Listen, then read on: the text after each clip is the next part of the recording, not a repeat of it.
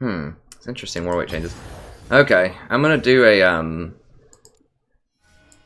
normal game first and try to play something a little different. I've had people ask me to try to cover, different champions. I've had people wanting more Soraka and people wanting more Leona and stuff like that. So I'll kick it off with a normal game here, and then we'll go into ranked right after that. But I'm gonna try to play something that I don't usually play. I'll play like Thresh or Bard or Leona or whatever.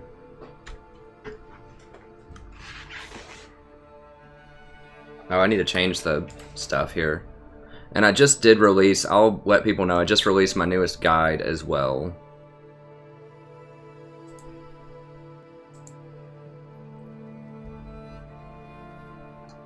And that'll show up right here, how to carry in solo queue, analyzing different metagames. So watch the stream, but you can check this out in a separate tab if you want as well, or watch it after the stream. But it took a little while to make that, but I think it's pretty solid. Hey everybody. Oh, you want a, are you online, Celigora?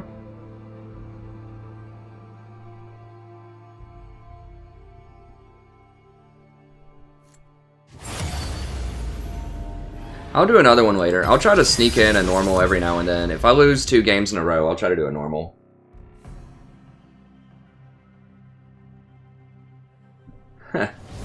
Nice.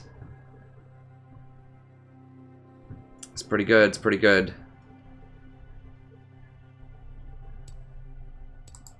Let me change the name of this really quickly. Oh, it's not that, not that. Live stream, there we go. I will wait for you to be better.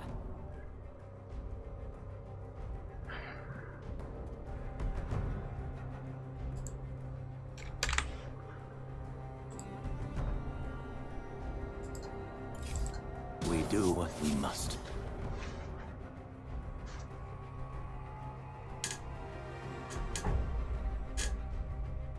So we'll see. I know some people want Leona. I know a lot of people really like Soraka.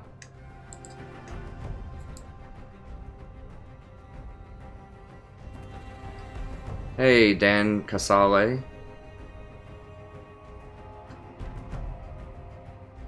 I mean, the Malzahars are getting a lot of views too, but I'm definitely going to be playing Malzahar a lot. It's not a problem getting Malzahar into a game. If I want your opinion, I'll beat it out of you.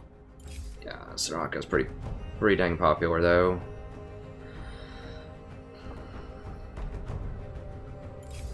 Well, now I'm just mad.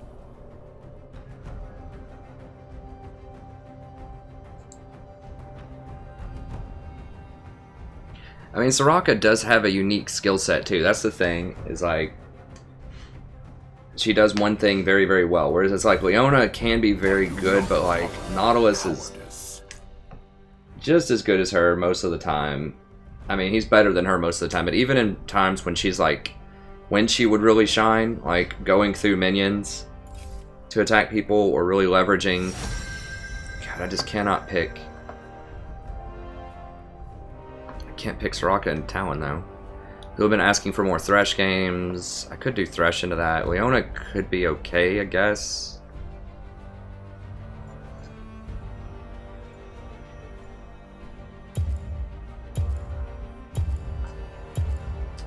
I'm gonna try some Thresh out. People have been asking for Thresh for a while too, and he's always a crowd favorite, so we'll try some Thresh.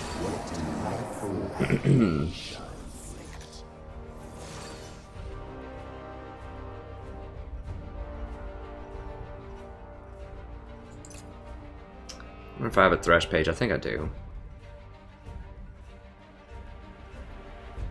I am just going to go coin Thresh also. I mean, you can go for the health Thresh, but I really don't want to upgrade that. I just want to go straight into Redemption and Locket. I like having that extra armor early too. Like, yeah, you do get the 75 extra health if you run with the Relic Shield. But you have to get attack damage for that in order to make sure you're able to last hit properly. Which means you're giving up about 10 armor for that. So 10 armor is almost as valuable early on as 75 health. Not quite, but it's close. And the Relic Shield gives you CDR and mana regen and all that good stuff. And we're not going to be getting harassed by Blitzcrank in lane. It's going to be all in or nothing. So, you know, I don't have to worry about the Relic Shield healing up the Caitlyn in lane. And she's probably going to go Warlords anyways.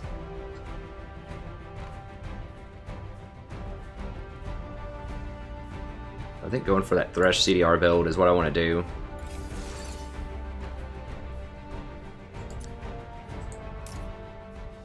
Yeah, and we'll go with Courage, Legendary Guardian, the flat health, all the early game survivability stuff. I could do the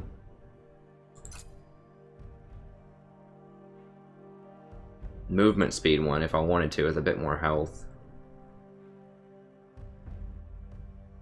Maybe I'll go with that. I like movement speed. Movement speed's awesome.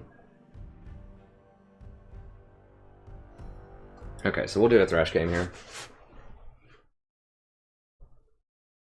Hey, hey, Lehmans.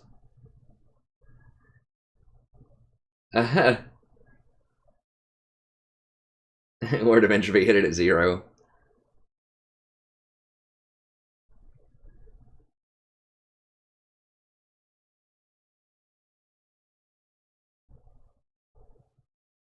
Yeah, I know, Rome. I mean, I don't want to say that, Romeo, but yeah, I mean, that's the thing, is that Soraka's really easy to play, and I mean, that's not a bad thing. Like I've said, there's nothing wrong with playing easy supports in that that gives you time. First of all, if you're new to the game, obviously that's good.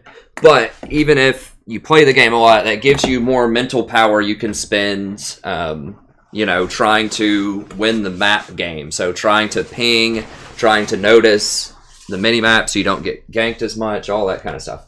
Hey, Firefox. Yeah, I'm doing, I'm going to try to do some more normals. The metagame right now, I feel like I just can't pick a lot of different stuff in ranked, especially if I'm first or second pick. There's just not a lot of options. Because it's a really weird meta where we have these hyper carries, but nobody picks anything that's good against hyper carries. It's just people just bashing into each other with hyper carries a lot of the time in ranked right now. So that means that I have to be the one that picks something that can guarantee deal with these hyper carries, and usually that's Malzahar or Nautilus. So, like, if more people were picking things, like if we had the hyper carries, like if I get the, you know, the Twitch or the Vayne on my team, then I will certainly be playing, you know, some more Janna or Nami or things like that. But the metagame just makes it difficult. Yeah, I think max CDR is good. We'll go with the purple tie today. Maybe that'll bring us some luck. Let's see.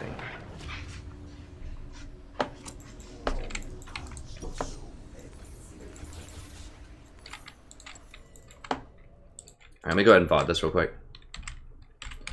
Hello, everybody. Welcome back. Today we're playing another game of League of Legends. I'm the Strategy Professor. We're doing a little Thresh action here. Now, I'm opening up with Coin, with Thresh, because we're not going to be taking a lot of harass in lane, I don't think. I mean, Blitzcrank's going to be all or nothing, so we don't need to heal up the Kate, and having the extra armor is almost as good as having the health. Like, because I can... Here's the thing. If you run with the Relic Shield, you have to run attack damage reds, because you need to be able to last hit with the Relic Shield, because you're not going to get the execute. And so that means that you're giving up the 10 armor that you could be getting in your red rune slots. You're giving up 10 armor for 75 health. You are getting attack damage, but it's really it's give or take early on. It's not really that great. It's hard to auto attack with Thresh against a lot of lanes. We might be able to do it against Blitzcrank, but I just think that having the extra CDR is very nice. Having the extra mana regen is okay. And since I'm not going to be upgrading the Relic Shield anyways, probably, I'm most likely going to be going Redemption into Locket, then I just feel like it's a better one-hit wonder than the Relic Shield is.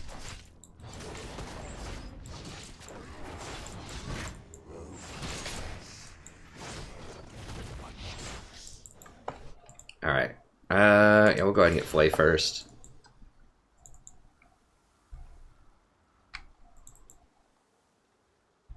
Yeah, I mean, well, Soraka seems like she can help bad ADCs. Someone in the chat says Soraka. I've been talking about some supports that I would like to play, you know, that people really love on the channel, like Soraka, that it's just really hard to get them in the current meta, to get games in with them. But the problem is, like, it seems like that is true in lane, like, they can heal people up, but they can't peel people.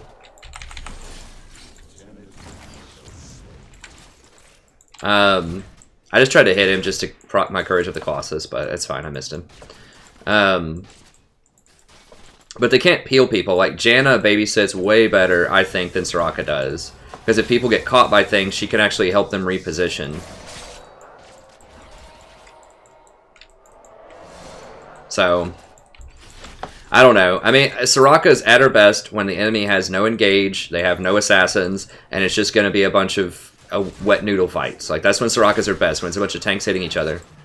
Because that makes her shield much more powerful, because then your allies will have a bunch of resistances. But right now, people are picking a lot of assassins, and people just aren't picking tank champions as much. So she's not as good, because having that Soraka heal is all good, but if the person that you're trying to heal dies in like one shot, then it's not going to be that helpful. Something like a shield would be better there, like a Janna's shield, because you have to do the heal retroactively. You can do the shield proactively. Okay, let's see if we can. Some more hooks on this guy. Oh, it's weird because it's like a hook war. Like, I don't want to get hooked by Thresh or by Blitzcrank, but at the same time, I want to try to hook him. It's just a weird cat and mouse. I should be better later in the game. I have more utility.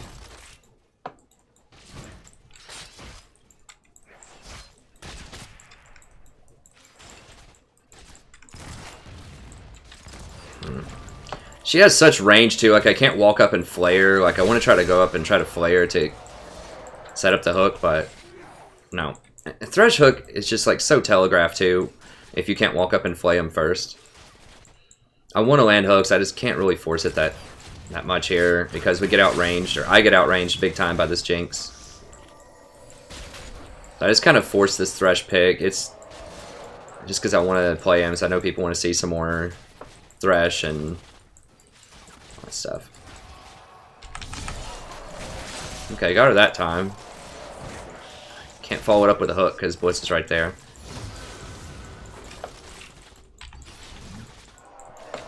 You level up the hook now, you just need more hooks, you need more cooldowns, more chances to land the hook. I don't really want to hook Blitz. I mean, I could, but I guess it'd be okay. We get a little bit of damage on him.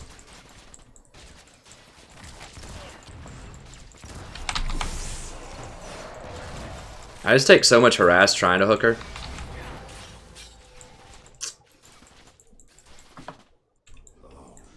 Who's their jungler? Jungler's Warwick.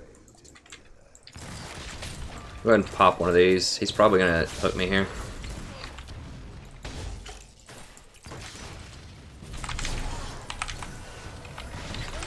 Dang it, I'm exhausted. Oh, that was just awful. I don't know, I was just totally hitting the wrong buttons there. It was really bad. I tried to exhaust the Jinx, and I don't know what I was pressing. Maybe my hand was on the keyboard wrong or something, I don't really know. But yeah, it was just awful. Well, there goes this VOD for the stream.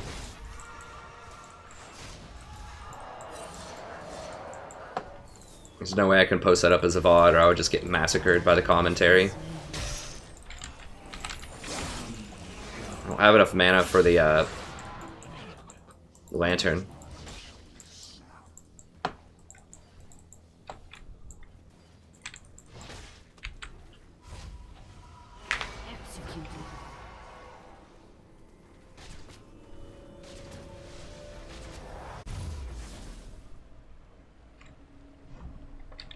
Yeah, in general, if you want to climb, this is a normals. I'm just starting off the stream with the normals. People have been asking me, you know, well, can you play this champ or that champ? Different champs that I don't play in ranked a lot.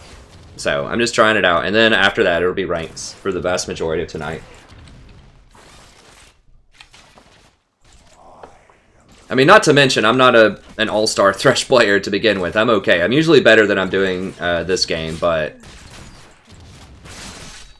I just think that Nautilus is just better than him in the vast majority of situations. Don't sit there and auto with her. You're going to lose.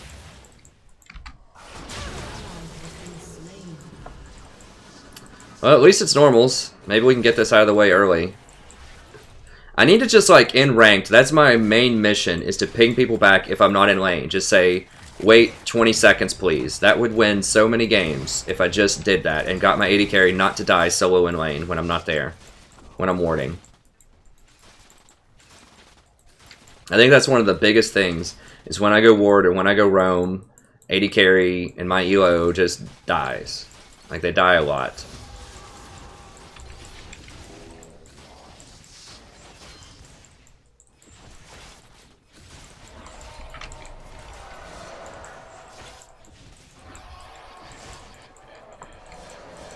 I mean, he should have just waited a little bit better.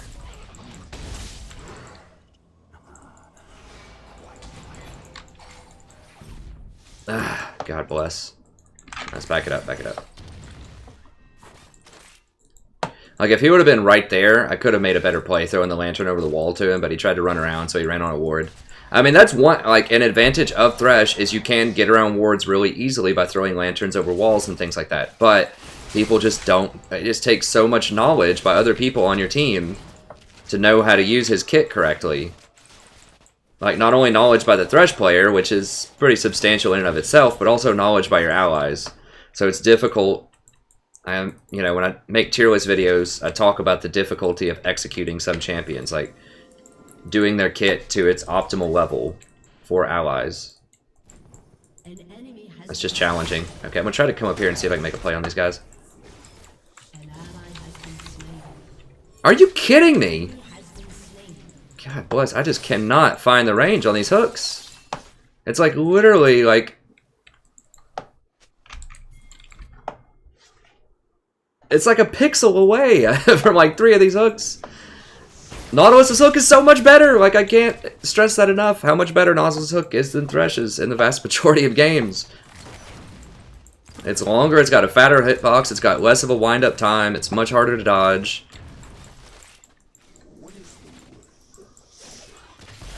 Thresh can throw his through walls. I mean, I don't know. I just don't practice him a lot, I guess. I'm just used to having Nautilus hooks. Like the range on it. I'm not sure if it, like, what it says in terms of Wikia, their actual range, but Nautilus's hook certainly feels further when I play him. It looks like it hits outside of its hitbox half the time, honestly. Like, it looks like you throw a Nautilus hook and it would go, like, right here, but it hits somebody who's, like, right here, that extra little pixel.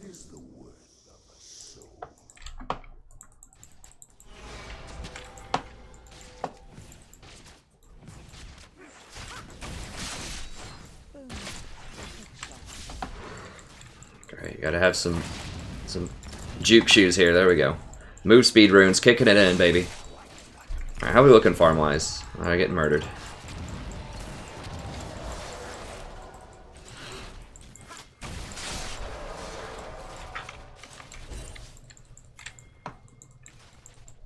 We're looking item-wise. Oh, we're getting massacred. It's a full... Jesus. So we've got to pick to a full Hurricane. Well, we definitely can't fight now. And one problem with Thresh is his roams aren't nearly as good. Like, they're okay, but you have to hit these... You have to be able to walk up and flay him or hit open field hooks on his roams, so it makes it a lot harder for me to roam middle.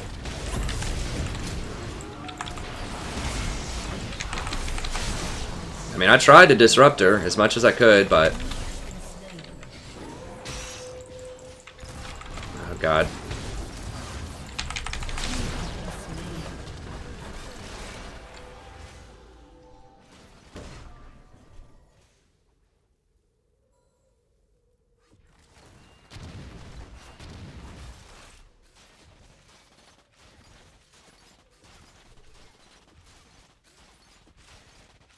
Yeah, I mean, I've been trying the Thresh gameplay, man. It's just as I remembered it. Very underpowered compared to Nautilus. Most of the time.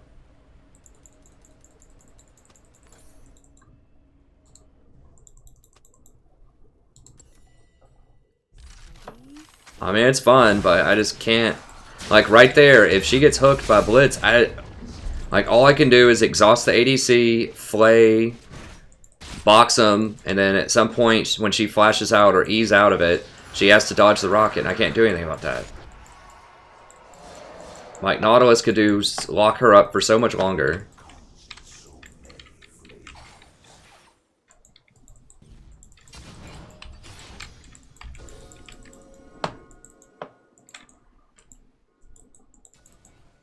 I mean, Thresh's kit is just not appropriate for most solo queue games. That's just all there is to it.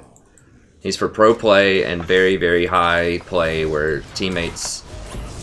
It's like really high caliber teammates.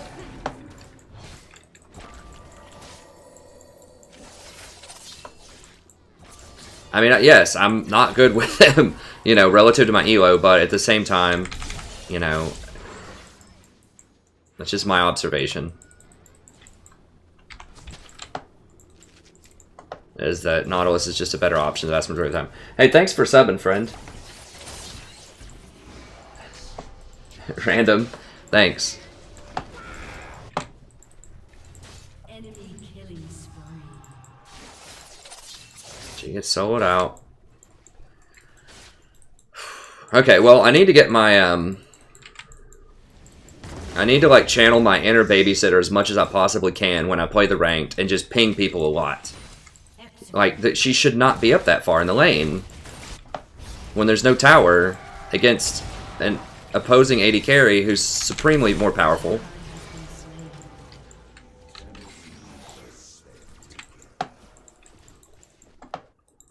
So I need to tell her that. I need to say just, hey, come middle or something like that.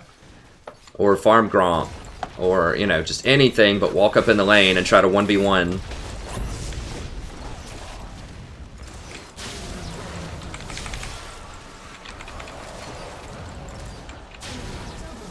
Yeah, it's pretty much done.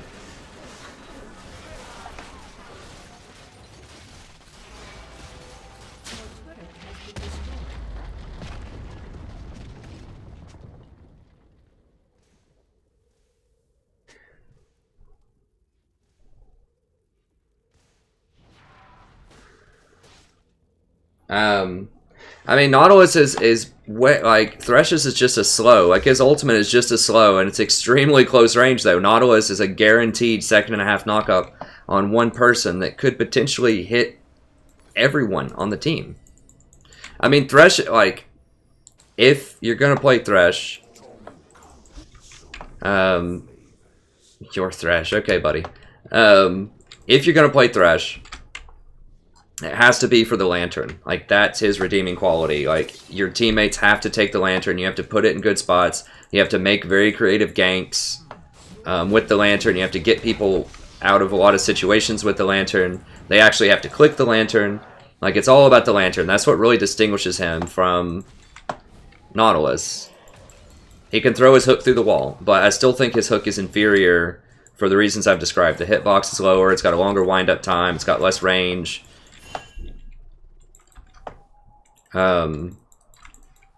So I think the redeeming quality of Thresh is his W. But that requires coordination from your team and a lot of game knowledge from your team. Yeah, they're gonna ward it, so I can't go over there.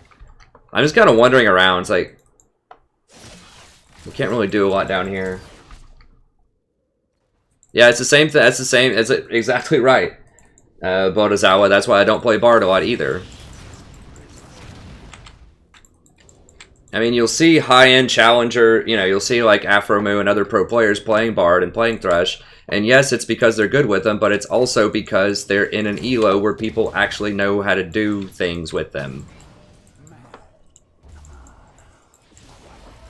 Where the Nautilus, it doesn't require any team coordination. Like, not much anyways. You hook them, you press ult, they know what to do. There's not a lot of thinking to it. The person's going to get CC'd forever with Nautilus. And people just kill him. I mean, there's a ward right here. I need to go get control wards. I just feel really helpless in this game.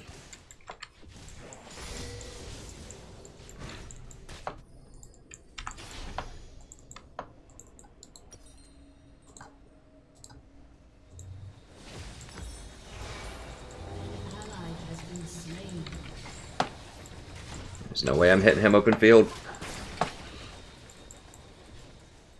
I mean, yeah, this was not a good matchup for Thresh to begin with. Like, you want to be against closer range champions so you can actually land flays on them. But...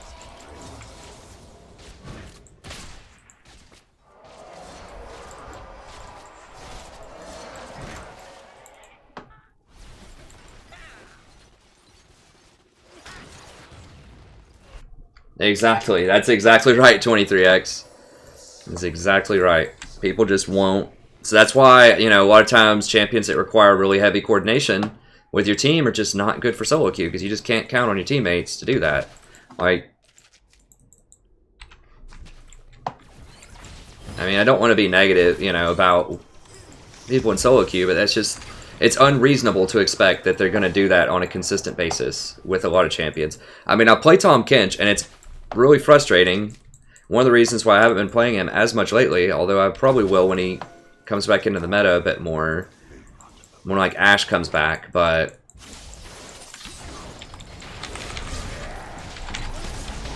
and I'm gone. I should have just flashed the hook.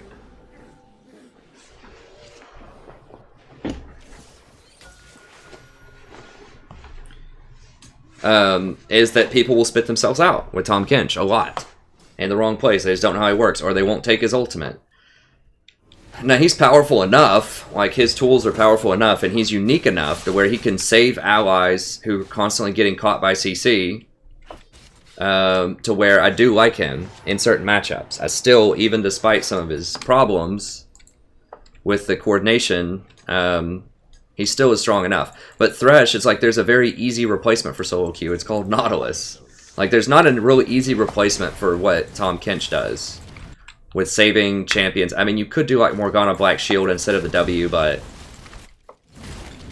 I just think Tahm Kench's kit is unique enough.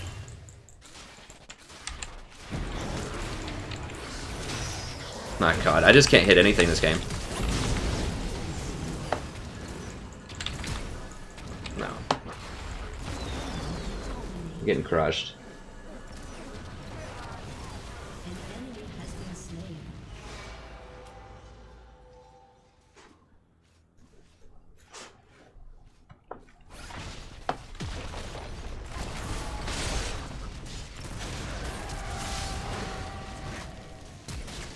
I mean, yeah, team's not playing great, but I'm just playing absolutely, like, garbage this game, too. Your turret has been destroyed. Is godlike.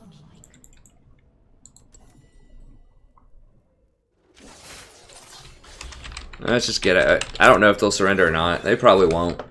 But it's just a normal, and I want to move, you know, I want to move on to a ranked game. Play a champion I'm a little bit more comfortable with. Oh gosh, here we go.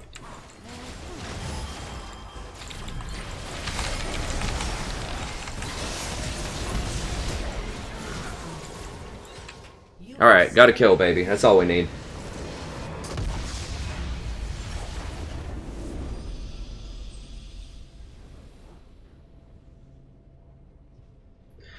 If I have to play top lane, it's very rare. I'll play Nautilus because he's just really easy to execute. He's really tanky, and so even if I fall behind in lane,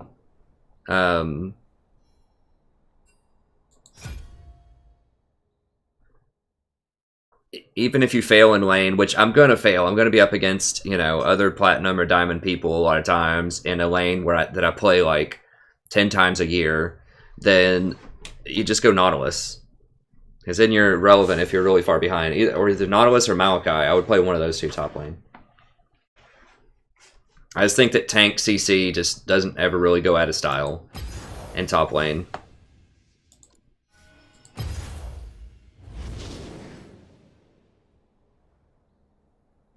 Hey Skylar, that was a terrible game to watch. If you enjoyed it, I guess mission accomplished, but that was pretty dang bad.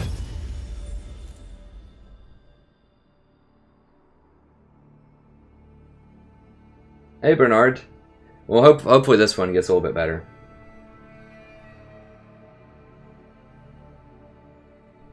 Amumu and Nautilus' kid is the same?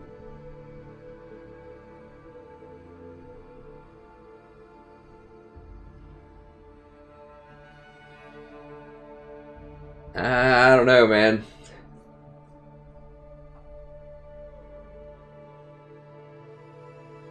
I don't think I ever played full AP not top. Maybe that was somebody else. I play him just traditional tank. Yeah, Malzahar support is much more reliable. You'll almost certainly see a lot of that tonight. I'll try to play other things too, but that's just really good. Poppy's also extremely good top lane, so I agree with that. I'm trying to see, what was something else?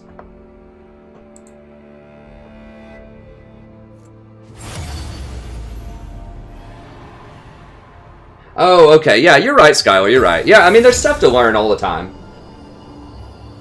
Yeah, exactly. Well, I'm glad you found something redeeming out of it, because, I mean, I try to find, you know, something good to teach everybody in every game, and to teach myself, too. Every game, even if it's a massacre like that, even if I'm missing every skill shot, you know, there's always things we can learn.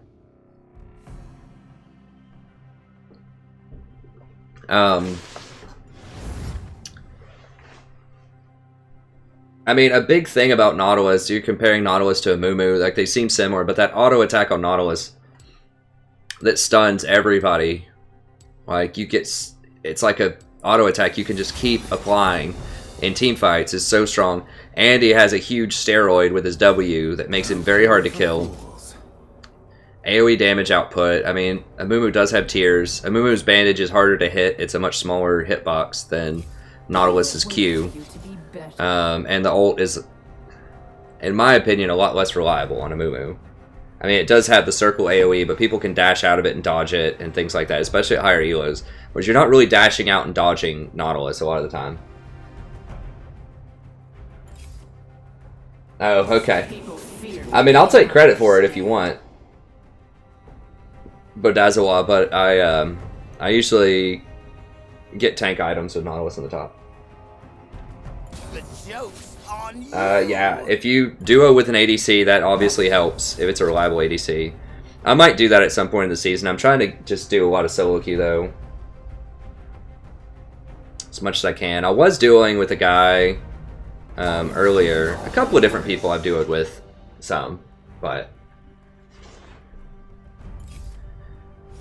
Alright, well... Twitch and Vayne are both up. So it looks like it's probably going to be Malzahar.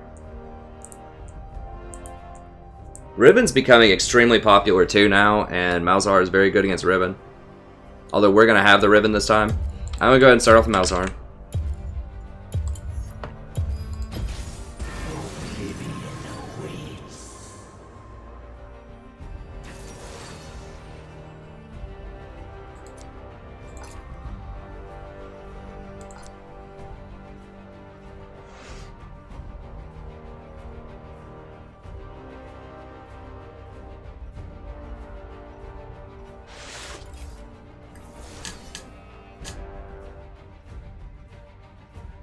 One thing about Nautilus, though, is if they have a Yasuo, that can be kind of bad in team fights because your ult can get eaten up by the wind wall, I'm pretty sure, so... Yasuo is very popular to play.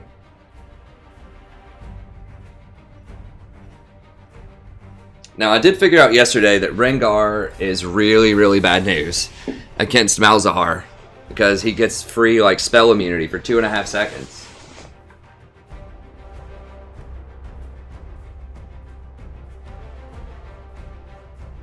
Yeah, I mean, Mal's good against basically everybody.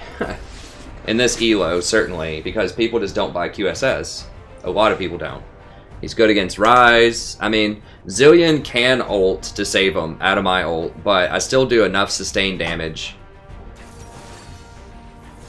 Yeah, there's the Vayne.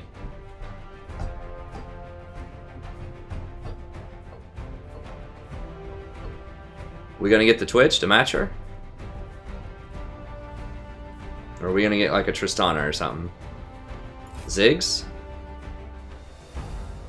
I don't like it. It's okay. I mean, if this guy lands W's, we're gonna be in business bottom lane. Just the problem with Jhin is you actually have to hit skill shots. Like, if I put the monsters on him and he lands a W on the Vayne, then she's gonna have to flash and heal or she's gonna die.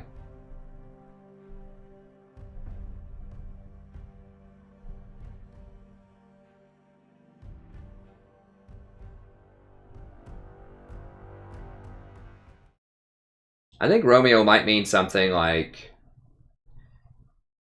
easy to understand conceptually, but difficult to master. Like maybe game knowledge stuff is what Romeo means. I mean, I'll let Romeo speak for himself, but I think maybe he means things that rely more on game knowledge than mechanics. So something like Tom Kinch's shield or something, like knowing when to pop his shield and when not to pop his shield. It's not really a skill shot that you hit, or when to eat people or where to eat people with W. It's not really a skill shot, but it requires decent game knowledge to know what to do and how to do it.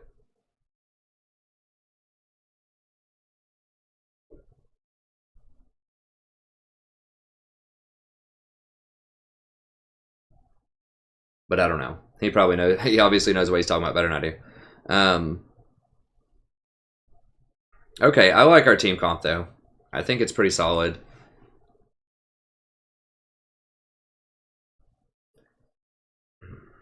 Vayne's gonna be a problem,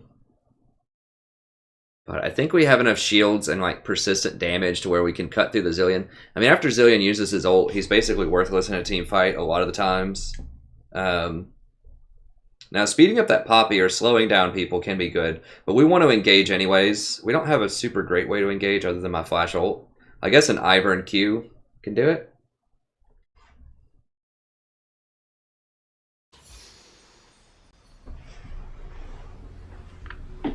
Hey, Lelouch. It just takes practice and just thinking about different power levels of items. I talk about that some in my composition video. Oh, do I? Yeah, I'll go with the more damage with the Spell Thieves. So just look at items and just look before you fight and just think about, like, who has more money. That's the easiest way to think about it. Now, it's not always. Some champions do much better with less money than others. But if you, for instance, if you're bottom lane, if you look at the items before you fight and you're like, okay, they have a BF sword and I only have a pickaxe. If you fight just one-on-one, obviously it's very very abstract, but you're probably going to lose because they have more gold, they have better items. So just trying to look and see items. Okay, you're mid lane. You only have 2 Doran's rings and they have like a needlessly large rod or something like that. You're probably going to die if you fight. So one-on-one. Yeah, I think sticking to not just one champ, you don't have to be a one champ, one trick pony. I think, you know, maybe 3 to 5 champions is probably a good number. Who is there? It's Lee? Is he not going red first? Where is he starting? Okay, Ivern's starting up there. He doesn't need a leash. I'm just going to drop that over the wall just to freak him out a little bit.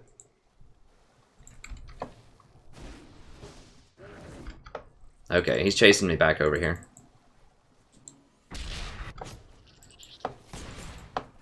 So I just wanted to trip him out a little bit so he doesn't know like who's there if they didn't ward over that wall. I mean, who knows? Maybe he runs away, maybe he doesn't. I'm going to go ahead and VOD this. Hello, everybody. Welcome back. Today we're playing another game of League of Legends. I'm the Strategy Professor, doing a little Malzahar action here.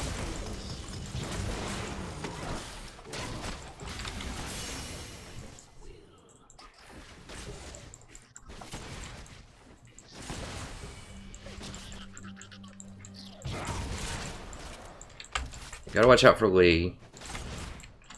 We know he was bot side. You gotta watch out for that cheese. I mean, we could maybe beat him.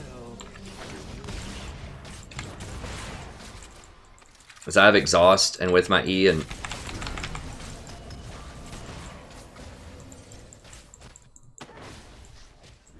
Oof. Scary, they didn't flash.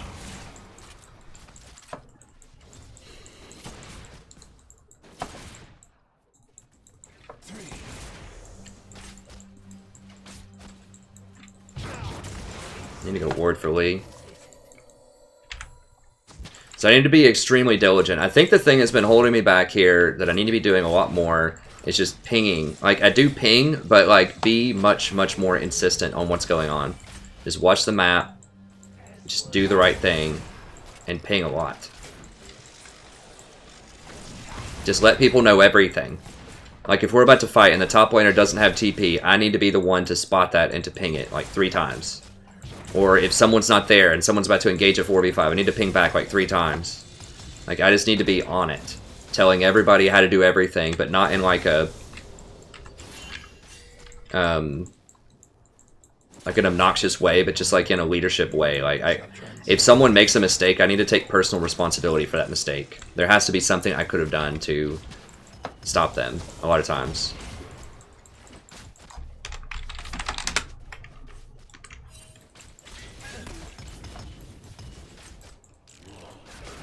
So I'm saying that because I saw the dust roll in, and so I know Lee's around that area. I don't think Ivern hit it. Ivern might have hit it, but... it's good for her just to be scared of Lee anyways. That's why I'm playing back, because I know Lee's on this side of the map. And Ivern's just looking to farm right now. Try to move up a little bit and see if I can get aggressive with her. Okay, so she missed that CS. So she's missing it. That's what we want to do, is just muscle up on her, get her to miss some CS, but also not get ganked by Lee. Like I said, I think we can 2v1 the Lee right now. She needs to miss that experience. Yeah, there we go.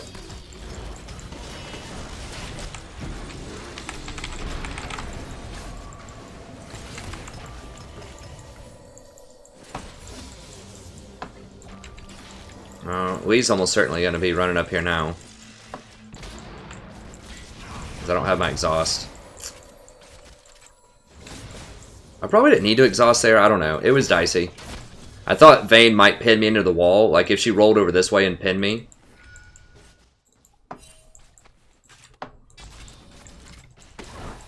Malzahar is quite good right now. I'm not really sure like how good he is relative to other champions, but I'd have to play him some more. But it feels like every time I'm against... or Zilean, not Malzahar. Every time I'm against Zilean, it just he just feels very impactful. Like his slow plus double bomb is really annoying. Inspire me. This guy hasn't even been like going for a lot of double bombs.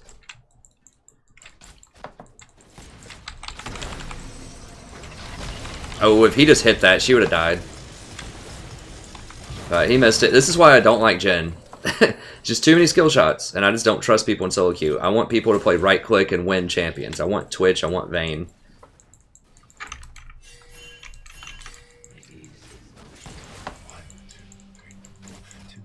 Dude, like, legit, we just saw him.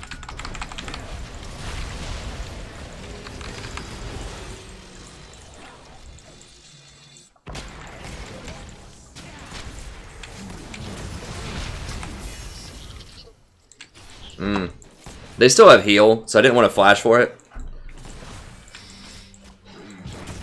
Alright, this Lee is at least kind of suspect, so that's good.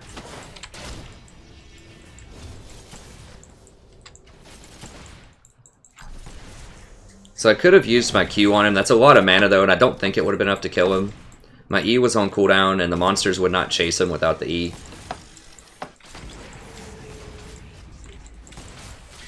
Like, Jhin needs to get up here and muscle up on her more, like I'm doing. I'm trying to get up here, but as we saw, I can't like do it by myself, because if I get double bombed, it's going to be real bad. So I need Jhin to step up here and get tough with me. The thing is that the CS is basically even, and I've been muscling up on her so much. Okay, well they're going to steal that. Lee might come back bottom after he backed and healed. We know... okay, is he top right there? Who is that? Okay, yeah, he's top. Okay, good, good. Alright. So I need to pay attention to that better. Ryze is probably going to get cat.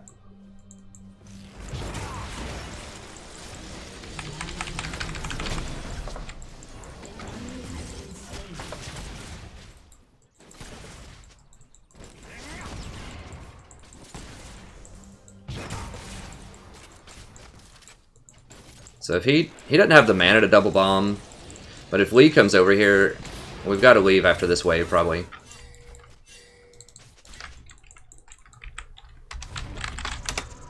Yeah, Ryze has ult too. Oh my gosh, for real?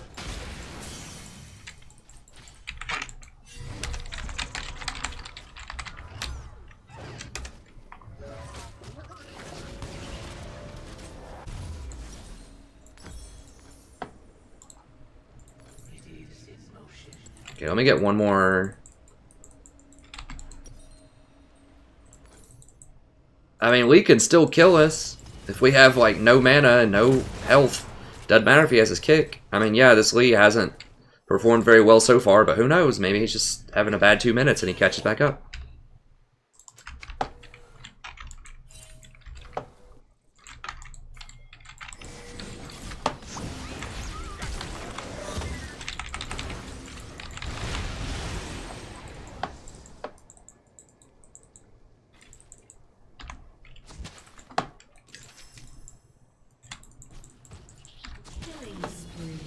Okay, good.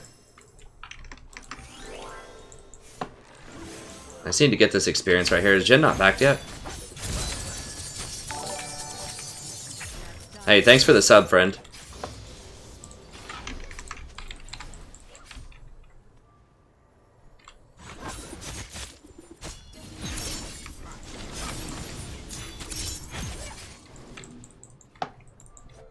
Alright, it's not gonna work. Yeah, I'm just gonna back it up.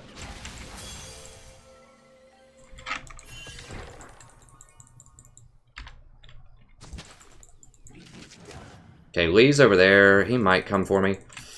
No, he's middle, he's middle, he's middle. Okay, now he's coming. He's too late. I got it.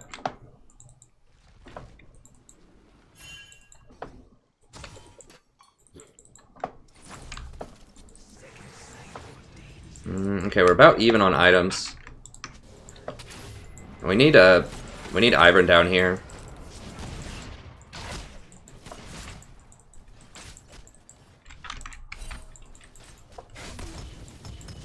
It's really hard to make a kill with Zilean, though. I need to try to make a play with, Thanks for the sub, friend.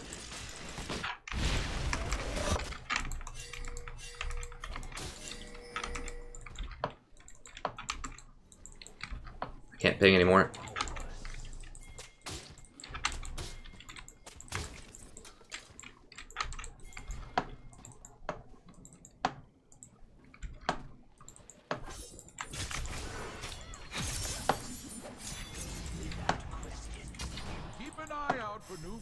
Where did everybody go? Oh, there's somebody.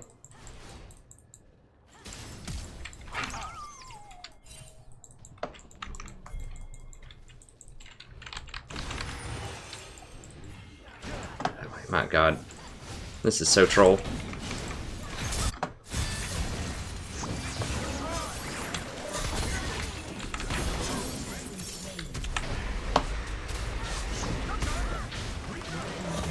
There we go.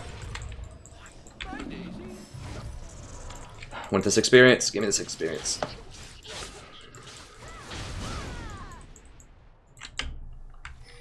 Yeah, one of them had to back. Yeah, let's get this, get this.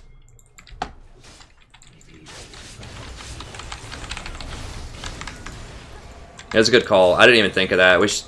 I should have been pushing with this faster for her.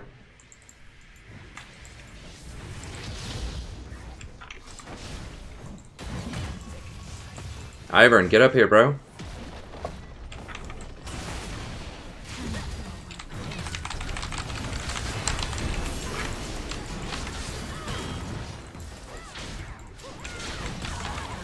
No, just get out. We can't do that without Ivern.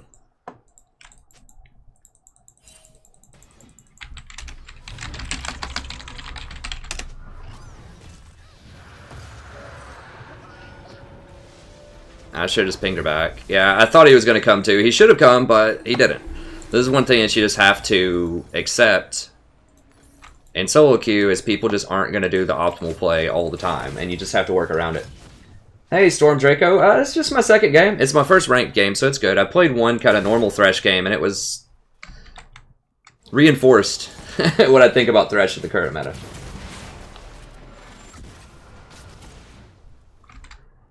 No, I didn't see that yet. I haven't seen the bang one.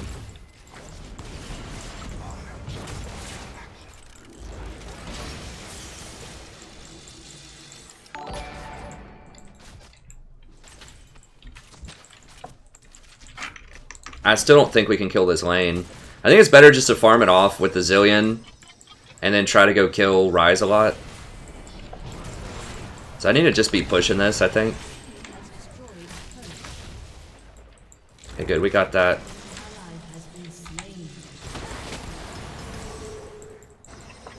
I need, cause Ryze is just as much of a threat as Vayne is later on in the game.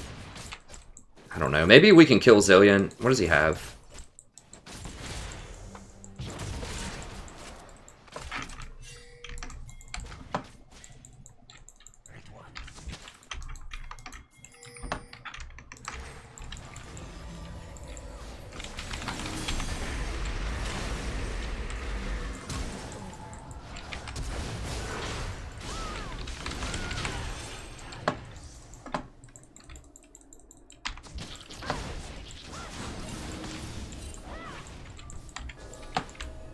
Whatever. God.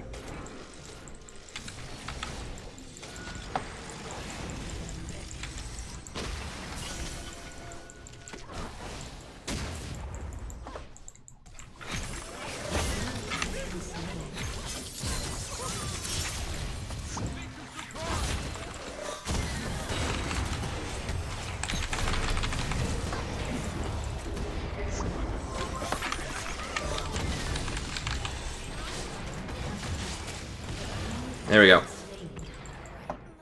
So sometimes, especially if you're against a lane that is really difficult to actually kill, like a Zilean lane, Jhin and I are not gonna kill anybody in that lane, probably. Especially this Jhin missing all these skill shots. I mean, I don't want to be mean to Jhin or anything. You just have to be realistic. Like, he's not hitting what we need to hit to get kills. So you just have to ping him back and just say, look, we can kill middle. We can kill Ryze with no Zilean there with my ultimate.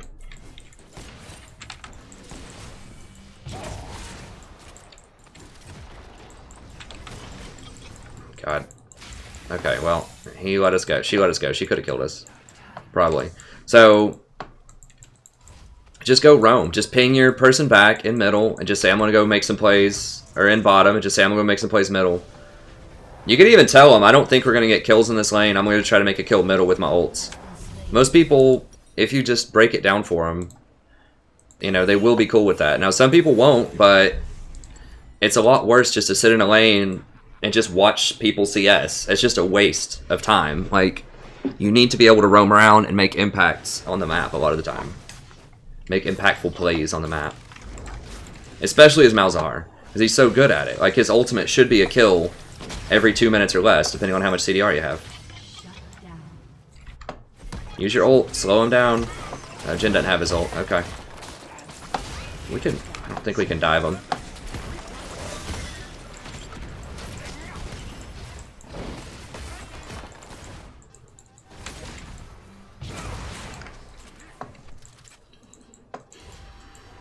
Push it in, push it in, push it in. Yeah, we just need to party this bot.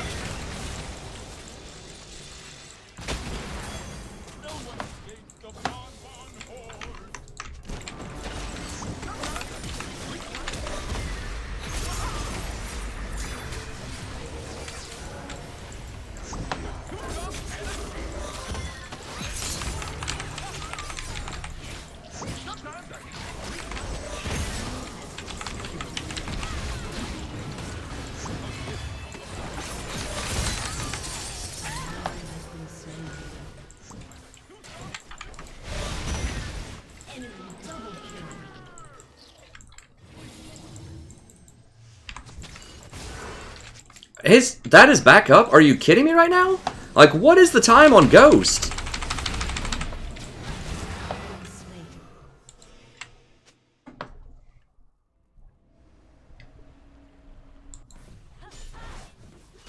Like, I just made him Ghost.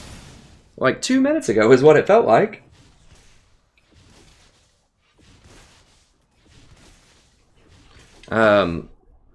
Anyways, yeah, we should have backed out of that sooner. Jhin didn't follow for some reason. And I should have seen that on the minimap, so...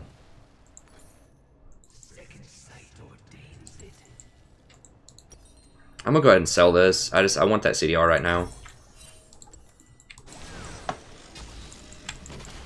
Oh, I need to get the sweeper too. Get the sweeper, get the sweeper. Dude, he's right there on wards, like literally. And he's gonna get pinned, and he's probably dead. come on, man. Like... Well, this is what I'm talking about. Like, I need to ping that a lot.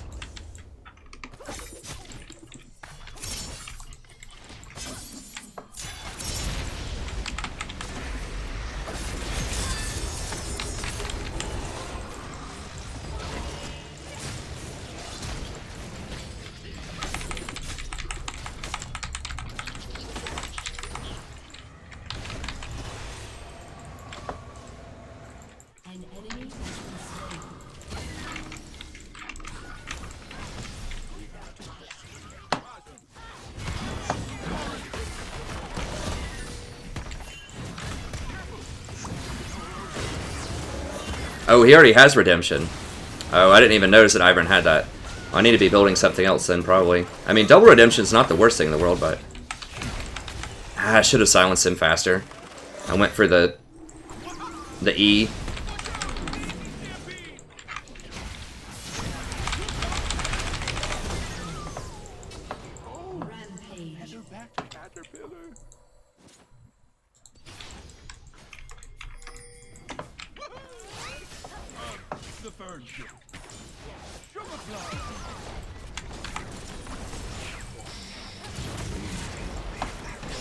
Someone hit it. Okay, let's get out.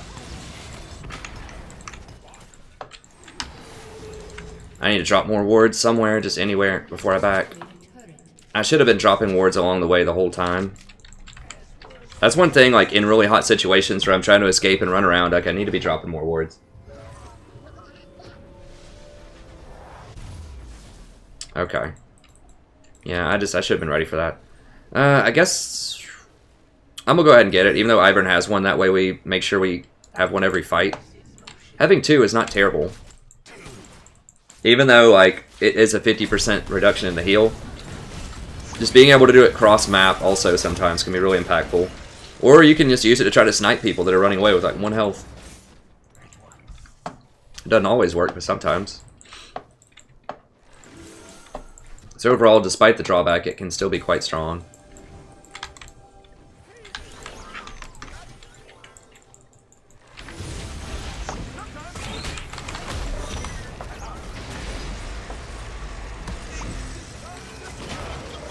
Okay, we got Zillion's ult. It's fine.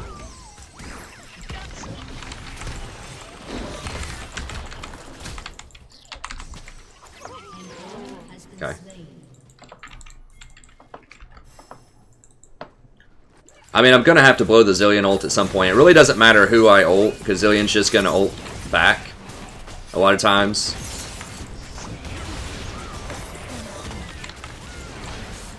That's something I could be doing more too, is like just dropping minions over walls in situations like this.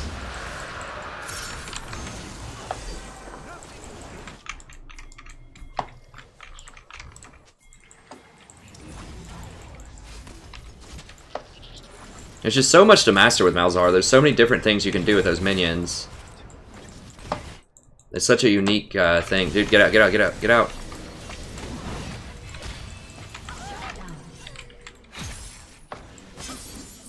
I should have pinged her back. I mean, it seems like it's common sense, don't run into 5 people, but it's not. It is not common sense in solo queue. Oh, he's going Locket also. Okay, well, I'll go Rylai's next after this. Nobody's an easy pick, man. Not when they have Zillion.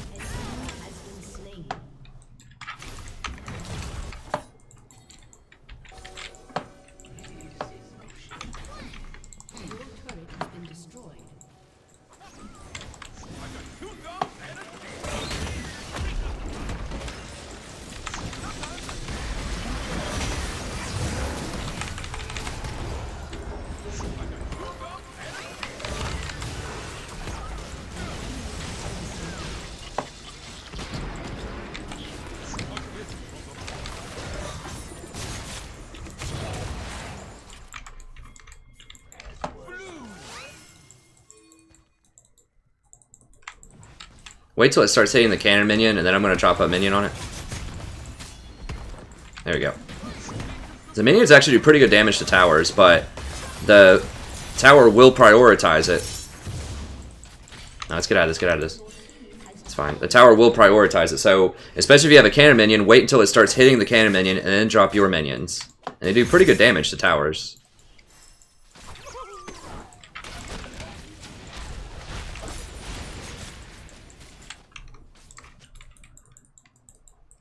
Okay, just drop wards.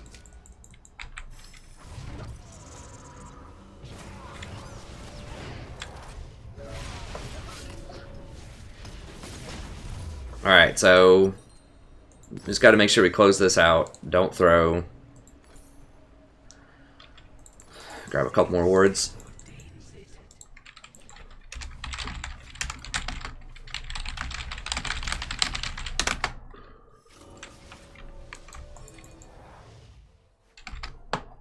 So I need to be calling out plays like that more, just directing my team to actually go do things. So if we get all the vision around this area, we can easily make plays on them.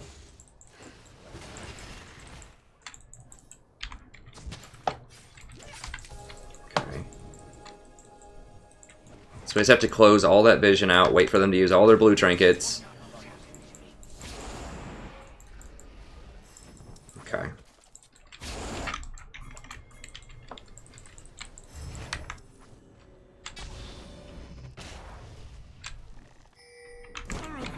What? Just wait, dude.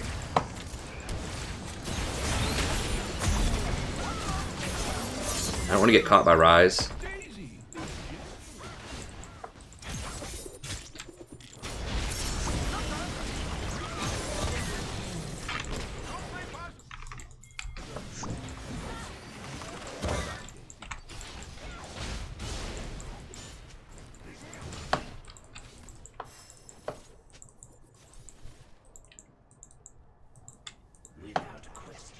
We're just gonna wait again? No, it's just, can we get it?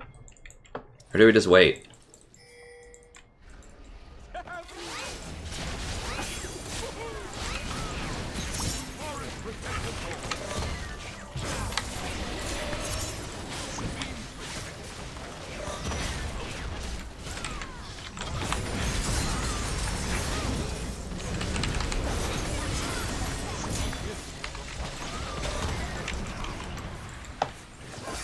You need to ping whenever you redemption also. Oh god. So that people know to look at it. No, back up, that got Vayne's about to go off.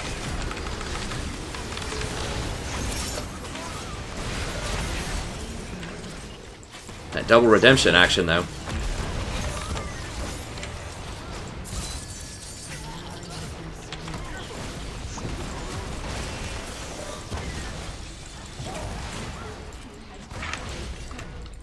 It's good enough. We got a lot of kills. We got another tower. It's fine.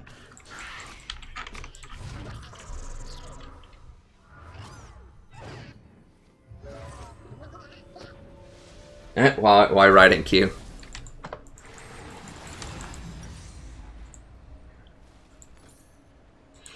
Alright. I wish I could grade papers in Q. It doesn't actually take that long in Q when you're support. That's one thing that's really nice. When I get up to Challenger, not if, when. I eventually get up to Challenger. It will be much faster than a lot of other streamers because I support. That's a perk. That's a nice little perk of being a support.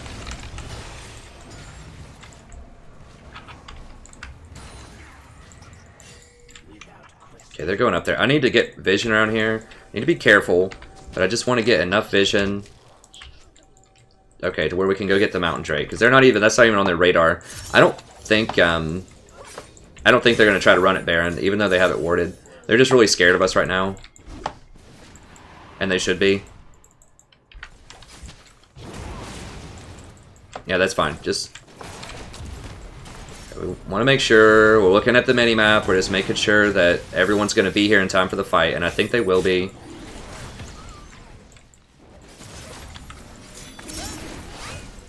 If Lee wants to come over this, if we kill Lee, then we can maybe get Baron.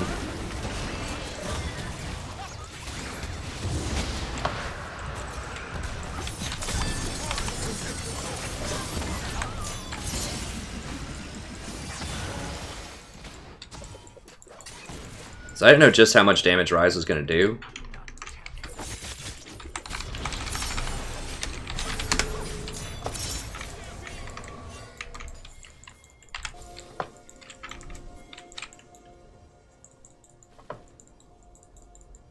Make sure I get all the vision out of this.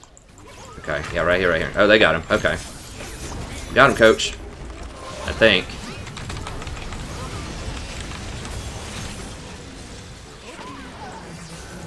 God, that Poppy, though.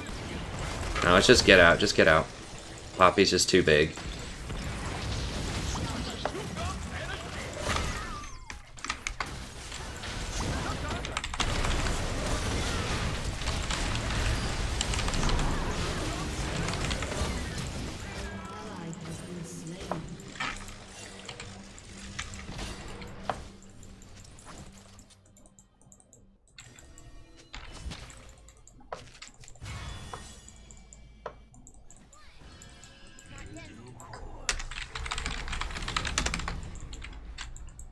What are they doing? Okay, so they're trying to go over here.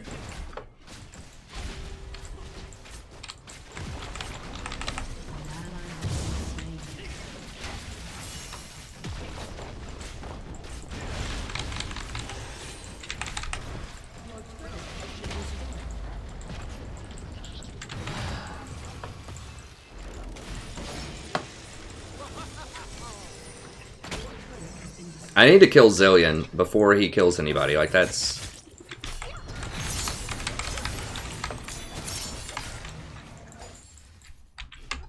Okay, I think I can get the, 15. I'll have enough.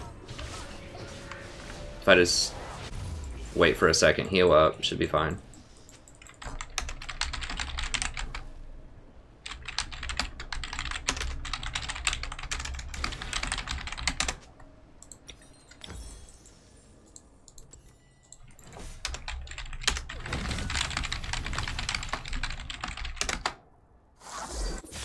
Like, it works every time, just about. You just sweep all this vision, you wait till everything goes down, and then as soon as someone pokes their head out of one of these places, then you just kill them. Like, we cannot get picked off.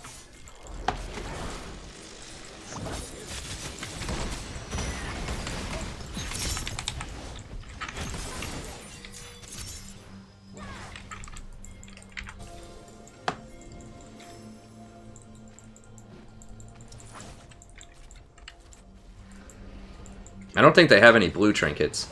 Make sure we hit that, yeah.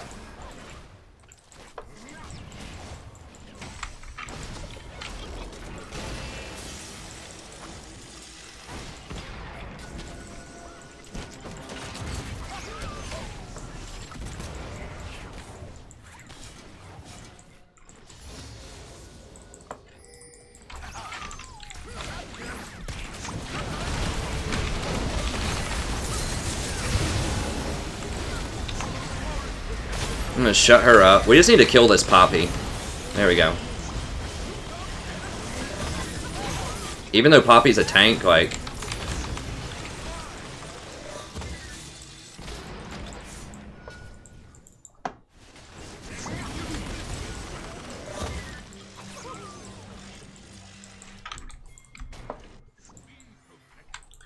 This game's getting hard.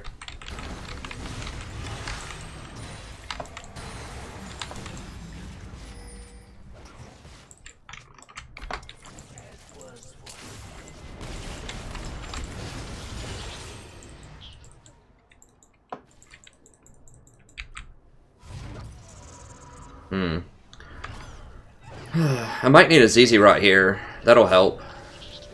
I mean, Poppy does have TP, so I'm not sure if that even matters. I'd probably just need more damage just to try to deal with the Poppy, honestly.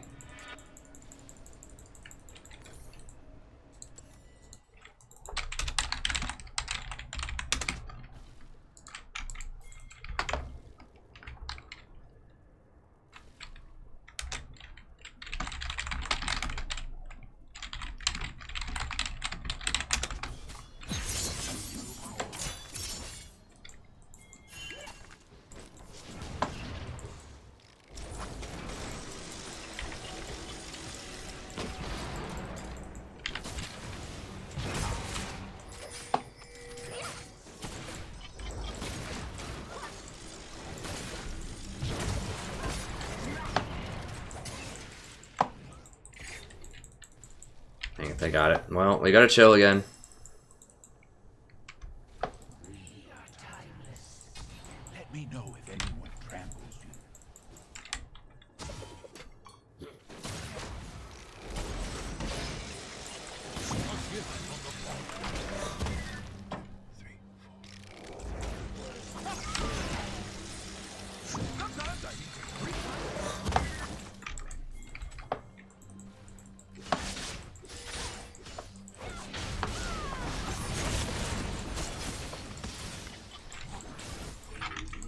Yeah, we'll just go ahead and grab these.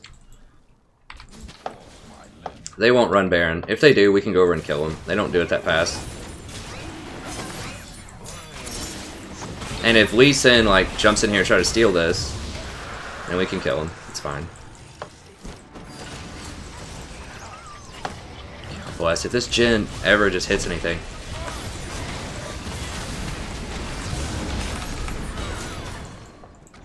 Oh, that's real bad.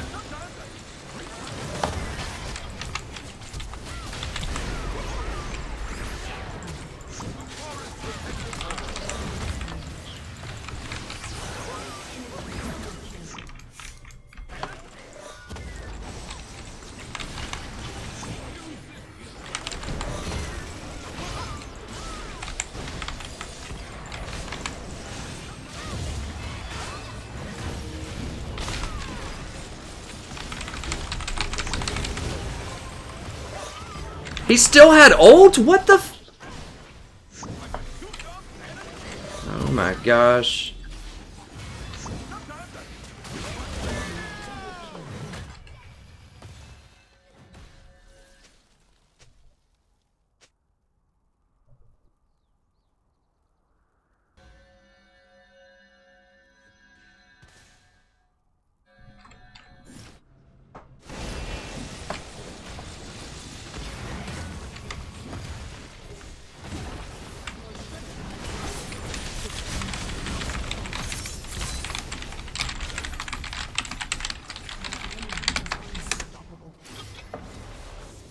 These guys, like, need to just stop talking.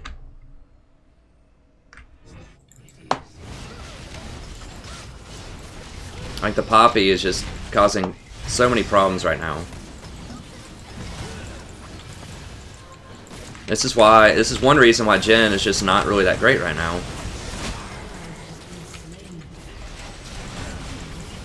He just doesn't do any damage. He has, like, virtually no scaling, and we just didn't punish him in lane enough.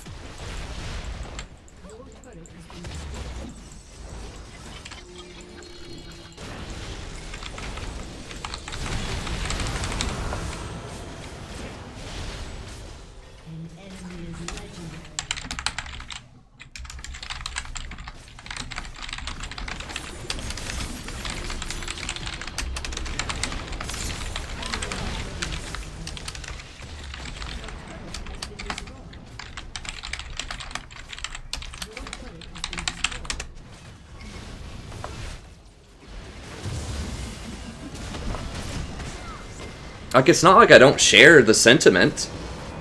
Jhin was worthless. Katarina was out of position a lot, but you don't say it in chat. Like, it doesn't help you win. Like, the problem was, I think that Katarina was diving too deep. Like, we needed to just start with the Poppy and work our way out. Like, I know people were just like, oh, don't aim for the tank.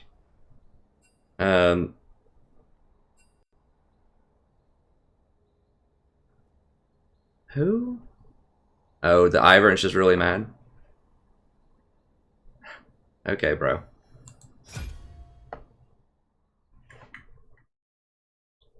Like, Katarina was just diving too deep and getting CC'd. We needed to get the Poppy out of people's face first, and then we could work our way over and kill the kill everyone else. Jhin just doesn't do any damage, and Katarina was just out of position and getting CC chained a lot.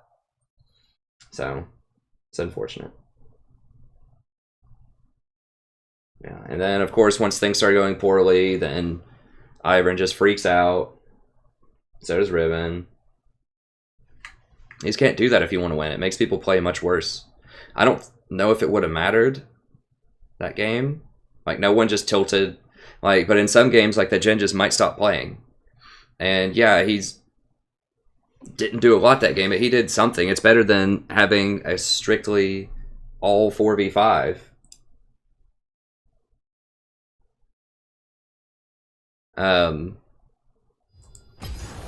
So I don't know. Once again, I don't think that was Malzahar's fault. I think we had a great game. It was just other stuff, and I'm really honestly not sure. I mean, maybe if I went ZZ, instead of that first redemption, maybe if I went ZZ to split people up and then bait around the Baron more, just to create more confusion, maybe that would have helped. Because I think their team fight was better than ours with Zilean, and Jhin just doesn't do any damage to Poppy or to anybody.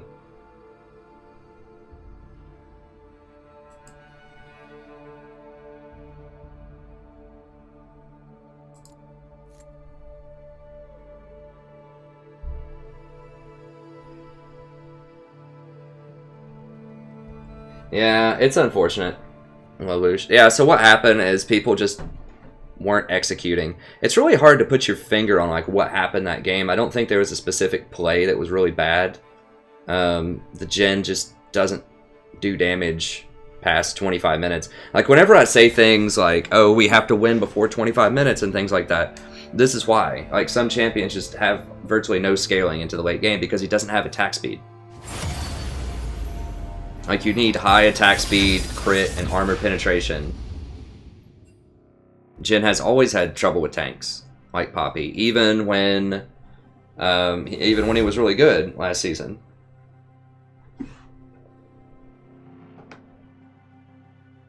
But now, especially that the early penetration is bad. And thanks, Mikhail, Daniel, and Ezekiel for joining up.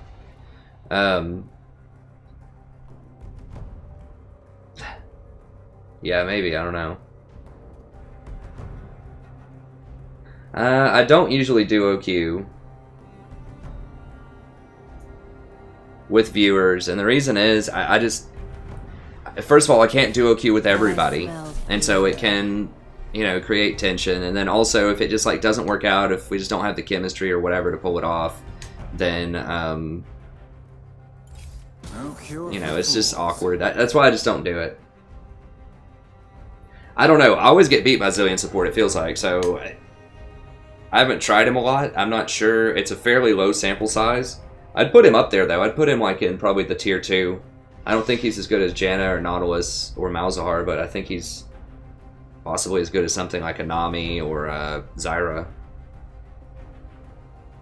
So it's nothing personal, Zach. It's just, I don't know. It just seems like it could create problems in the community long run if I do that. It's because I can't, like for the reasons I described, I can't offer it to everybody, and I do normals. I don't duo, but I do normals to the first people that want to sign up when I do the normals. And I haven't really, like, I don't have a regimented time on that. I'm thinking of, like, if I lose 2 games, and I'll do a normal or something, but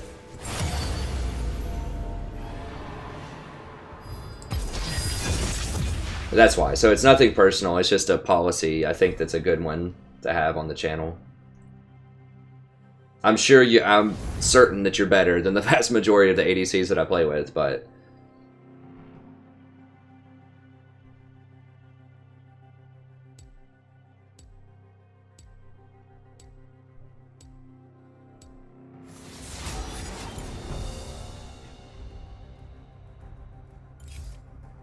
Are you certain? I have not tried Zac support. I'm skeptical. You have to land his little dash thing. I mean, it could be okay. It could be okay. Is that fear I smell?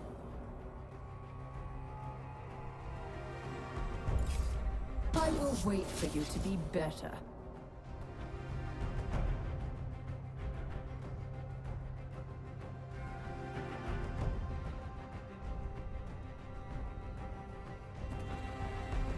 I've done that from time to time, James. I might do that more. You left your brave pants at home. Want me to wait while you go get them? I think the second best role for supports is probably jungle, because you also don't have to hit CS in the jungle. That's the biggest thing, is when you go to another role after you've supported, then usually your CS mechanics are going to be really bad, at least for me. It's because I just never get any practice last hitting, so...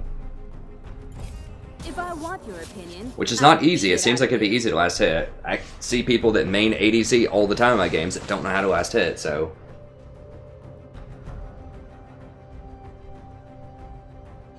Exactly.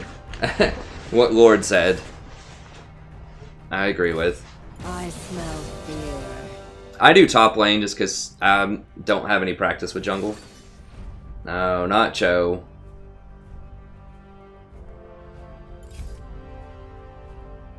I am actually trying. I mean, maybe Cho'Gath's good. I don't know. I can't play the current meta. It just doesn't. There's not a lot of top tier supports.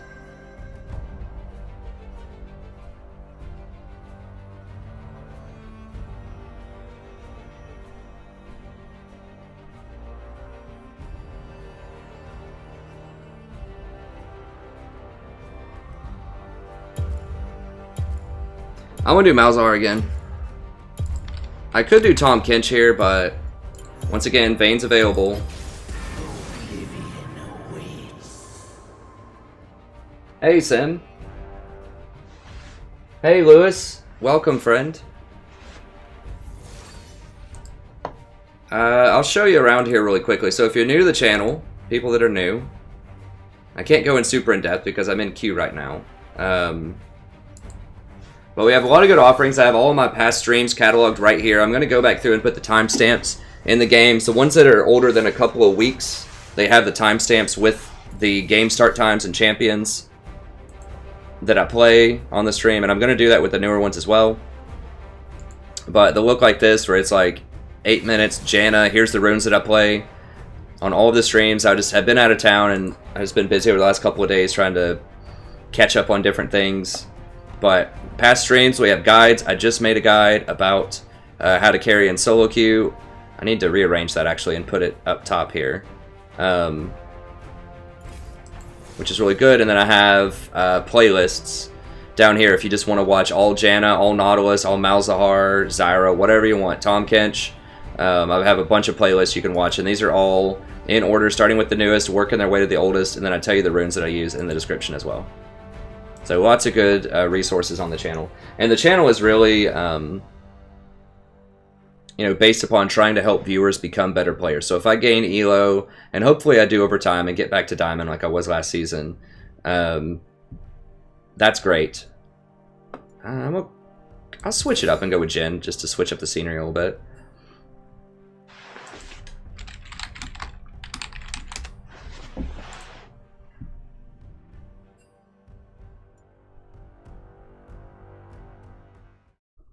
But the reason that I went Malzahar support, I was thinking of going Tahm Kench, because Tahm Kench is very good against Leona. But if they picked Vayne or Twitch, we'd be in big trouble.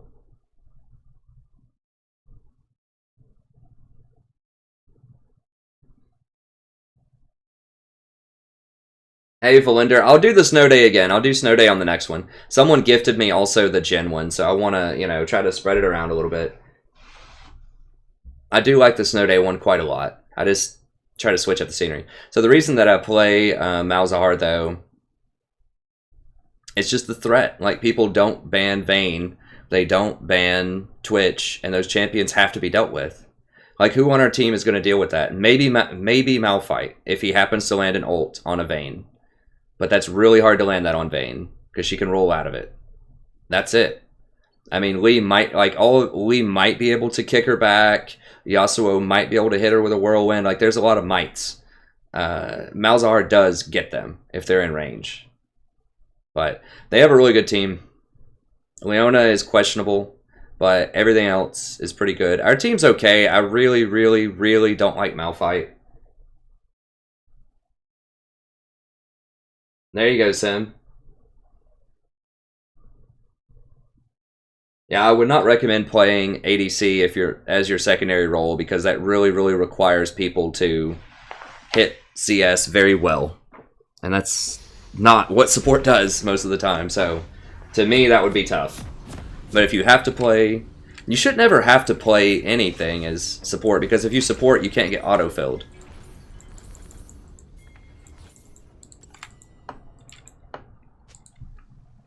If you support, you can't get auto-filled, so you should get one of your two roles every time.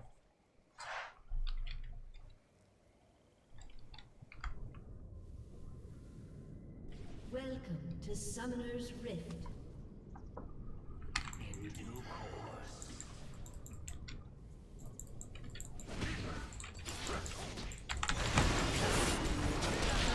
Got him. 30 seconds until minions spawn. Okay, I like this Yasuo. He's making some plays.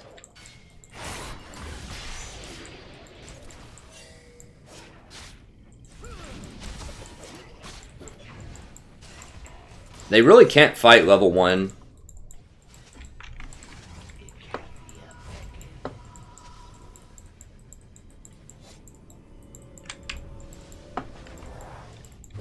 Minions have spawned. I don't think we'll be able to do it, man.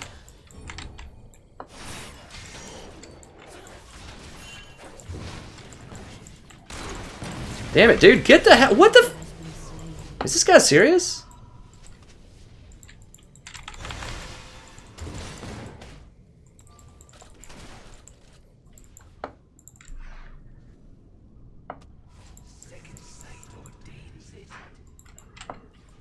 Wow. Unbelievable. I mean, I like the invade, but, like, dude, they have wards everywhere.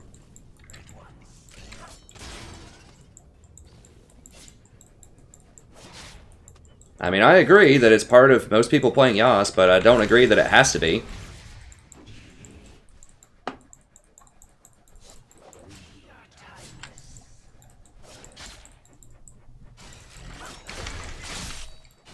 And did Leona get the kill or something? I don't know why she's so late to lane.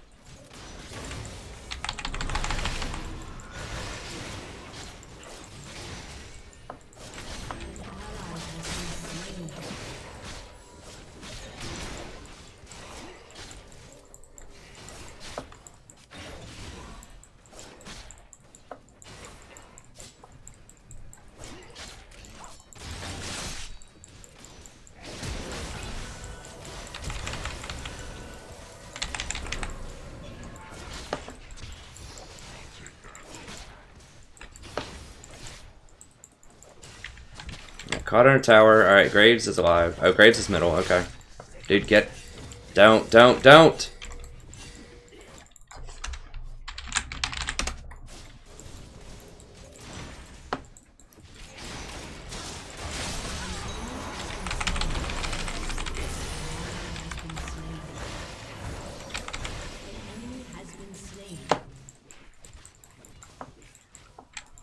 Alright, well, he did get the kill.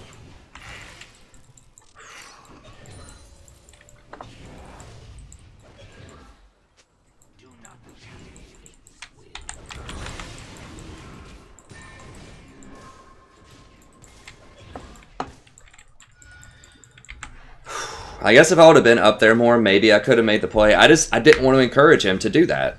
Like, it worked out because he got the kill and she missed CS on her tower, but that's just ridiculously risky. Like, there's no need to do that. Like, we will kill her when it comes back out. People just have to be patient. That's not something that a lot of people are very good at.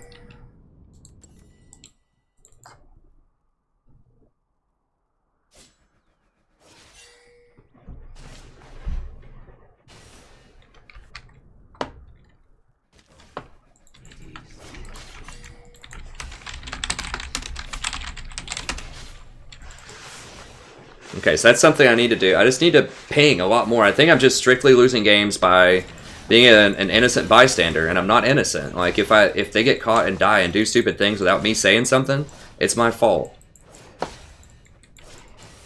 I'm the one that was Diamond last season. I have to help them figure out how to make the right decisions.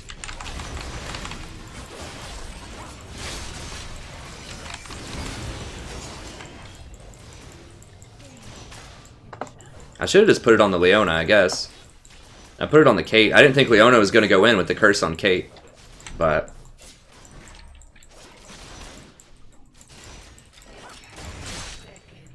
so I need to back here pretty soon. I forgot she has Ignite. Yeah.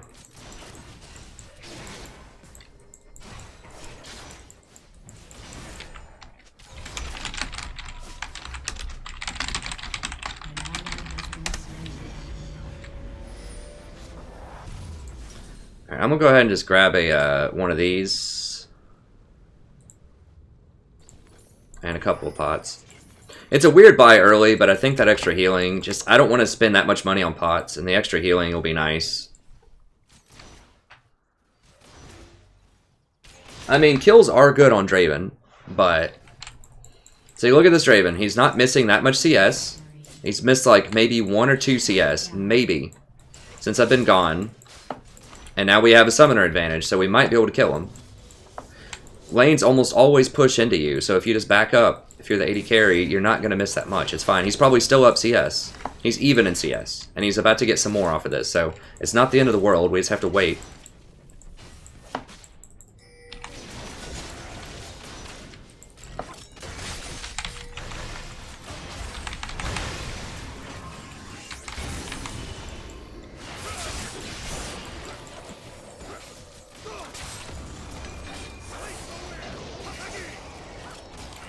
Damn it, I should have just put it on Leona.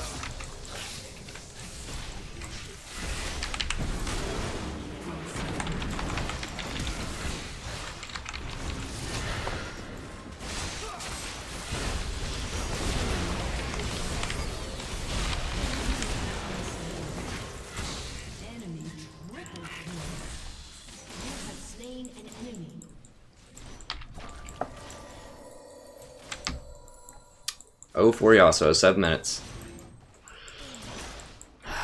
I can't wait till they have 10 bans. I just need to, like, some things have to be banned because you don't want them on your team. Not just because they're strong, but they're probably at Dragon. They're almost certainly at Dragon.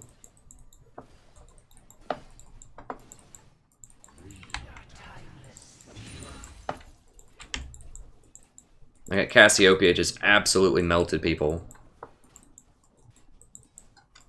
Because she didn't even have that much power, honestly.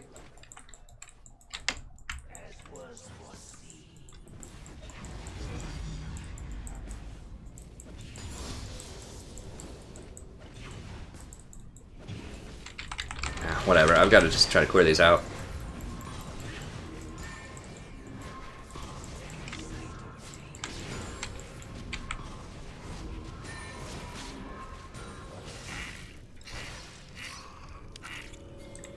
Actually, I have my ult. I want to go and use my ult before I back.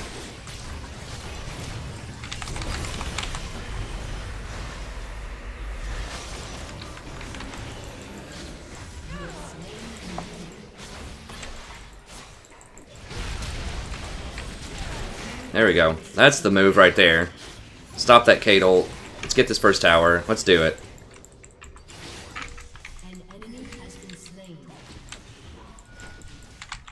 Draven, please, buddy. The jungler's top lane.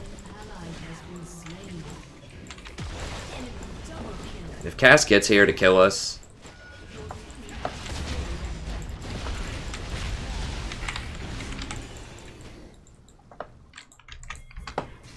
Okay, Lee kind of knows what's going on. Yeah.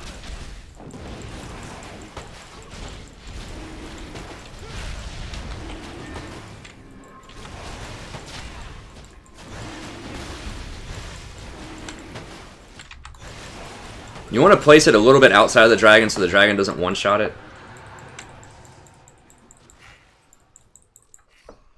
Your turret has been destroyed.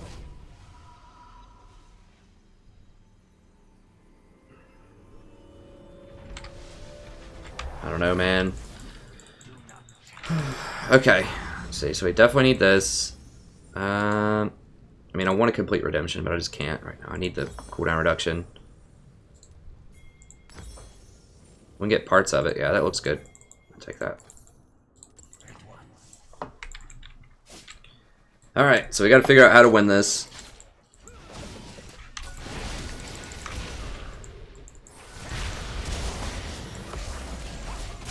Okay, I'm watching Cassiopeia. Okay, they got him.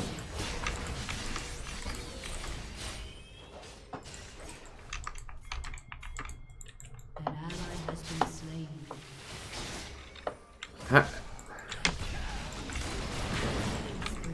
They should have just left after the first kill. Gotta God, is he dead again? Dude, don't. What the hell? Are you kidding? He's being chased by 2 people. He goes back into them.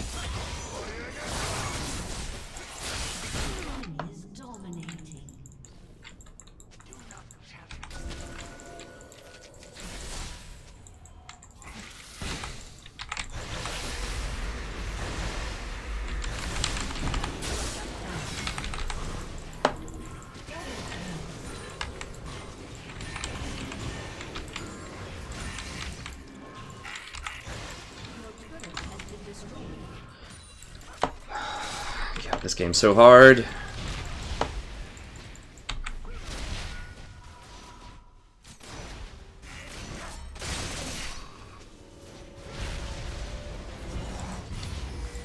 Alright, I'm gonna try maxing E first and just going for like a heavy AP build after I get Redemption. Killing spree.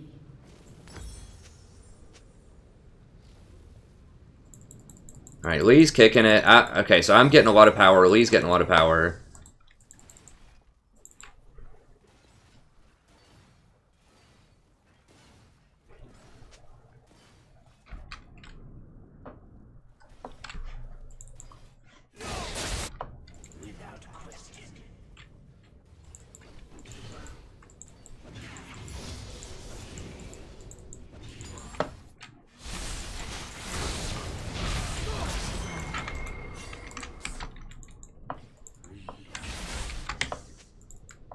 This guy's like, I'm gonna murder these kids. He's 0-6.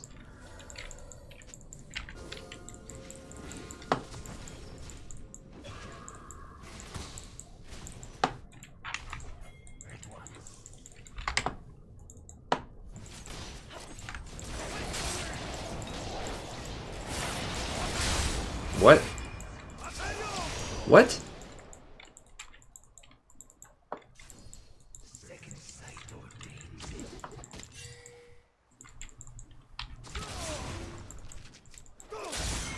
Yeah, Graves is there.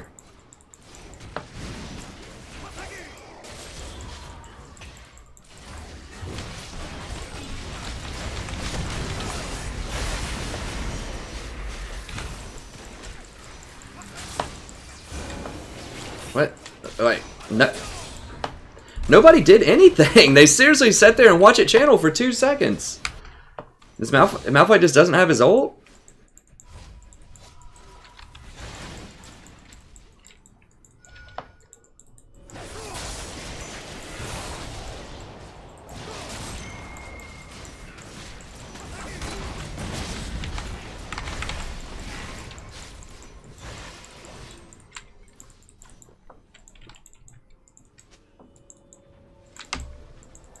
We do have Water Drake, I guess.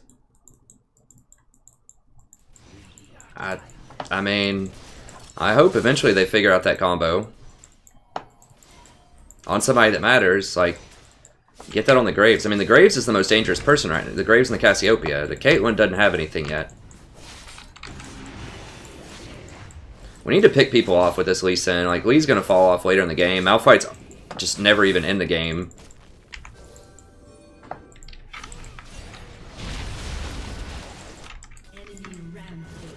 Jesus Christ. I don't have my ult. I gotta wait.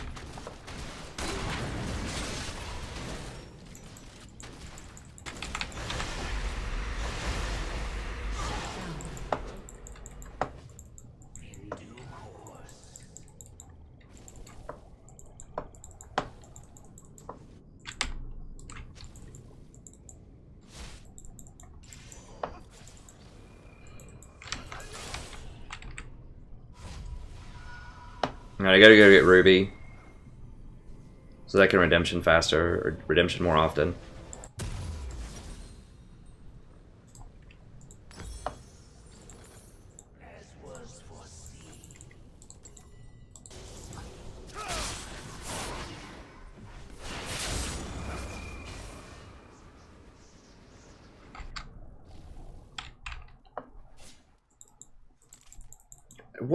What is he even building, man? Seriously, he has like 3 components of different items.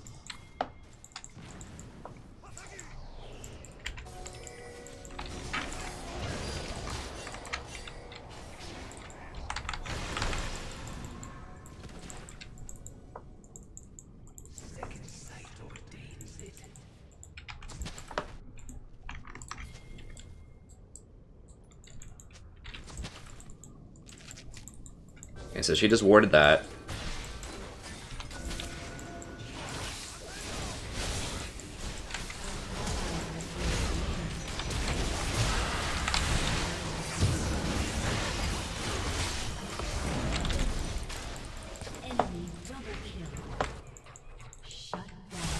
What is going on?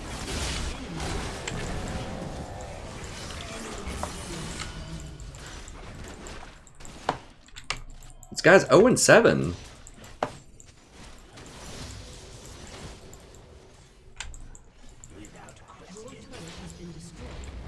I think he's serious. I don't think he's trolling. It doesn't help to say anything. Obviously, I'm really frustrated with the way this game's unfolding.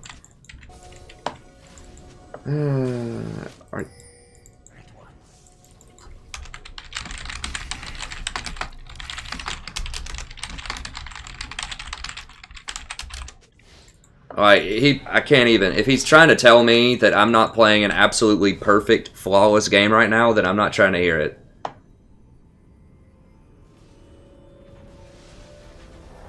Because that's what's happening. There's always things you can improve on, but I am by far playing miles ahead of anyone else in this game right now.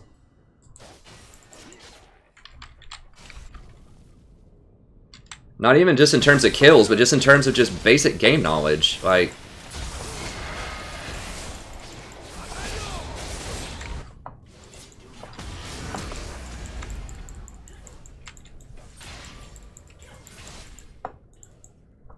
he's saying, like, stop farming side lanes. I haven't even been in a side lane for, like, 10 minutes.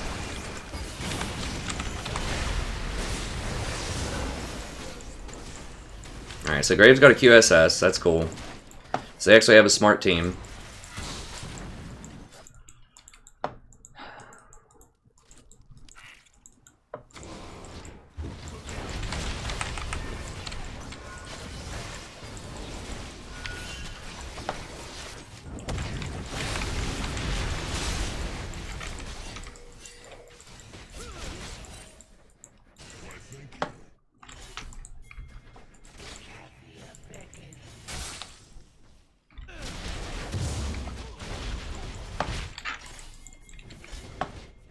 Please, stop farming wolves. Come over here. Stop the person who's pressuring the tier 2. I may have to just start just rushing Rylai's and just going straight damage build and just saying, you know what? Did he die? How did he not die? Where did he go?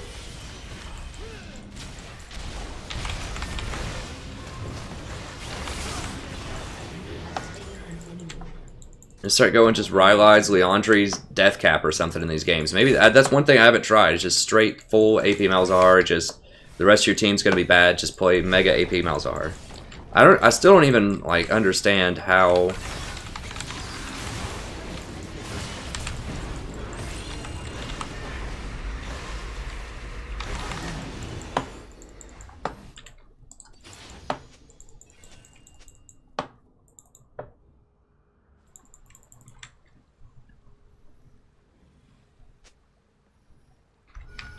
I mean, it's not like I'm even being a standard support this game. Like, I'm literally doing almost everything in the game right now. Like, any action that happens in the game, it's because I'm there doing it.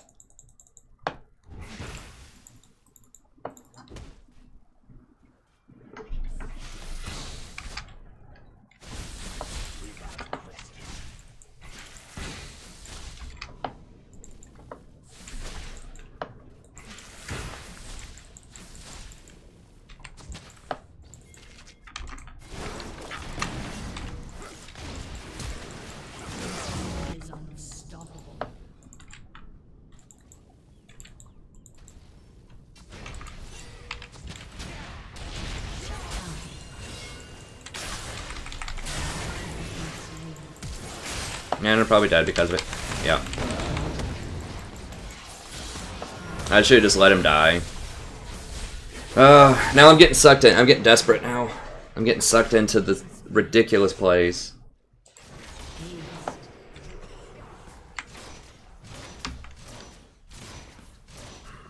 This guy's trying to 1v1.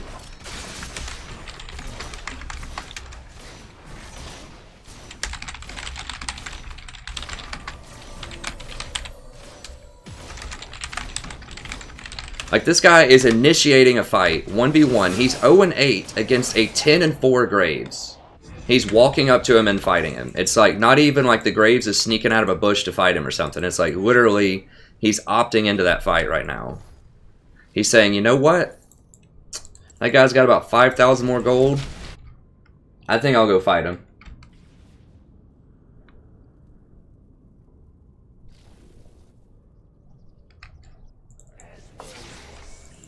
Like, if people are just getting caught out of bushes and things, that's one thing. But, like, literally walking up and saying, I see this person is right here. He's super far ahead of me. I'm going to go fight him right now.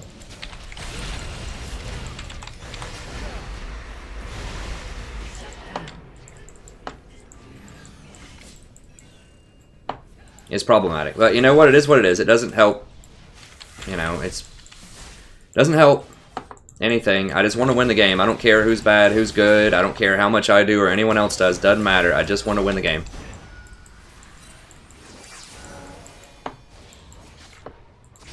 Maybe Redemption is just not the best at this elo. Like, it is objectively the best support item by far right now, but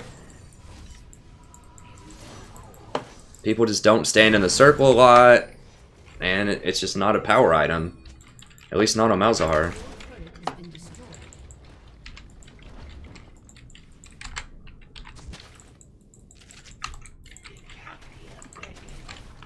I don't have ult.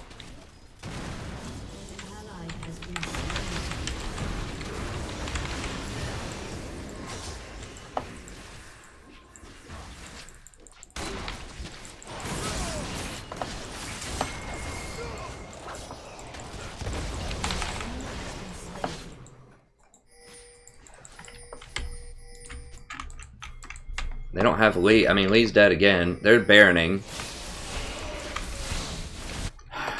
It's gonna be dead. What's this? No, just don't, dude. Dude, it's gone. Like,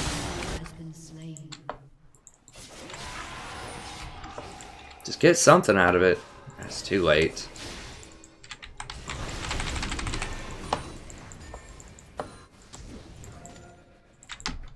Malphite's like, what are you guys doing? I'm suiciding. What are you guys doing? Come on. Make it worth it. I was suiciding just for you. It's like, dude, you had 0 impact. Right there. It's not gonna matter. He's gone. We did get the Drake, though. Yeah, I really need Rylai's so that people can't run me down. I think I just have to go Rylai, just like Rylai's. Maybe Rylai's Death Cap, straight up, is what I should be going as support. Malzahar. He does have really good AP ratios. Just screw the Leandries, everything else, whatever. Just straight up Rylai's Death Cap.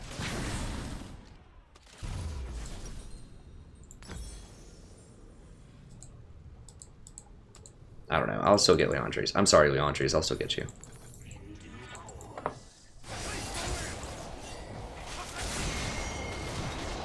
Hey, Our Life. Am I whiny, dude? Are you serious? Come on, man. Have you seen anything that's been going on this game at all? It's just, this happens so often, it seems like. So I try to be positive and uplifting. I think given what's going on in this game, I'm about as calm as you could humanly be without being a robot.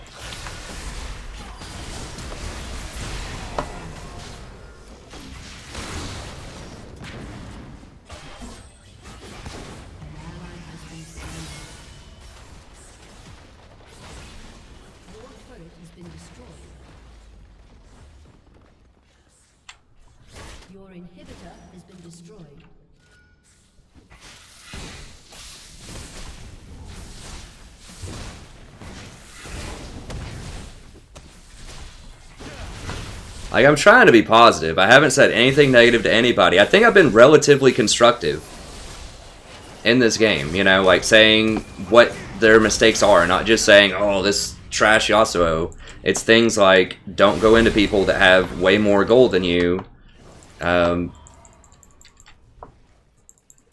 such. Don't be positioned there, don't be doing this, don't be doing that, that type of stuff. Like, I think I'm relatively pretty productive compared to what most streamers would say about this game.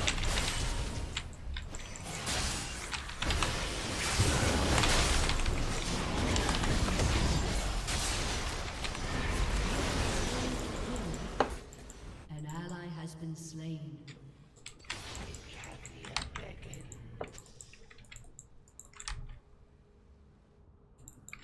An enemy has been slain.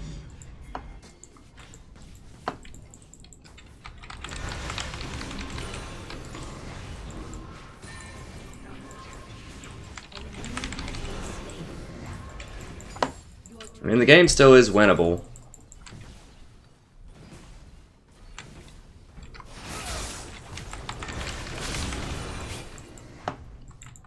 Well, it's not even Yasuo, that's the thing. It's like every single person on this team is having some major, major problems. But I'm trying not to dwell on it too much, but it's like everybody is making massive, massive mistakes the entire game.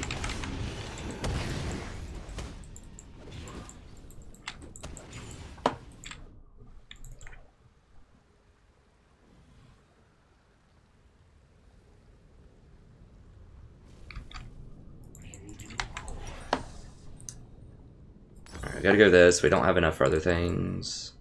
I mean, just wait till there's a winning game, and I promise you I won't complain about anything that's going on.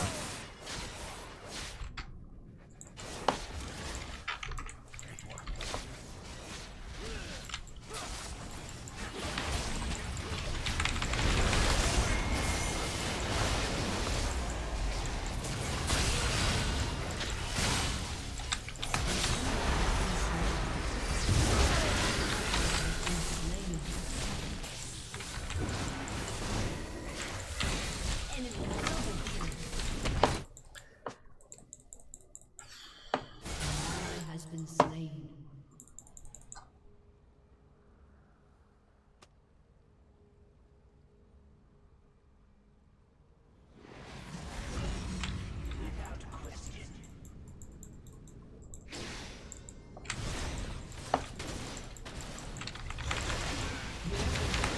I can't see him.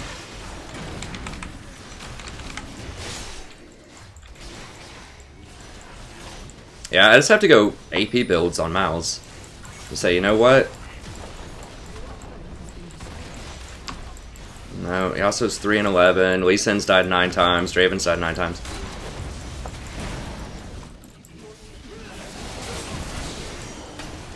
That game's just impossible. At least we had some good. At least we had some good highlights, I guess.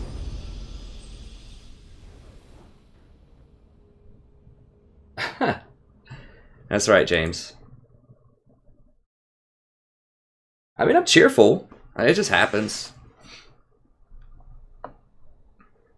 I try to be cheerful, but I mean, let me show you something real quick. Let me put this into context.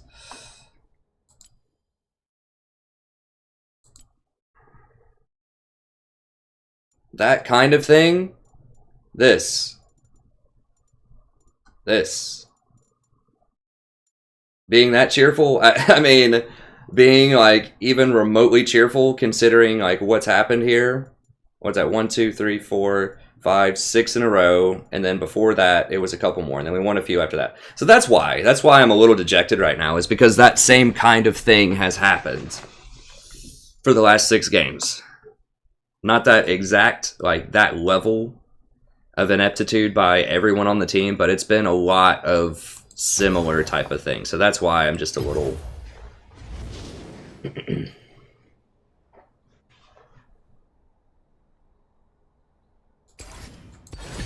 a little agitated at times.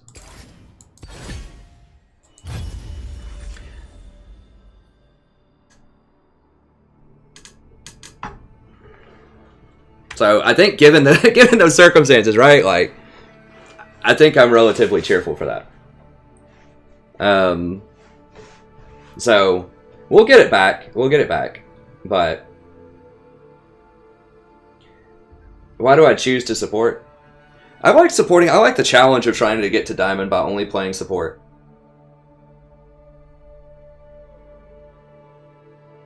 Well, the thing is, it's not Mal's. Like, statistically, my Malzahar isn't the hottest, but like as I explained yesterday on stream, it's the kinds of situations that I have to pick Malzahar into. It's like any champion. I could have played anything there and we would have lost that game. Like, and a lot of those games, I could play anything and we would lose them because it just happens. If you play enough League of Legends, you're going to run into games that are just unwinnable a lot. And I have to pick Malzahar into bad situations. So if the enemy has the Vayne, or the enemy has the Twitch, or the enemy has the whatever X overpowered assassin, and our team picks something like Tristana, or our team picks Yasuo middle and goes, you know, 0-9 or whatever. Malzahar tries to do the best that he can, you know, in those situations, but they're losing situations.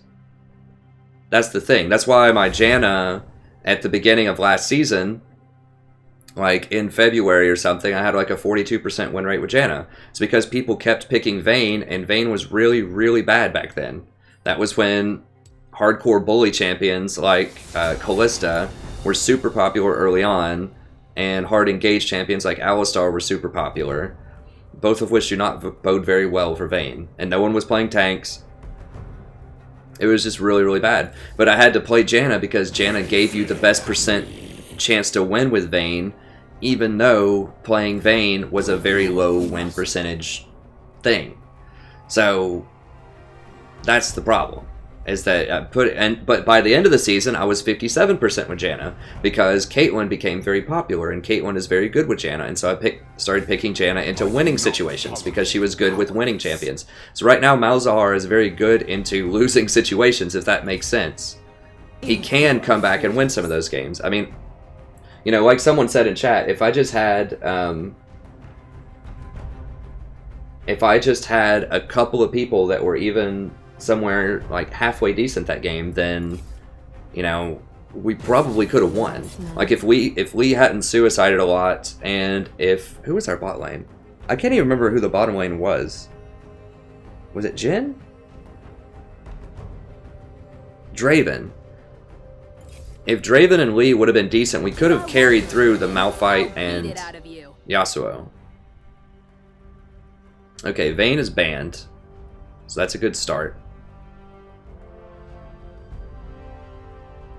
This meta is just very, very difficult for supports, I think, to win a lot.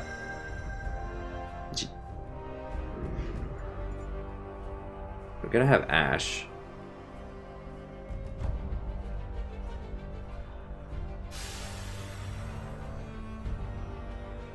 Do we just bet that they don't pick Twitch? Okay, please no Twitch. Is at your command.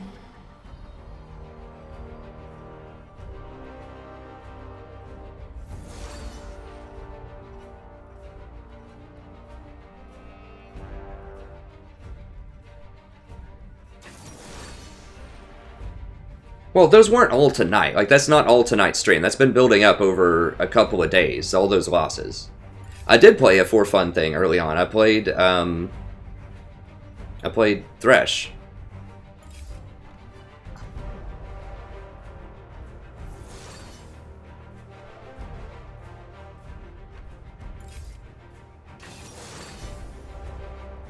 I wouldn't listen to him, Jamie. Just play what you think is good in the current meta. Like, I keep getting top picks too, which is not solid.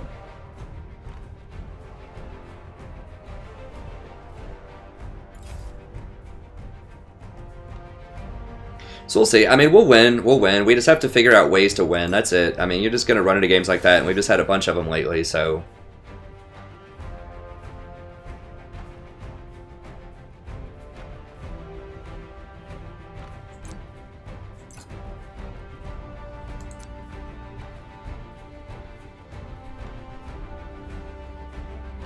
Hey, Connie Chan.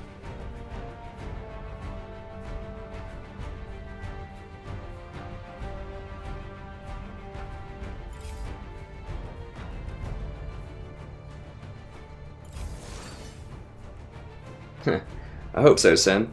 I mean, I did win. I don't remember when. I mean, I go on streaks all the time. I've been on one streak when I played Tom Kinch last season. I think I was like 19-1 or something. No, it just comes and goes.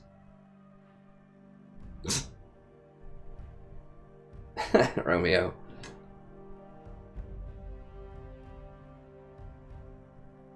Man, I could have done Nautilus. It's like if your first pick, though, you don't have options in this meta. Like, if you really want to win a lot, I just feel like...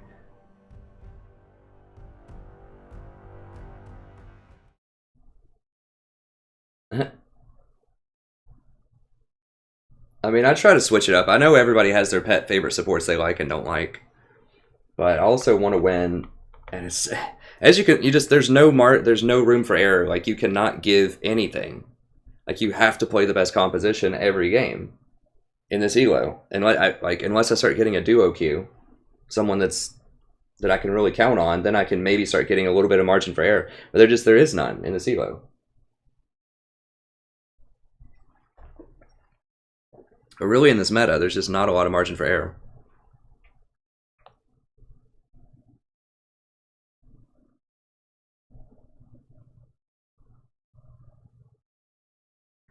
Oh, thanks, Sim. I'll get back up there. It just takes time. It just takes time. I don't think I'm that tilted about last game. I was just, you know, just disappointed, but it's fine. We can move on. And because I thought I did have some really good plays. There's just nothing going on there. So, our team comp's okay. It's okay. I'm really worried about Kled. If Ashe hits arrows, it can be really good. What is their middle? Their middle is Corki. I can maybe make a play middle. I mean, Janna's roams aren't nearly as good as Nautilus's or Malzahar, so that's definitely a thing, but... The curse icon? Where's that? This? CLG? I don't know. I think this is a night blue icon. Maybe. I don't know.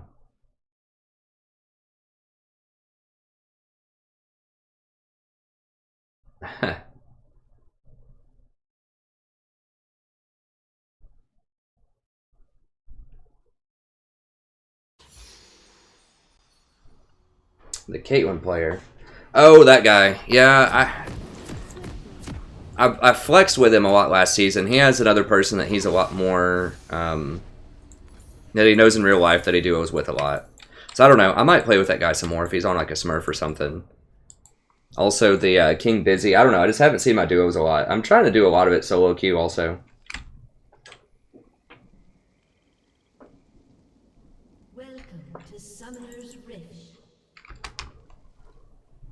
So that last game, there wasn't much I could do. I feel like the game before, there had to be some way we could close it out better. I'm just not sure.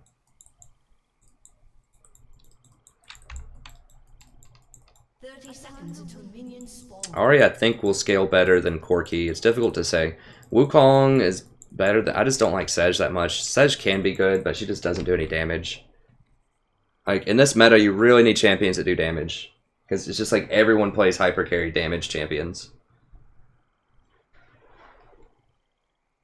So maybe with Malzahar, I just need to rush, like, just straight rush Rylai's. I'm going to lose the CDR, which sucks. I mean, I guess if I don't go for Rylai's, then I don't have to go Ruby Sightstone. So I could go for the Eye of the Watchers into Rylai's. Into Liandry's. Ryze support, I imagine, would not be great. Because he has to get Tear of the Goddess. But maybe it'll be good, I don't know.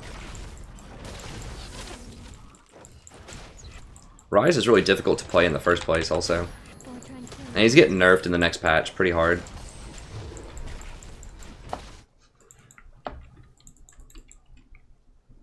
Hey, Mr. Magpie.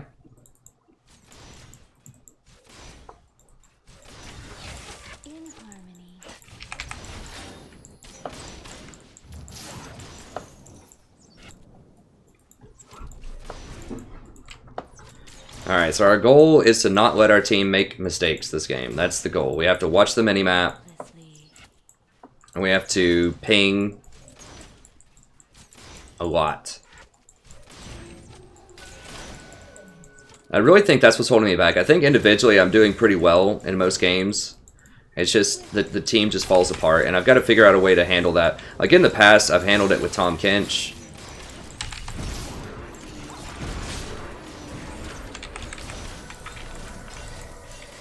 Flash, flash. Why would you hold your...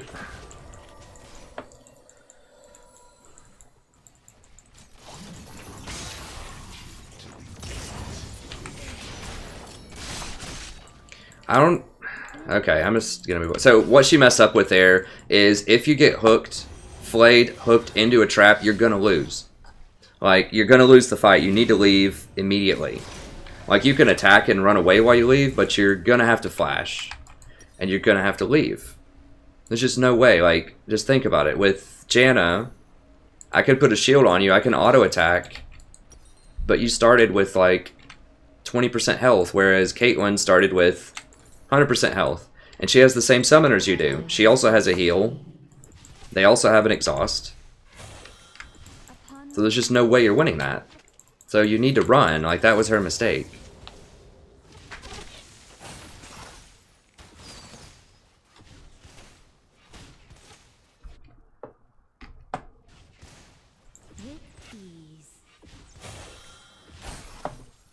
I mean, it's fine if Ashe gets hooked into a trap. You have to flash immediately. Like, she saved her flash until, like, the very last moment. And Thresh was able to run her down. If she would have just flashed, like, a second earlier, and Caitlyn got one last auto attack, she would have lived. But she was being really greedy in a situation that you're going to have to flash in. Basically what Romeo said. If you get hooked like that in this composition, there's no way. Now, if I had been Malzahar, I probably could have double killed him. But I'm not. I'm Janna. I want to play things other than Malzahar because I know people want to see things other than Malzahar, but frankly, he's the best by a lot right now. I do like Janna, but I just feel so helpless in situations like that. I scale really well with a good AD carry if you have a good AD carry, but that's a risky proposition. I mean, it's kind of like Janna early in the season. I mean, I do have a high win percentage with Janna, but like I said, this season, the reason that I pick Janna a lot of the time is because we get the Twitch or we get the Vayne. So it's not that Janna in the abstract is so much better than Malzahar because I have like 10% higher win rate with Janna. It's because I pick her into good situations. Situations where my team already has a good team comp most of the time.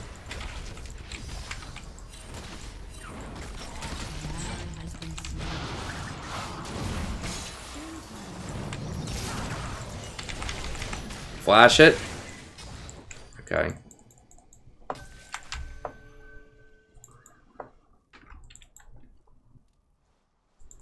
Please just dodge this hook. Okay, thank you. Baby steps, baby steps.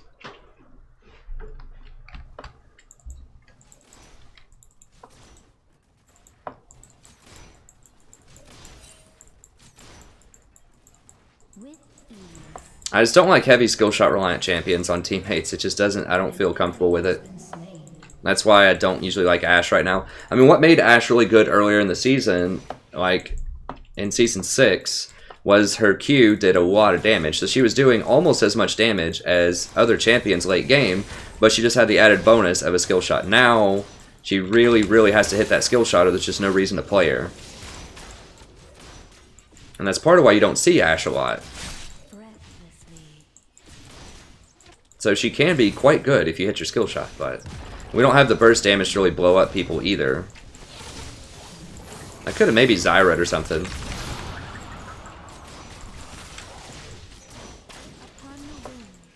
But I can't Zyra into assassins.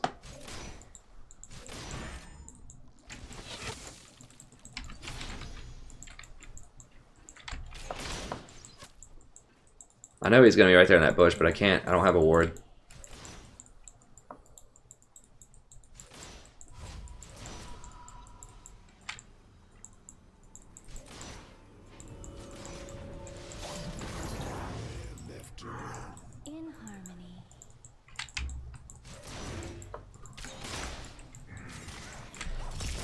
Alright, so who's going to win this game for us?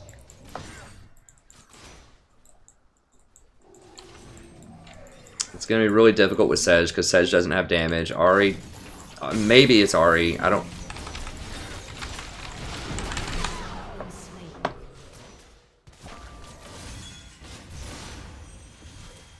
So dumb.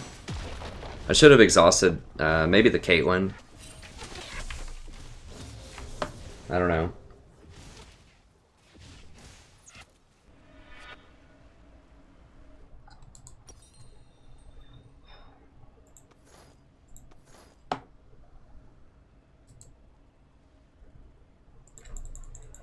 I didn't think he'd actually be able to go in and survive that.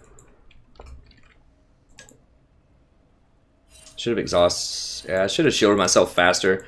Maybe, I don't know. I don't think I was... I don't know, maybe I could have tornadoed him while he was going in. I think that I was still CC'd too much.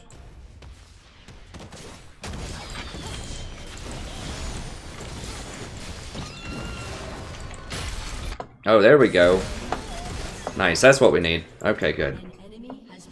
Good, good, good. The game's winnable. I'm trying to figure out like what I need to focus on to win. We can maybe get this. Okay, yeah, if we can just do this. Maybe I just need to start getting ZZ Rod again.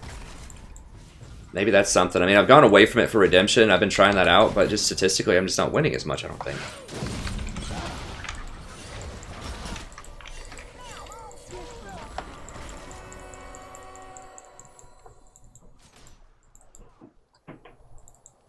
I mean, the new ZZ, I think, will be really good for taking out towers, which is what we need, which is what I need in the current meta. Now, someone might come at me here, so I gotta be careful. Okay, we're good.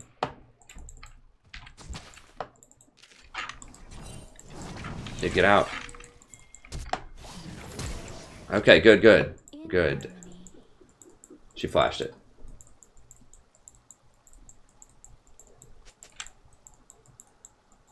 I should have exhausted. I think if Thresh went in on me and I exhausted and flashed immediately and then W'd him while he was under tower, I think I maybe could have killed him. I could have survived, and I think maybe I could have killed him.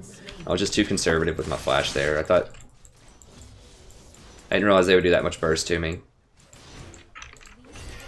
Yeah, he's just... Where did he go? Is he warding our blue? Oh my gosh, for real?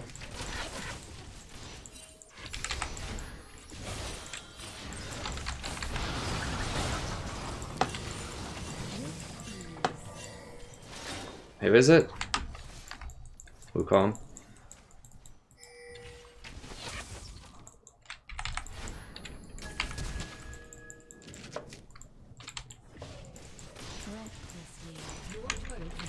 Try to bait a hook.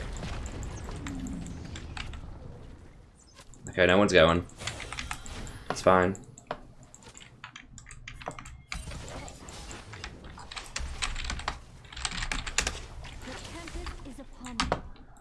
I really had TP'd back to lane. Clyde probably has his. Okay.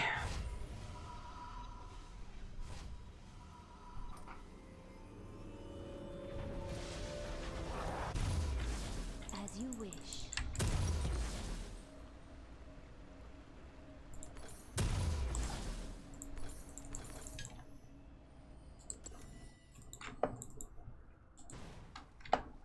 Dang, I'm a really low level. How am I so low? I guess I'm not that much lower than Thresh. The mid laner, Ahri, is just really high because she got experience off of both of those kills.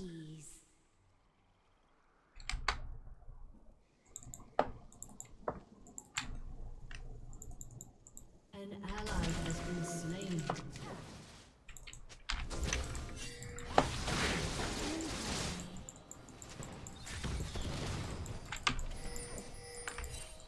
So Irelia is going 0-3.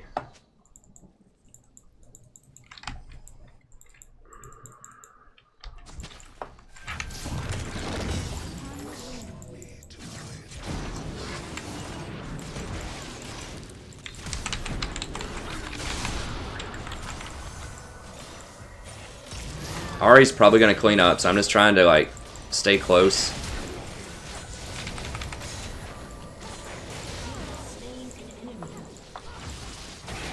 I was level 6, we could have turned that around. I just wasn't. I guess I've just been like having to roam too much. I kind of fell behind in the levels. We're just getting pressured out and losing a lot of experience bottom anyways. Okay, so Ahri's kind of going off here. We could maybe play around Ahri.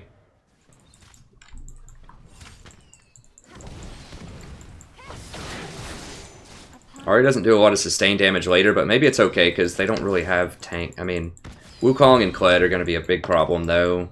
We really need... I mean, Irelia will be relevant later.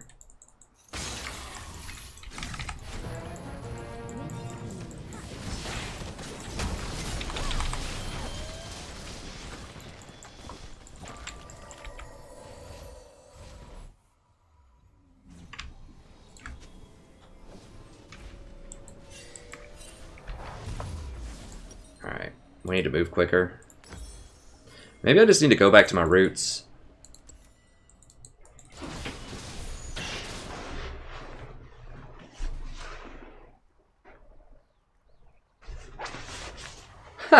That's alright, our life. I understand. It's fine. I mean, I don't want to be... I don't want to complain about things. I just sometimes...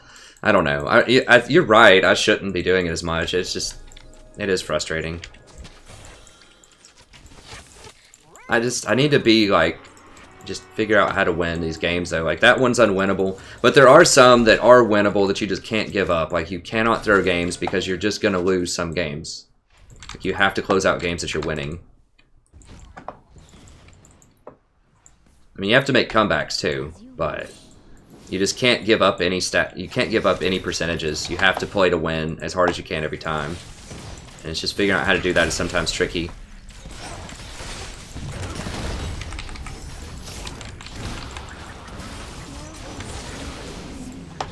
Now, Ahri is highly mobile, so she can snowball very, very well. We just have to win the game because she's not going to have enough sustained damage later in the game.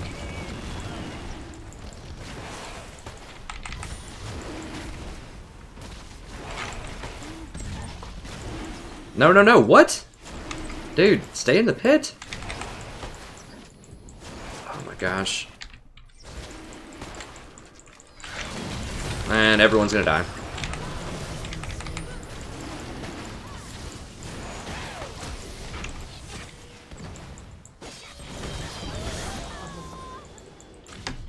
I'm just muting her.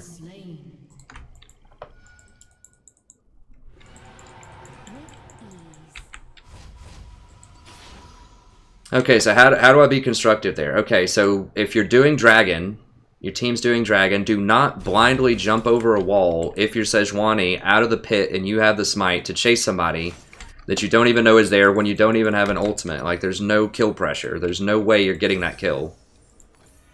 And even if you did, the Dragon's more valuable than a kill.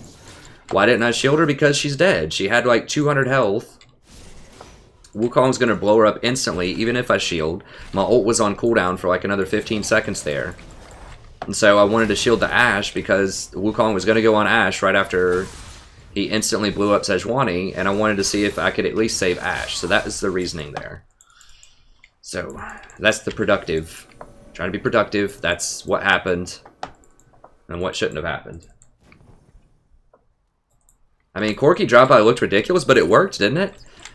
He managed to, like, Sejuani tried to chase him around. It didn't actually physically do anything. He had no kill threat. There's no way he's stopping 3 people from doing Dragon unless they just stopped doing it. And that's what we did. We just stopped doing it. To chase him. So it worked.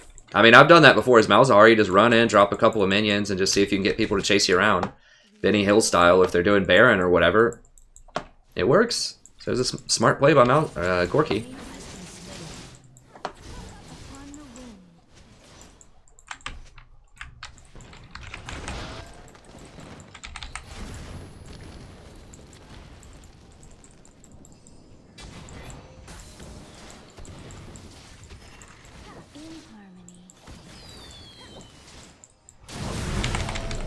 I thought that was Thresh for a second.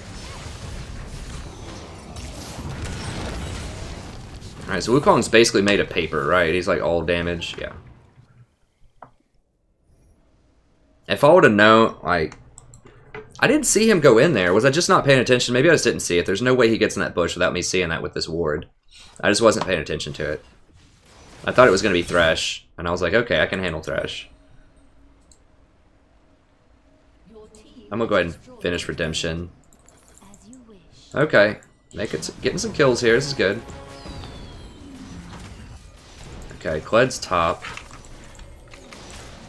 So I could have ulted like right when he flew out of that bush. I should have just warded that little side bush there. I just thought it was going to be Thresh, and I was like, I don't care if Thresh hits me.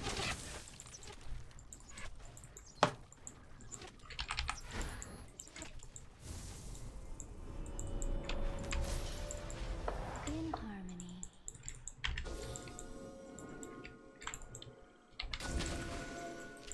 You try to get some better wards going here.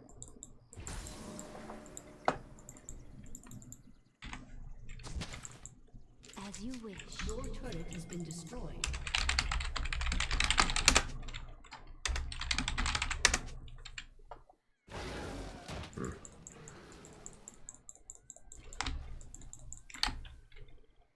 If Ari would have come over there, we could have got him. These are things I need to start setting up.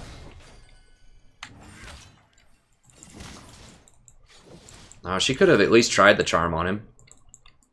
These are things I need to actively try to set up. It's just like, okay, they're going for red. Let's go get them at red. Or they're blues up. Let's go get them at blue. Like, these are things that I need to be watching for and just baiting a lot more, just directing my team to do. These are like lots of really, really easy opportunities at this ELO that I just don't take. Get out, get out. It's 1v4. Well, maybe.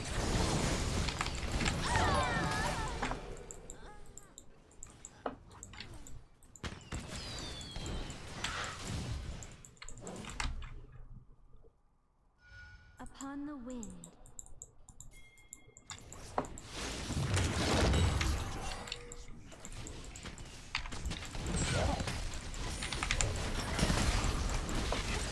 Hey, thanks for the sub, friend. I appreciate it. Thanks, Adonai. I appreciate it.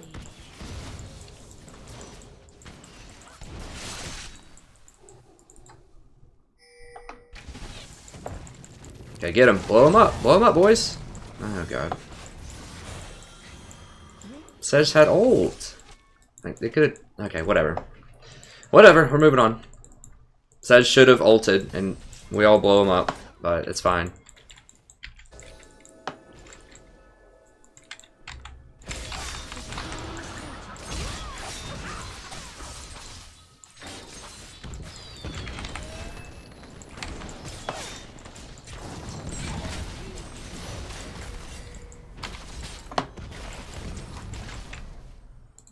Swiftly.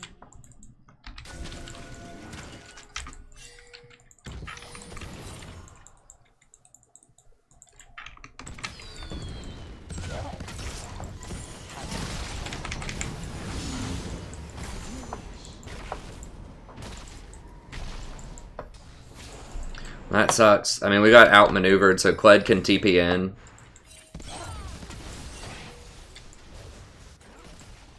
Because we didn't, like, I really was just chasing people around while Kled was splitting. So they've got a TP advantage. Yeah. Well, Ashe was farming, so that's just how it is. Alright. I don't think we can get Corki. No, I mean, with Ari, yes. If he hits it. Can Sedge hit it? No. She's not even going to take the shot.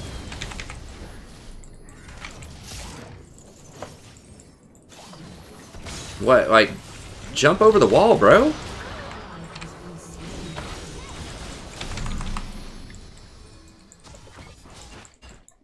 I mean, I guess maybe it was on cooldown? I don't know. An enemy has been slain. Breathless. Okay, well, we did get a kill.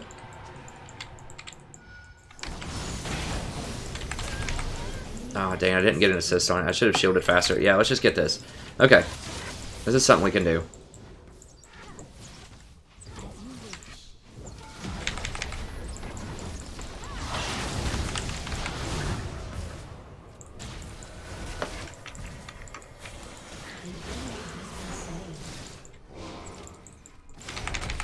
Swiftly.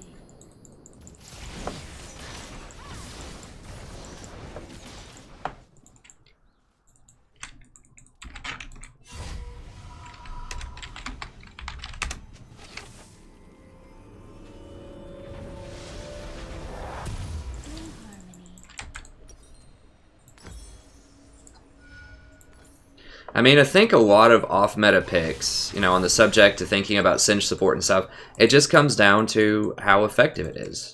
Like, if it works, people be cool with it, you know? And it's, like, the way that it works, too. Like, it has to work in visible ways. Like, the Singed support thing, I've never seen a game with that guy where he did that style of Singed support, but, like, Ziggs, for example, AD carry, seems very effective. People can see that it works. It takes towers quickly. They might be skeptical at first, but they'll be like, you know what? It's getting results. It's good. Or like Malzahar support. It's really weird, but then they're just like, oh wow, those minions do a lot of damage. Wow, we got a lot of plays off of that. It works, but with it's like with the Singe though, I don't know. I never really studied it that carefully, but I think that the meta is pretty. Some things are very interesting right now. Some things are not. I mean. Some things are overpowered, but... God, how is that not? Like, the lowering of the pink wards, of the vision on these pink wards is so aggravating. That's really probably the worst thing in the preseason, I think, is they lowered pink ward damage. Now, everyone's going to show up here soon.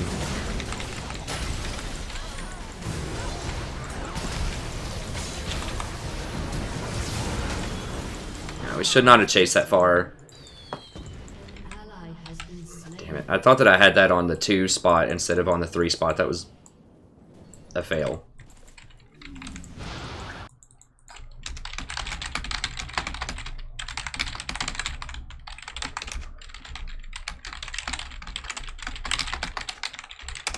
As you wish. This is what I'm talking about. This is why Ashe is problematic.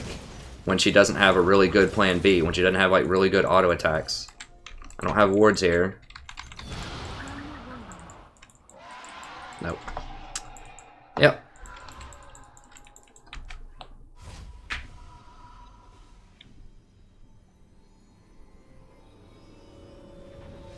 So if I mean, I could have used the redemption way better there, and I could have Janna ulted way better there. I had the I forgot to switch it over to the 2 key instead of the 3 key, and it was in my muscle memory as a 3 key. But one of the things that's really the most annoying change, and it doesn't seem like a huge deal, are the control wards. So the amount of vision that you get, you see those 2 rings? So it gives you vision up to the last ring, but it only detects invisible things up to the closest ring. And it doesn't seem like it's a big deal, but it really, really is.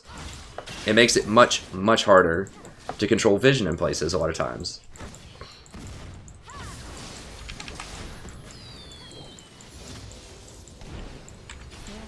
For example, you can't put a pink ward here and it won't see a green ward on the other side of the bush. So you actually have to physically walk around and put the pink ward about in the middle of the bush to see it. Extremely dangerous to try to do that.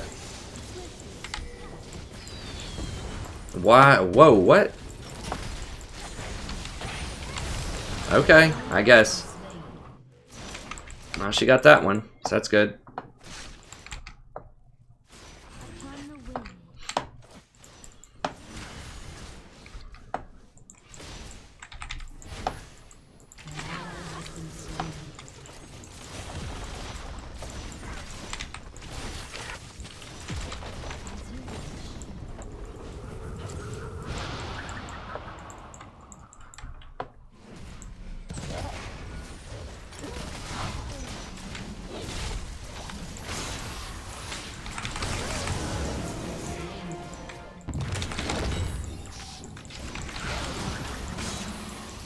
Well, I interrupted the Wukong dive in, but she got hit by Thresh anyways. Your turret has been destroyed. Swiftly.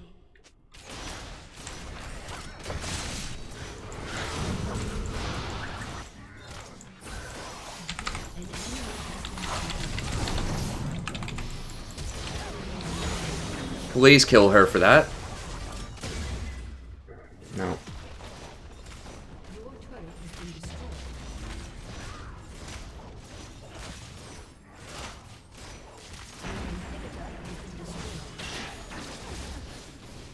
Nah, I don't think it's mechanical stuff.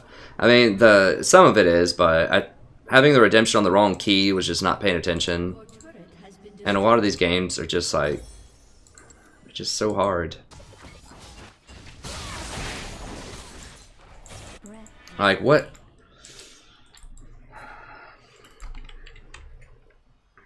Okay, I can't make Ashe hit arrows. I can try to get her in better positions if I ping stuff. I can't make Irelia teleport in safe places where she doesn't get interrupted.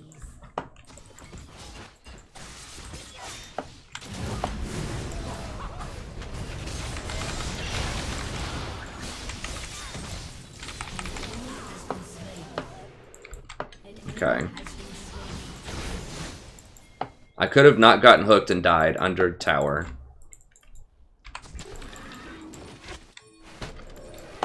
What was their big play? Their big play was the Baron thing. I should have pinged everybody back. Just once we missed all the skill shots, I needed to ping back like 5 or 6 times. I think that was the big moment. When they got like 3 or 4 kills in Baron. So that's something that I should have directed them better.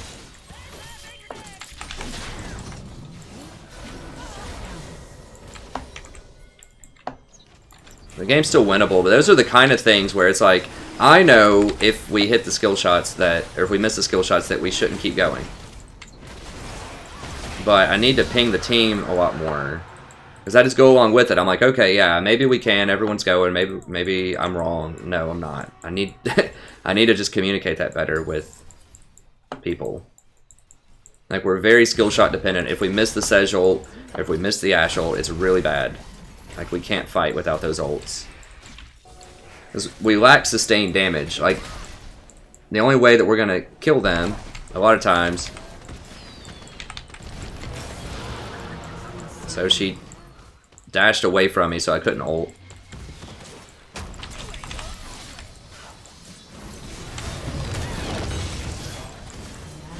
Yeah, I think I'm just going to stop getting Redemption. Everybody just dies before it even lands so much of the time. I feel like Locket's just better.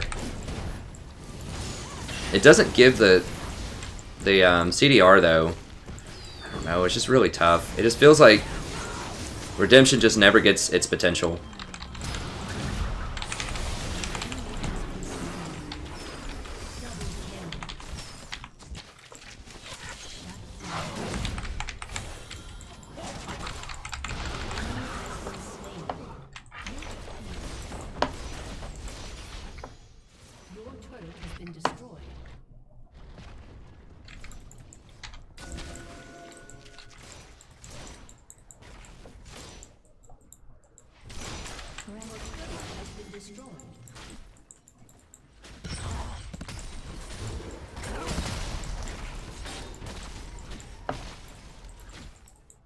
Like, I just need to... Redemption's just not good. I don't know. Like, it's obviously an objectively powerful item. It just feels like it doesn't get utilized as much as it should. In this ELO, people just walk out of it all the time, or they just get blown up and die before I can even get it off. Maybe I should be using it a lot better. Maybe that's it. I just don't have the foresight to use it fast enough. That could be a thing, too. Either way, it's just the execution is not... It's just not happening.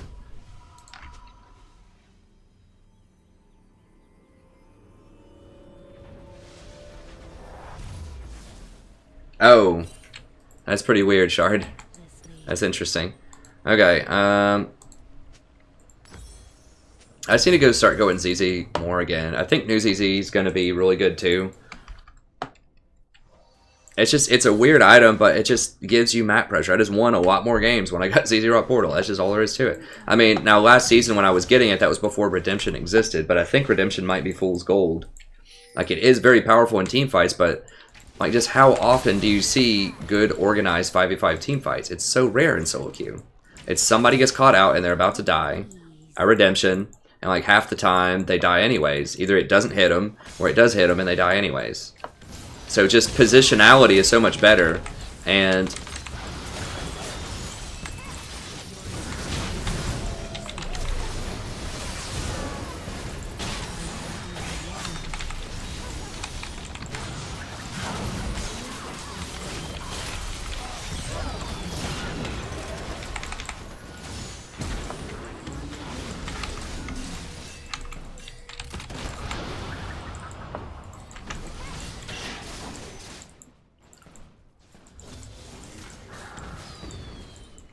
Ashe died with her ult.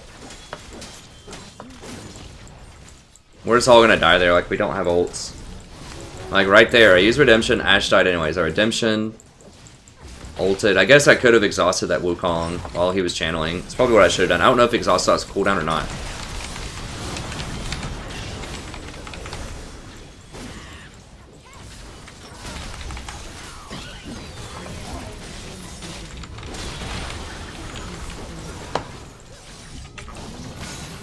Okay, Aurelia is doing well. Why would you use it there? It's a guaranteed kill right now. Okay. Can we Baron? Okay, they only got one inhibitor. I don't know. Maybe if we catch him out. Our damage is just so low.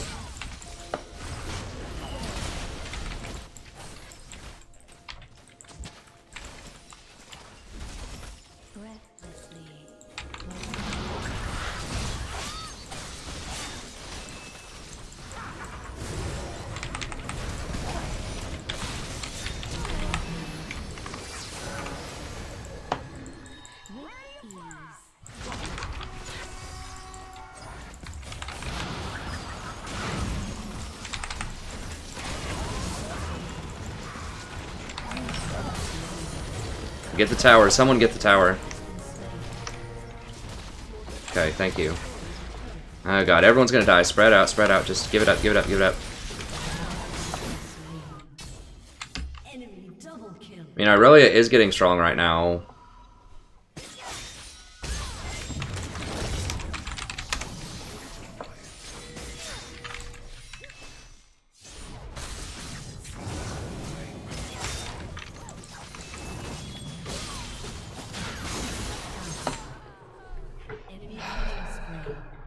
I mean, literally, if he just auto attacks that plant and heals, he might be able to just kill them all.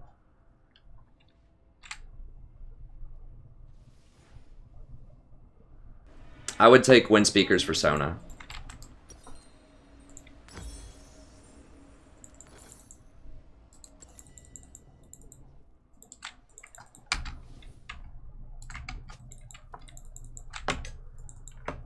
Swiftly. Alright, I need to see where they're going to set up.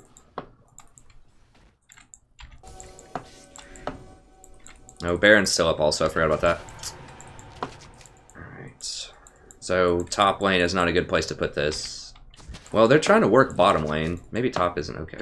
I don't know. Corki's going to go get that wave.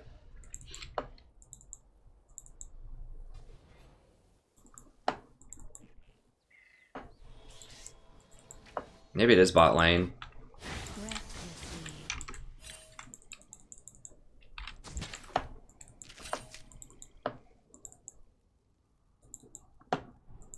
Okay, so he's going to try to split top, it looks like. So I'm going to put a ZZ, like, here. Stop that. Then we can go down here and fight this, maybe.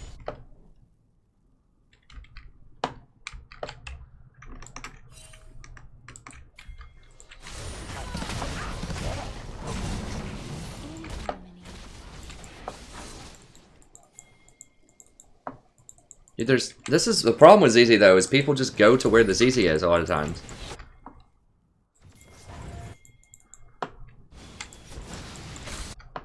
As you wish.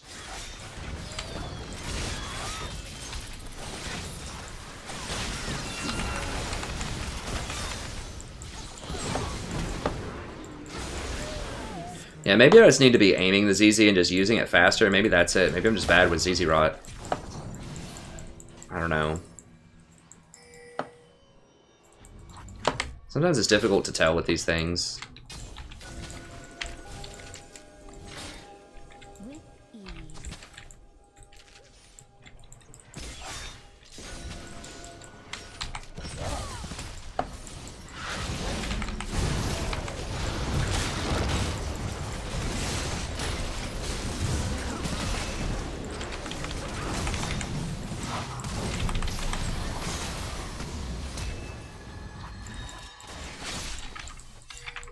Your inhibitor is respawning soon. Breathlessly. I don't know if we can do that or not. I mean, maybe. We do have some pretty good sustained damage. Okay, let's do it. Wukong doesn't have his ult. I need to try to blow him back if I see him anywhere.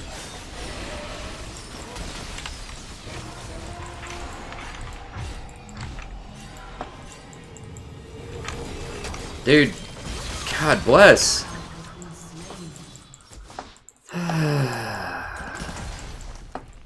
Like, we pinged so many times.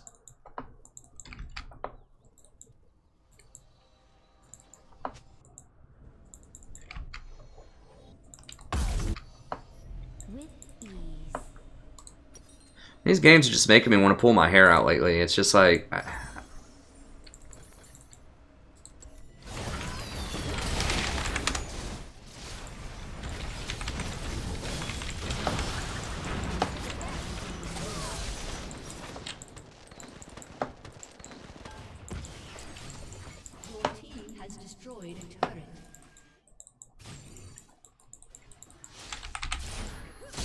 Like, they were literally walking right through all this vision. Like, we saw them from right there, and it made the noise that he was coming in hot. Dude, get out, get out, get out. Who cares? Give him blue buff. It's 40 minutes into the game.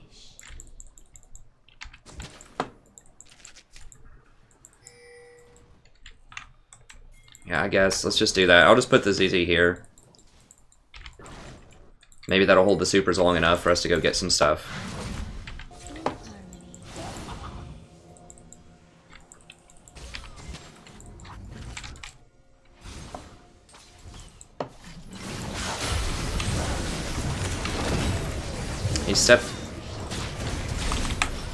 She stepped out of the redemption again.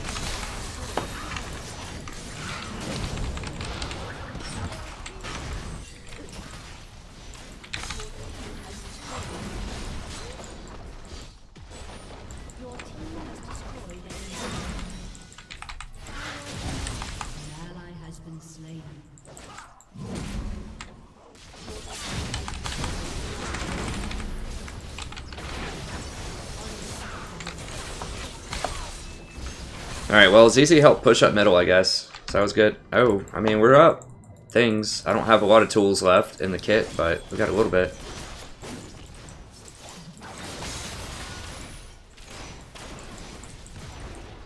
Ahri does have ult again. No, let's just get out. Let's get out.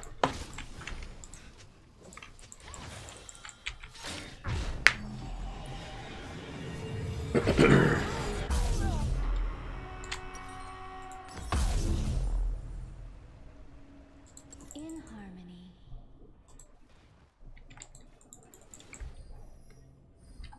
Okay. Well, we're matched up. ZZ's still pushing this a little bit. I'm gonna push this lane up with these supers, or with the Baron minions. Is that big? That's big dragon. That's big dragon. Crap! I can't drop another ZZ in time. I have to drop it middle again. Oh, they cleared it. I was about to say, why did it run out?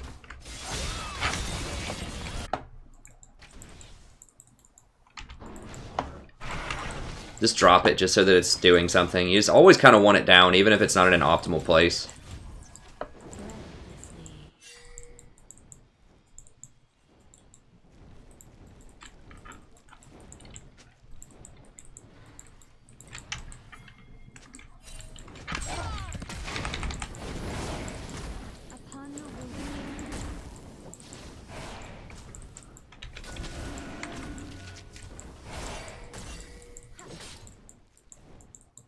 I think I have to clear my ZZ.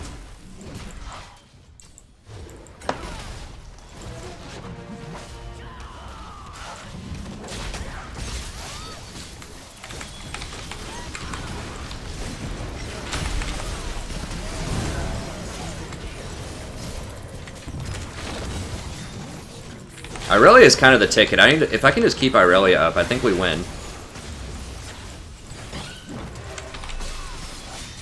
There we go, just heal everybody up.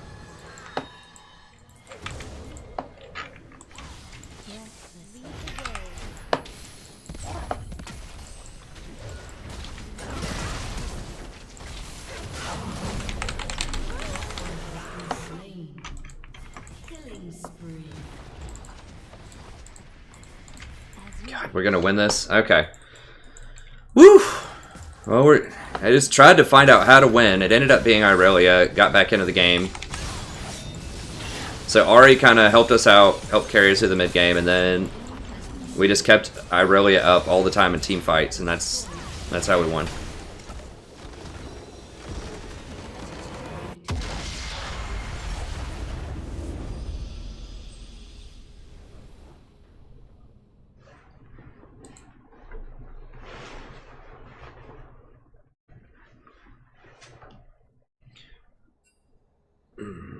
Dang, we're only getting 18 for wins now. It's not good. Why can't we play again? Our ranked queue's down?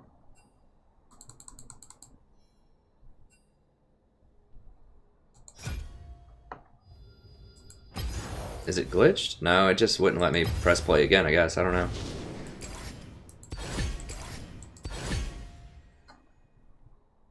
Hey, thanks, Strong. I appreciate it. We're feeling it. We're channeling the good vibes here. Okay.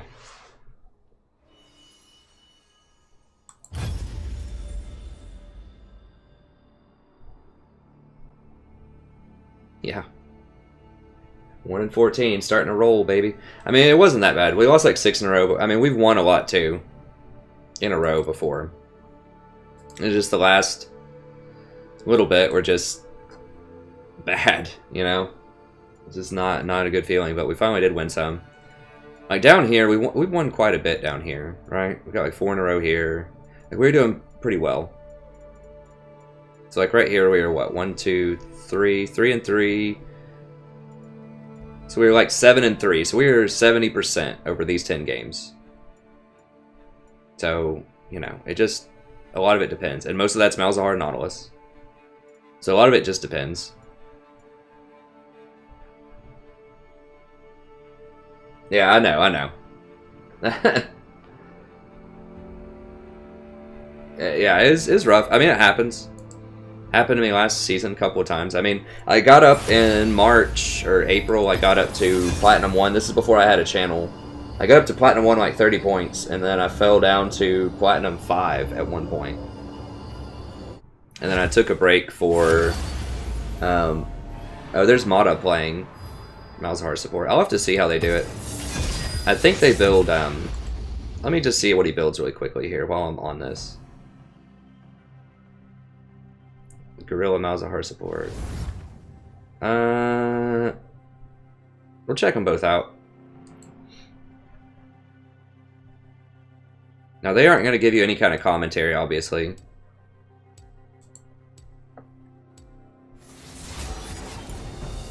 Okay, so WE. See his masteries. No cure for fools. So it looks like he has... What are his items? Oh, it's kind of awkward to see. Okay, so it looks like he has about 10 ability power per level.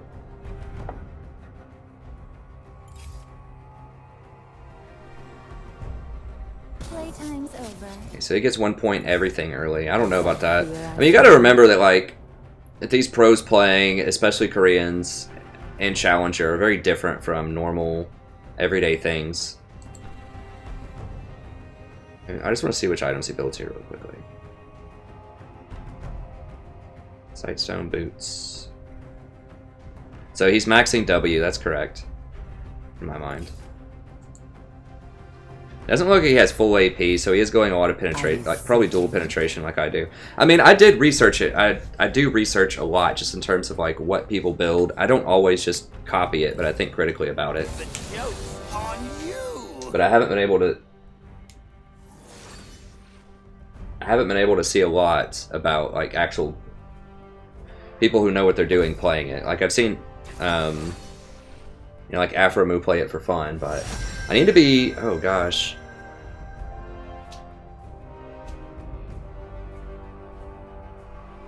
I mean, Jinx is a very good hyper carry. If I can keep Hecarim off of her. They could do Vayne or Twitch. I think I'm gonna do Janna again.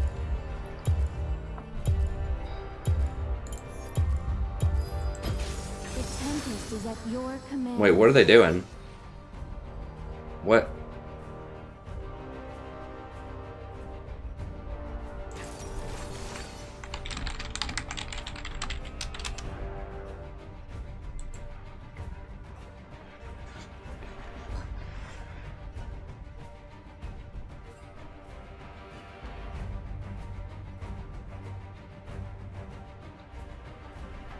Please tell me we're switching and not trolling. No one even said anything. I need to bring out the Kinch, but I can't do it when Twitch and Vayne are both available.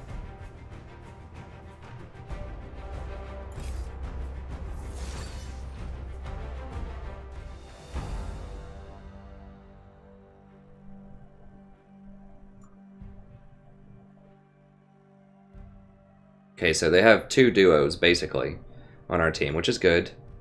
Like, Tahm Kench was good before, before Vayne and Twitch got overpowered, Tahm Kench was good. But now it's just really hard, because if they pick Vayne or Twitch, you don't have a good, reliable way to lock them down. Usually. So I do look for Tahm games whenever I can, but...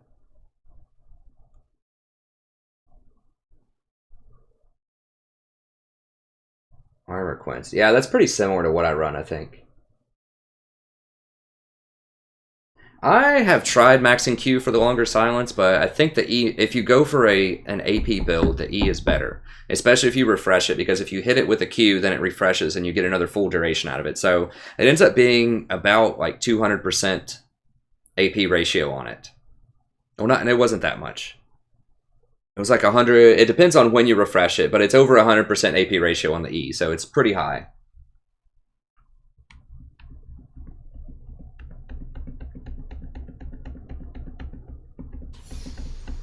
I mean, I do see a bunch of other ADCs other than that, Jamie, but like they don't win. That's the problem.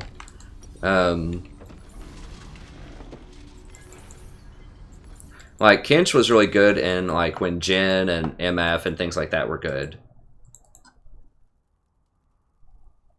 Especially when Ashe was good. So I want to unbench the Kinch. It's just...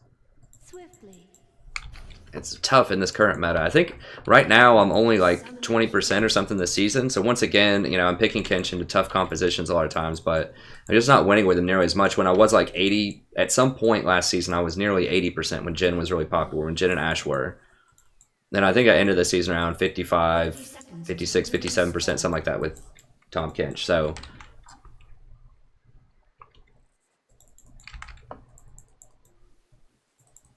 there's not a ton of variety.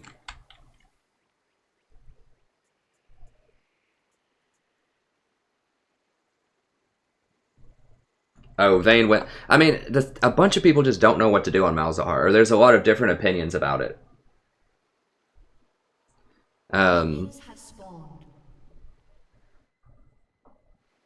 If I would have known she was going to Vayne, then I could have gone something, you know, a little more festive like Nami that people don't see a lot, or maybe Lulu or something. But I thought she was going to Jinx. I mean, Jinx Nami is okay.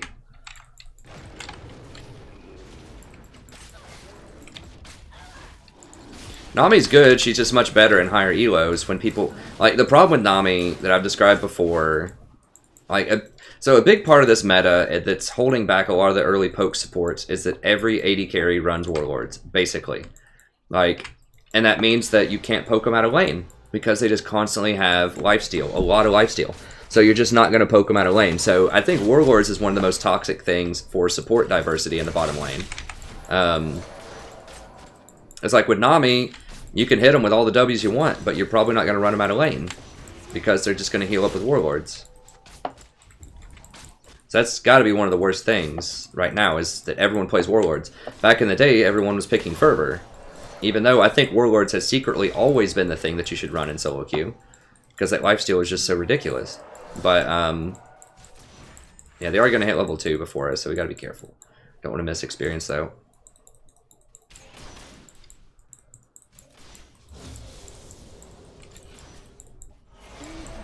But that's really one of the most toxic things why I can't really run Sona or Nami anymore, is because the poke doesn't matter early on in lane, and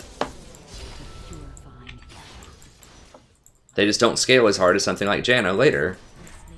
So that's like undercover. One of the more toxic things in this meta is Warlords in terms of like getting to play interesting, cool supports. If you pick it early, also Soraka totally hoses those champions because she heals better than they do. Now they have nerfed Soraka, so they did part of it. You know, they did part of the equation, but the Warlords is always there, and Soraka is sometimes there.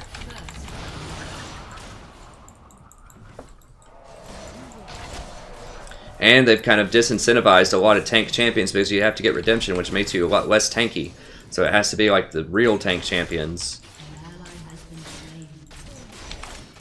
Oh god. Yeah, just back.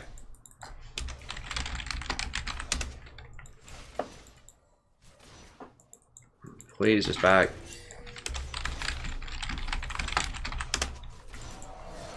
It's not worth using your summoner. I know it sucks, like having to back this early, but she just got hit by too many things. Oh god, bless.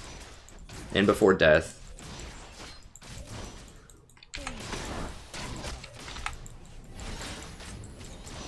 Now let's go ahead and step on that. Like, she's just going to keep missing CS. This is why you have to back. It's like, okay, yeah, she got a couple of CS there, but they're just going to keep pushing, and now she's going to miss a cannon wave, whereas if she would have just normally backed, it would have been fine.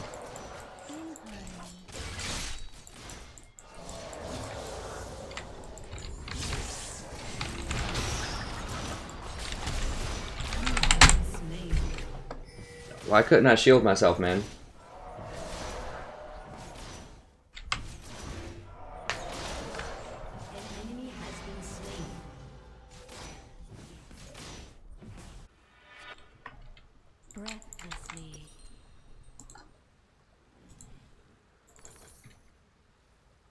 Well, I can't do both of those.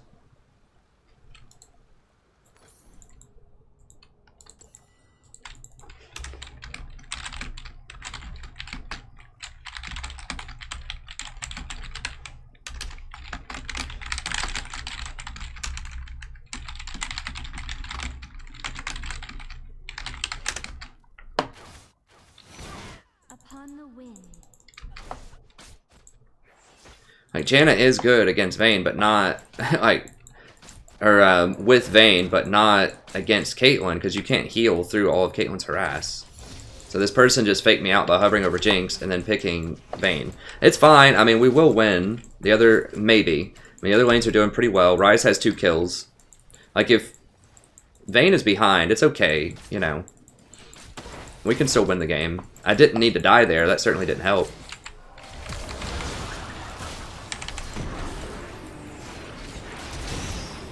And I'm dead. Probably. Maybe. Pop those potions, pop those potions. I should have popped it much earlier. Okay, well at least Vi showed up to save face there.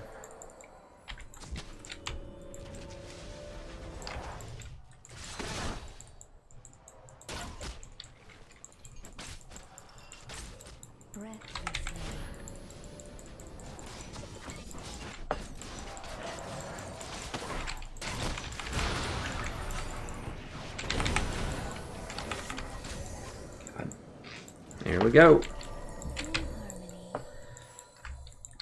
The old camp bot until they die.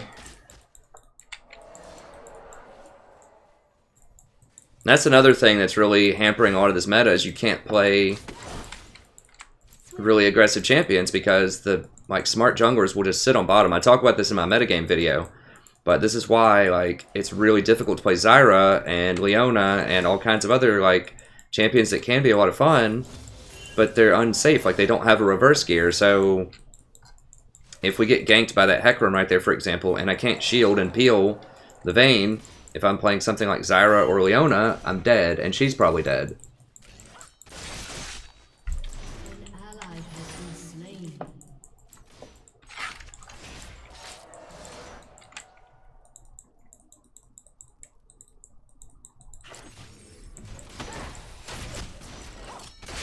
Yeah, and he's just literally sitting on us in plain view at this point. He's not even trying to be sneaky about it. He's like, I'm literally going to sit on this lane. In plain view.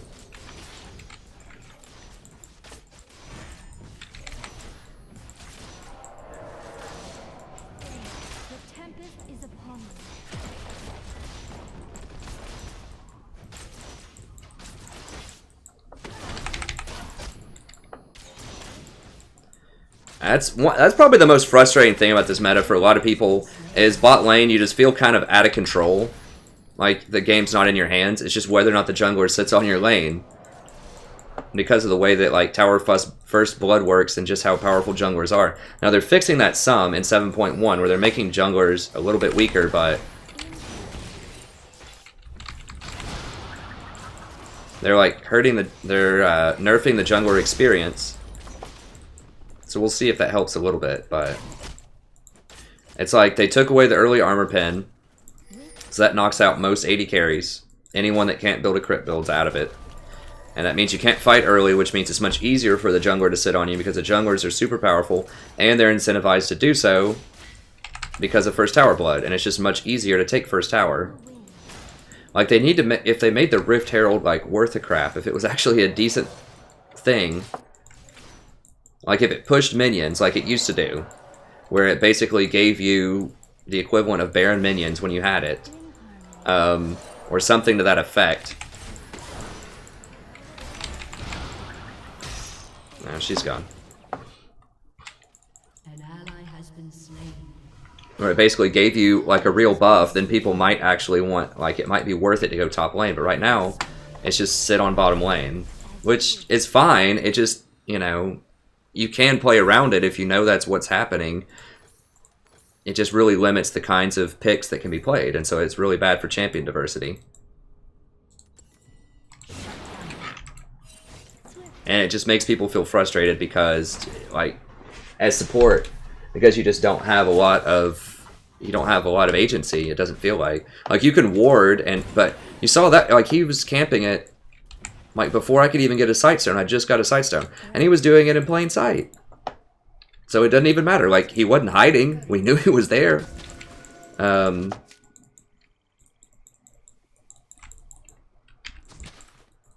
That's alright. I mean, we can still win the game, but that's just what's going on. Like, I think a lot of people feel frustrated with this patch, and it's not, like, sometimes it's difficult to put your finger on it, so I try to put my finger on it. I talk about that kind of stuff and a lot more in the new, how to analyze a metagame that I just released today, if you're interested in learning more about that. But that's kind of the gist of what's going on in the current meta. And then you've got the standard 3-person, you know, mid lane after bot lane. This is pretty standard fare whenever you have Vayne on your team. Like, you're going to lose for the first 20-25 minutes of the game. It's just a question of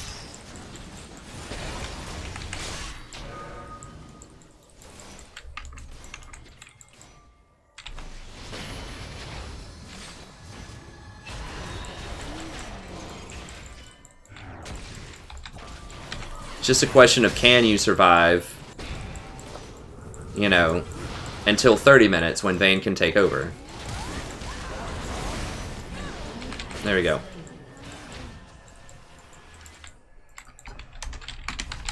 Did we kill the jungler? No, we killed Kate. Okay. Yeah, I don't want to go do blue or dragon while on that low. So we'll grab that. A couple of wards.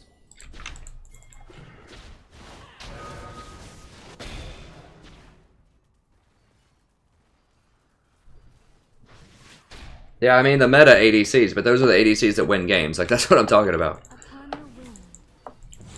The meta is constrained, but Warlords, like any, like, serious ADC is going to be running Warlords these days. So, like, buffing Fervor would help some. I think nerfing Warlords would help. Like, why do they need... I don't know. No. Obviously, that's a bait. Obviously, that's a bait. Okay. Thresh left.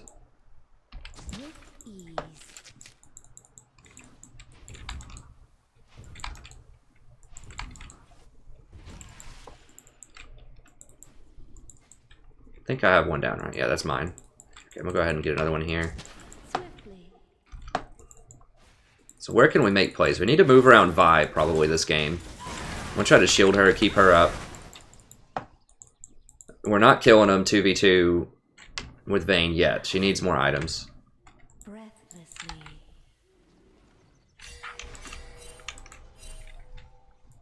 I'm just gonna try to sit on middle again.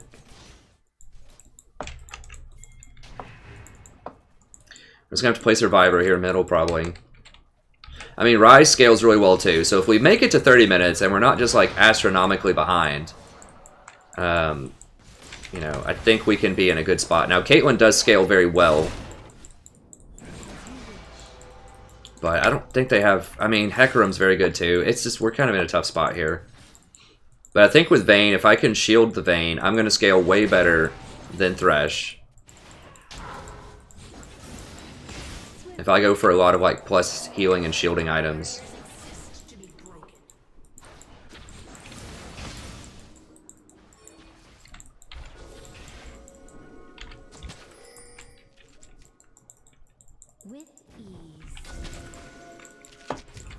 We just need to play around Vi and try to make picks. So wherever Vi's going, I need to go there too.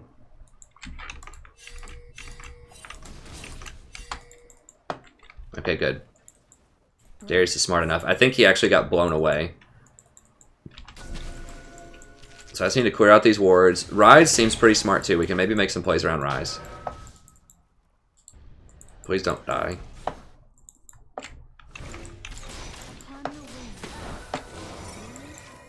An ally has been slain.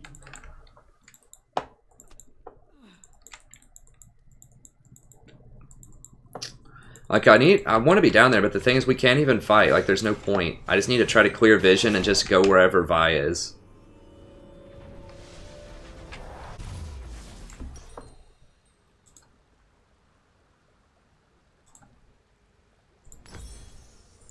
In harmony.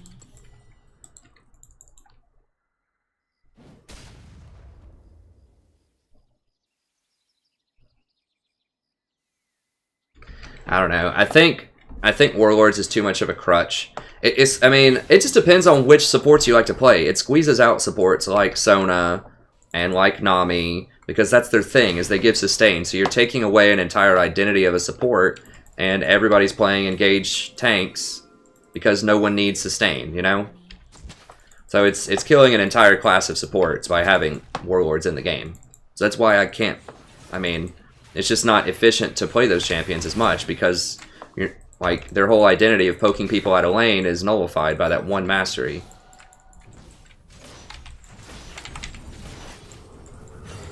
So that's like low-key been one of the killers of diversity in the game.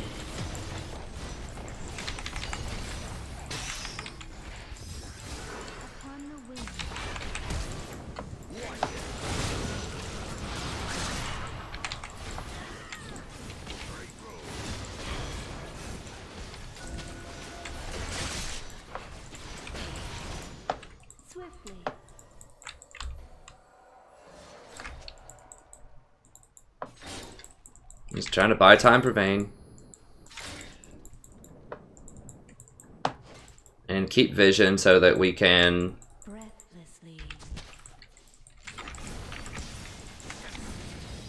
And if they don't want to come check vision, Darius is screening for us. I think they're going to get this tower, I think.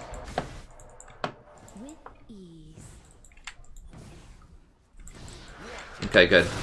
So because I've had such, like, a freaking chokehold on the vision in this area for about 5 minutes, they have no wards there. I know they don't have wards there because I've had wards there, and I didn't see Thresh walk through there. So that's how we got that dragon. Even though they're a little bit stronger than us right now. Now they might pressure middle. I'm kind of trying to keep an eye on that. Hey, thanks for the sub, friend.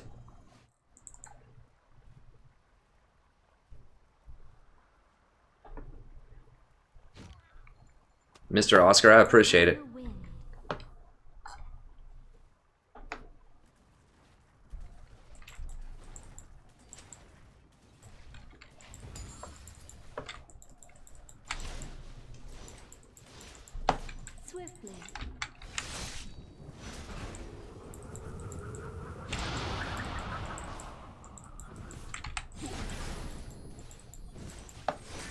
So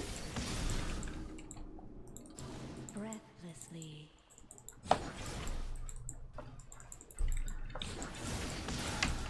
What else can we get? I don't. Yeah, we just don't know where Hecarim is. I mean, Hecarim could be farming. He could actually be AFK. I don't know. We just have to keep waiting on Vayne to get back into the game and be relevant. She's probably dead again. Oh no, she got out that time. No, she didn't.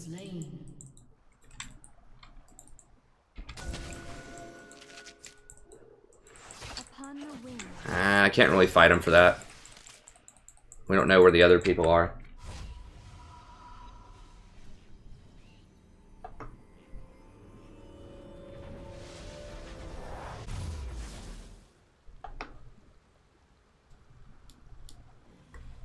Swiftly.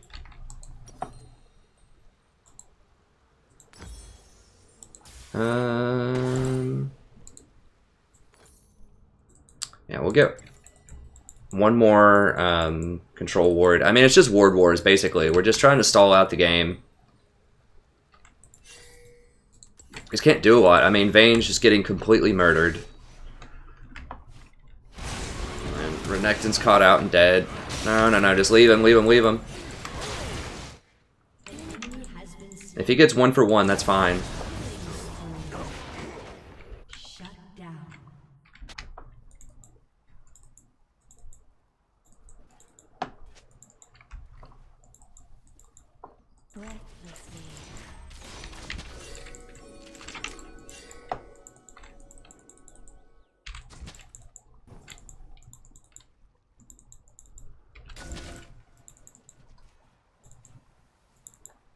Swiftly.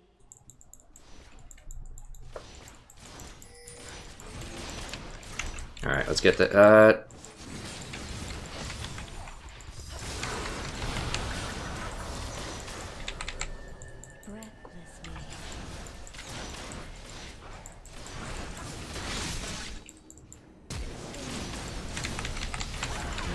Okay, got him.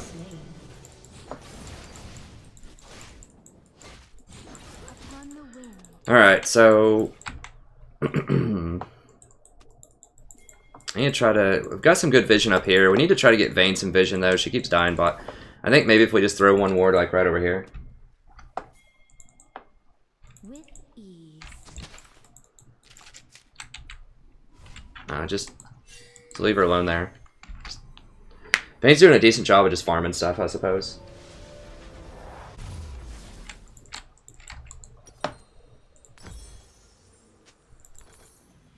As you wish. Yeah, it's another one where we just have to be patient. It's kind of like last game, where we were just getting murdered early on. And you just got to look for opportunities. Just pay attention and try to just get stuff as it comes up. So I really want to keep this area around Dragon clear. This lets Darius bush people, it lets Ryze bush people. Now they're trying really hard to like gain control of this area.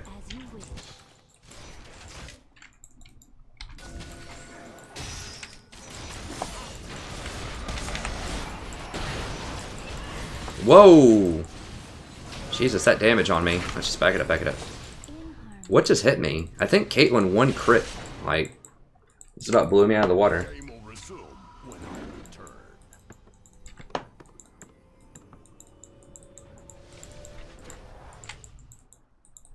Upon the wind.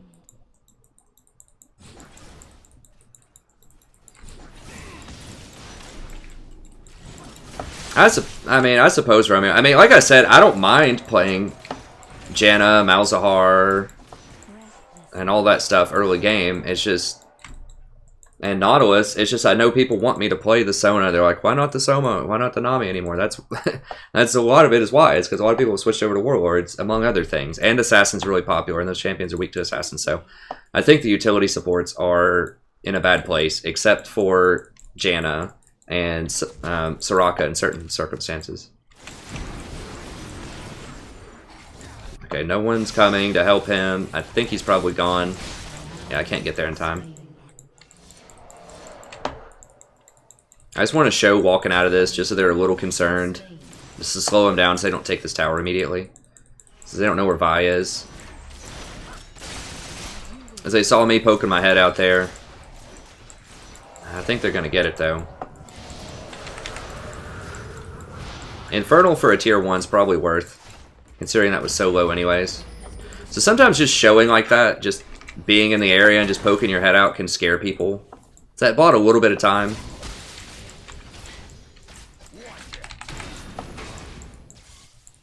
I need to regain control of this.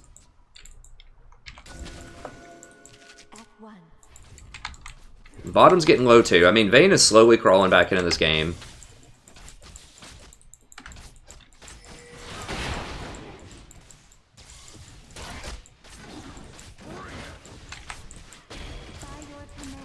Alright, they opened up their middle. Yeah, I guess Hecarim's just AFK, I don't know. So we're just kind of lucking out on this too.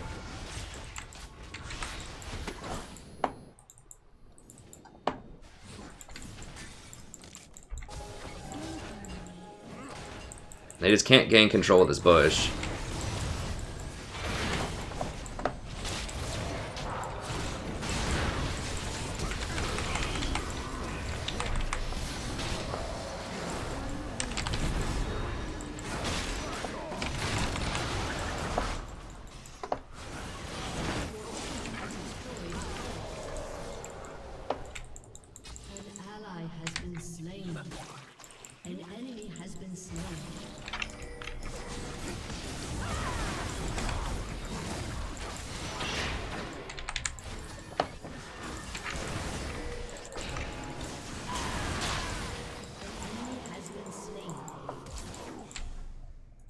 No, back up. Help her get out.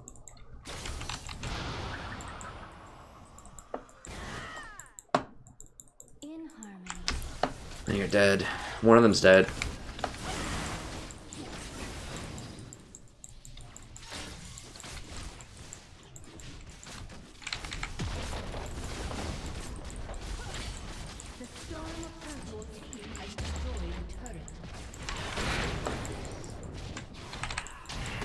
Now that she's 100% going to try to ult me there.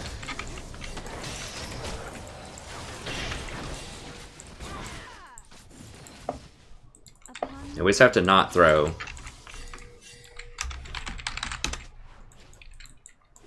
God, dude.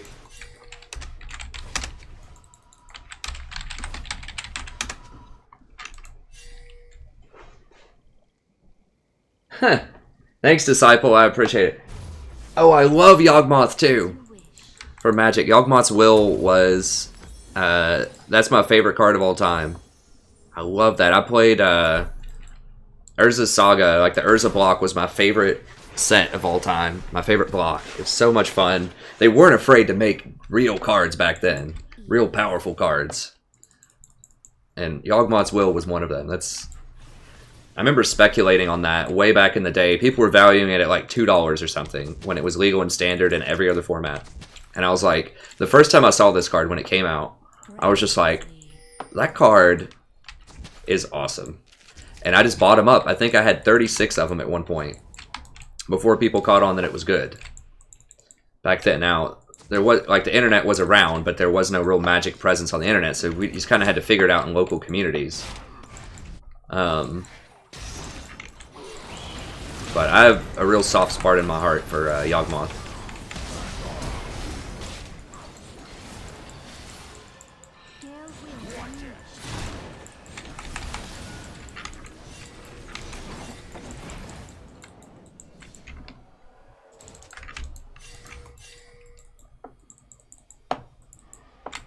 Yeah, I gotta stop people from doing that. This Darius really wants to throw this game.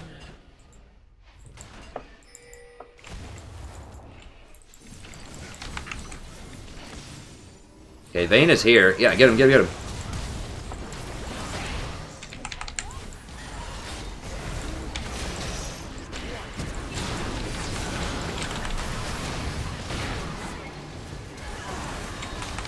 So I kept her alive right there with Redemption and my ult. Right here.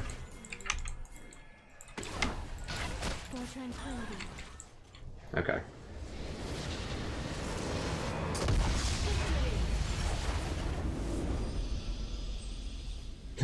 Monkey. I do, man. I love the combo decks, man. You just can't play them anywhere. Like, very fixed stuff. I like things that take variance out of the equation. Like, I don't want to rely on the top of my deck to win games. I want to be able to think carefully about the tools that I have. I like those, you know, just being able to make a bunch of plays and having a bunch of, you know, spells and interactivity. We didn't have creatures back then. The only decks that played creatures were, like, the red decks with the burn. Back in my day, we had spells. We had a lot of spells, and they were really powerful, and you drew a lot of cards, and you comboed people out, and we liked it that way. Which I guess a lot of people didn't like it that way. Supposedly, that was... a lot of people left the game around that time, but... I don't know. I just don't like the current standard and stuff. I played back... I liked Pack Rat back in 2014 and 15. I like the Mono Black Pack Rat deck. But I don't like the mid-range, everything costs 3 or 4 mana and people just attack with creatures. I don't know.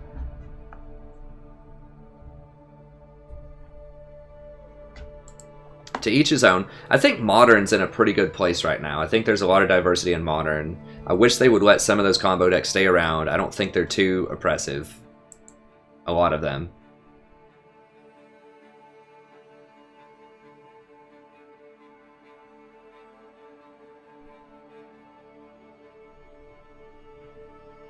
Hey, cool girl. I'll see if I can play some Nami. I would have played Nami that game if I knew we had a Vayne. She switched it on me. I thought she was going to play Jinx. So I'll try to play some more Nami. I'm 5th pick. Thank God. If no one dodges, I'm 5th pick, so I might be able to play something with a little spice to it. We'll see. And I'll see if I can get you a Nami game in. Like, the problem, the challenge with Nami right now, in my ELO, I'm currently low plat. I was diamond last season, but the problem is that assassins are very good against her, hard engage is very good against her, and warlords heals people up in lane, so that you can't really kill people in lane a lot of the time. I will wait for you to be better. By yourself. But, I mean, you can poke people. See, before everyone was playing Warlords, when people were playing Fervor, you could actually go up with the Nami Wave and W people in auto and just run them out of lane because they just wouldn't have any more sustain, they'd have to leave. And so, you would gain incremental advantages because you'd get, you know, 5 CS here, 5 CS there every time they have to back. And eventually, you know, if your AD carry can hit last hit, which is another question, you know, you'd be up like 20 CS, which is, you know, roughly a kill or so. But Nami is good with champions that want to run people down. So she's very good with Vayne in particular, and Twitch is pretty good too. She also is somewhat weak to Yasuo because the wind wall stops her wave. Okay, I'm gonna...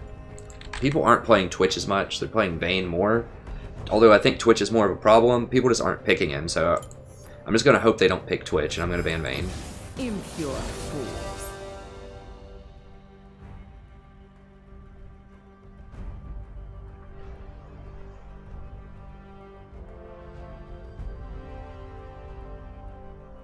Nice job, Connie Chan. I mean, Malzahar's the bomb. There's a reason I've been playing him a lot, even though, like I said, my win percentage is not the highest with him. I don't think it's because it's Malzahar. Hey, there could be some really valuable stuff back there, Shard Phoenix. I don't remember, like, I stopped playing... I played, like, 96 through, like, 2000, and then I played again in, like, 2014 to 2015. It's so expensive to keep up with these days. That's a thing for me. Like, back in the day, you could get a standard deck, you know, $100, maybe $150, like, for a good top-tier standard deck, and it would last you for a while. But now, it's like the meta changes almost every week in standard, and, most good standard decks are, like, $500 or something, so it's tough. Yeah, congrats, Connie. That's really cool. I mean, yeah, Malzahar is great.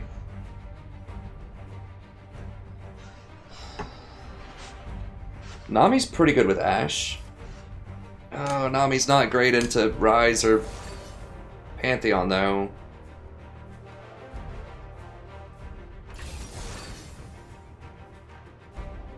problem is you really need to lock down and kill those people.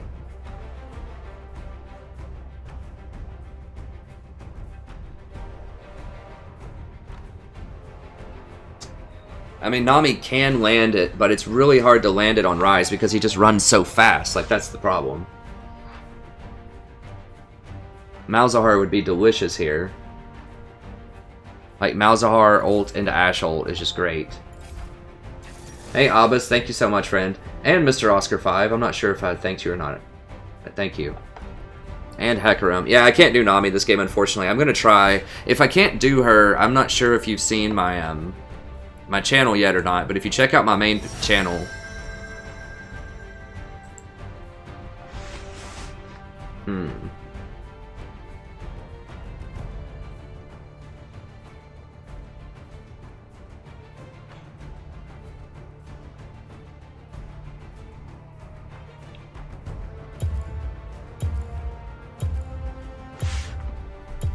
I could do Lulu here.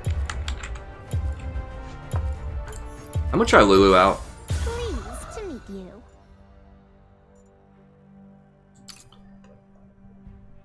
So I'm trying to add some variety in here for you guys and gals.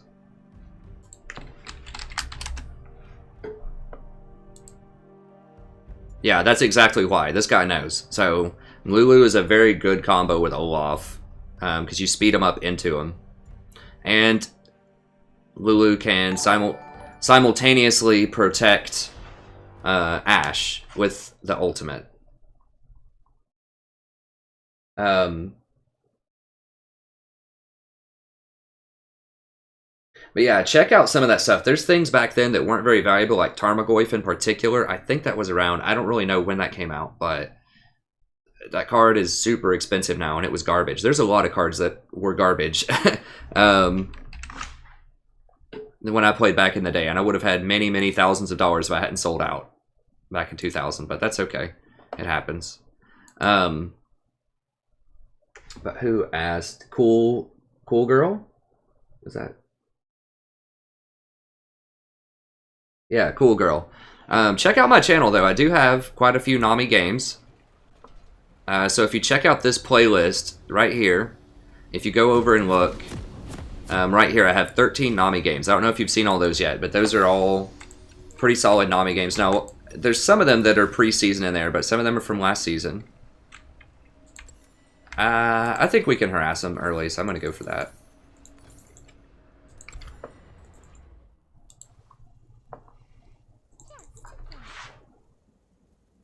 Yeah.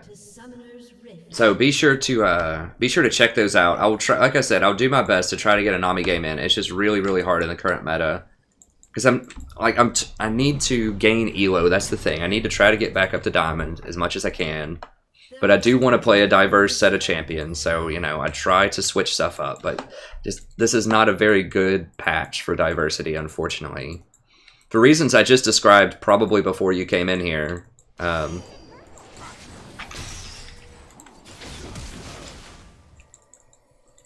I'm seeing if I can get one of them to flash and then shield him, so I can get him to waste a summoner. They're not going to do it, though.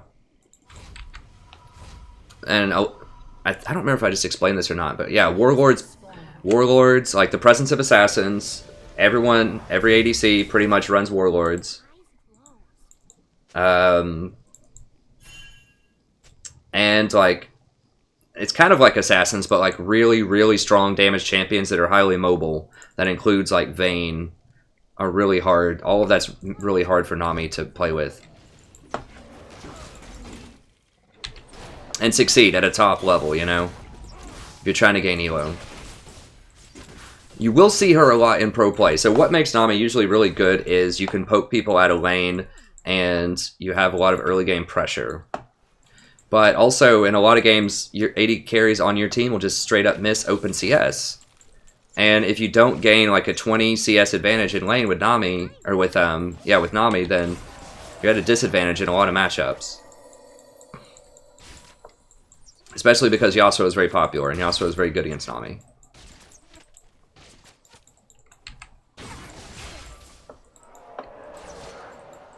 So I probably need to... let me go ahead and VOD this. I don't want to forget that. Hello everybody, welcome back. We're playing another game of League of Legends. I'm the Strategy Professor. We're doing another Lulu game here. Picked Lulu because Lulu is very good with Olaf. You can run him into fights, which is nice, and then you still have your ultimate and your shield to help protect Ashe, who needs a lot of protecting. So I think Lulu's pretty good here. One of the drawbacks to Lulu is she doesn't, like, plus healing doesn't scale with her ult because it just gives health. It doesn't actually heal people. So it gets around Ignite, but it doesn't benefit from things like Redemptions plus healing. So that's kind of bad. But that does free her up to get other items. So you can get Locket if you want to without losing much off not having the plus healing.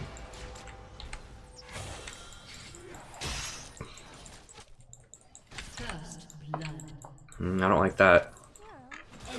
Oh god.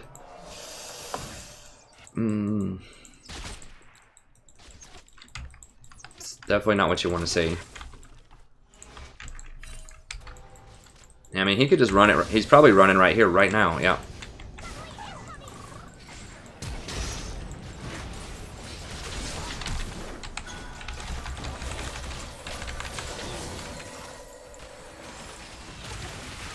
Oh, nice. That was an excellent teleport.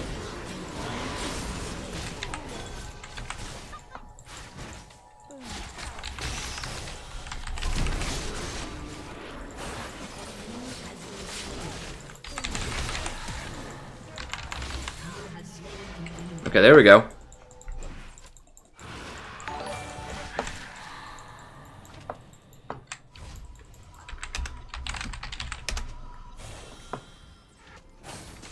Okay, we'll push one more, I guess.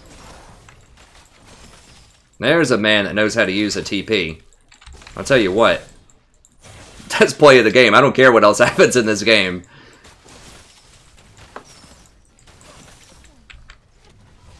That was nice.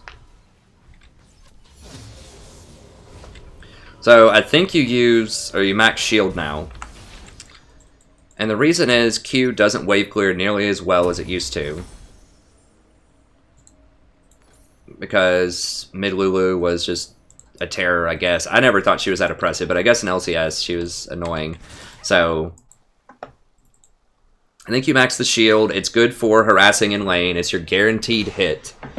And it scales into the mid game very well because that's your main defensive move. Hey, thanks, Steven. I appreciate it, friend. Thanks for the sub.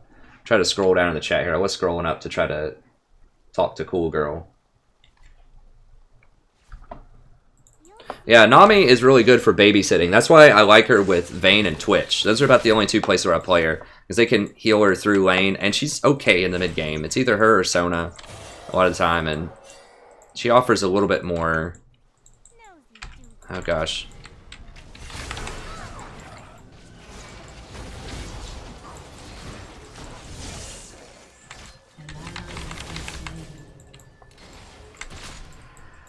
How does he get to keep running? He just catches this Ashe every time. Like, Ashe never runs away.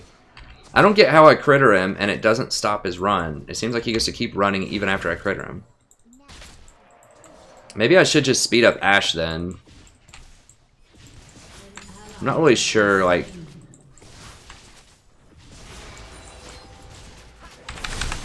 I couldn't get enough. I could have maybe queued there and gotten it.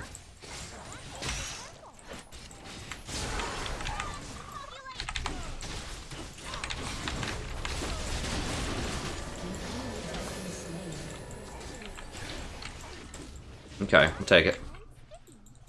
So I guess I should just speed up Ashe to run away from the Hecarim. There's a lot of ins and outs to Lulu. Sometimes, you know, there's so many different ways you can play her. She's very hard to play correctly. Which is great. I love Lulu. I want Lulu. I want to play her a lot more. I just don't win with her a lot, and it's hard to figure out why sometimes. It's because there's just so many different options.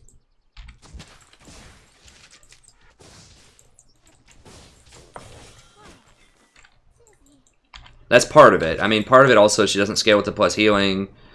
There's several things. She's very, very close to being super viable. She's kind of a niche pick right now. If you have someone that needs to run up and get in their face like Olaf. If they change the attack speed to be on her on her E instead of on her W, then I think she would be a lot more viable. Just the problem is there's too many good things on her W. That's one major problem.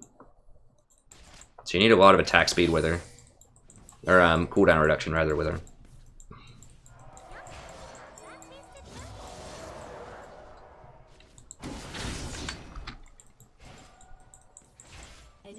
Okay, we got him.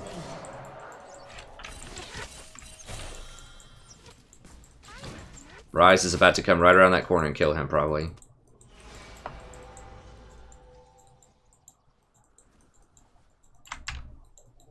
Alright, Olaf's getting pretty big.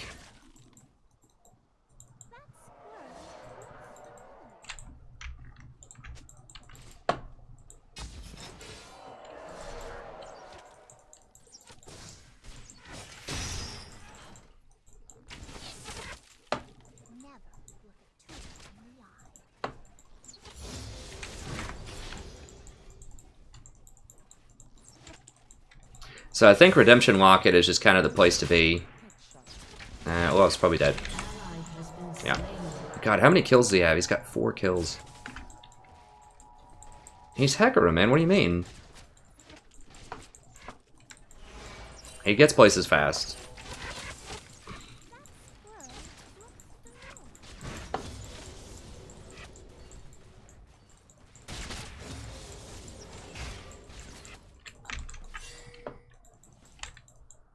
I need to go buy soon. My wards are gonna run out.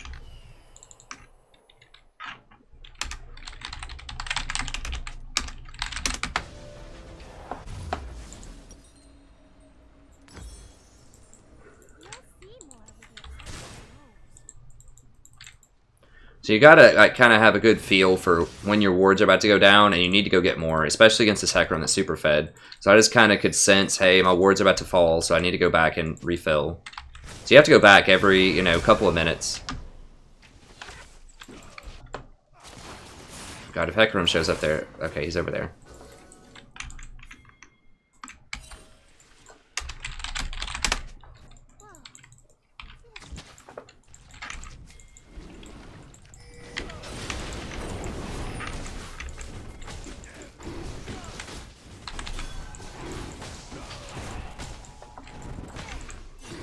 Ash is not there. We gotta get out.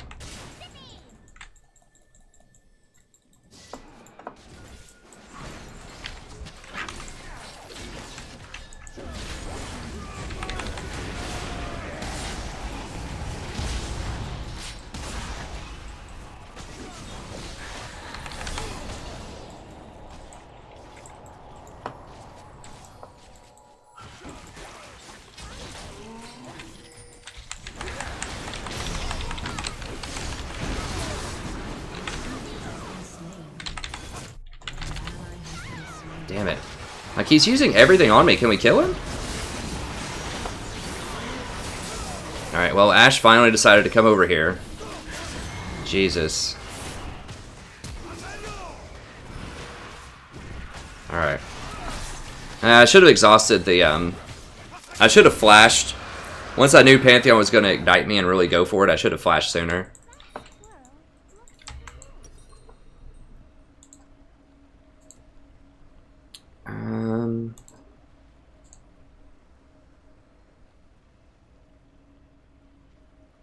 I guess I'll go ahead and start getting redemption pieces. I kind of want to get the 4 ward item, but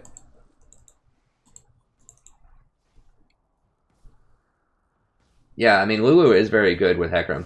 This is currently low plat 4 or plat 5.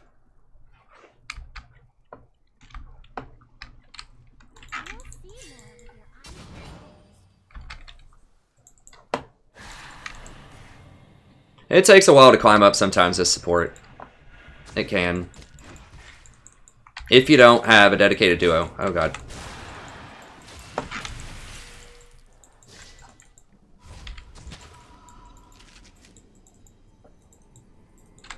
Now I try to do a lot of my games as solo queue. Although I do duo sometimes.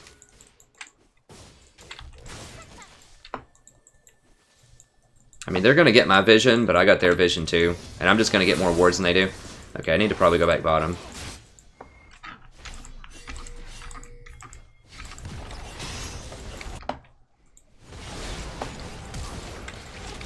Yeah, she should have run immediately when we saw Hecarim on wards. She's probably going to be salty now about support's never here, that type of thing. When we saw him on wards...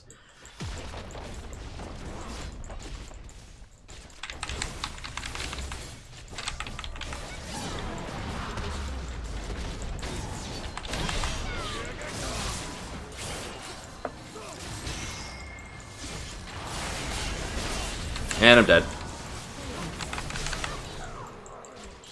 How did he not just evaporate them instantly? I don't know. I should have warded that bush, I guess.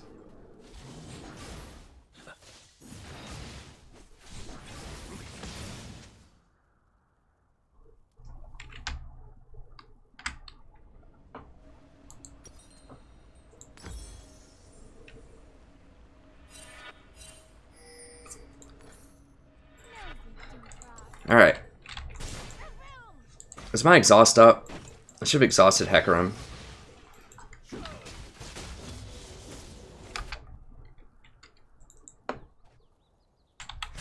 Alright. So Ashe... Well, she's up CS. This Hecarim is just like... the best champion on this patch. That's what I tell people a lot in tier list video. I say that all the time. He's ridiculous on the current patch. Everyone should play him every game. It should be Hecarim and Vi every game as jungle.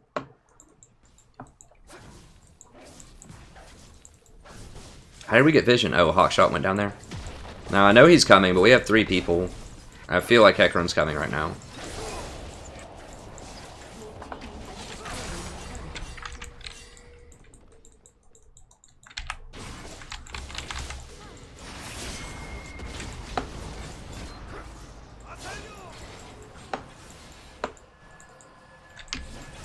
He's not very tanky yet. He's starting to get there. He's going to get an unkillable here pretty soon. I don't know. Yasuo has the damage to cut through him later. Olaf has the damage. Vladimir will eventually have the damage. Oh, God. Oof. That was nice.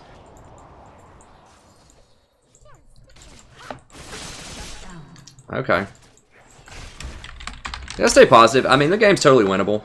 People are messing up on both sides a lot. I mean, I've definitely made some mistakes too.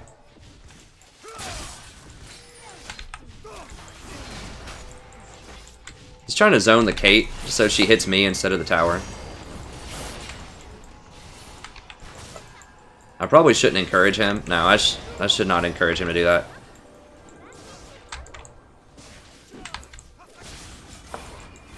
Let me make sure I get this experience. I mean, one thing I need to work on too is just like being around waves before I go roam, just to make sure I get that experience. Oh, God.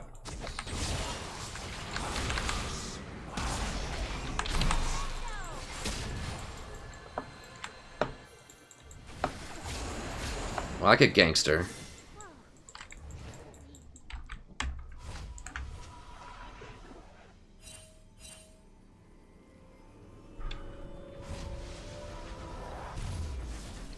I know, Romeo. I know he's number 1. You're preaching to the choir. I know Hecarim's number 1.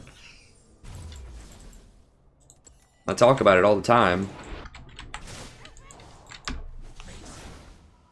He's too fast, does too much damage, has AoE CC, hard engage, mega tanky, does just obscene damage off of 1 item. It's classic. It's like the old Trinity Force plus tank. Any champion that can do that and just be ridiculous is going to be very, very good.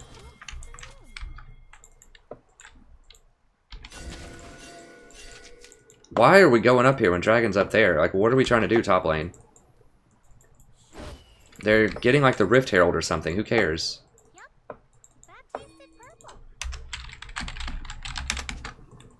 I have no idea what people are doing. Other than hunting me. No. I need redemption. Okay, he doesn't have redemption yet either. He opted for the 4 ward item. Yasuo does not have TP.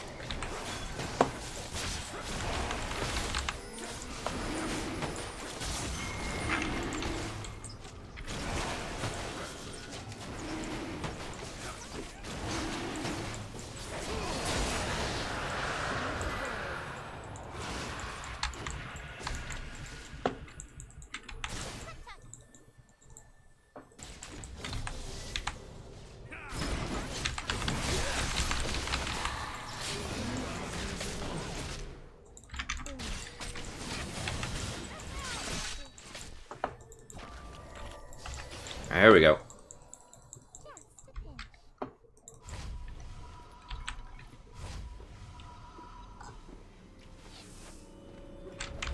I mean, the best champions as far as what the challengers win the most with are like Riven, Camille. I think Yasuo. I don't think Yasuo's up there. It's like a bunch of top laners. They're just like fighter damage top laners. Okay, then we'll finish that off soon. That'll give us our forwards, or that'll give us our 40% CDR, 43% CDR.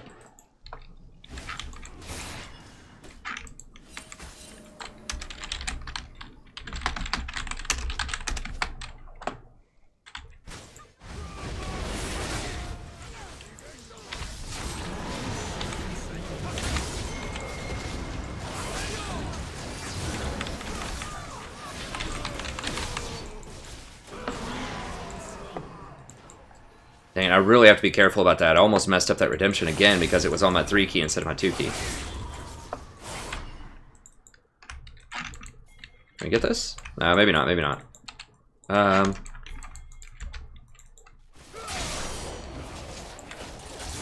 don't know if we can get that.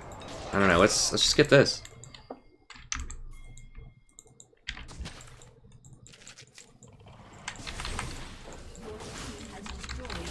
I mean, usually I hate going for buffs, but the thing is we're not going to get middle right there. We have 2 melee people and me, and we're not going to get it, so might as well get something.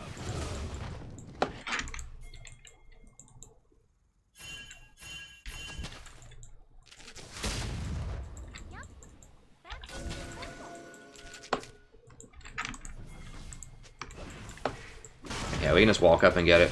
Now, they're going to get some kills bottom, because Hecarim's bot.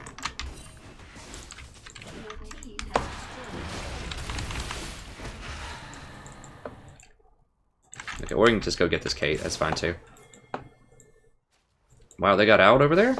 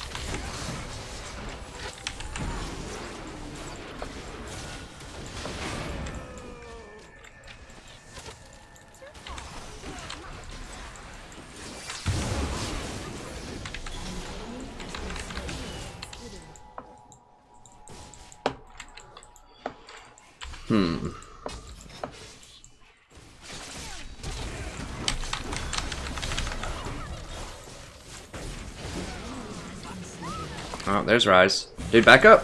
Ash! Shut down.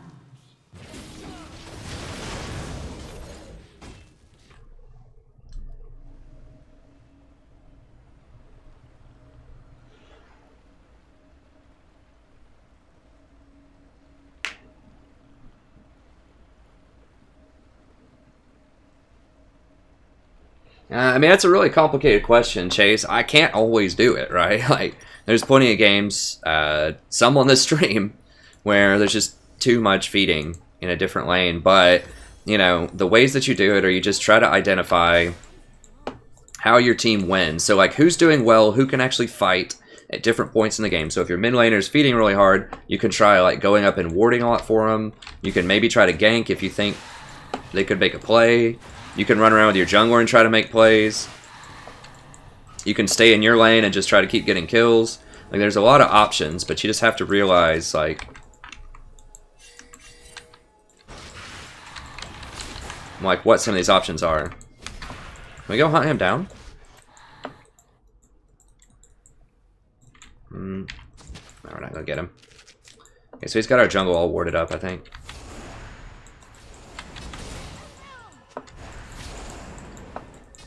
So that's the thing, is just think outside the box a little bit and just think, okay, who's really strong right now?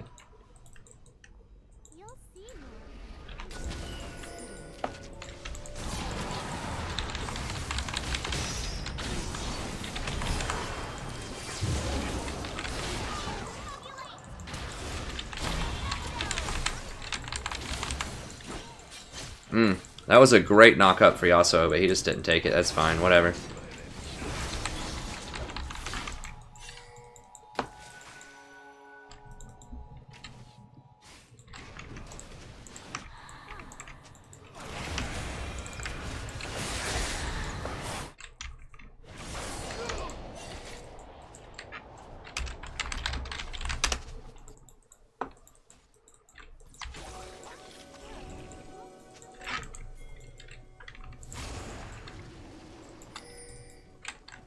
If he bases...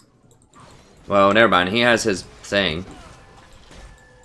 No, he didn't base. They're gonna probably try to get this Ashe.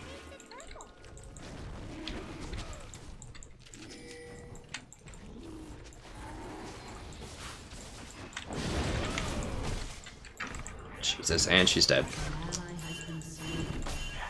I should have pinged her back.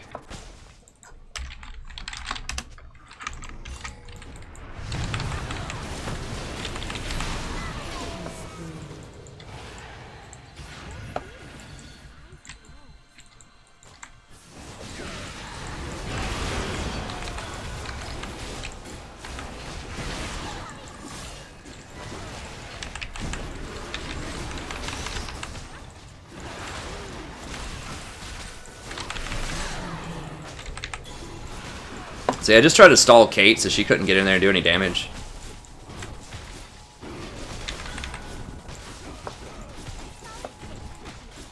I do love Lulu. Maybe I just need to be better with Lulu. That's just all there is to it.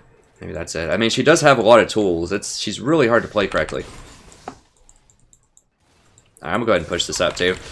It would push into us, and yes, it is denying a little bit of CS from potentially from a carry, but I'd just rather have the lane pressure, honestly, so that Ashe isn't tempted to get caught out and die by trying to get this farm, so.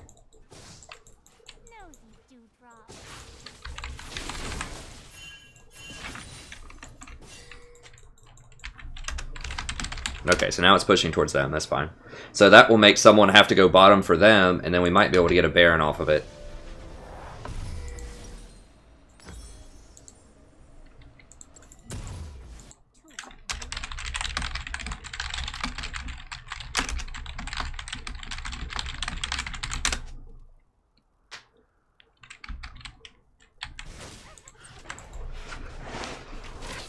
Sleeping at night. And sleeping at night is unnatural. Unnatural for predators. Oh god. I guess that doesn't sound right. Elo predators. Like myself, of course. Yeah, okay, so see, their ADC went bottoms. That means we get control of this area.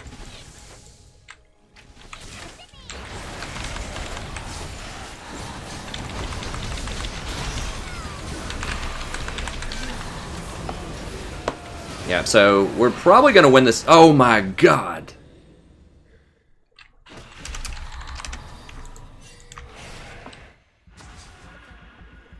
Wow. That Ryze ult.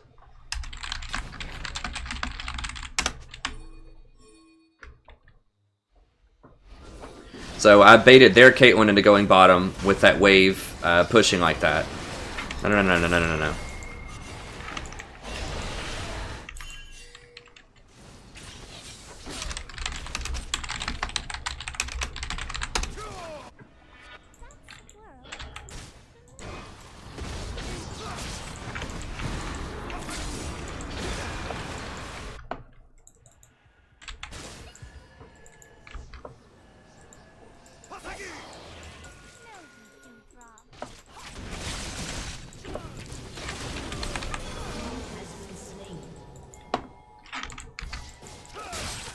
And we are healing up.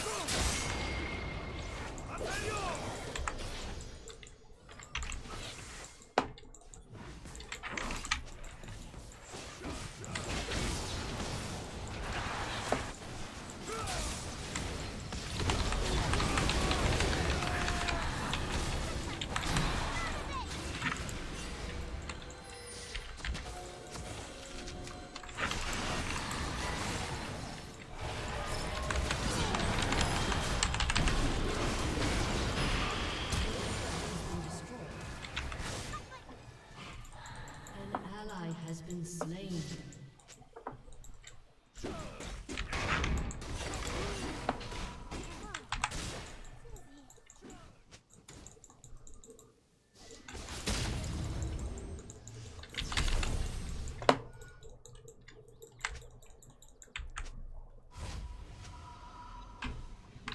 You also just decided to go up and get top lane farm. Okay, well, I guess I'll just get a huge plus healing item now. I'll just get like Mikhail's or something.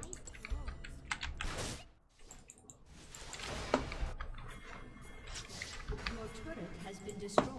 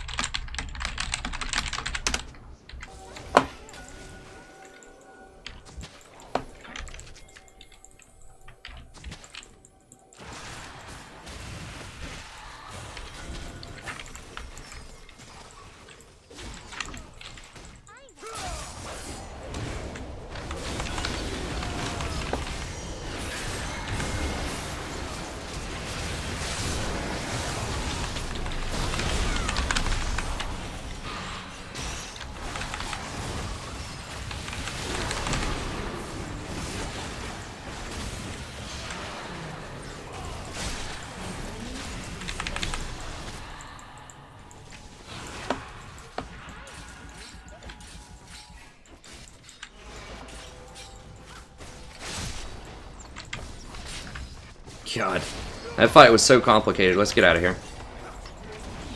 No, no, no, no, no, no, no, no.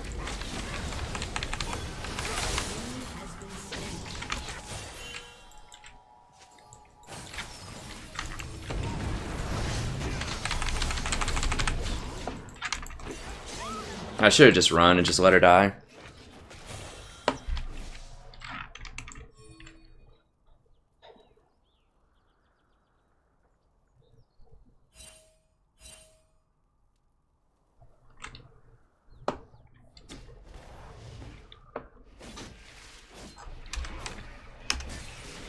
Okay, they're not doing it.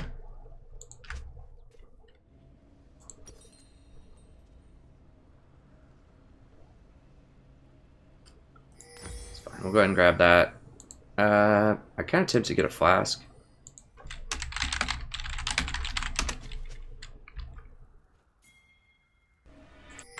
Okay, they're not doing it. They're not doing it.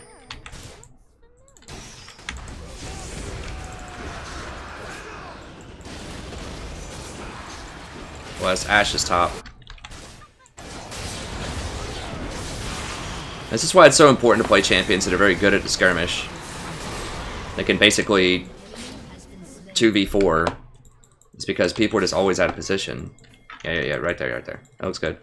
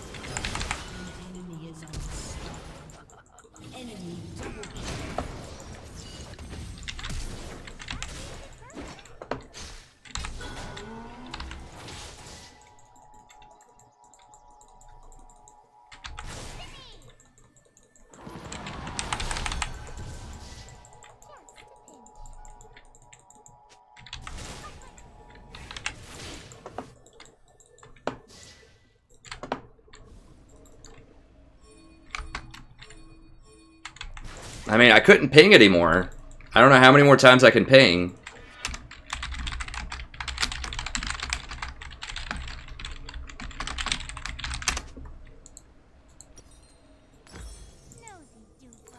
I just need to start typing in all caps, I guess, once I run out of pings. I just don't know what else I can do.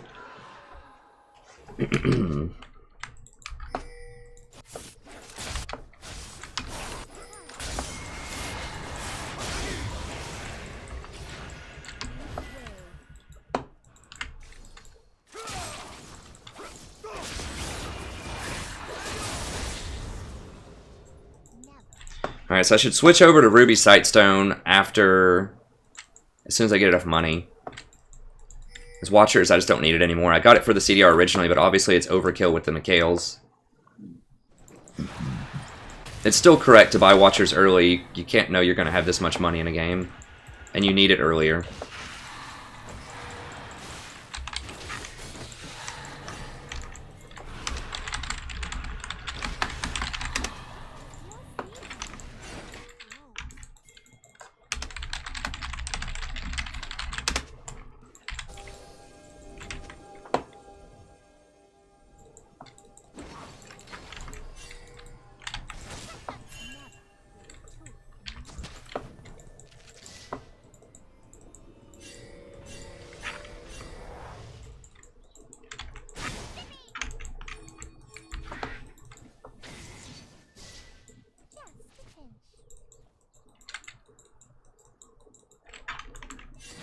Bless Yasuo.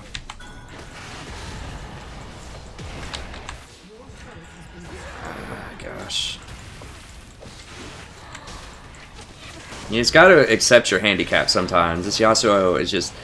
you have to try to do what you can, but like we can't try to defend that tower, for example, because Yasuo wasn't there. Should he be there? Yes. Is he there? No. So, that means you just have to let it go. You just have to be realistic with what you can actually do, not what's ideal. That's something that I still struggle with sometimes. I'd be like, well, this person should be here doing this, but they're not. That's the bottom line, is they're not. That's all that matters, is what's actually happening right now.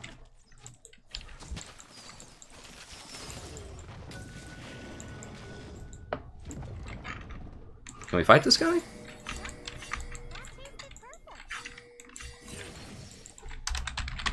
They probably have wards all around here.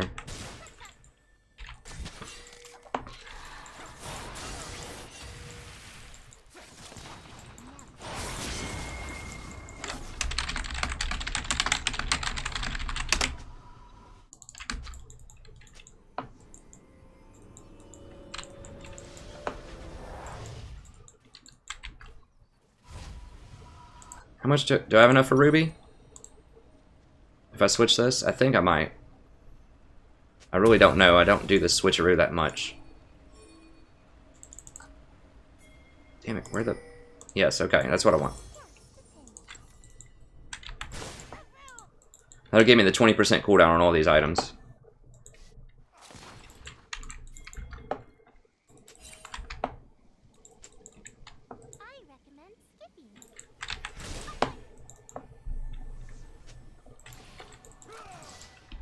The enemy's inhibitor is respawning soon.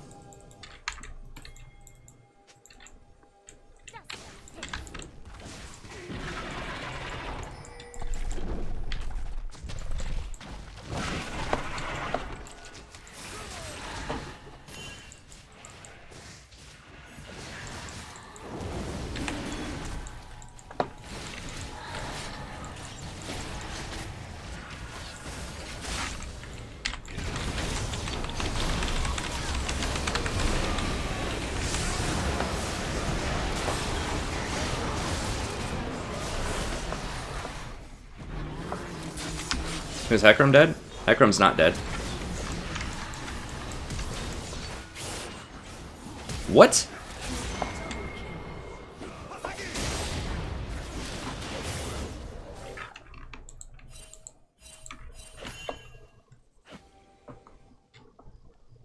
Wow. Well, I warded it. But they jumped right on me. I guess I should have just warded it and run back this way and then ulted somebody else. Like, if they get me, I'm going to die. But if they get other people, I won't die. I tried to Mikhail's myself out, but they just had me surrounded. I was almost out, but Caitlyn was, like, right there. I should have maybe run back in this way. I don't know. I just should not have gotten caught by that, is the bottom line.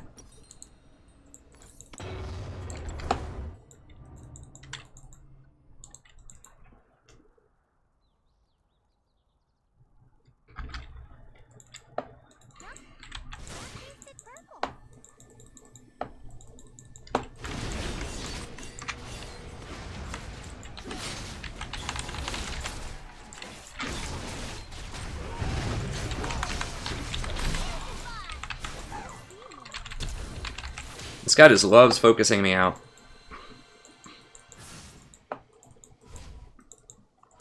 This Pantheon just guns for me so hard. God bless. Dude. What is he doing? He's like doing golems at 40 minutes into the game.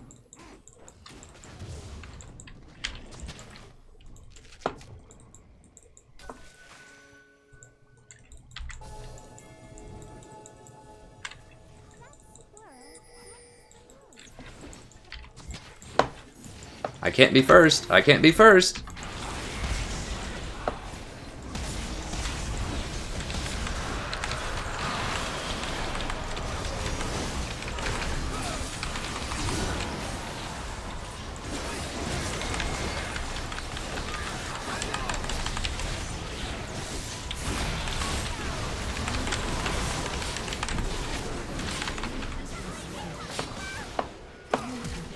What the hell? I stunned it.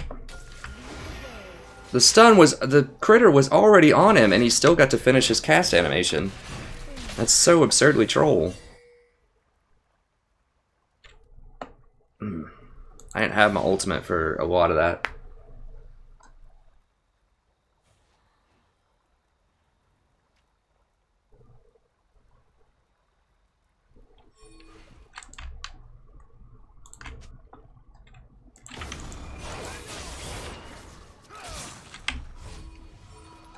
This Yasuo is like literally on the wrong side of the map at all times. Like it's like where... I don't know. Okay, I won't be too negative. Okay.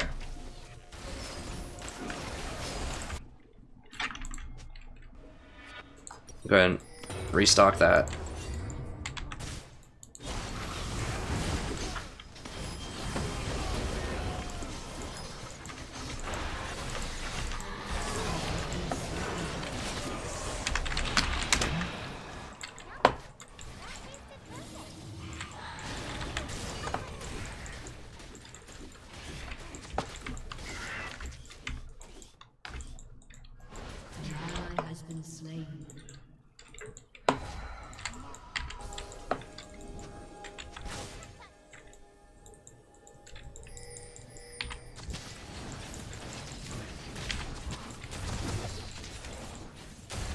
I mean, we're not going to stop it. Just get out.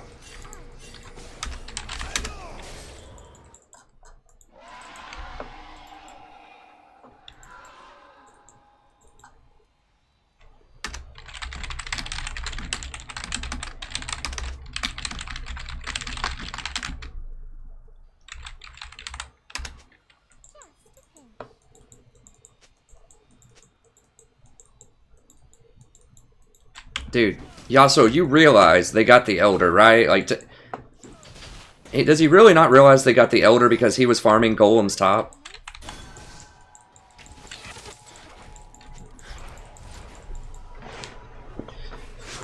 Oh, gosh.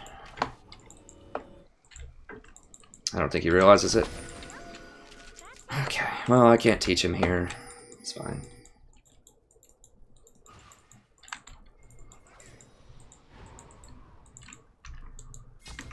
This is the guy I'm interested in. Let's go hunt him.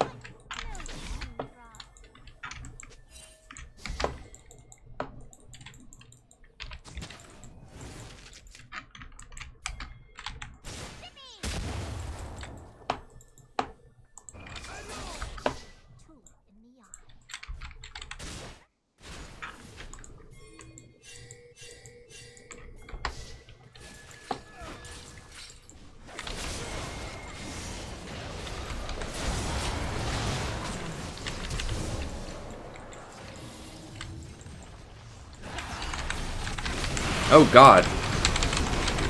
I forgot it could be the whole team. I thought it was just going to be Rise. Jesus. Well, there's not a lot I could have done there, I guess. I didn't have flash or anything. I just did what I could.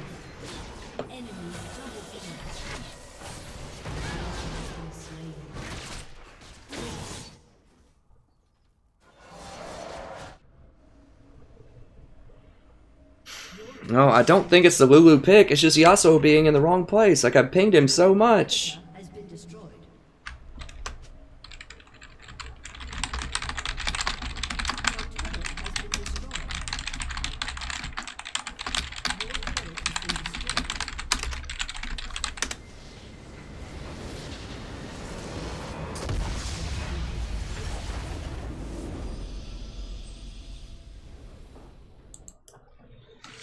I don't know, like, how do I get him in the right place? Like, he was the one who engaged after inhibitor was down.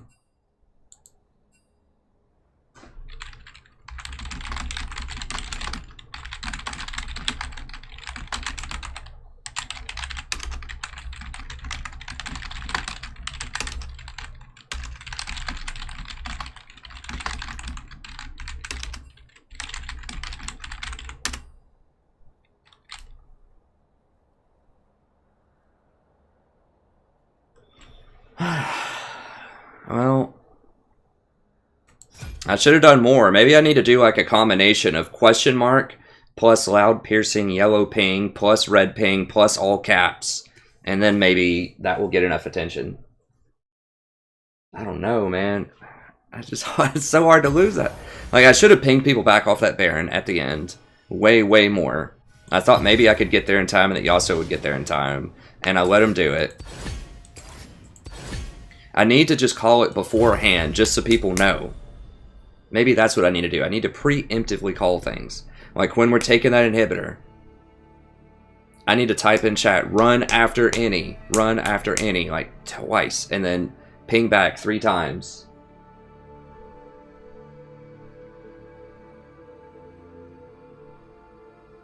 Well, the pick does matter sometimes, Jay.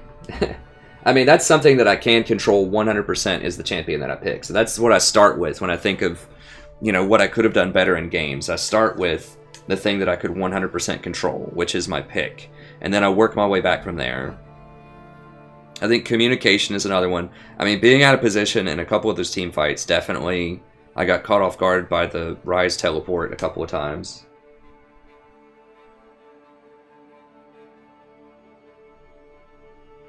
I need to just direct them more. Just say, look, get the inhibitor and then run. Get the inhibitor and then run. Or,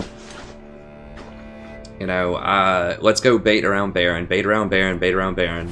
Get the vision. Bait around Baron. Just like a broken record. And just constantly. I know, but I have to try. Like, there has to be something. There has to be a way to win these games. There has to be something. Like, I have to take responsibility for it. That's the only thing. Like, I can't say it's their fault, they're bad, whatever, because it keeps happening every game. Like, there has to be something I can do. It can't just be random.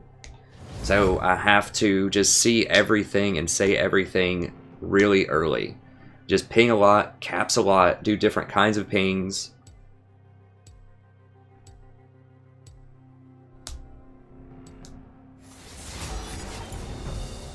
Yeah, they should not have stayed after the inhibitor at all. And I pinged, like, I ran out of pings. Fear what they cannot understand. And it's something that a lot of people understand is after inhibitor you leave the base, because I need to start trying to trade picks too.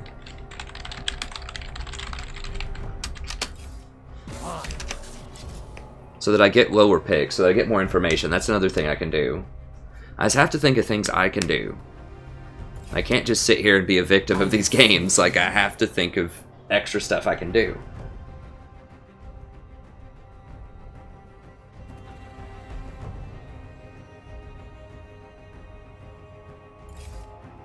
Yeah, I mean, maybe that's something I need to do more. I do say, good job, boys, or let's go. But maybe I could say things like, Yasuo, we really need you here in this team fight. Please, we have to have you. You're the strongest person on our team. Like, just really stroke the egos and just be really nice, and maybe people will listen to my pings. I mean, I'm not really advising them. Like, I'm not telling them what to build. I'm not commenting on their mistakes. I'm just telling them to back up. Okay, I'm gonna go ahead and grab Hecarim for him.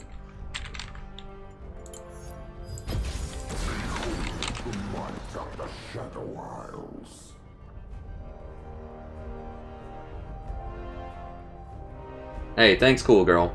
It happens. I mean, we've had kind of a rough stretch, but we'll get back up there. It's fine. Everybody goes through rough stretches. I just have to keep constantly thinking of things I could do better. I mean, obviously, I'm gonna make mechanical errors and misposition in team fights. Like, I should have exhausted Pantheon a lot better and things like that, but in some fights.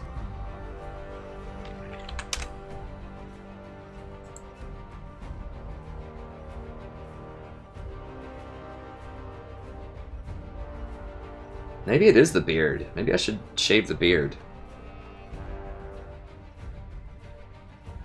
Yeah, but I wasn't insulting her. I wasn't saying that she was wrong or she was bad. You know? I was just telling her to back and explaining why. No, don't dodge, man. We have a good comp. Well, it is a Yasuo, so maybe I'm happy about that. We had a Hecarim, though, which I was excited about.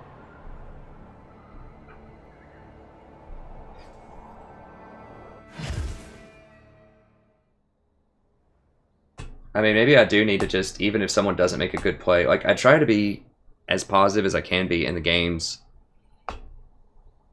Maybe I just need to step it up even more, just be, like, ridiculously positive all the time. I try to be, like, if we're losing, I'm like, we got this guy, stay in there, we can win this, and things, and almost every game I have to do that when we start to fall a little bit behind.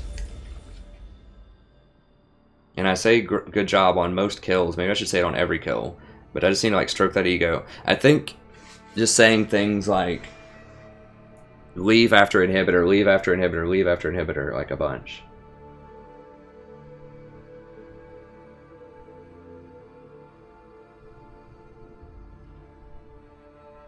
Thanks, Mr. Magpie.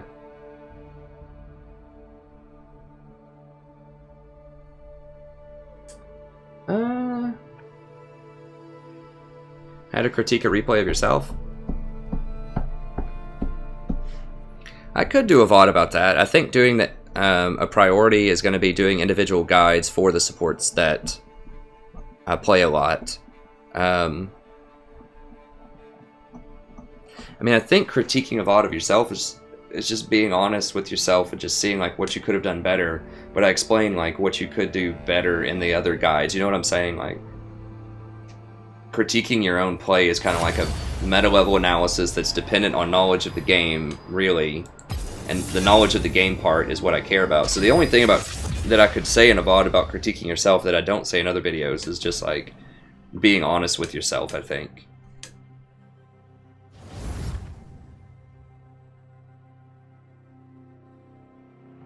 Hey, Matthias. Yep, currently Plat 5, friend. Yeah, we got placed in the gold. We finished last season Diamond 5. We got placed into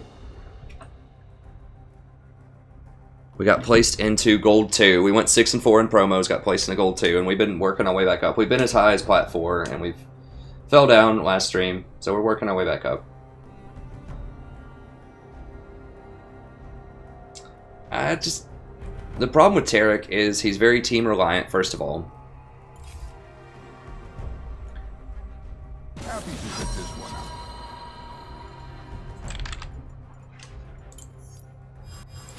out. Impure fool. Taric's very team reliant, so people actually have to, you know, sit in your ult and actually fight when they have the ultimate on them. He's very low range. All of his stuff is extremely close range. So it's really hard to hit that stun a lot of the times. Like, if you want to coordinate putting the shield on somebody and then stunning when they go in, that's another thing that requires a lot of coordination. He has extremely long cooldowns. He has to stand and actually auto-attack in fights a lot, which is something you don't want to be doing as support a lot of the time. Even as something like Nautilus, you don't want to be sitting in the middle of fights taking a bunch of free damage. You want to auto and then, like, get out of there and just be very strategic with your movements to minimize, you know, how many hits you're taking.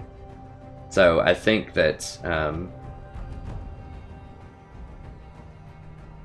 I think he's very underpowered right now. I liked old Taric a lot because he had a unique identity, which was he shredded armor. He gave your team a lot of armor, and he shredded a lot of armor. So and he had a point-click stun, which is very useful, and he gave your team a bunch of buffs when he ulted, and he did a lot of burst damage at some points. So I liked old Taric. I just think that he's really underpowered right now compared to other options that you have, mostly Nautilus. Seems you left your brave What do I hands think at of people who home. run 80 Want me marks to wait on while you Nama go or get Janna? them? Not on Janna. I really don't like him on Janna because Janna's attack range is really low. It's like 475 or something, or maybe it might even be 450.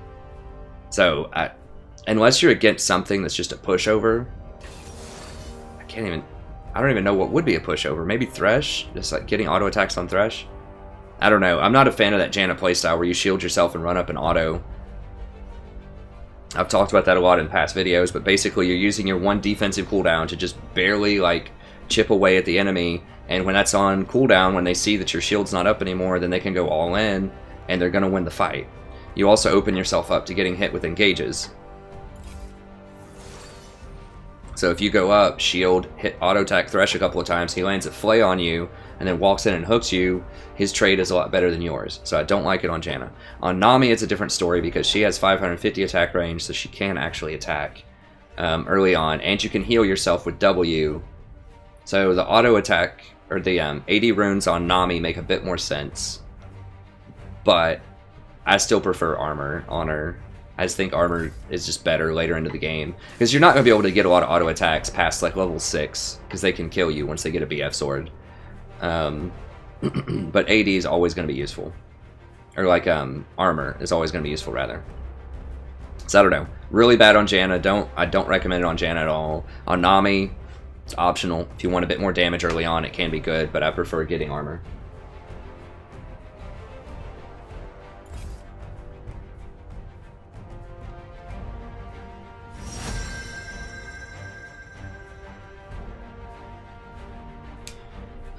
They're rolling with the old Janna, huh? We got Vi, Brand.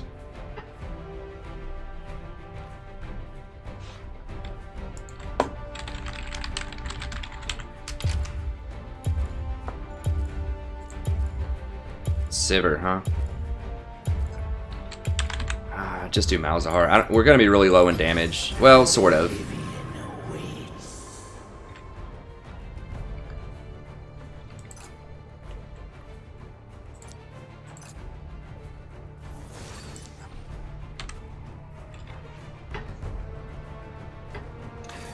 So, part of the reason why I like Malzahar into Janna is you're not going to be able to kill anyone in lane against Janna probably, and Malzahar has some of the best roams middle. So if you just control that river, if you can, you control the river and then you can run up, and we should be able to get kills on this Brand every time our ultimate's up.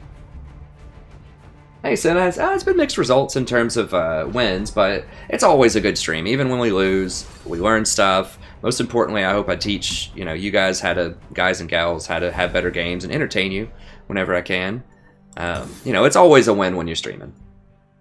At least I try to think of it that way, and so I think it's always a win. We're hanging out with good people. How to counter Karthus with Lux?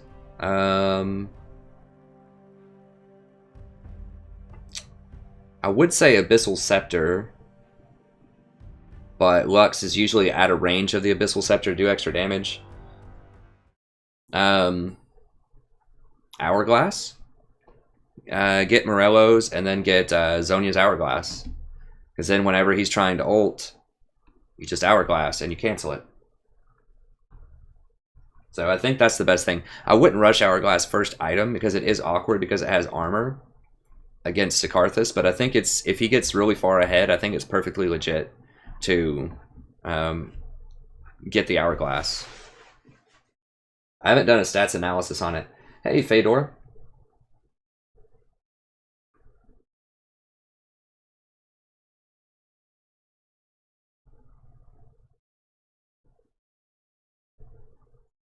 Yeah, I mean, Lil's, that's the best I can give you, is if Karthus is really far ahead and you're afraid you're going to die to his ult a lot, you have a couple of options. You can either build Abyssal Scepter, you can build Zhonya's Hourglass. You don't really need Rylai's. I think Hourglass is probably the best. It just cancels all of his ult. I haven't watched the new Warwick trailer yet. Is it pretty cool? I'll have to check it out. I hope they make it cool, because Warwick is just one of those one-dimensional... Like, there's a lot of old champions they really need to rework. Like Warwick, Cho'Gath. I mean, they know this. They just, you know, limited time. They don't want to mess it up. Alright, so I'm going to try the AP build on Malzahar this time. We're going to rush for Eye of the Watchers, Rylai's, Ionian Boots, and then probably Leandre's after that. So we're going to have a bit less CDR, but Rylai's is just so important. And Eye of the Watchers is pretty nice. Getting those 4 wards early helps you make more plays. Obviously the CDR is pretty nice. 30 seconds until minions spawn. Okay, let me go ahead and VOD this. Hello everybody, welcome back to playing another game of League of Legends. I'm the Strategy Professor. We're doing a little Karthus action tonight. I think he's the best support right now in the current meta. He's very, very close. I think it's Janna, Nautilus, or Malzahar. I mean, I think I did win both Janna games tonight, and I've lost almost everything else. I think I won my... Did I win my first Malzahar game? I don't remember. So Janna does still win a lot. Janna could have been good here. They have the Janna, though. That's why. I was like, why didn't I pick Janna here now that I'm thinking about it? It's because they have the Janna. And Malzahar is pretty decent into Janna. It seems like he wouldn't be, right, because Janna can cancel his ult, but he's good because you can roam. Although roaming against a Heimer...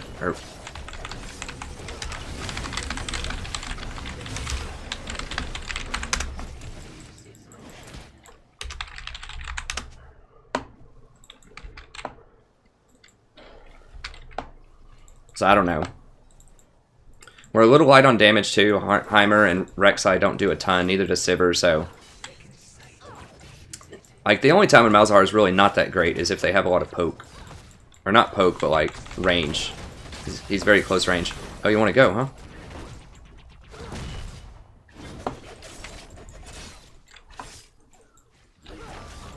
I should have just all-in her. I didn't think she'd actually fight me there.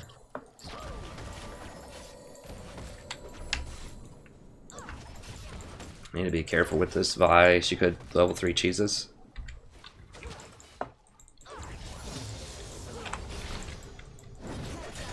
And I think what I need to do more than anything is just make better macro calls. Malzahar also closes out games exceptionally well. Because he can pick people, and once you pick someone, then you can close out games and kill. That's something that it's hard to do with other champions sometimes. Like, because the longer the game goes, the more chance there is for your team to throw it. So you need to get out, like, and end the game. And he seems to close it out pretty quickly. I don't want her to get this big one, so she's going to be running.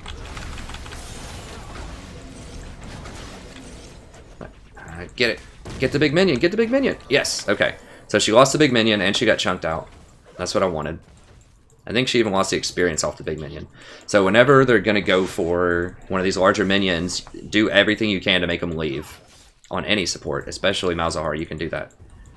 Like, you can make people run to their tower anytime you want as Malzahar, basically. You just EWW, they're running. Or they're dying.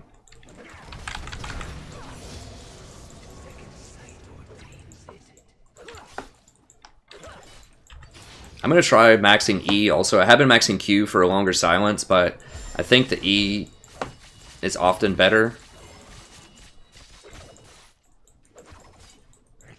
If you're building AP, it has a much higher ratio. And one underappreciated part of Malzahar that people forget that I didn't even realize for a while now. I've only been playing him a lot for about a week, but...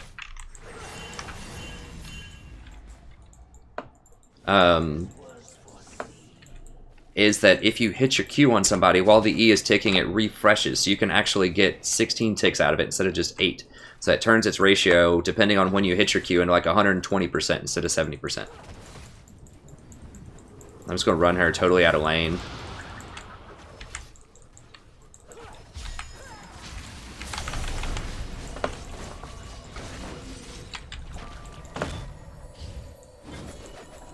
So we should be winning CS really hard here. I think, right? Yeah, it's 14 to 24. Now it is pushing into them.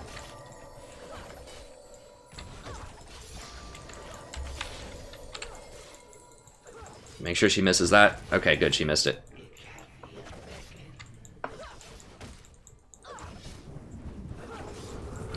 Yeah, we just want to pressure them really hard and hope that Vi shows up so we can counter.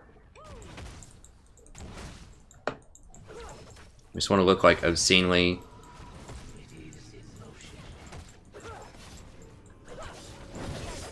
Well, Vi's not coming.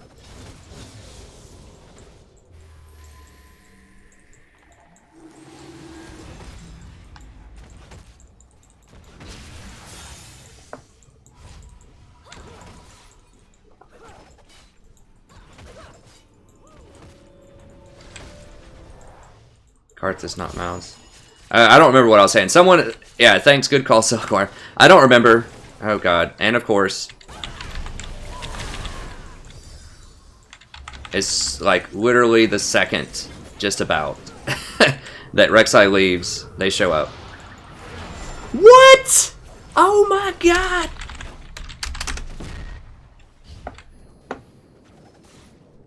Wow. I was looking down here, I wasn't even thinking about the Janna Tornado. Holy crap. Well, that sucks.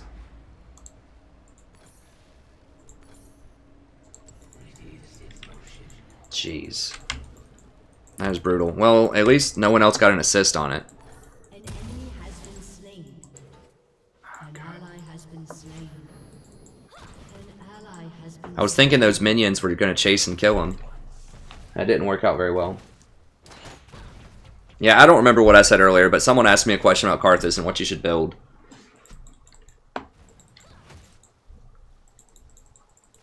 So all this stuff about the Zhonya's Hourglass was Karthus. Oh, jeez. Well, that was just a really fluke, crazy thing that Janna just like let the tornado charge to full power. Oh my gosh, it's probably the luckiest thing I've seen in a really long time.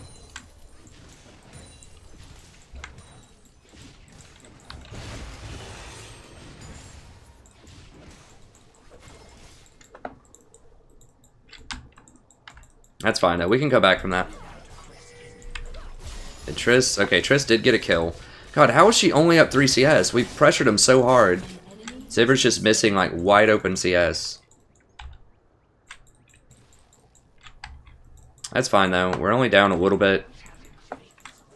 I don't mind Dinger that much. I wish he would go for like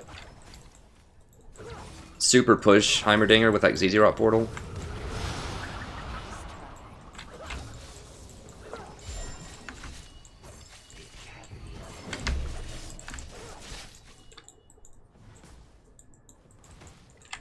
Sivir's okay, also in the current meta. She's okay. She's better with things if you have like Olaf on your team. More useful than Triss, I think, a lot of the time, but she's definitely a utility champion. She does a pretty good amount of damage in team fights, but...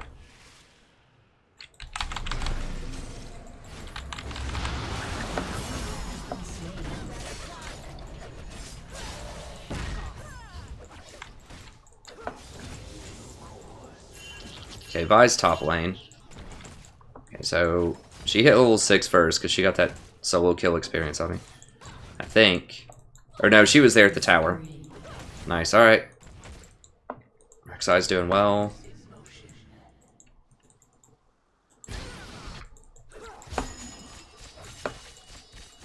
Heimer does have great zone control. I don't know.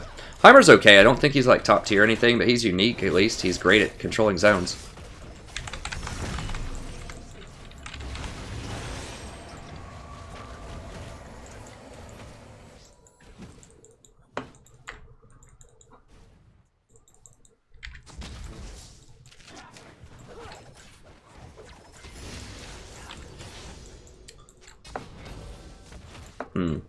So it is gonna be hard.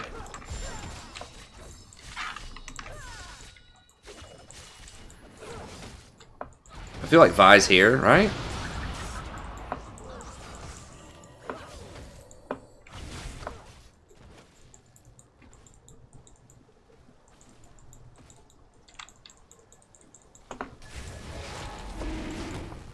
I think we can get this before. Now they're gonna know we're here because that bush is warded, but yeah, we're gonna get it first. Just make sure. This is warded right here, so.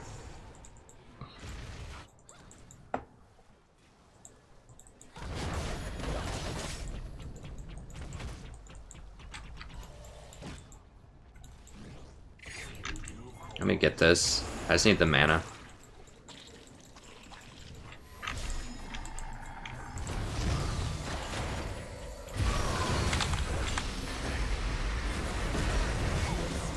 Okay, got him, coach.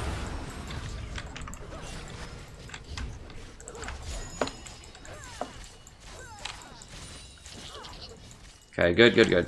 Now we're coming back. We're coming back.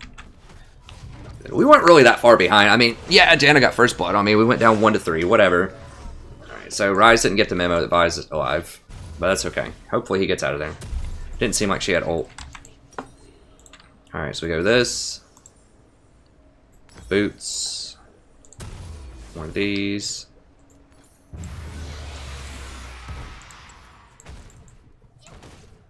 There we go. Hey, Mr. Knight, welcome, friend. Running AP runes on Janna. I mean, AP runes or Janna are okay. I feel like the movement speed really is where you want to be on most supports. At least a couple of movement speed and an armor. I mean, the AP, like running 15 AP on Janna will make your shield for like 9 more or something early game, which can be good, but just having that extra, you know, 10% movement speed, or the extra 10 movement speed off of the runes, I like that a lot more, because that scales really well later into the game. Like, 9 extra shield is not going to matter, but being able to get to fights and to get away from things later on is always going to be in fashion, so...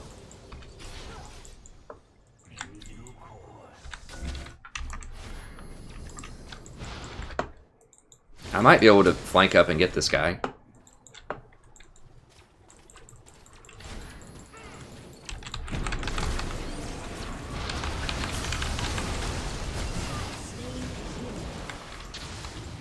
There we go. So I threw the exhaust on him because I thought he would throw it immediately, but then also I wanted to lower his magic resist. What? How did she die? Did she get soloed by Tristana?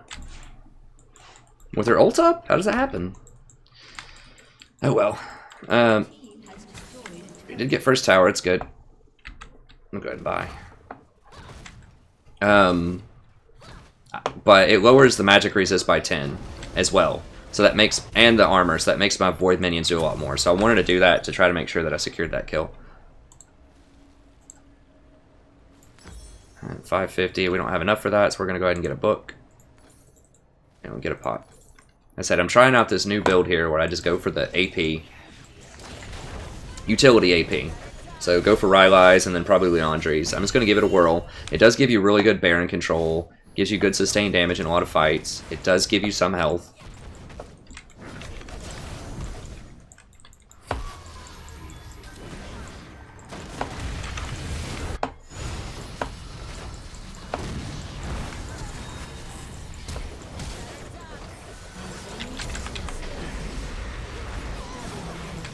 So I wanted to flash. It is just flashing for the support, but you got to remember if we get that, then we're going to be able to get this tower too. So that's why I flashed for it. You shouldn't really use your flash for kills. Like early in the game, maybe, but you primarily only want to do that if you're going to get an objective out of it also. But I knew we would right there.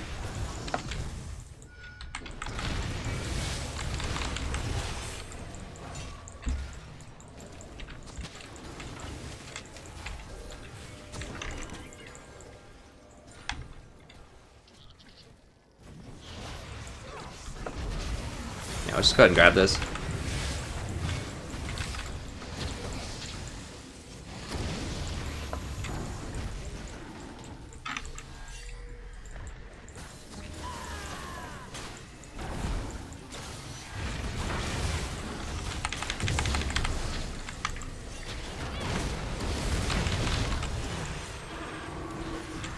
Yeah, I should have just left.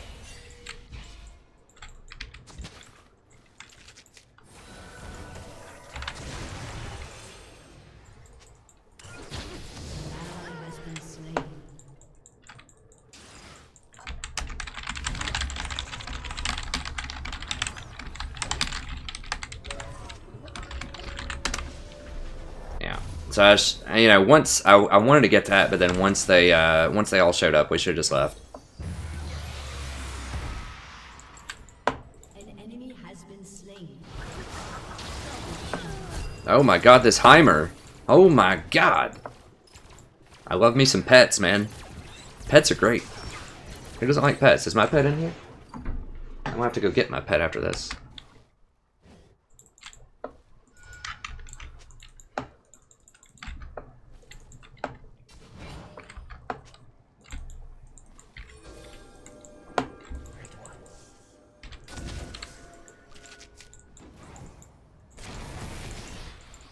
Dude, he's low. Like, he should have backed.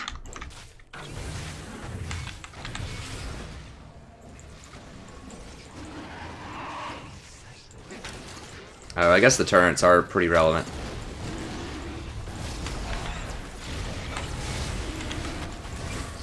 Wow, his turrets can take some dragon hits, man.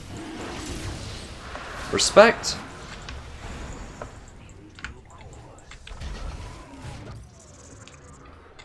Respect for those Heimer turrets. I mean, Heimer does have an identity. He has really good early zone control. I don't even know why I backed there. I didn't need anything. I guess I'll just get a Fairy Charm. I can sell it later. I'll rent it. You can rent a Fairy Charm for 40 gold. Just to make sure I have enough mana in some of these fights, because it is going to start costing me a lot more mana now that I'm maxing E, or after maxing E is my second ability.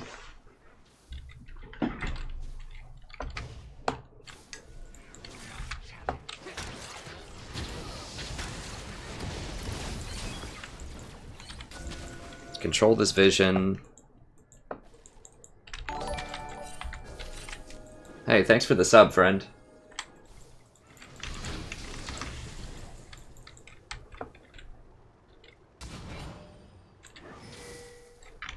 I don't know, Janna.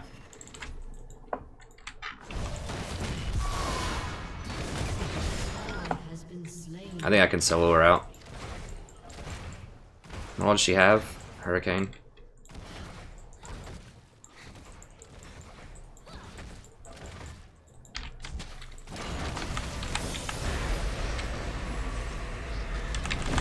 Are you kidding me? Janna shows up right then. Oh my god. I didn't see her leave. Did she come from up here or did she come from down here? I guess I should have just attacked her immediately. I thought she was going to run into this bush. Sivir's been soloed like 3 or 4 times. I would have had her if it wasn't for the Janna. Did she come running out of here and I just didn't see it? I should have been watching. Or I should have warded this as I was coming down to watch for Janna. I had just seen Janna middle lane, and so I thought, oh, okay, she's middle, you know. She's not going to be here. And then there she is.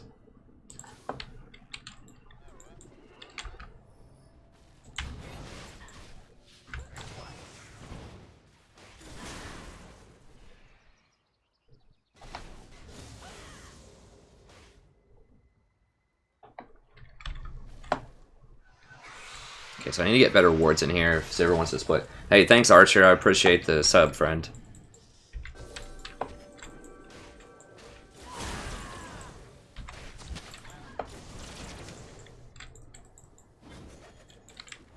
Dude, don't reveal that you're there. We could have picked him.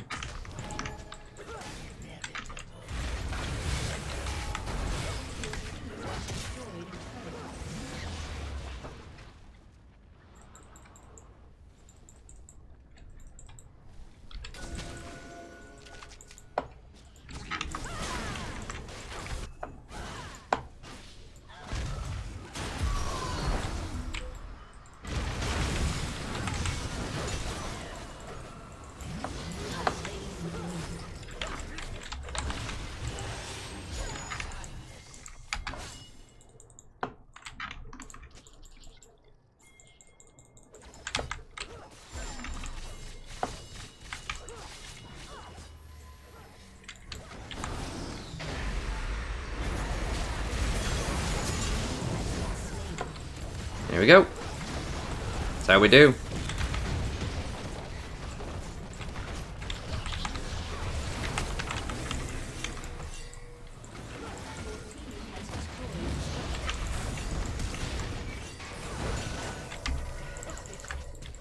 Shut down. Okay, Janna's middle.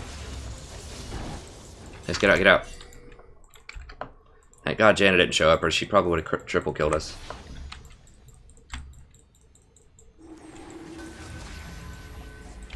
Here we go. Rotate and taking towers, what I like to see. Malzahar does take towers pretty quick, actually, with his minions, if you drop them. And you have, like, a cannon minion or supers or something. I guess supers aren't relevant for taking towers, except for in base, but... Your turret has been destroyed.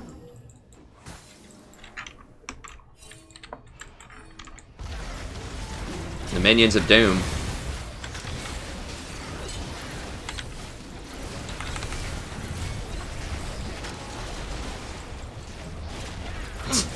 God bless the minions.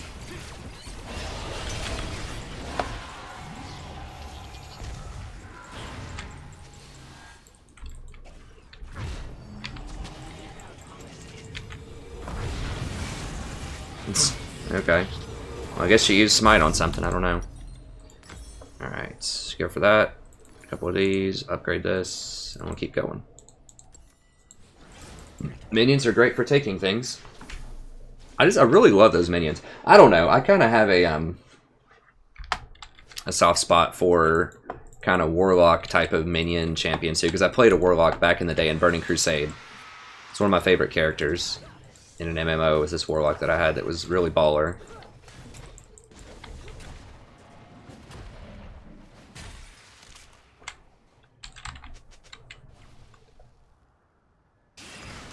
I don't know. I'm like I like to consider myself a really good person in real life, but I kind of like the evil characters. They're kind of fun. I like bad guys. Like, I loved Walt in Breaking Bad. That's probably one of my favorite characters of all time. A lot of people just really hated Walt. I thought he was awesome.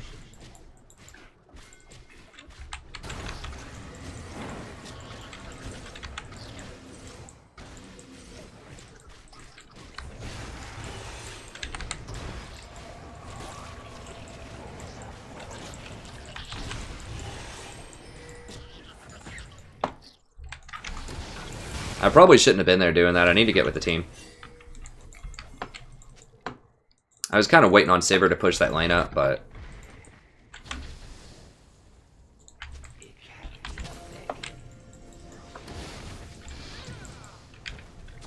Oops. Not a good place.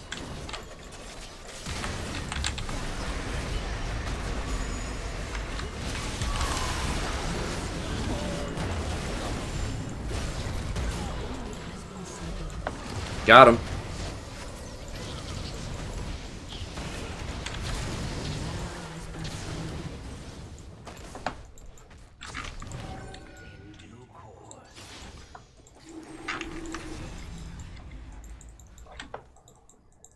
Yeah, they're all pushing these other lanes. I'm gonna get this going. Killing spree. Yeah, the Dinger, man, you can't mess with him.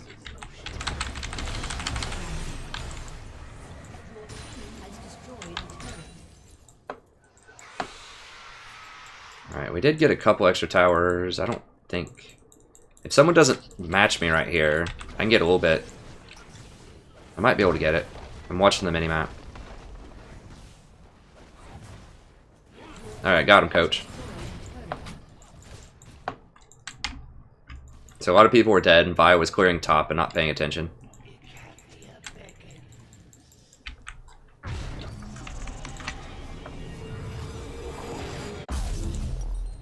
Alright, so go ahead and grab this. It's good. I like the build so far. I like that. Rylai's is just so important. It's so easy to run, like to help people get out. Like, it seems like she wouldn't be able to help people get out that much, or he wouldn't, Malzahar. But if you just drop the minion, it just keeps attacking and spawning more minions as you run, and each one of those minions runs over and attacks the person that's trying to chase you. So it makes it impossible to chase anybody that's trying to chase Malzahar once he gets his Rylai's. So I'm just coming to appreciate that a lot more. I just learn more and more about Malzahar all the time. I think he's one of the most exciting, cool supports that I've seen in a long time. There's just so much to learn with him. So many little tricks. and different options that you have with him. It just makes it great. I feel like they're going to nerf him.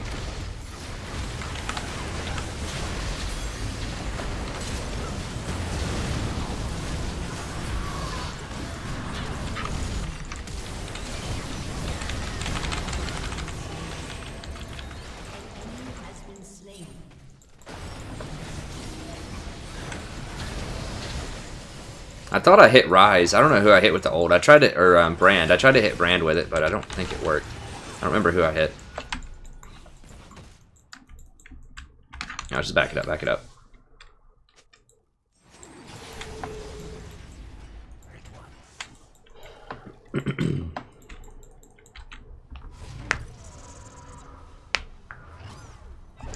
Yeah, I think Mal's would be good top. Probably.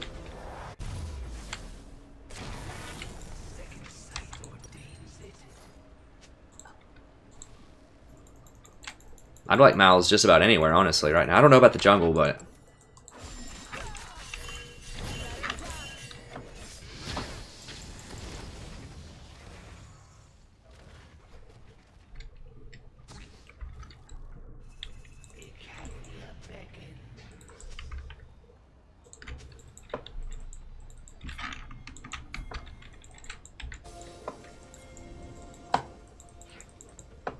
need to make sure this is clear.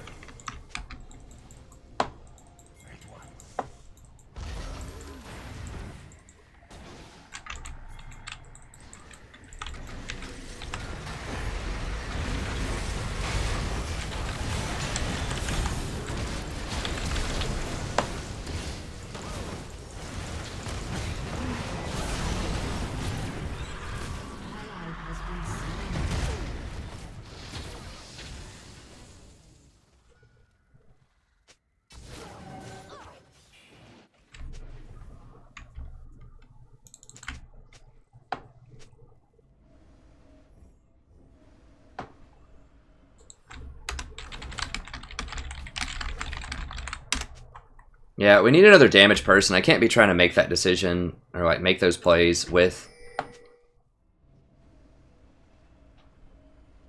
just Rek'Sai. Like we have to have damage. I don't do enough yet.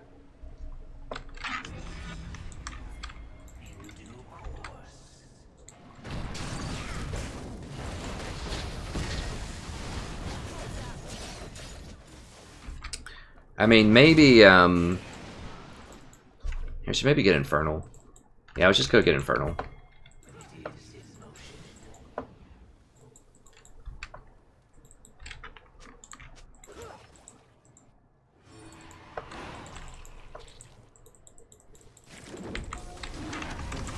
Like, they're doing the same thing. They have people that are splitting, doing ridiculous things. This Vi would be so easy to catch out all the time.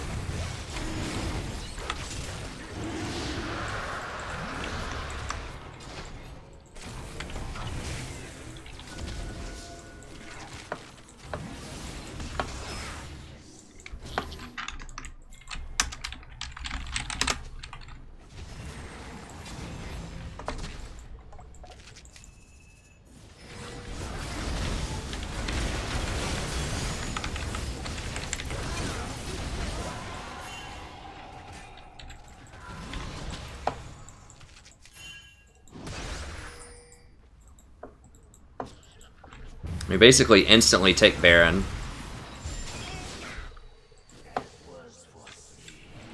We need to pick people off.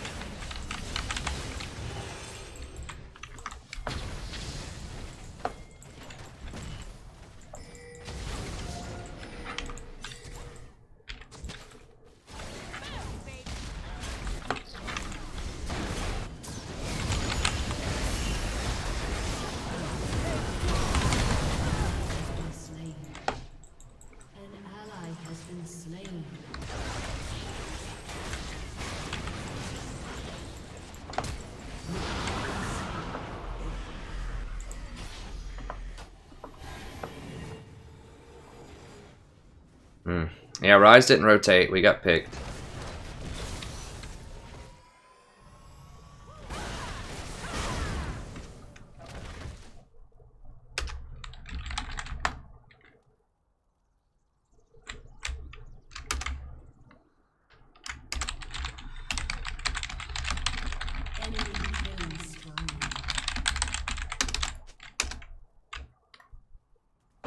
Like, we need to just sit on the Rise. Basically, he doesn't even, like, he never teleports.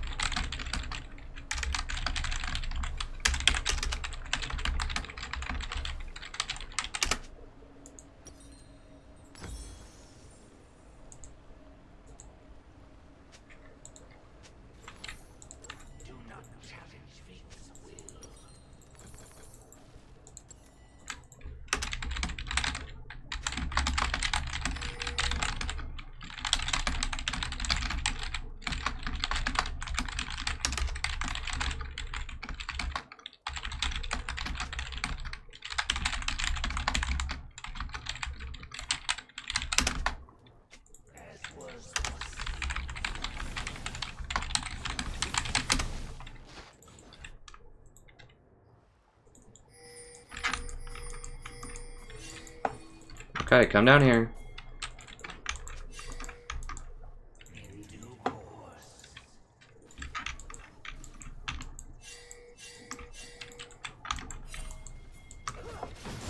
Jesus Christ. Okay, whatever. It just 4v5. It's fine. At least allow he's top. I need to just flash ult this before we throw. I'm about to flash ult that Malzahar.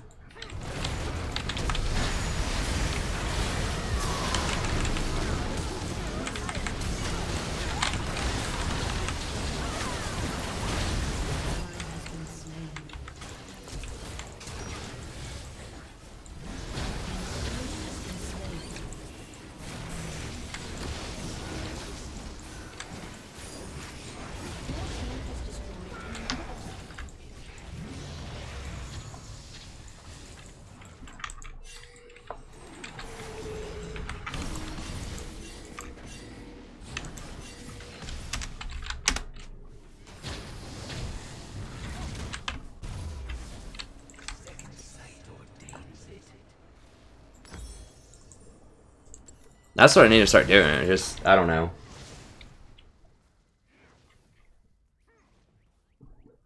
I might need to just switch my masteries up and just go for the less damage side of it. Just so that I have more flashes so I get the...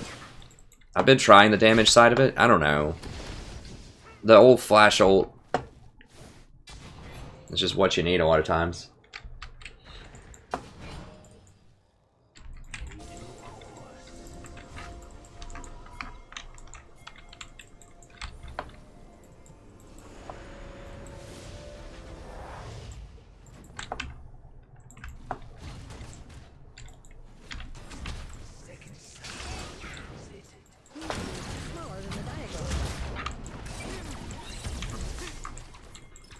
He's gotta wait.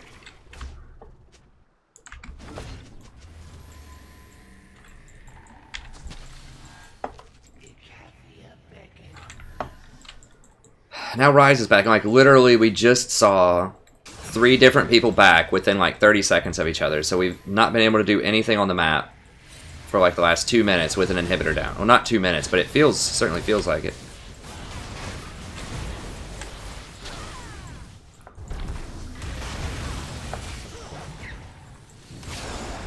Rise is chunked out.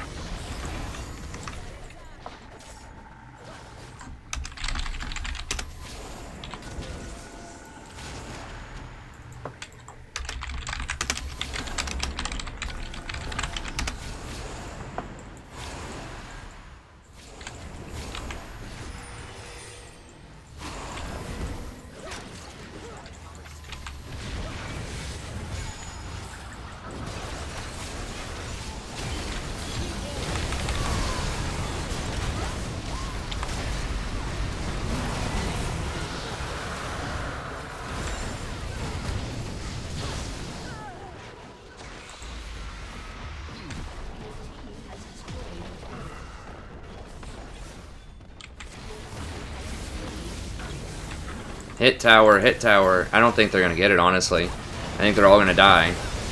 And I think giving them 5 kills when we could have ended... Did we get the dragon at least? We did get the dragon. I don't think it's worth it.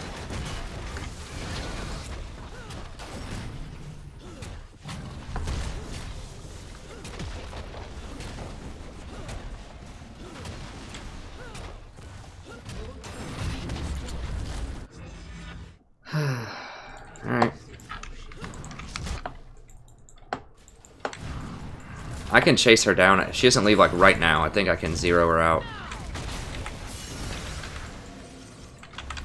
Stall.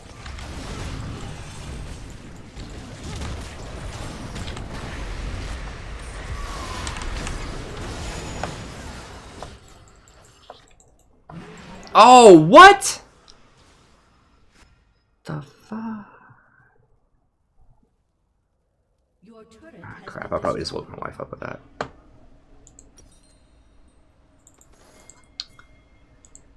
I can't believe that very, very last minion auto killed me.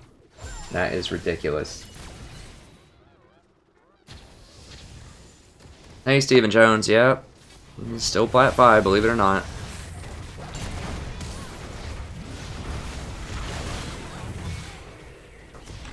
Like this Rise, I just don't even know. Get out of there, dude, right here. What, is he like getting bread or something?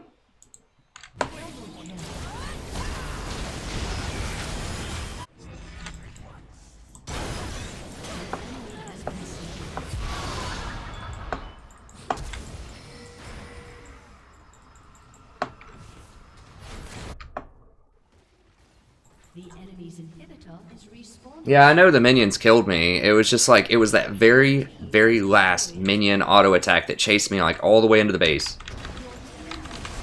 An inhibitor. I was just so unlucky.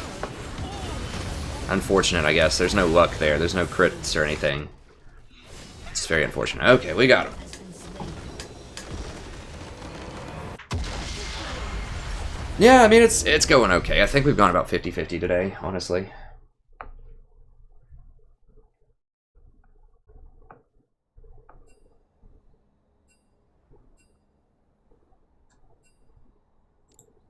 How's King Busy doing lately?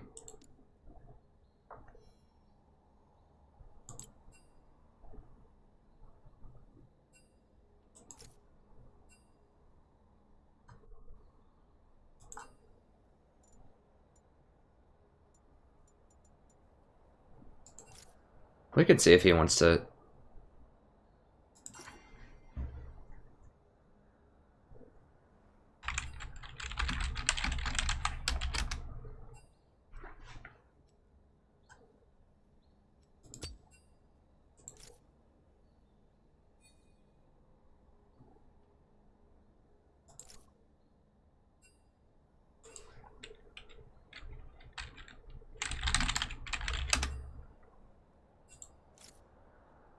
Yeah, I don't know. He's just become disenchanted with playing with me, I guess. I don't really know. Maybe he duos with somebody else, but... Or he just likes flying solo. That's fine, too. I don't really know. I mean, we didn't lose a lot of games or anything. I thought we were winning quite a lot, but... Who knows? It's fine. It happens.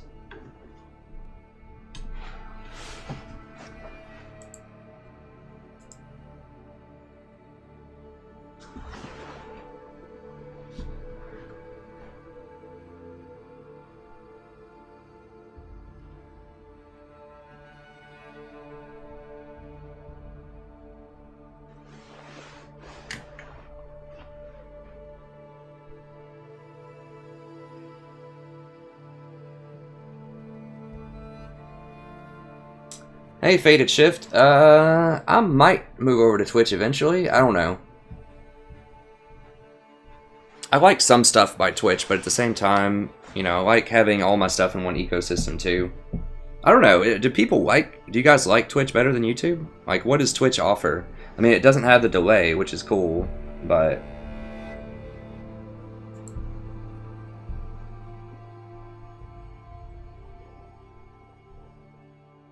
It makes it more difficult for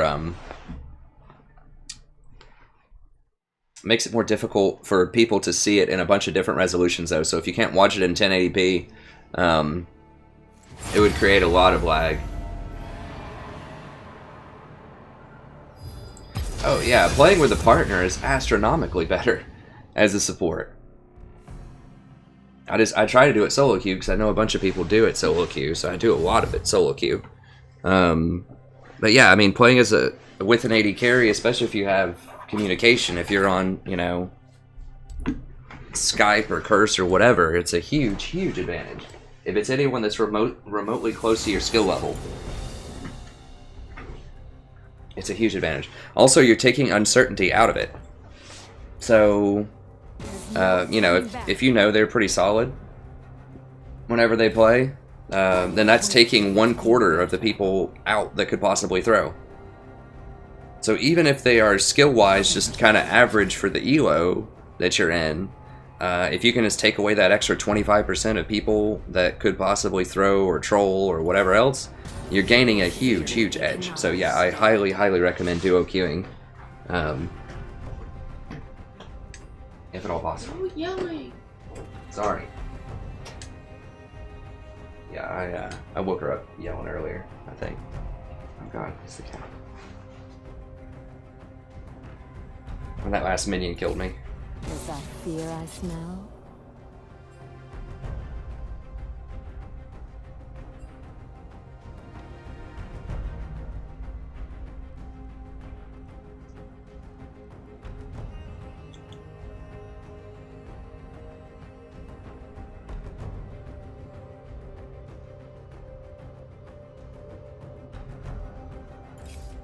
Ignorant thrall.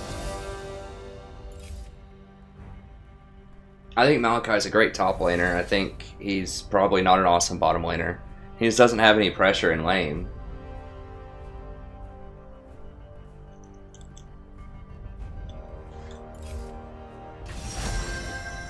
Interesting.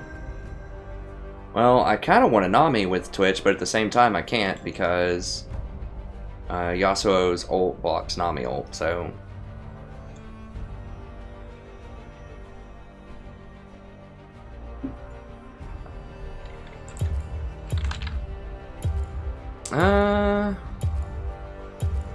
I'll just do Janna. I mean, Lulu's good too, but I don't know what else they have.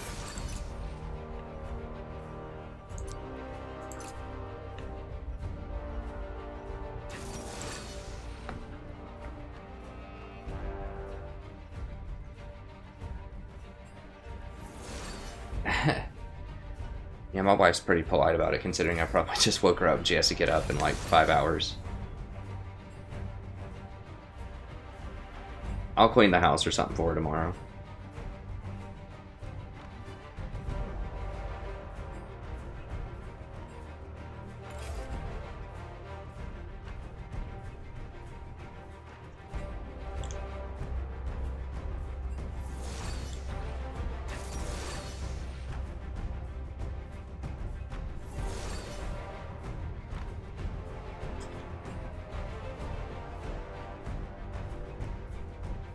See if there's any questions. I need to go and answer some of these questions too. I don't think I got all the questions from yesterday.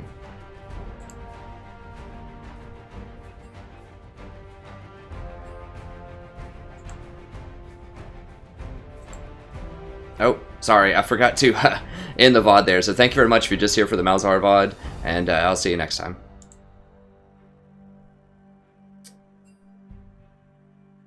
See if there's any questions here I can answer. That's good. Yeah, a bunch of people want Soraka. What? Why are we dodging? What? What? Jungle Twitch? What?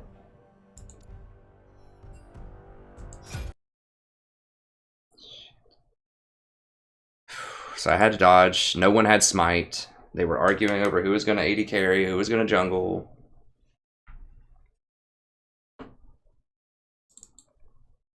So I had to dodge it. Hey, White Knight. Good to see you, friend. Hopefully, I don't know if I got that dodge or not.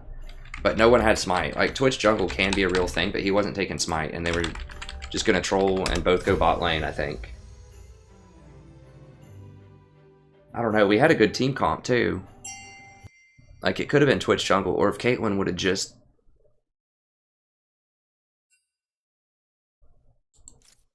If Caitlyn would have just like picked a jungler or whatever, I don't really know. I wasn't following the chat, but it looked pretty good. Like we had Victor, Twitch, Janna, and a couple other good thing, and one other good thing, and then Kate.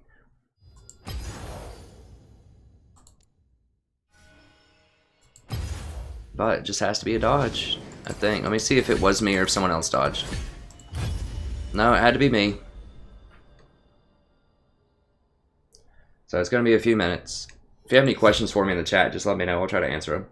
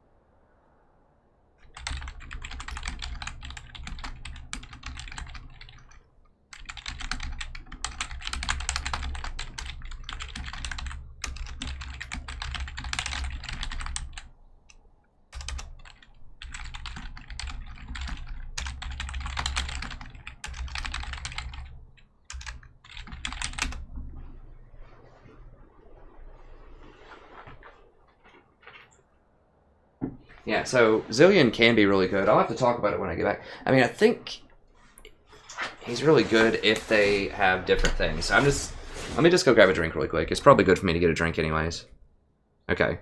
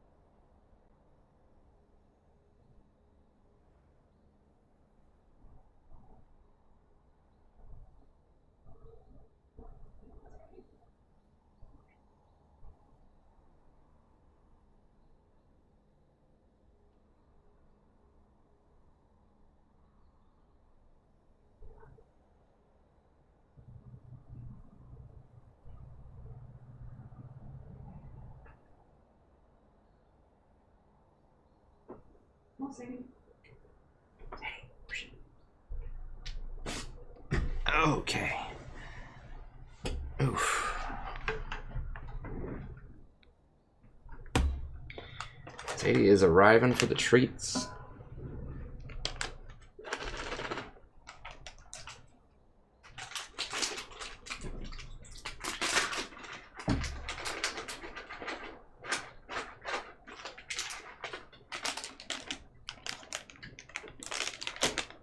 All right, 50 seconds.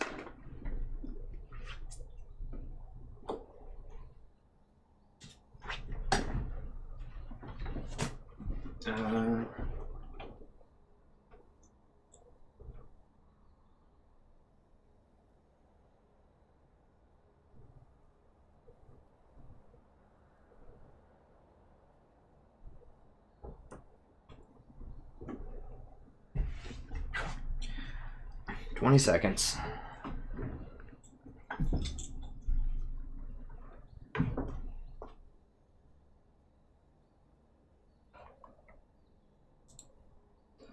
Any other questions here?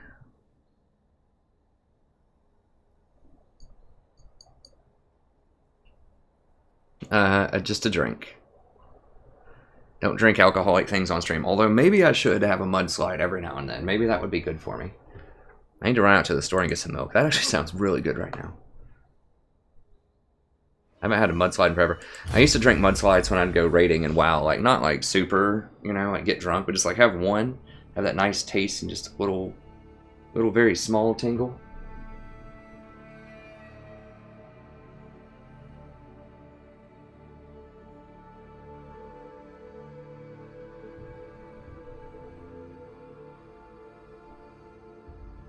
I think Blitz is probably the #1 band in low elo, probably. For good reason.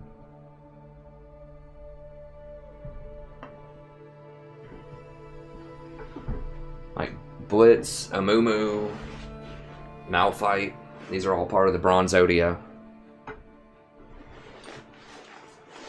I think, was it the Odd One came up with that a long time ago?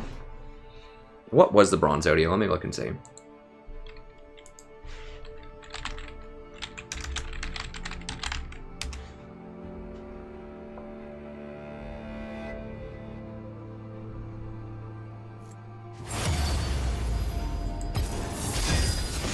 The Bronze Odia.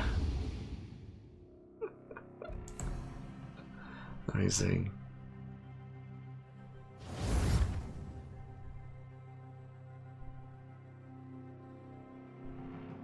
Master Yi, Malphite, Shen, Amumu, Blitzcrank, and Master Yi.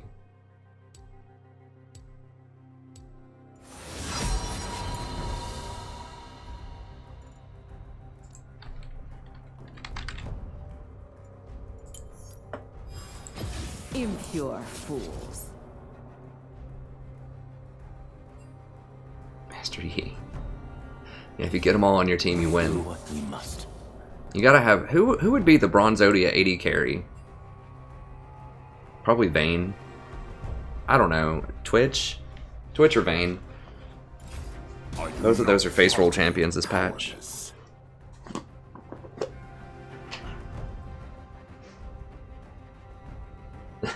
The Yasuo on your team is always having a bad game. It's true. If I want your opinion, I'll beat it out of you.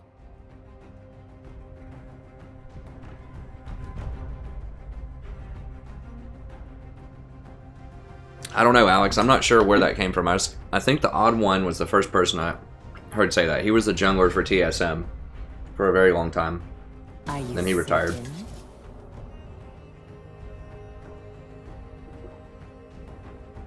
I think he still plays. I loved his attitude.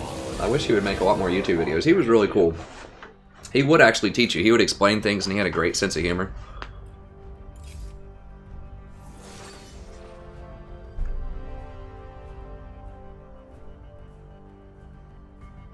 Oh, wait. He's trading with somebody?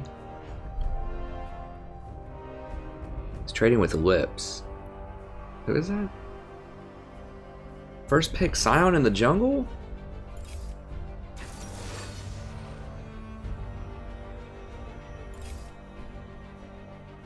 Yeah, I got a haircut a couple of weeks ago.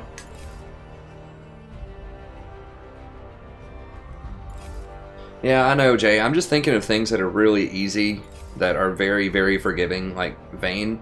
I don't know. I mean, playing Vayne at a high level is kind of hard, but she just does so much damage. You can just right-click, like, after she has 2 items.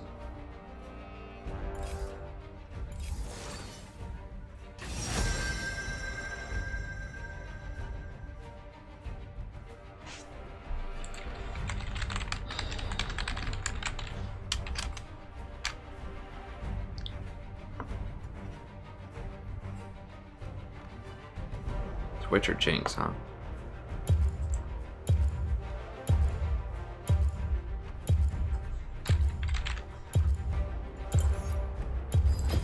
The Tempest is at your command. I want to play Trundle or something, but these assassins need to get nerfed, and then I can play Trundle again. No, White, he's actually trading. I don't like Scion. Sion's really, like, he can't be bottom lane. He's not great in the jungle, but he's not quite bad enough to dodge, I don't think. I really don't want another 30-minute. Like, that would just be the end of the stream if I have to dodge again. Because I don't want to make people wait for 30 minutes.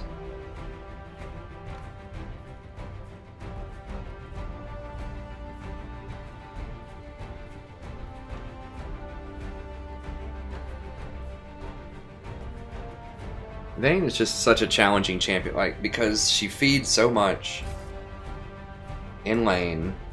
Often she gets smashed in lane, but if you could make it really late. I mean, who else would be a face roll ADC? I mean, maybe Ziggs? Is running Ziggs in the Bronzodia? It's because he's very relevant early and you can always just press R. And, like, right in the middle of a team fight. Twitch would have been much better. I mean, this is fine too. The double... Oh god, they got Twitch. Fuck, hell.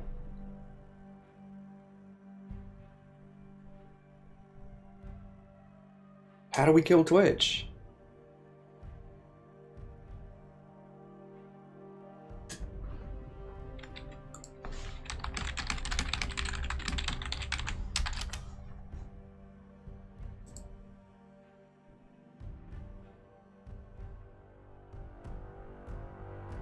It's not bad enough to dodge. I mean, this is why I always have to pick Malzahar or Nautilus. Like, we have no engage. Like, all we have is Sion maybe running at somebody.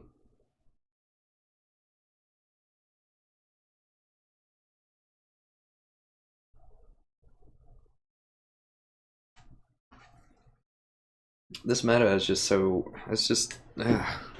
It's just so toxic sometimes, just because people just don't play the good things. Like, they don't know how to play the good things. Like, it's just so polarizing. Like, I don't think I've ever seen a meta where people don't understand what's good in the meta as much as it feels like right now.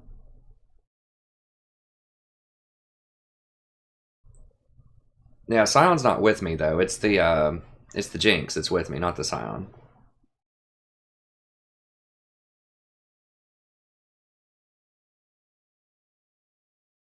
I mean, Caitlyn could be part of the Bronzodia also.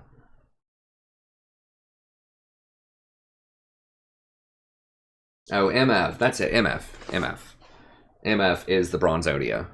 Yes. You do the Amumu ult into the MF ult, and that's it. Or Malphite ult into MF ult. That's the Bronzodia. MF is the Bronzodia ADC.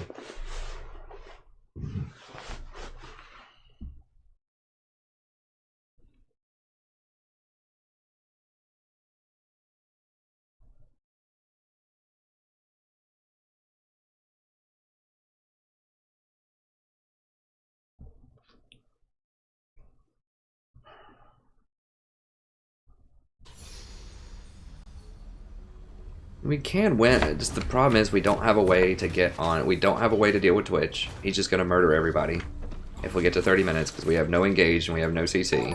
Other than Sion, who's going to fall off big time later in the game. And...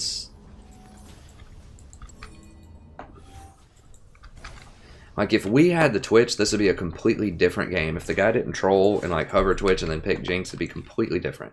Because if we had Twitch, plus the double shields from Karma and Janna, there's no way they're killing Twitch, and Twitch is just going to massacre everybody. I mean, Jinx does do a lot of damage. Maybe we have enough with the Jinx. 30 seconds until minions spawn. I mean, we do have good siege with Heimer. We do have good poke with Karma. It's just the Sion, I don't know what he does. I mean, maybe if he can get some really good ganks off with his ult or something. Like, if Sion was Vi or Hecarim, like, if Sion was Hecarim, we just win this game hands down right now.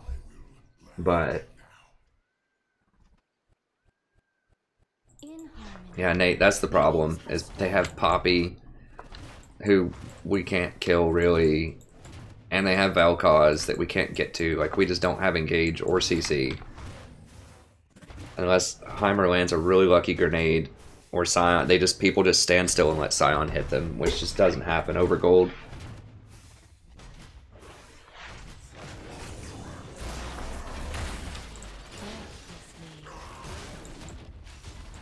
What's going on with the unsub and resub? I should have asked him, you're right. I mean, he said he was open to it. That's just another thing where I need to be more proactive. Like, I don't want to force people to play champions that they don't want to play. I want people to play their best champions, but at the same time, You know, she said she was up for it, so.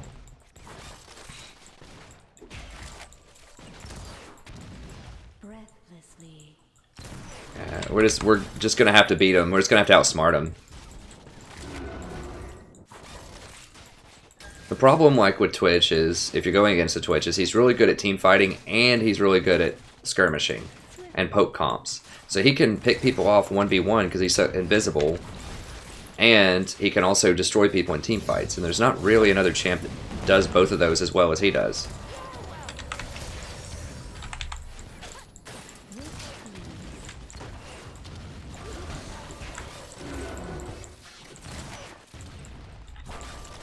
He has a really rough laning phase, but I can't punish him with that. If I would have picked Malzahar support, it would have been a lot better, but...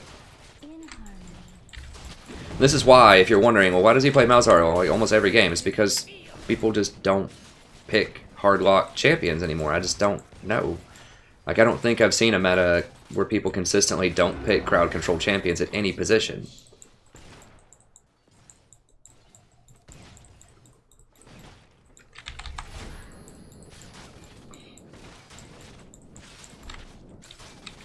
Shaco's top.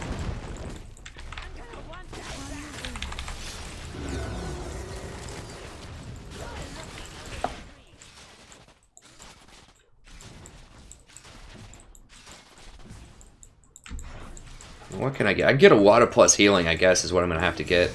Like, I could get ZZ Rot. That's an option.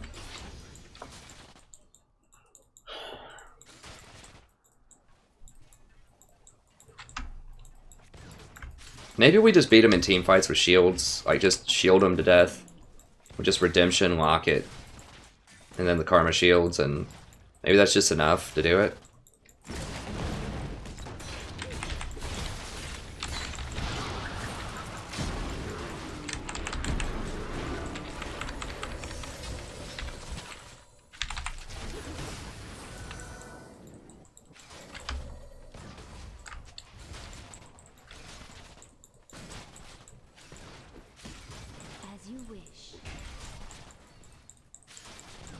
Oh, so we can win. We can win. This composition does not favor us at all. So we need to... Oh, did he go invis? Oh my god, for real? Shit.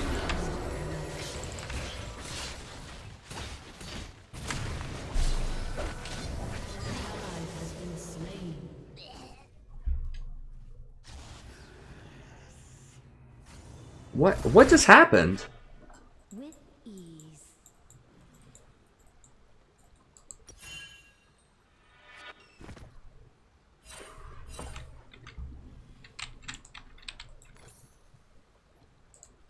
So she doesn't shield, she doesn't heal me.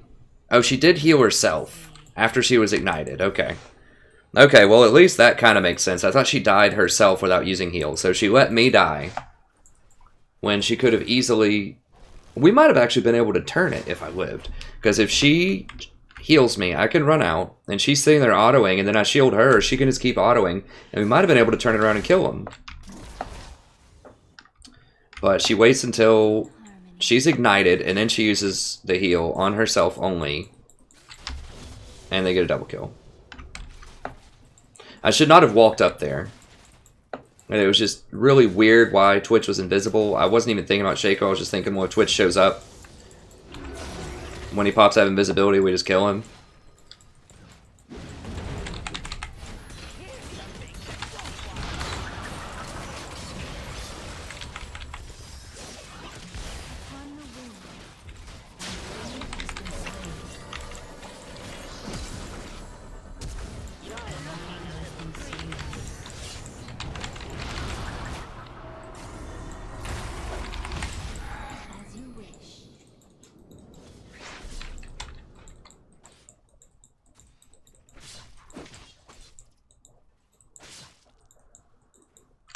An enemy has been slain. By your command.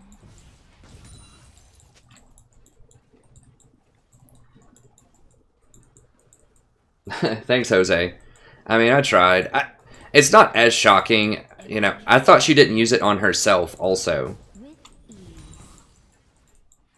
But the fact that she just didn't use it on me for some reason and then used it on herself is disappointing, but not as shocking. Just kind of par for the course tonight. But I thought she didn't use it on herself, which was just mystifying. But she did use it on herself when she was ignited, so that makes a little more sense. And the Scion's just like playing Ring Around the Rosie here. If he would have just run up this way, we would have had a double kill. But he was trying to like wrap all the way around. And then Twitch just does Twitch things. I guess I could have maybe dropped the control ward when he tried to go invisible there, but Scion's not going to catch him. Now Twitch is 3-0. I just needed to ban Twitch. Or tell them to pick it. I mean, she could have picked it. This guy's in placements.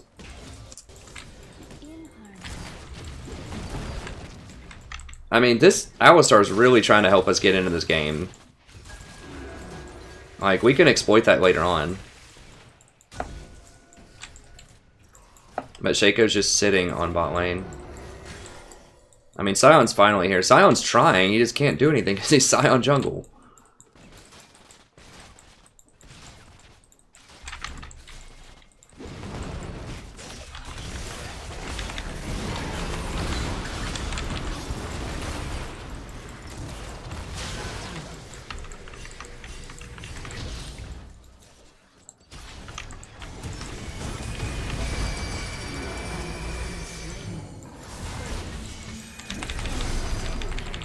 Couldn't shield him fast enough. I was just giving up on the play. They should have just backed. Like, they kept chasing even when I pinged a lot. Upon the wind.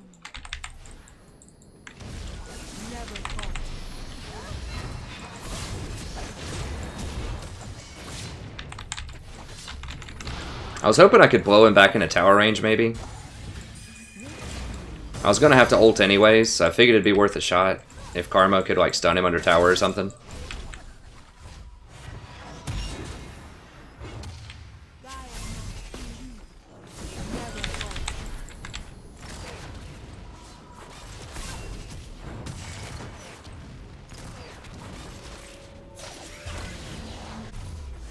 Swiftly.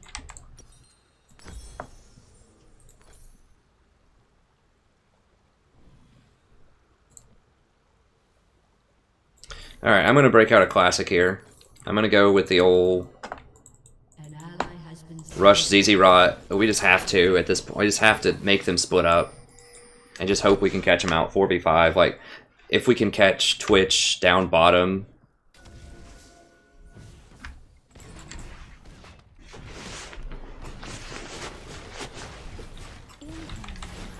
If we can, like, bait Twitch into farming. If the ZZ stacks up a big wave, then maybe we can fight everyone else while Twitch is like AFK farming or something. And then maybe his team rages at him for not being at the fight. It takes a couple of leaps in logic how we can win this, but maybe that's how we do it. Looking bleak from a conventional standpoint.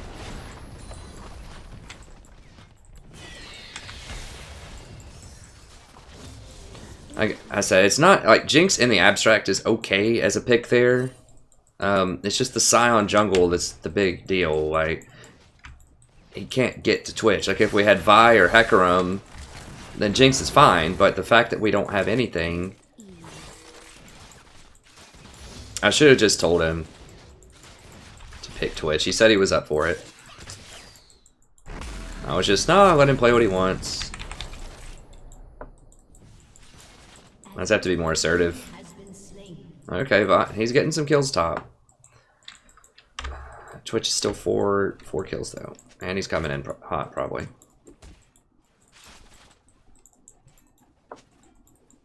Swiftly.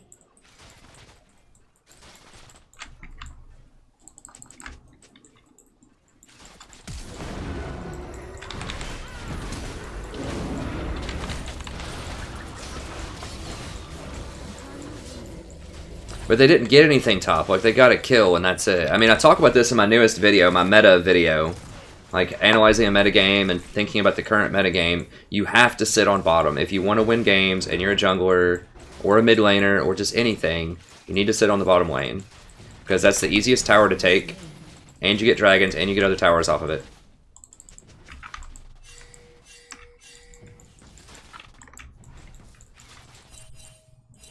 As you wish. Yeah, they're all running over there, of course. So that's what I need to do, is just ping that a lot and just tell people to get out as much as I possibly can.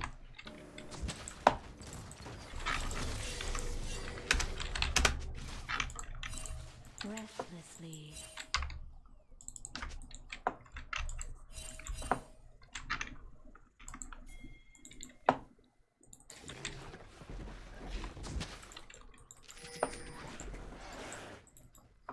In harmony.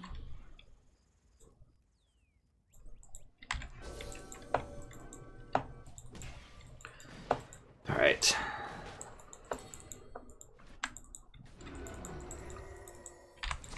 Swiftly. Hey, Warhound, we're doing okay. We're about 50-50. We've had a few frustrating games, but, you know, it comes with it. It comes with the territory.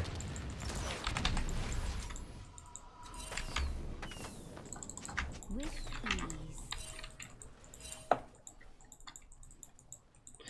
My team is getting pretty good wards up. Here's the... I mean, this is basically a tri-lane. I'm really surprised we've held the tower this long with an Alistar that can tower dive us.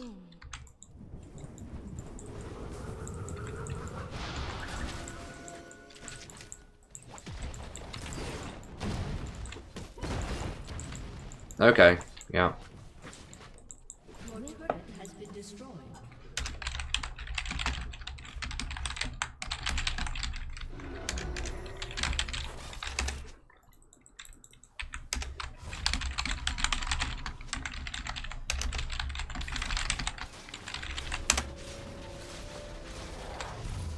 As you wish.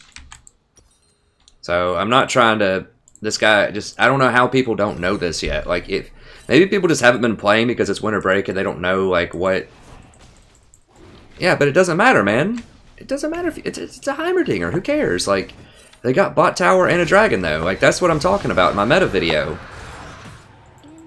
Is when you get kills... Even if... They didn't even kill us bottom lane. When you just sit on the bottom lane the entire game, you get first tower blood and dragon. Like, 90% of the time, the team that hangs out bottom the most is going to win the game off of that. Now, it doesn't mean that the game's lost. It doesn't mean we can't win right now. That's just the truth. Like, that's what happens because they've introduced tower blood and they've made dragons extremely easy to take early on. And they made junglers very, very powerful, and they made mid laners, or bot laners, weak. In general, so... That's just how you win games. If you're jungle or mid, you just want to sit on it. Yeah, it's too late though, dude. I mean, there's no tower. He's like, I'm coming, man. It's done.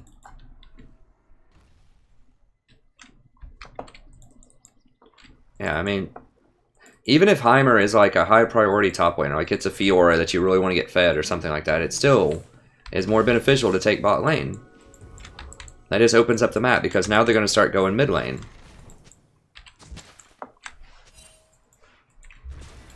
That's a really bad place to put that ward because it doesn't see if there's a ward right there or not.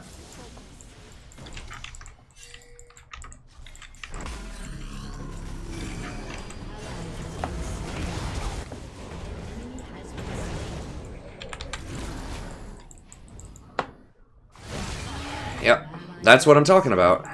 Because now there's no bot lane, so...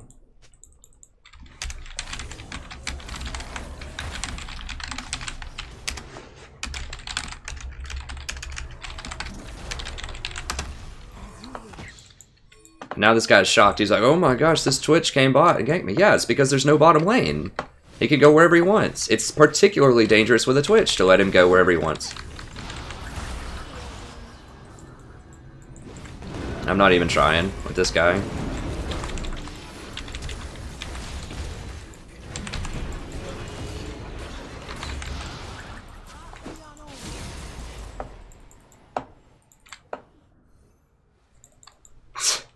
This is just so classic. This guy's like, this bot lane sucks. I did so well in my lane. Like, Sion camped him. Sion was up there 4 or 5 times, and Heimer's 0-1 and has 10 more CS than Poppy. An enemy has been slain. An ally has been slain. Classic. Classic. Alright. Upon the wind. Has been slain.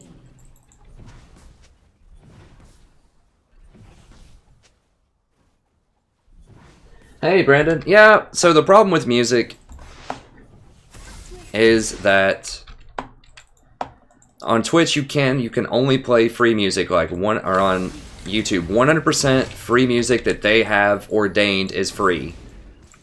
And so I can't do it. Now on Twitch and other places you can get away with playing that kind of music sometimes, but you can't do it. So for example, at the very beginning of one of my streams, I played a very obscure, like, Cafe Del Mar for like 20 seconds while I was setting up because I forgot to turn it off.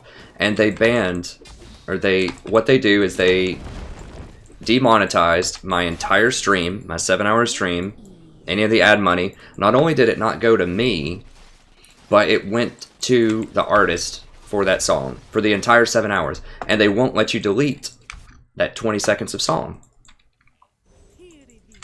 So that's one reason. The other reason, and the more sort of philosophical generalist reason, is I don't want to turn people off because they don't like my music. Whatever it is, people always have an opinion about music, and if they just don't like the kind of music, but they like my content, you know, I don't want to risk that. So you can just play whatever kind of music you want in the background. Just open another tab, YouTube, or put in your iPod or whatever, and play whatever kind of music you want. And then that way everybody wins. I don't get screwed over by YouTube. And I mean, to be fair, YouTube has to do that because all these artist people will sue if they don't do that. We're melted. Don't.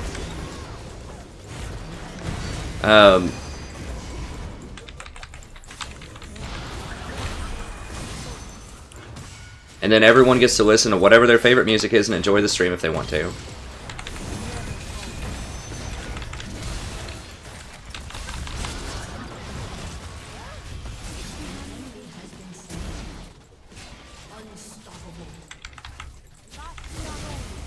Okay, the shields are real.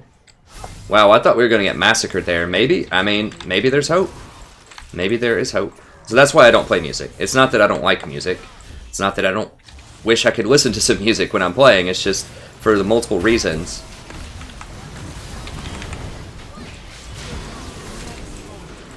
It's just really hard to do it. And have everybody be happy with it, you know?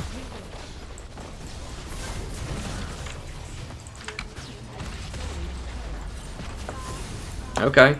I mean, the double shield is really nice. I will admit, the Sion is doing better than I thought he would. So that's the plus.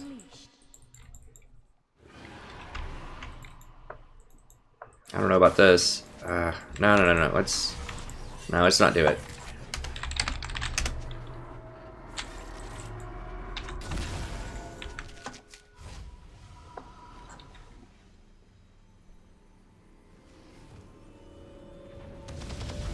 I make virtually nothing per stream right now. I do stream a lot. I am growing my audience, but per day right now, I make about $3 per day. Plus whatever donations very generous souls yield to me. So yeah, it's not a lot. But we're growing a good community here. I mean, obviously I'm not doing it for the money. It'll be nice one day if I could make some money off of it, but I'm not really doing it for the money. I'm doing it because I enjoy the game, and I want to help other people enjoy the game more. Okay, I'm going to go ahead and put this top lane.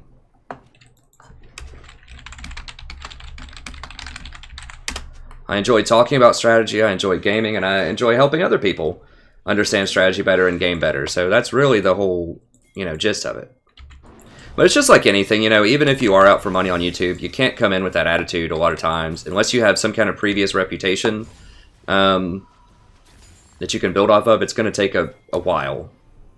A lot of times. To get a huge audience. Okay, we'll do, we'll do Locket next. A couple of these.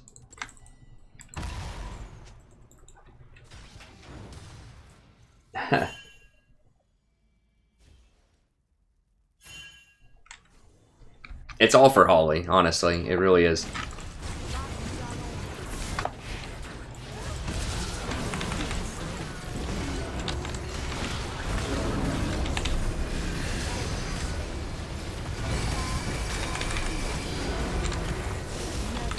This Alistar's just like zoning everybody out.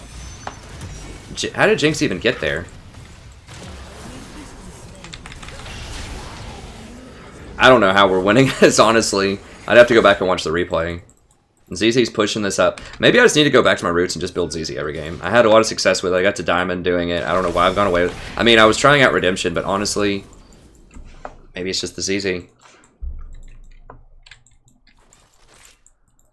A lot of times, because this is going to let us get this tower, and then when they come over here, we might be able to get top. We'll have to see.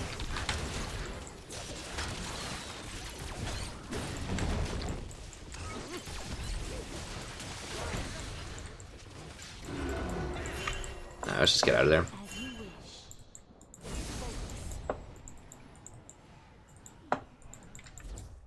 So it's going to crash into that top tower and do quite a bit of damage there. It's not going to get it, probably. But before Twitch or whoever gets up there, it's going to do a little chunk to it.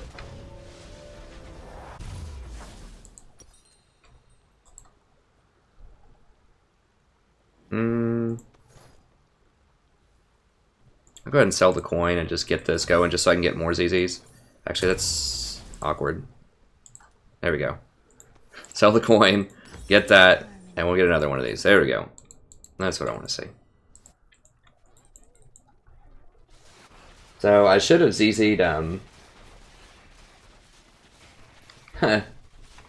ZZ's they're changing ZZ on this patch, but they're not nerfing it, they're strengthening it, which is great. Well, sort of. They're changing its identity. They're making it to where it's a lot easier to take towers with it. In harmony.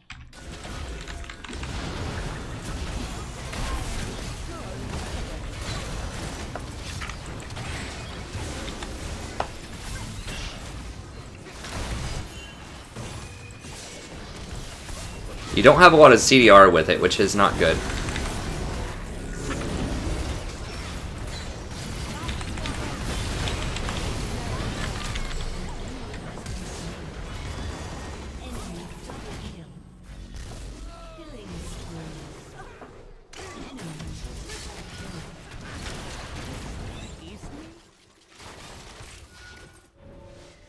So I should have probably just put the ZZ like somewhere around.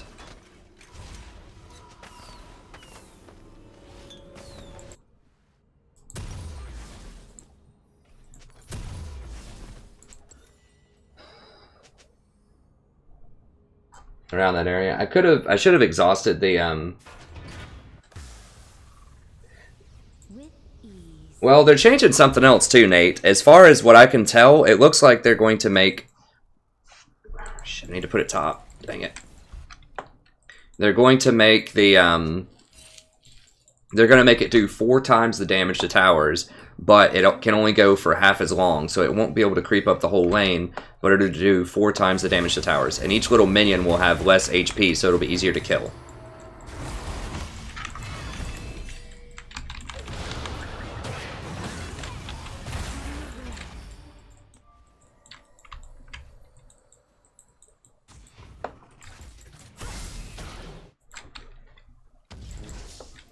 Okay, Dragon's coming up soon.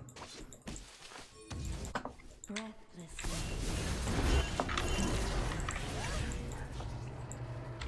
gonna put it right here, and then that way when we're jockeying around Dragon, it's gonna keep pushing up.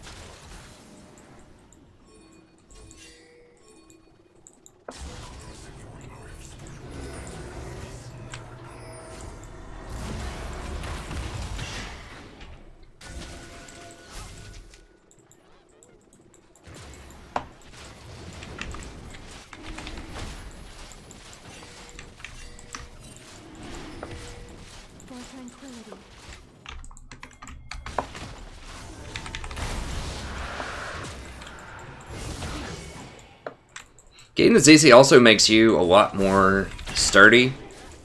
So they're going to get that tower.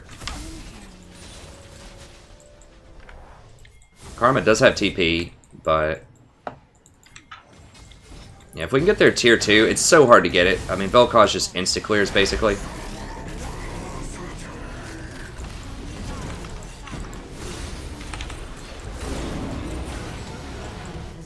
Like, what the...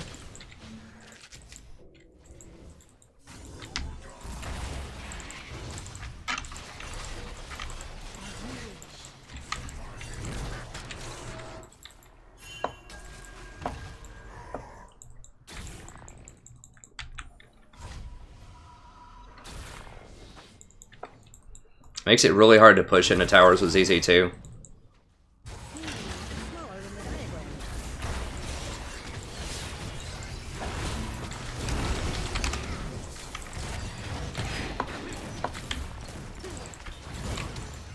As you wish.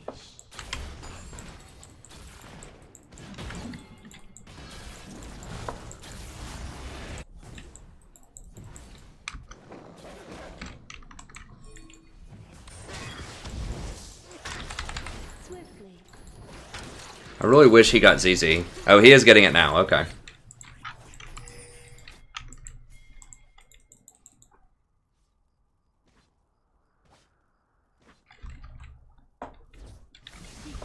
Yeah, I mean, ZZ just lets you rotate a lot without losing towers, which is nice.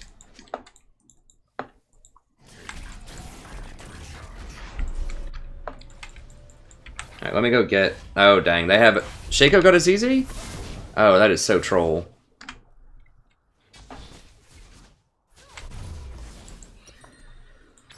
Alright. With ease.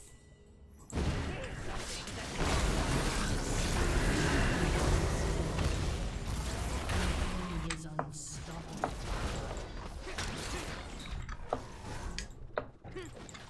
Breathlessly.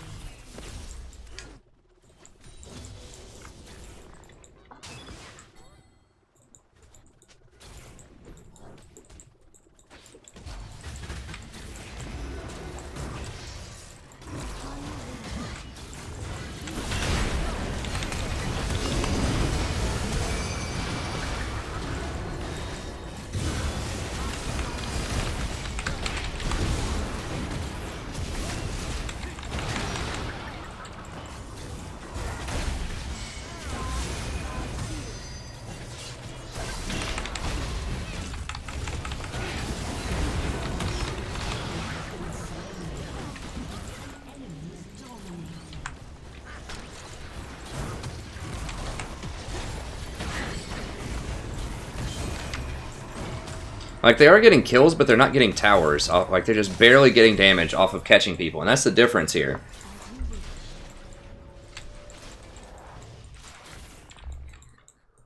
Well, we need her to actually have a lot of damage. She's starting to get some damage.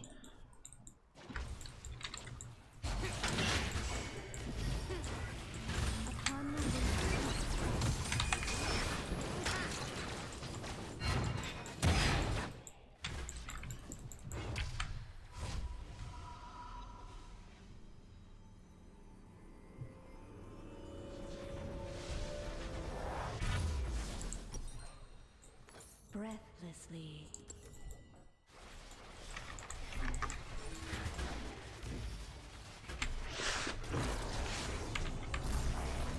I mean, Poppy is definitely getting nerfed next patch, like 100%. What the...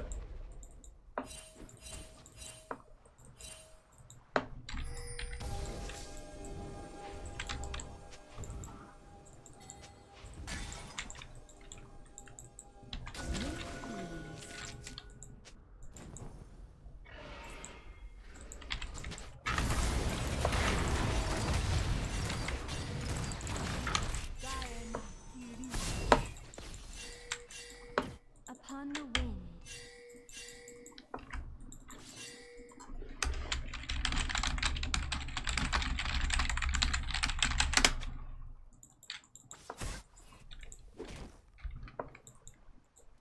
Swiftly. Like, their Shaco's gonna fall off. It's like he doesn't do anything. He doesn't do any damage. What does Scion have? Scion doesn't have any damage.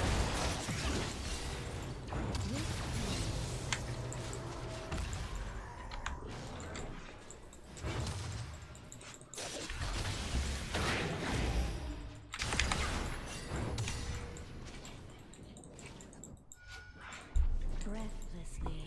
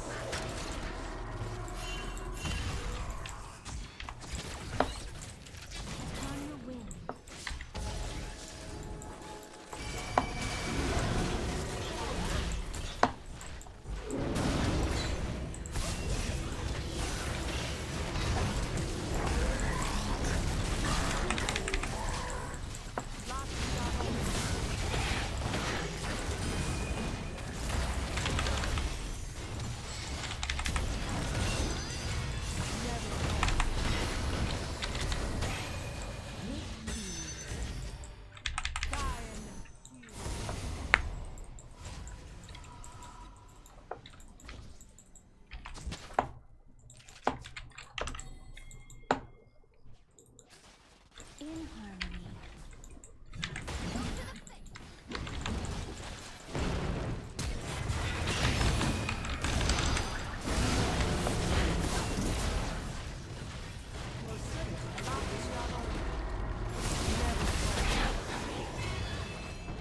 Like, we might get this tower because of that ZZ here in a second if they don't get back up there.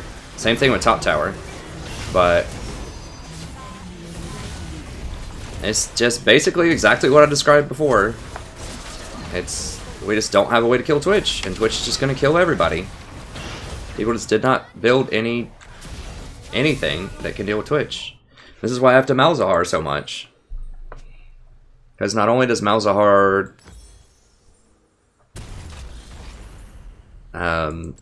actually lock down Twitch, but he actually has damage.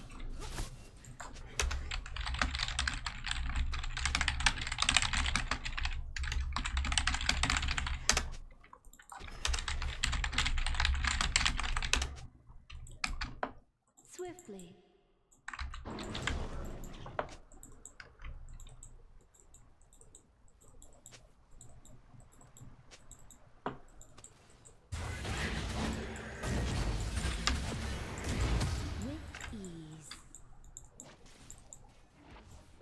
Yeah.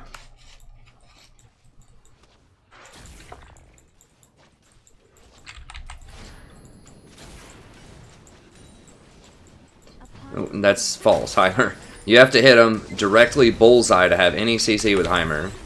He doesn't even have he does have a Rylai's to slow. I don't have any way to lock him down. Scion kinda can. If Twitch stands directly under his thing or gets hit by his ult. Karma can if Twitch sits there forever. Once again, dude, get out, get out. No, no, no, no, no. What the?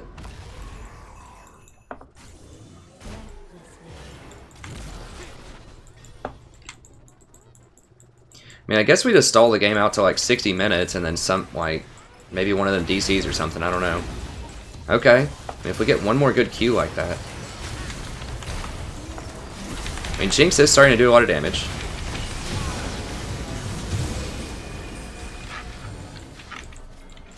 Okay. Now they have a ZZ here also, which is problematic.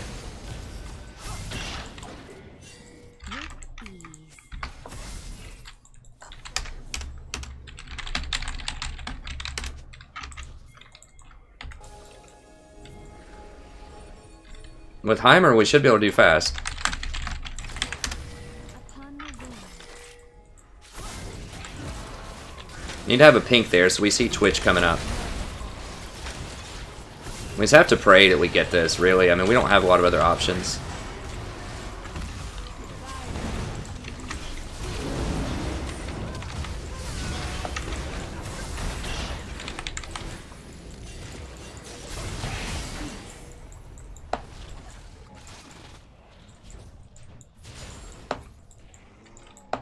Breathlessly.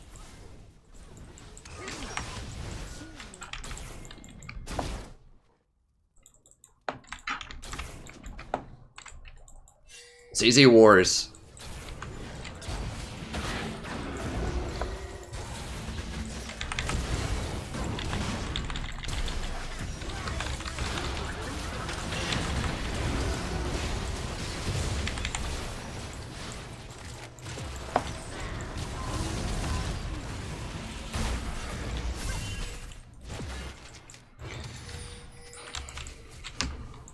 Now they've figured it out. They have 2 ZZs. We need more.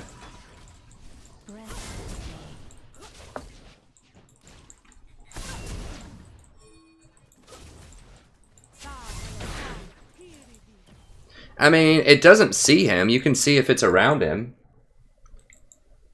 With ease. He's not going to get that close, though. Like, the Oracle's is only a short range.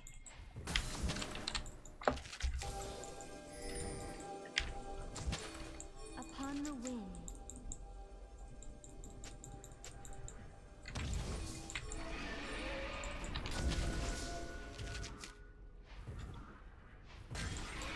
We just don't have a burst team. Like, they show up in a bush, they're like, oh, okay, we have 30 seconds because we don't do any damage, so...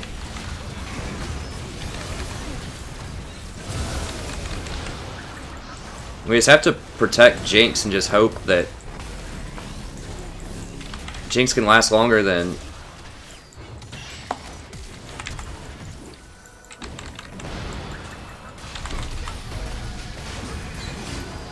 No.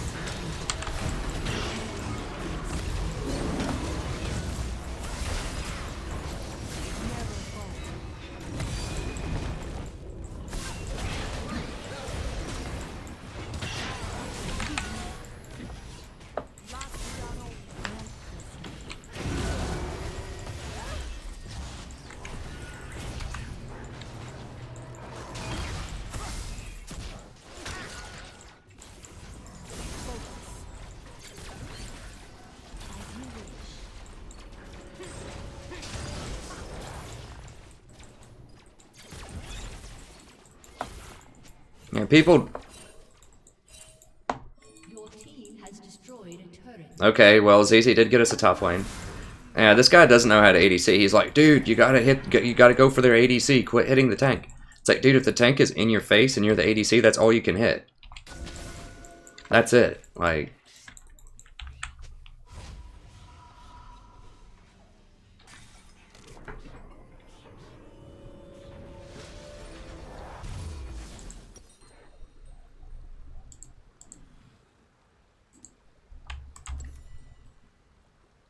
So he already has redemption. I don't know, maybe I just go Ardent Sensor here. I don't even have it on my list. There we go. Swiftly. Maybe just to give her a little bit more lifesteal or something, because she doesn't have any. Now she's finally getting some. For fights. I don't know.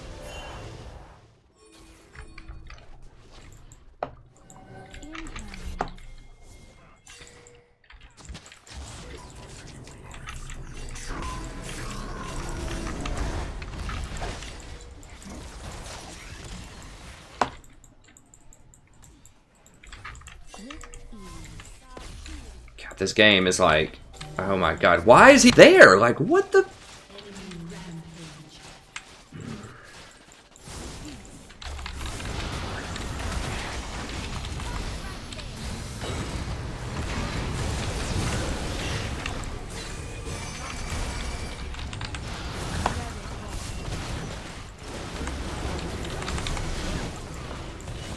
This, ladies and gentlemen, is why I pick Malzahar almost every game. Malzahar Nautilus. Because you can't do anything. And this is why you don't play Sion in the jungle. Karma's okay. Karma's a good mid-laner. She actually probably did the most damage on our team by a lot. I mean, maybe Sion did. I don't know. Sion just can't get to people and do things that he needs to do later in the game. In higher elos.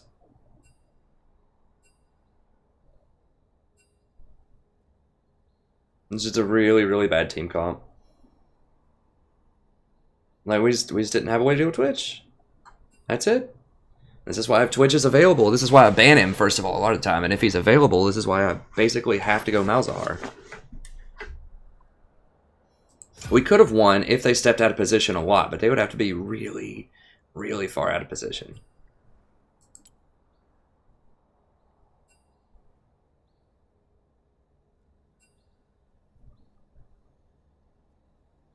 I mean, they weren't doing that much more damage, but the problem is, like, all of this, Poppy soaks all of this. I mean, it's not just the Twitch, it's also that they had a Poppy.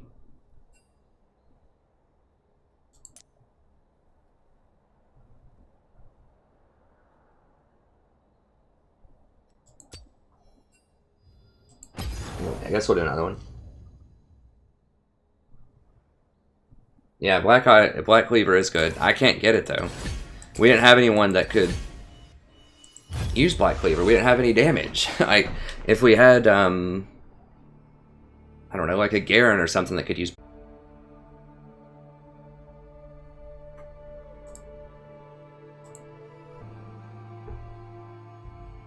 Brand wouldn't have worked either. He just doesn't have enough damage. Like, Malzahar would have maybe been able to work. Maybe, if we catch the Twitch out. But we still lacked a lot of damage. Like, what would have happened would be, okay, we'd start a fight if we had Brand. We'd start a fight. I would have to use my spells on the Poppy, because the Poppy's just sitting in my AD carry's face, and I have to try to peel. Twitch doesn't even show up until really late in the fight. He gets to choose whenever he wants to show up, so he would probably wait until I ulted. I can't get close enough to Twitch, because Alistar's going to knock me back. Shaco, I don't know, Shaco's just running around really not doing a lot. It was basically Poppy, Twitch, Alistar. I can't get close enough to Vel'Koz to get him. I really don't think that Zyra counters Malzahar. I mean, Zyra can be okay in a Malzahar. It depends on who hits whom first with their abilities. And I think Malzahar has a much better chance of hitting his point click or...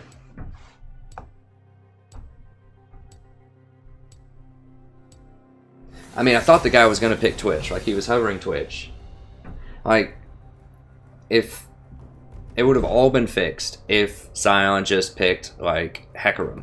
That would have been fine. We would have had plenty of damage. We would have been able to keep the Hecarim up. He has great sustained damage. He has great engage. He could get on the Twitch. So the problem is we can't get on the Twitch. Once the Twitch figured out, he could just stay invisible until Sion used his ult. We have nothing left to get on him. I just gotta ban Twitch. I'm on to you.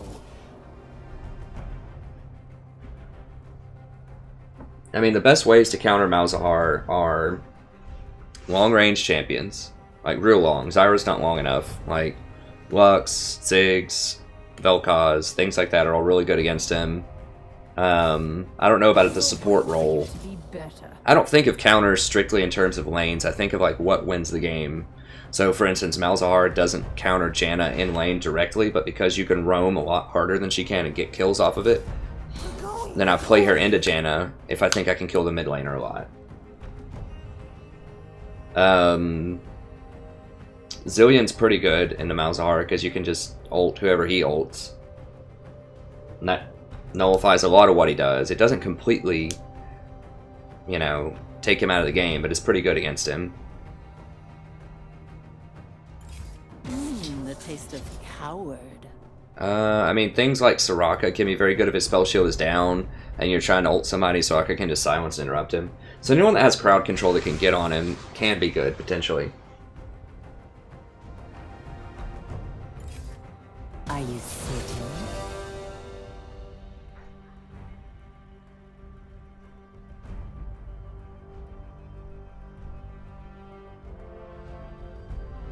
I mean, the Heimer, I didn't see everything the Heimer was saying, but, you know, whatever. He's par for the course in terms of toxicity. That's fine. I don't usually report people unless they're, like, really over the top.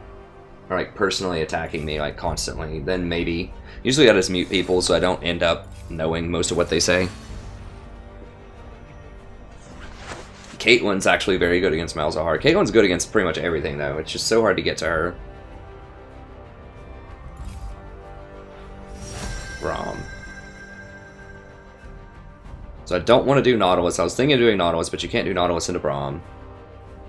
Malzahar is very good into Braum, because his little shield doesn't do anything.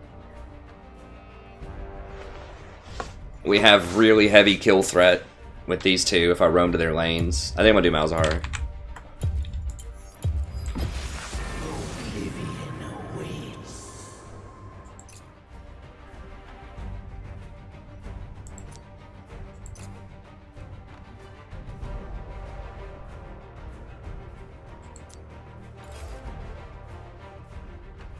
It's just a great insurance policy because people just aren't picking crowd control, like I said before. That's why Nautilus and Malzahar.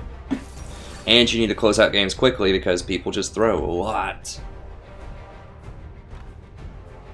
So having the Malzahar option on the table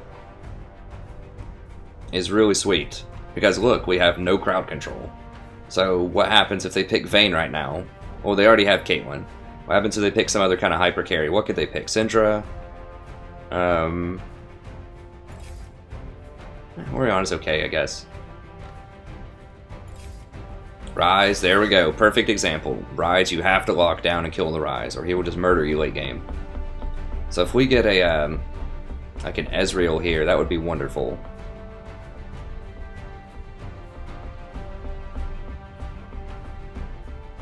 I mean, we have plenty of damage, we just need safe.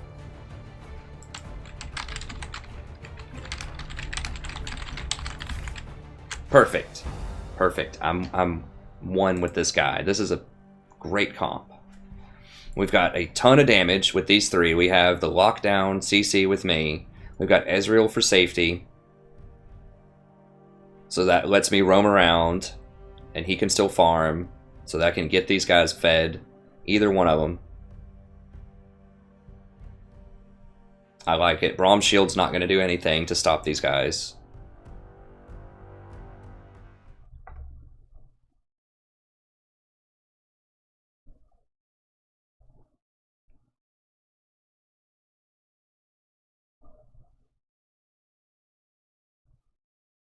Yeah, I like to stop the... Like, you know my favorite way to outplay somebody? Press R on them. That's what I like to do. That's how I like to win games. I don't know. It is really cool to do different kinds of plays to outplay people, but...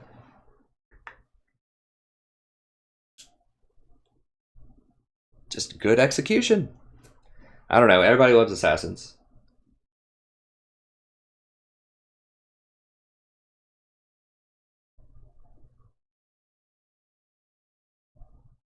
Okay, I mean, Braum Shield does a little bit. A very little bit here. It doesn't stop a Zedel. It doesn't stop my minions or my ult from doing anything to anybody. It can stop, like, Akali's the little thing that she throws, but she can still jump through it. It does stop Ezreal's ult. It's decent against Ezreal. It's just not going to do a lot to... I don't know. I would much rather see Braum than a lot of other things, I'll put it that way, that are out there. Like, if they had a Janna, their team would be exponentially more scary. Let me go ahead and VOD this. Hello, buddy. Welcome back to Here Playing Another Game of League of Legends. I'm the Strategy Professor. I'm just reading the chat over here. Hey, you know, Malzahar, I haven't even really...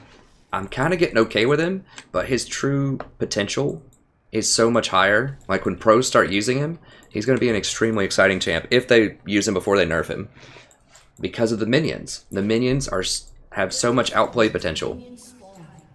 Like, someone just commented that you can stop a Thresh hook with his passive. That's true. Did you also know you can drop a minion in front of the person who's going to get Thresh hooked, and it'll hook the minion instead? That's some new tips for you.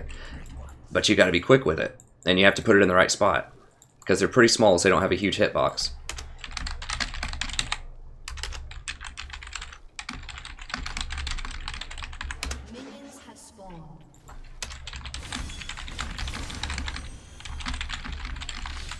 spawned. So you can drop minions to block all kinds of things. You can block hooks with it. You can block a Rammus from rolling into you with it. If you just drop it right on his power ball. You can block a Lee Sin from queuing somebody with it. He'll queue the minion instead. So I need to do that a lot more when Lee's looking to queue. So there's a lot of ways you can use those minions to be extremely powerful that I don't even do half the time. I think about them, but I'm just constantly thinking of more things that you could do with those minions.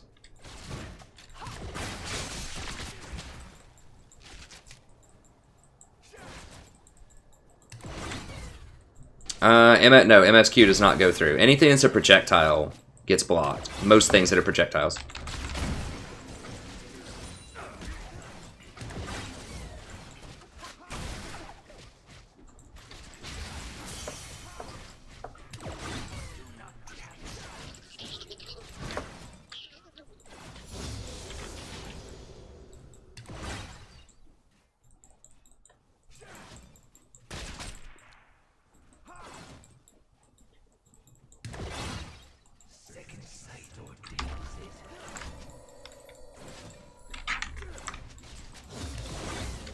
Need to be pretty aware. I mean, Braum is good on the ganks if Lee Sin shows up, although I still think we can kill him with all these minions here.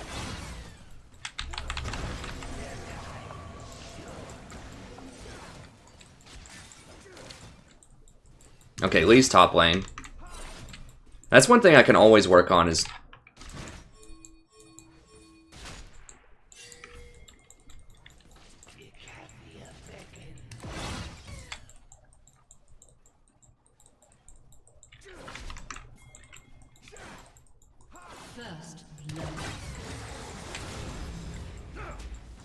Alright, well I guess he got soloed out. It's cool.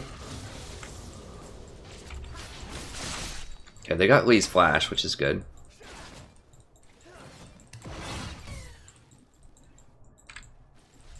So I'm not excited about, like, I really wanted them to pick Ezreal. God, this guy's like, I got tilted after one kill. People are so mentally weak.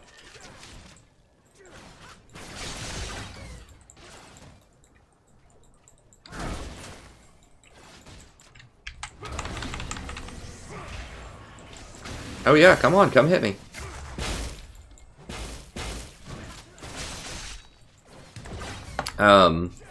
So I like Ezreal with Malzahar because it lets me roam a lot. It's not that we have a ton of kill pressure. He's okay with the kill pressure actually because he can ult and then E in and do his full combo and blow somebody up if he gets Sheen early. Some Ezreals do, some don't.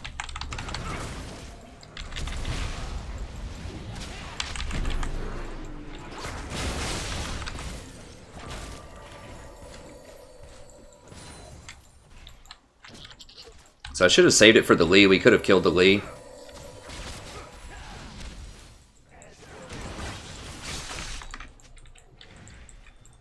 When I saw Braum going up, I should have known that Lee was going to be coming, and I should have used it on the Lee, because Lee won't suspect it, and he was really low. I didn't know Lee Sin would be that low in health, though.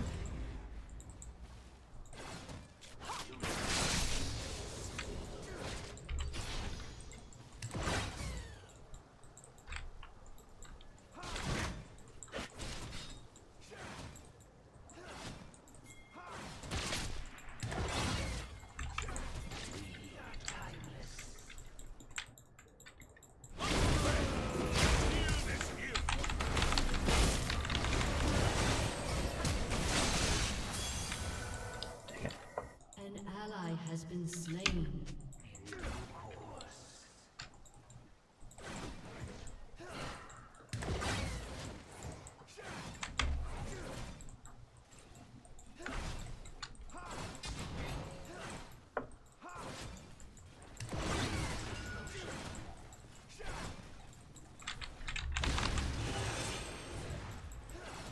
Alright, so...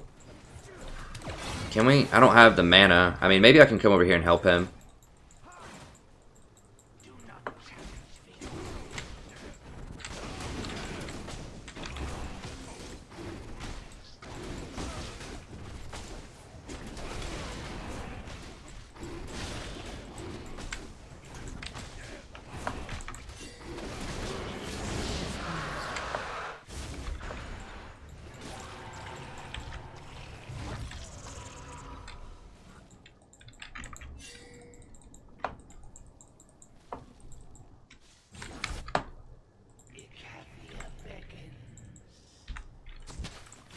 I'm just gonna try to clean these minions up here. Or at least get a couple.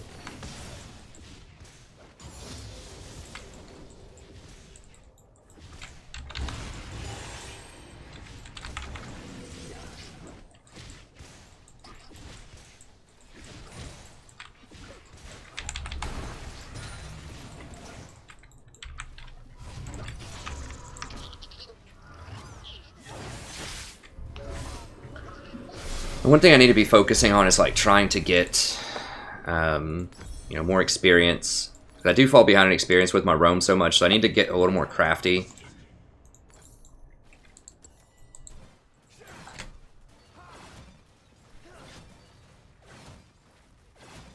Oh, is the stream lagging?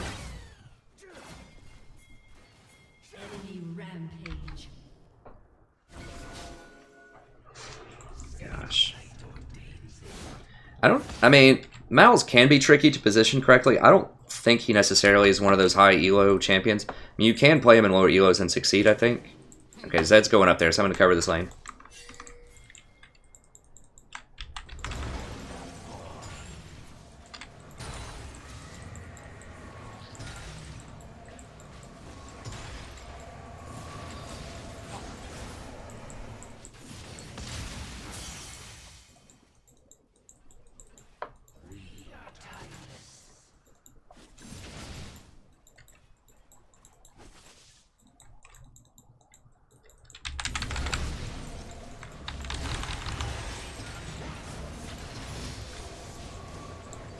An enemy has been slain.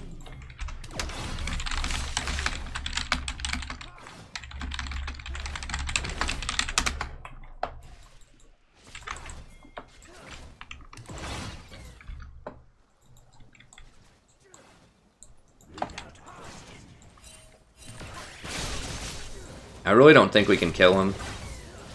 I don't know, like it's possible, but... I really would like to try to go kill Ryze. I think we can kill Ryze with Zed. Maybe. I don't know, that's a really awkward Zed build.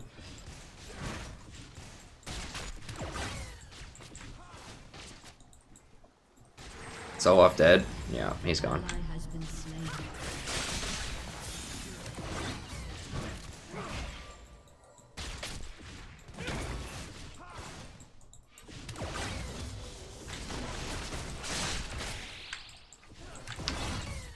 Yeah, he doesn't have...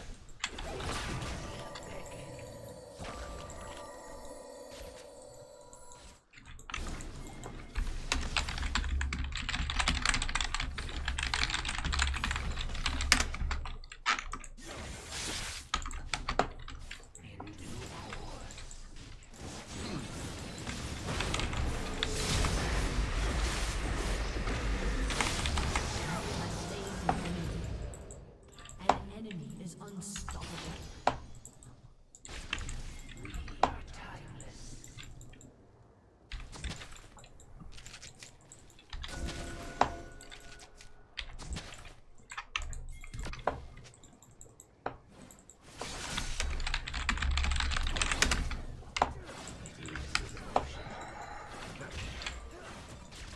Yeah, we just don't have any kill pressure here, so I'm just going to use all of my ults in the middle.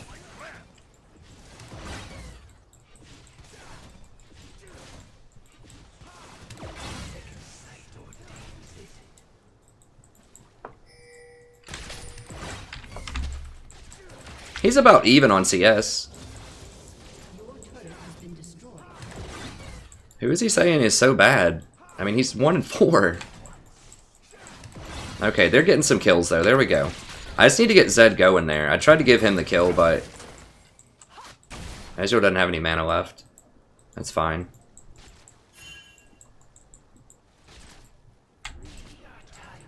Like, just sitting bottom is kind of a waste of time. A lot of the time, if you don't have kill threat. As long as your AD carry can sort of kind of farm, which Ezreal can.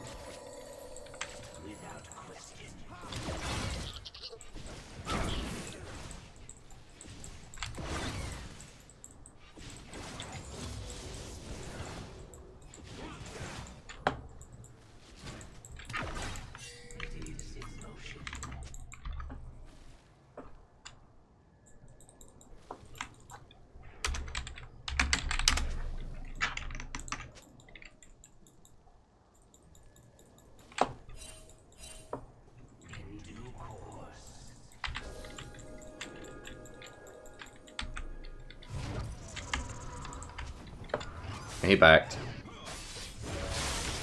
Actually, let me see if he comes up here.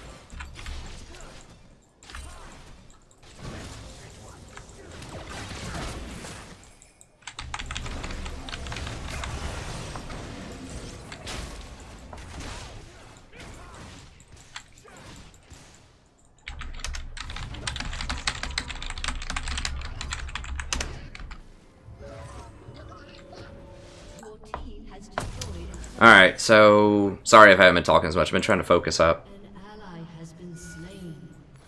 An enemy has been slain. Oh, I need Ally has been slain. to boots. That's an awkward buy. Whatever. We'll do it this way.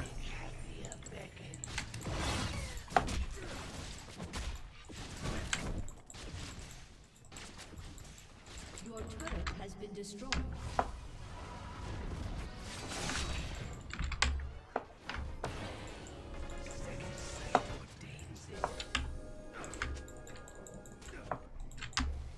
Who is it? What is our jungle? Do we have a jungle? Oh, it's Olaf. Has he been AFK? No, he's in the game. I literally haven't seen him on the bottom side of the map in like 5 minutes. I completely forgot that we had a jungle. Like for real, like no troll, like legit.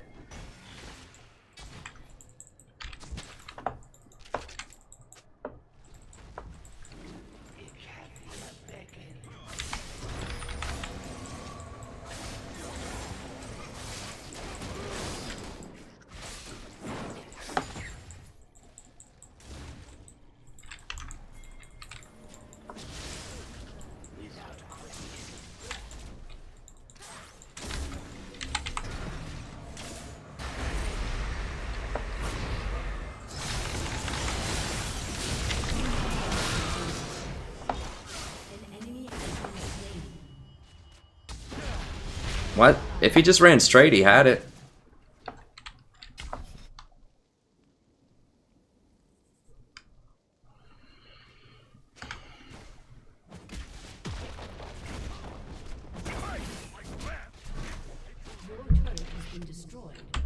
Well, at least Akali's doing okay.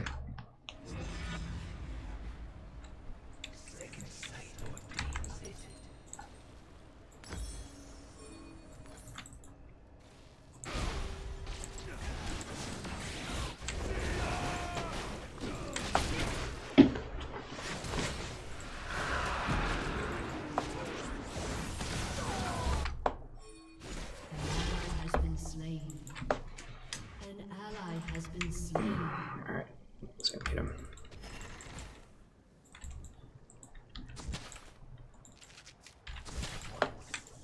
It is annoying trying to get back up to Diamond. I really do miss I was in Diamond.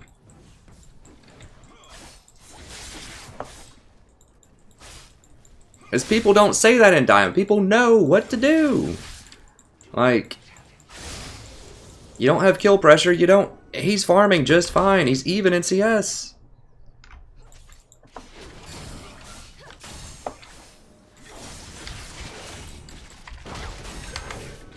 People just be like, oh, he's getting the assassins going. Okay, cool. I'm just going to farm safe. I'm Ezreal.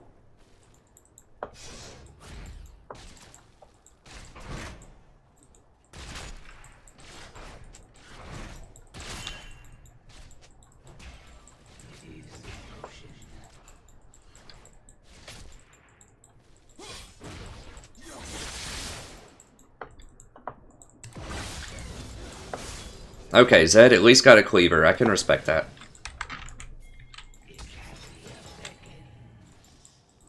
When he tries to fight me over this.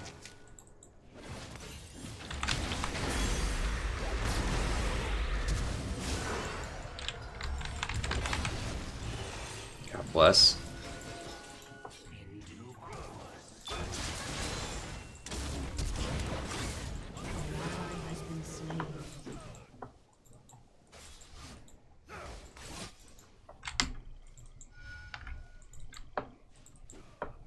I mean, I guess I needed to ping it a lot more. Just ping it like 3 or 4 times like I'm gonna kill this guy. An enemy has been slain. Double kill. Okay, there we go, there we go. So our assassins are going. This is what I want. Okay, good. I've been trying to give Zed these kills. He just hasn't last hit them every time I come up. That's why I'm using the kills on them, so they can really get ahead, because they're totally useless early game, like, if they don't get a lot of kills. And Ezreal should be able to farm safely. He hasn't been behind that much CS for the vast majority of the game, and I got 3 kills by going middle, while the jungler was doing whatever the jungler was doing. I guess he was camping top lane.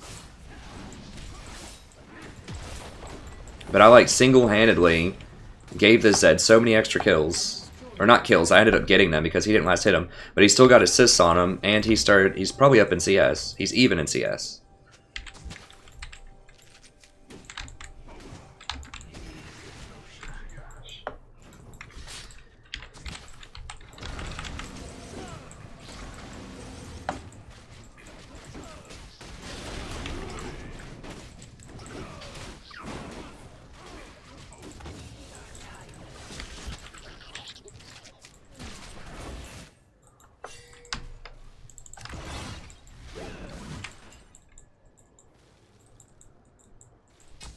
I guess I could block a Bard Q also with my minion if I drop one down.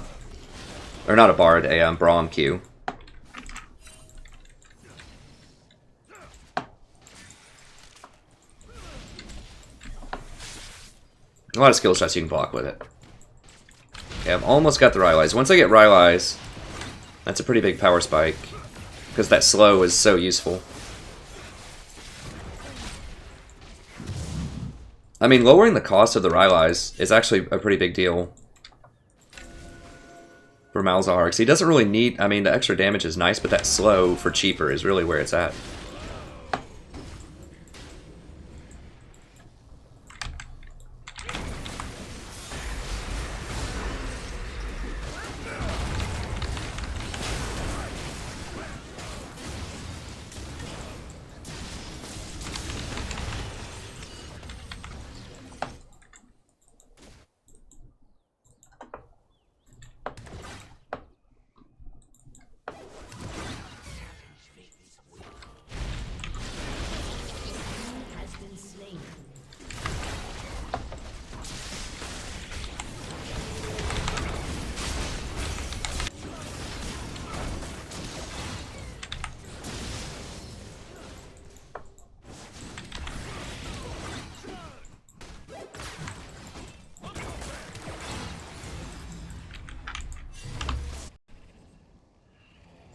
I don't know. I'll have to look here in a second. Oh, I don't know. I'll have to... I don't see any lag. I'll have to investigate here in a second, guys. Just sit tight. I'll look at it after this game.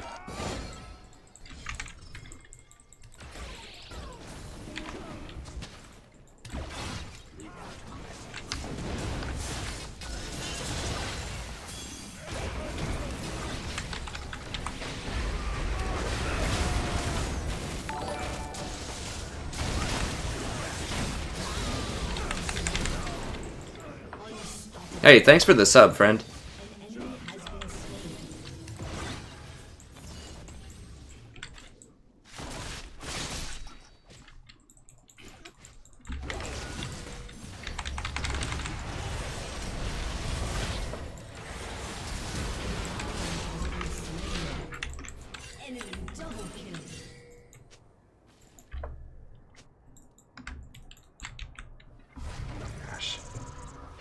If Akali was there, we would have won. Doesn't have teleport.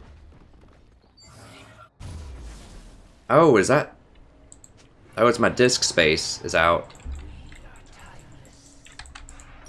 Okay, I'll have to investigate that here in a second.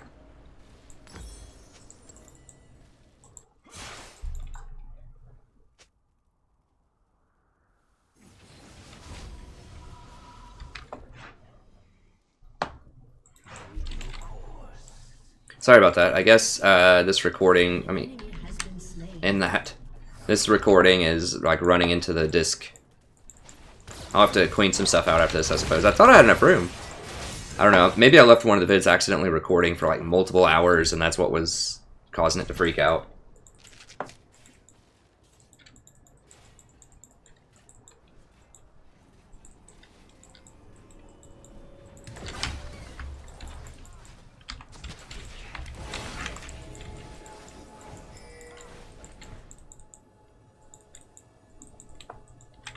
I'm not gonna do it.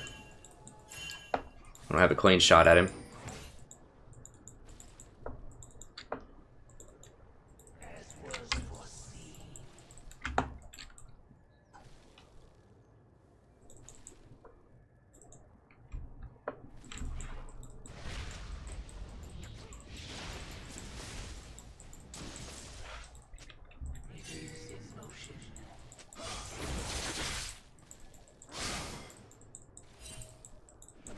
Is this Ezreal still complaining?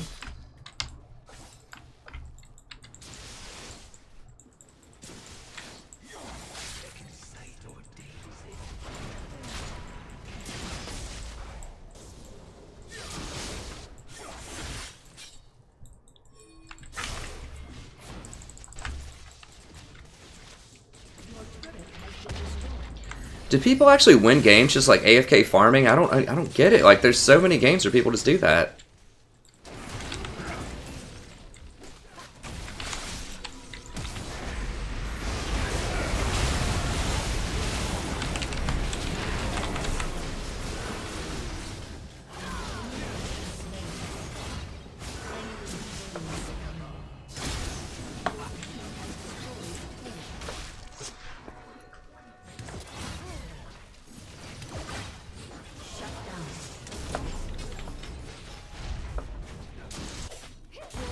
Has destroyed an inhibitor.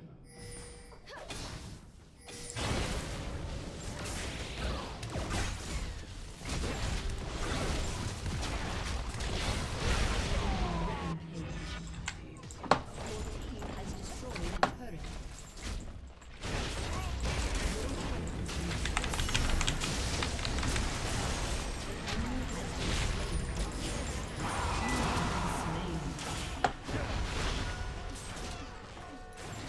a turret. Has been destroyed.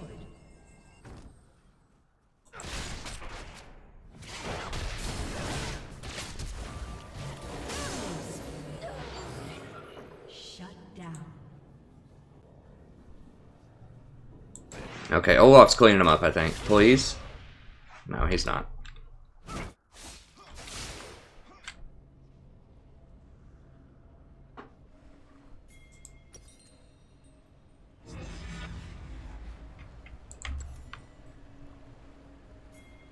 We've got an abyssal already. I guess we just go for this.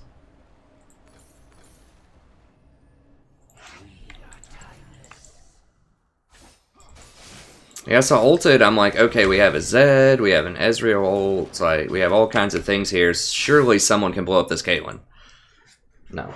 I need to just ping a Watt. I need to just, like, ping, ping, ping, ping, ping right before I ult. Just so that people know, like, what's going on.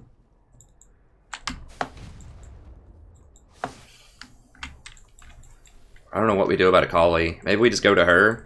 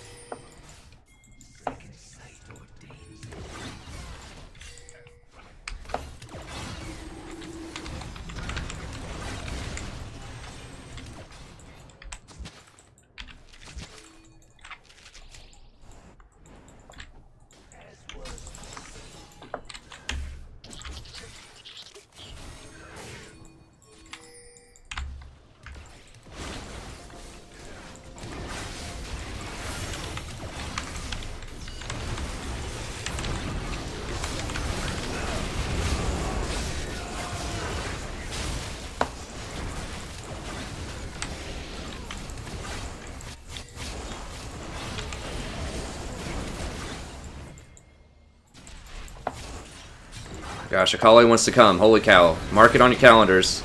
She wants to run in 1v4.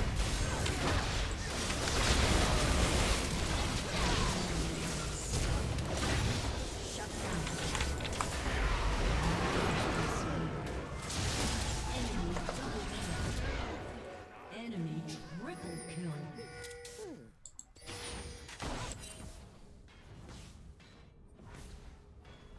I mean, these games would be so funny if it was, like, not every game, just a nice little refreshing, oh, look at this, someone's trolling, this is fun.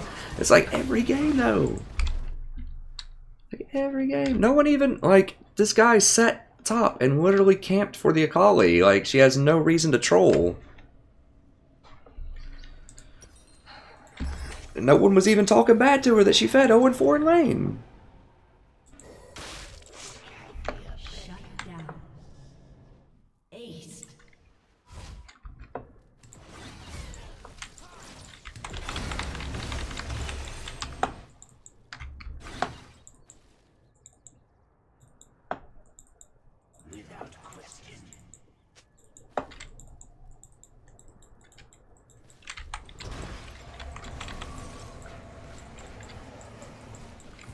Akali's like, I got it, man. I know what I'm doing the whole time. You bunch of noobs. I gotta carry you just by AFK split pushing. Just put the Nexus, put it up there.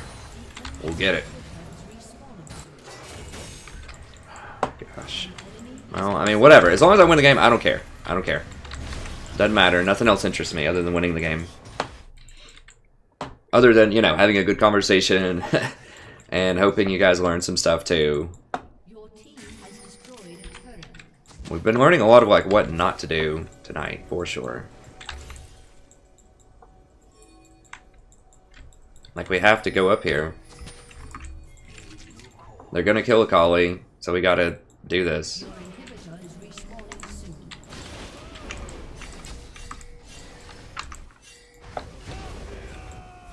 I'm gonna get caught out and die, probably.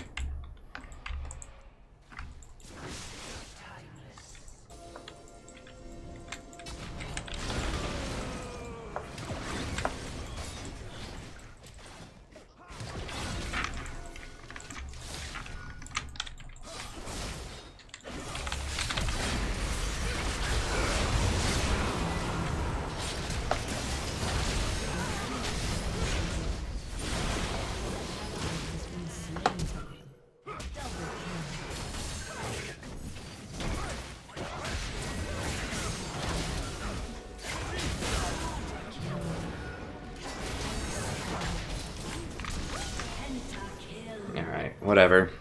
That's fine. It's like 3 times I've ultied and they don't kill the person that I ultied that's like way out of position. Like, this Lee is right here.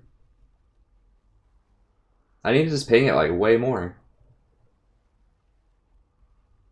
Your team has destroyed an inhibitor.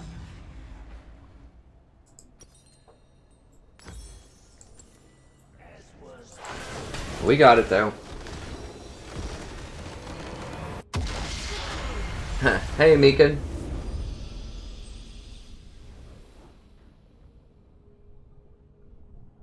Yeah, I'll be sure to thank her, Katie.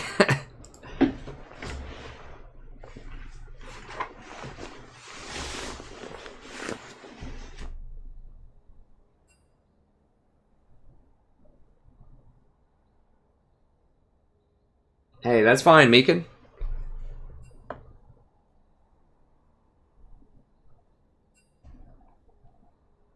Thanks so much. Yeah, I mean, Braum does cancel it, but nobody's moving on it. Like, that's the thing. Like, I know that Braum cancels it, but I don't know. Maybe I just shouldn't have gone on him. I keep thinking, like, we have all this damage. I mean, I guess we didn't have all the damage because Akali was never there. And Ezreal just, like... So what should happen is I ult, Zed immediately ults, and Ezreal ults as well. Whoever I ult, everyone ults, and that person dies. But that's not what happens.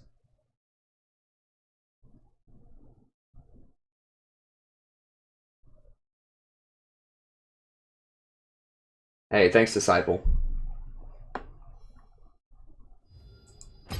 Alright, we'll keep going. That was a good game.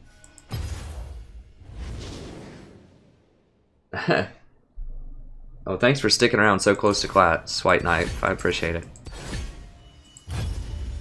So, let me clear that disk space so stuff doesn't get weird here. Let me see.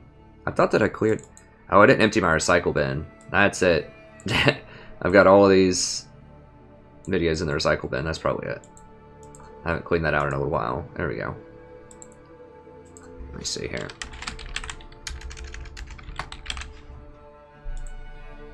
There we go. I got 25 gigs free. Now we're good. Sorry about that disruption. I forgot to clean out my recycle bin, I suppose. So I can't go back and watch all of that. But let me just show you what I'm talking about here. Like, how that game was probably won. Actually, this... Did it get cut off? Is that... Oh, buddy, welcome back to We're playing another game. Okay, that was a different one got cut off. So I had to cut it off in the middle because I was afraid it was taking up too much, but... Hey, you know, Malzahar...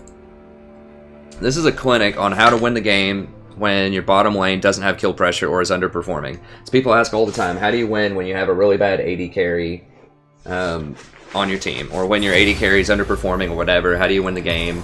This is how you win the game. A big part of it. Because if you remember early on, Akali goes like 0-4 in lane. Zed gets completely wrecked mid lane. I don't remember if we died bottom. I think we died once or twice bottom too. It was a really grim looking game. And so I said, you know what? We don't have any kill pressure. Ezreal's really far behind. So I'm going to... But we have a Zed middle who has a lot of kill pressure, and Ryze is really easy to pick off.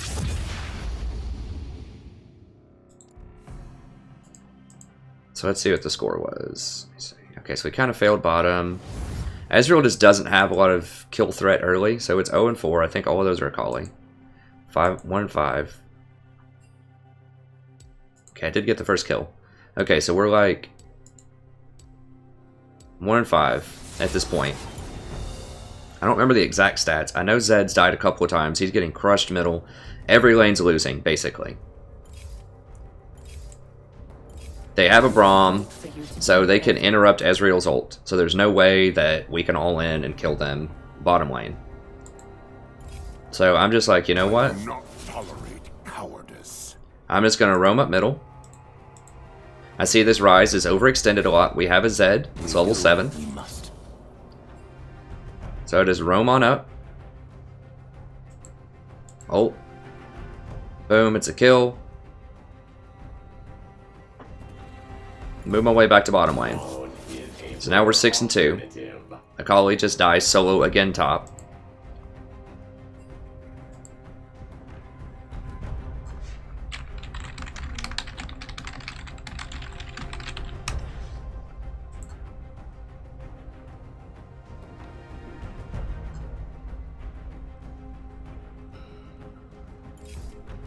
Life is too short for fear.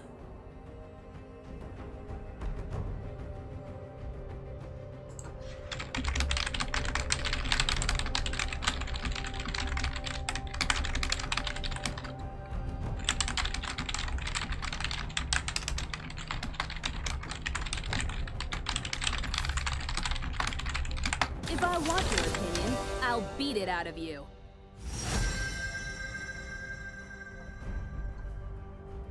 Oh my gosh. So we have 2 people that can't play their role.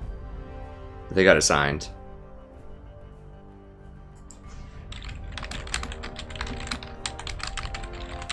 Well, I could try like Ziggs or something.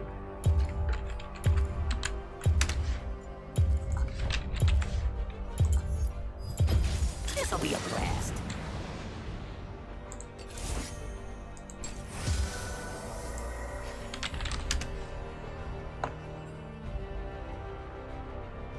Okay, so I'm gonna try this. I'm trying to help.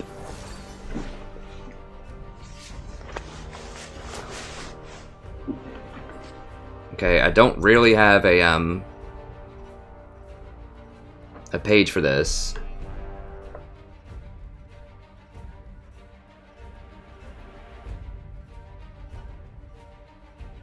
That's pretty close.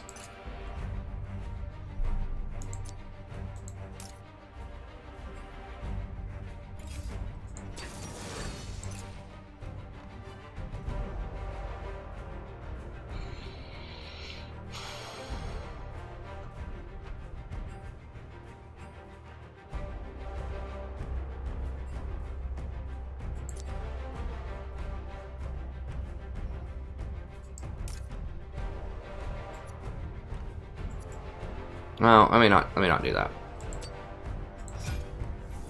Ah, crap, I messed that up.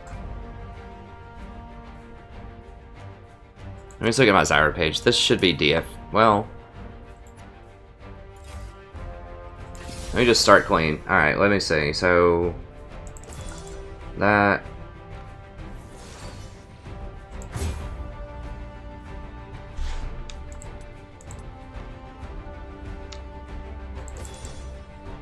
No.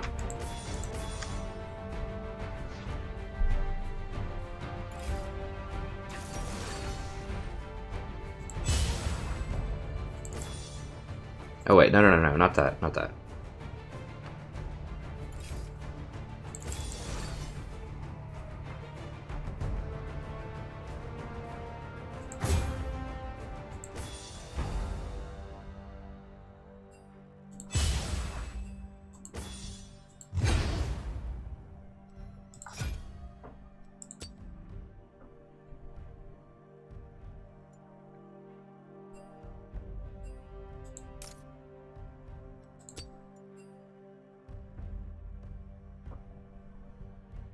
Alright.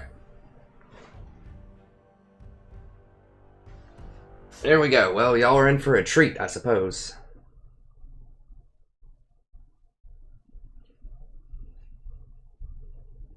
I mean, this will be fun. Whatever. If I lose, at least it's fun. If I'm going to have to AD carry, I'll at least do Ziggs.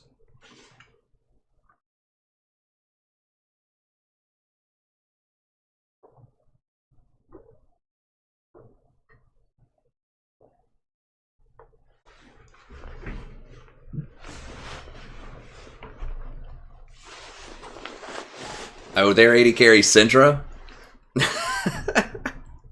That's pretty funny. I haven't seen that much.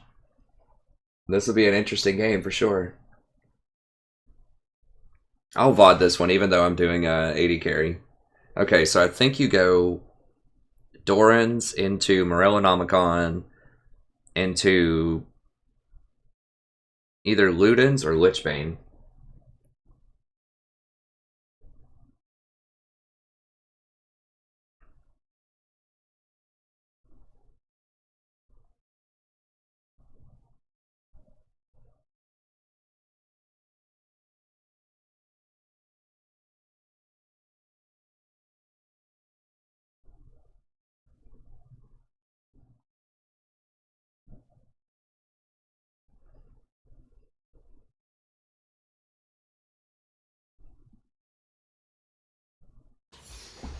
I think we're probably going to lose. Their team comp's way better than ours. Like, they have multiple assassins to get on me. Oh, awesome. Well, she's got Ignite. Whatever, I guess. Alright. So I haven't played Ziggs in many, many years. Yeah, sorry. The links are disabled. I would let you run it through Celaguara. But you could put a space in it. Like, just put a space in a certain place, and then people can copy paste it if they want, and then get rid of the space. Hey, where'd that bomb go? 30 seconds until minions spawn. Yeah, so if you want to post a funny picture of Nami, yeah, just put like a space in the middle of it that's pretty obvious, or like a few spaces, just so it's really obvious where the spaces are, and then if people want to watch it, they can copy paste it in their browser and remove those few spaces. Wait, is it? Minions have spawned. Come on, does this look dangerous to you?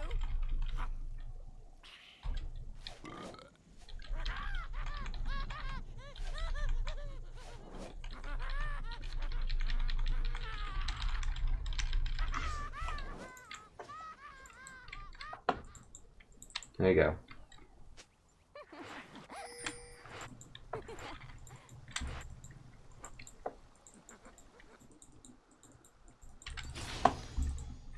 I'm gonna be really bad at last hitting though, I just never do it.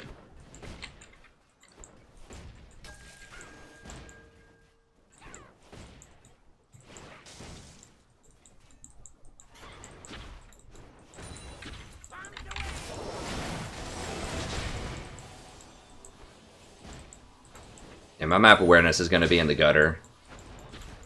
Because I'm having to focus on last hitting.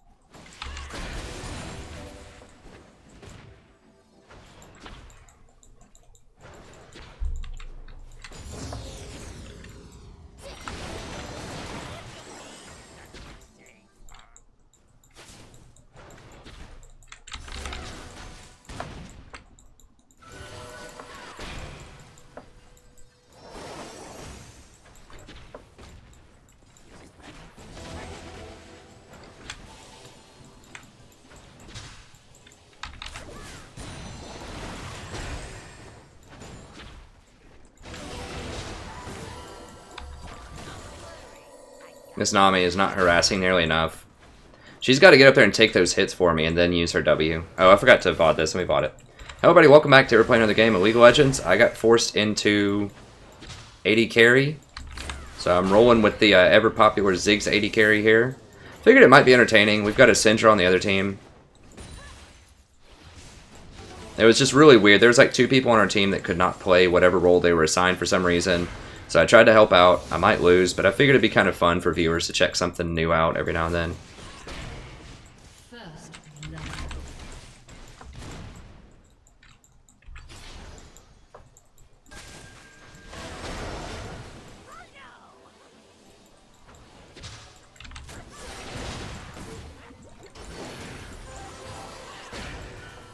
I got creep blocked. She needs to be running up and waving more. Like, she's just wasting her mana on these Qs. I mean, Sona is kind of running out of mana, so that's good, but... like, I'm just getting hit way too often with Sona Qs, and I'm like max range all the time. God. I can't even go up to hit.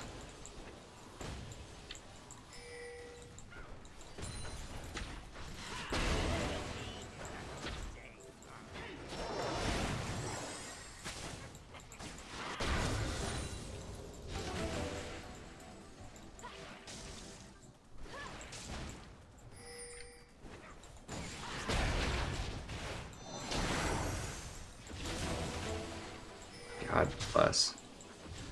Warwick's just gonna sit there and farm.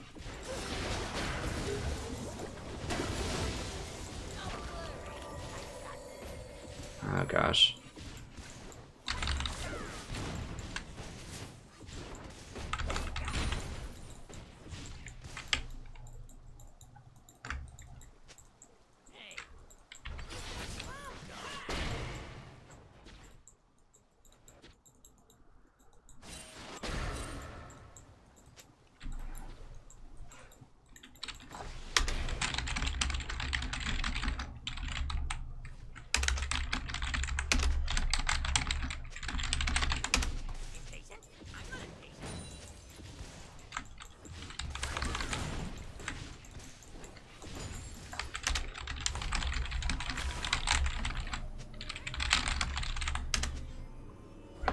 This guy just better not even start with me. I'm doing him such a solid, and he is not covering for me at all.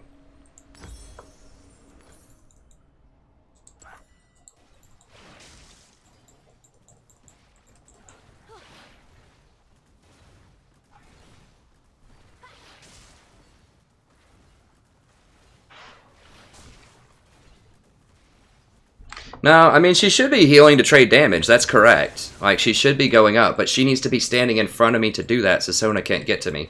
It is inefficient just to heal the AD carry, so she's doing that right.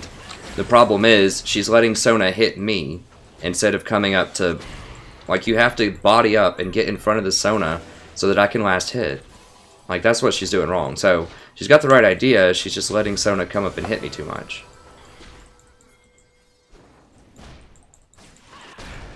Alright, Warwick is level 6. Try to soften her up a little bit.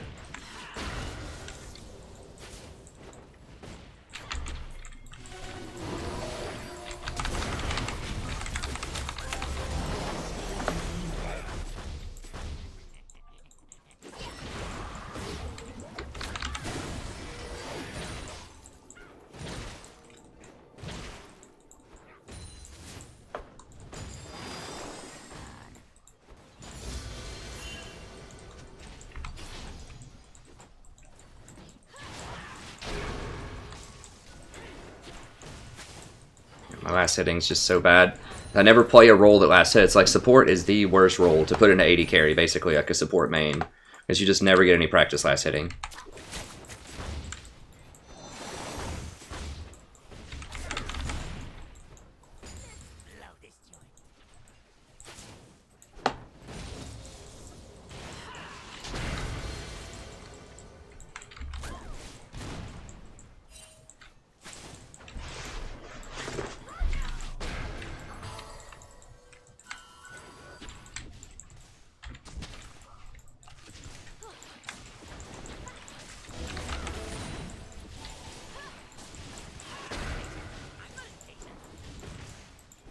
An enemy has been slain.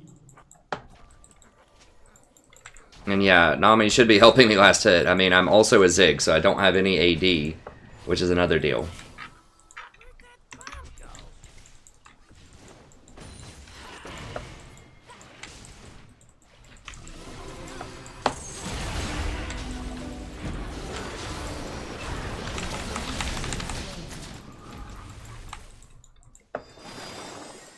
We got her flash.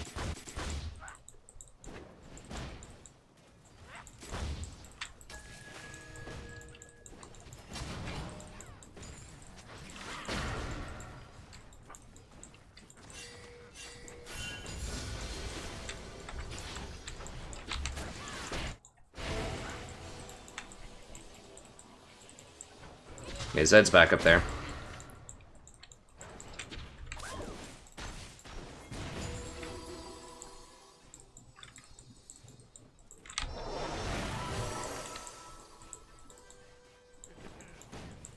Oh, dang it. An ally has been slain.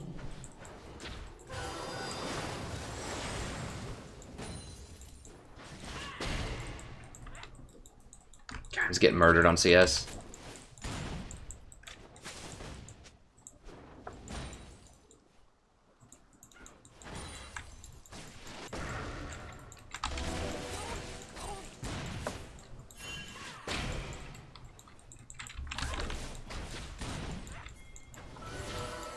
I need to probably be harassing more with my Q, like hitting minions and harassing with it.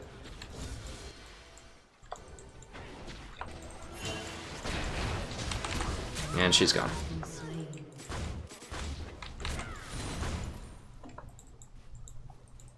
Don't worry.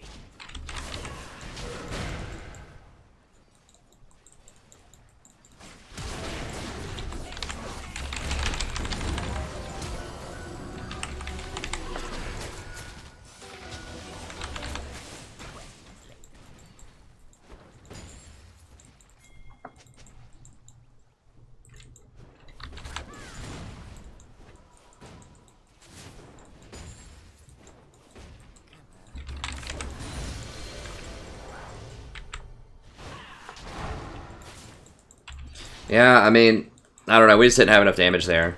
I just don't have any items yet.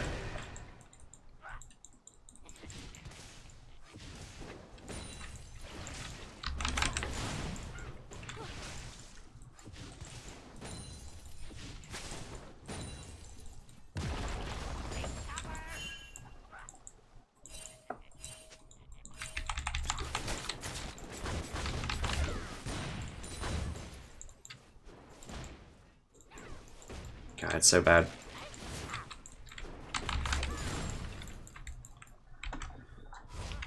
Alright.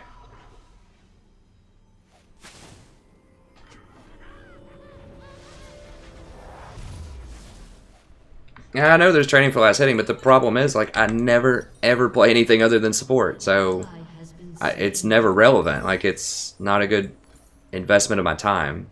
There's a lot of other things I need to be doing, and it would just get rusty because I only play support every time. We'll go ahead and get a blue. I guess I can't. What? You not get that until level 9? Okay.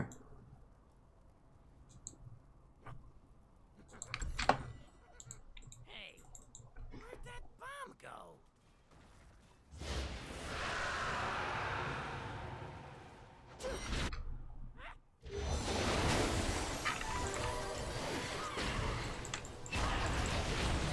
has been slain.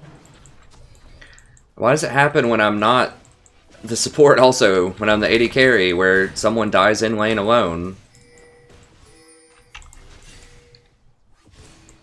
What do you mean?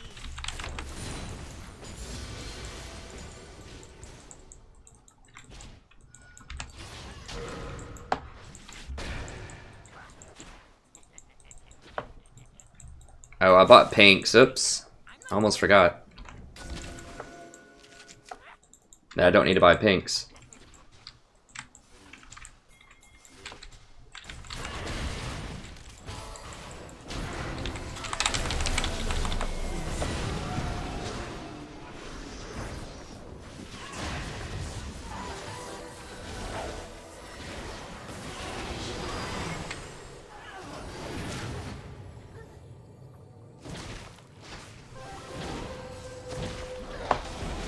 Okay, well, that's fine. I should have waited longer on Warwick. Your team has destroyed a turret. What is it, Ludens after that? What is... Okay, yeah, we can get one of those, it's fine. An enemy has been slain. An ally has been slain.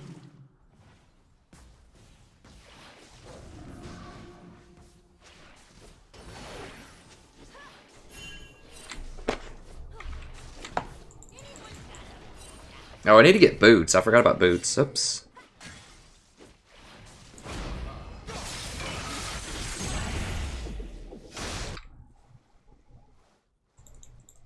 I'm going. Okay, I should be able to one-shot that, I think, if I get close enough.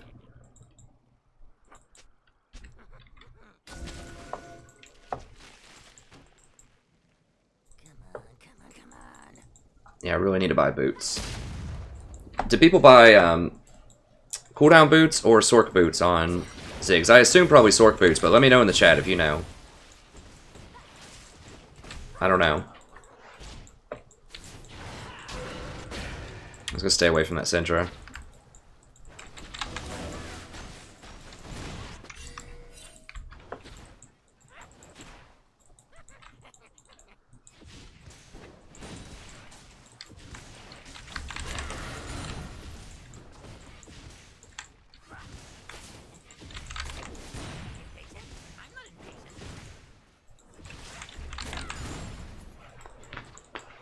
An ally has been slain. Oh, we also have water buff. I forgot about that. So we should just be able to spam stuff on him. The problem is Sona just heals up all the poke, so...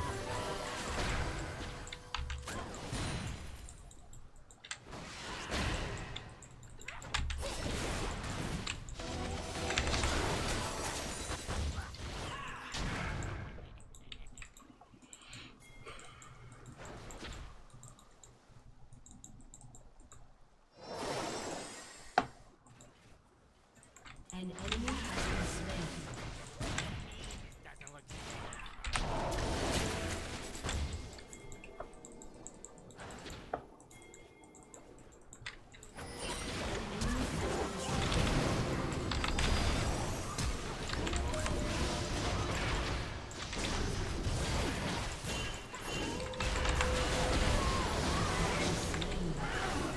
You have slain an enemy.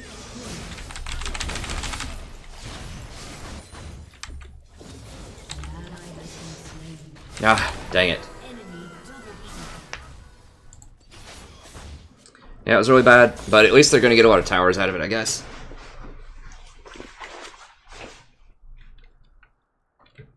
Magic pen. Your team has destroyed a turret. Your team has destroyed a turret. Killing spree. Your turret has been destroyed. I'm going.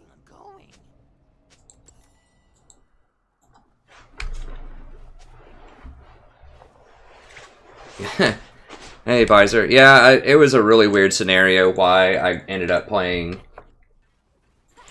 AD carry.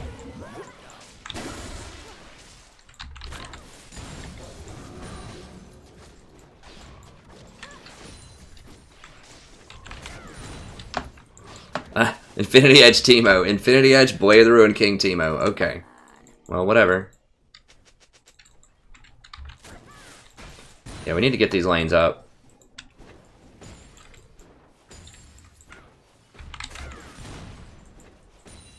Take cover.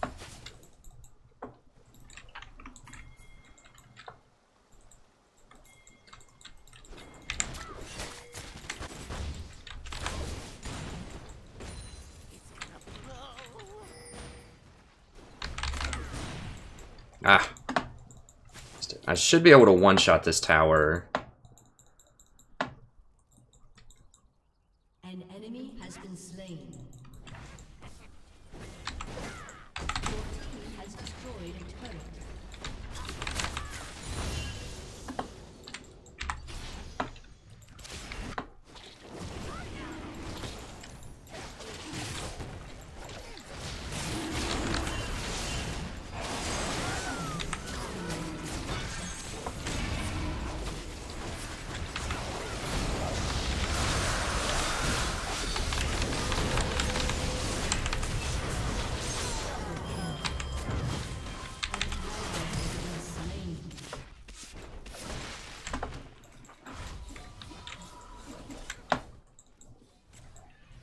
Okay, Syndra's going bottom. Is she hurt at all? This is dangerous as heck.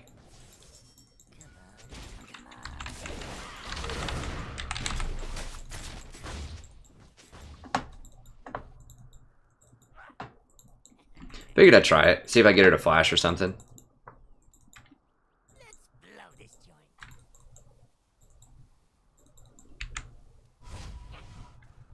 I really want to go get... I'm gonna go get it.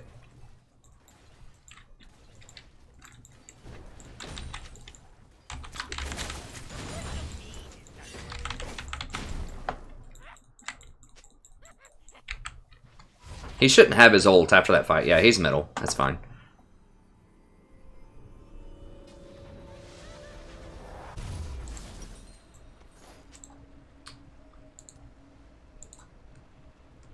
Alright, we'll go Rod. Don't worry. I got Figure it out from there.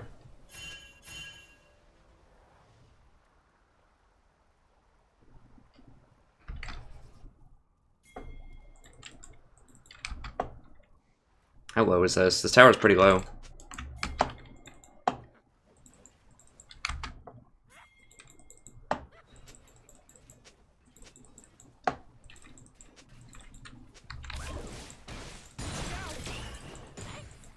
I could just go straight like cap too if I wanted to.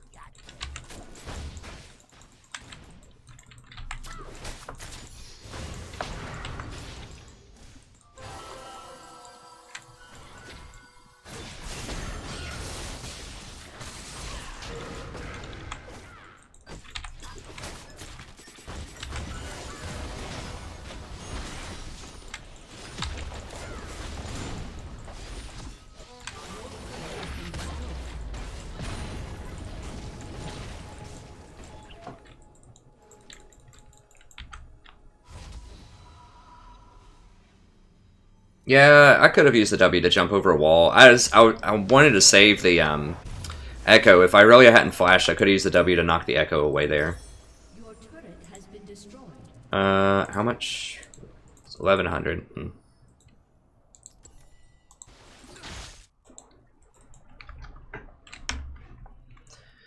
Need to go down and get bot tower here in a second.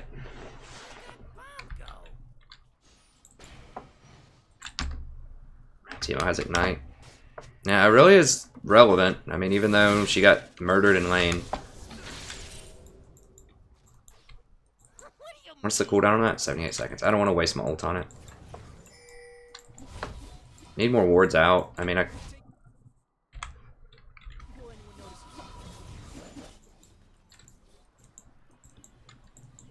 going.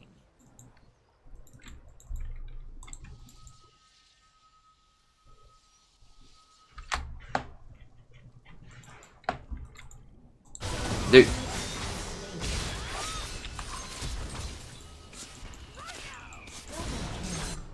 Nice. That took a lot longer than I thought it would. For that bomb to get there. I have no idea about the timings. Like I said, this is the first time I've played 80 carry and Ziggs in years, so...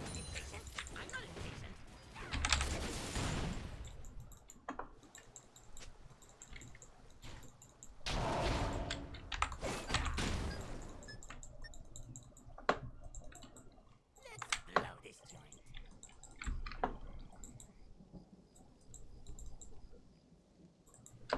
I need to be very, very careful around Ziggs. It wouldn't be a bad idea to get Hourglass next.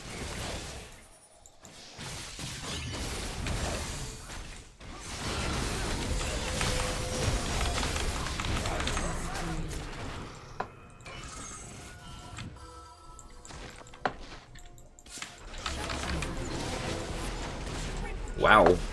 Deleted.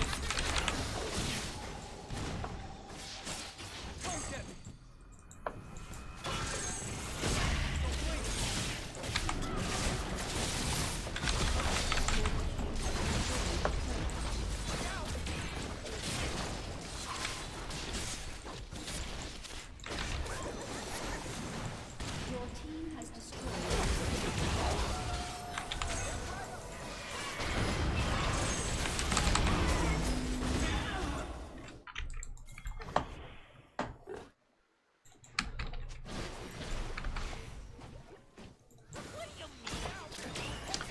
Ziggs does have really good zone control. Sorry, I should be explaining more. I just have to focus up so much because this is a role that I never ever play.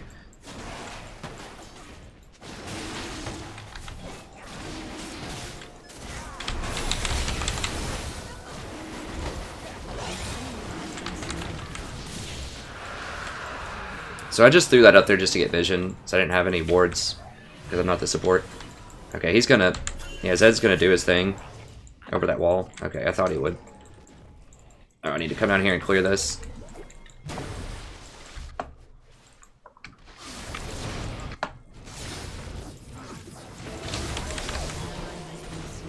Crap, I gotta go.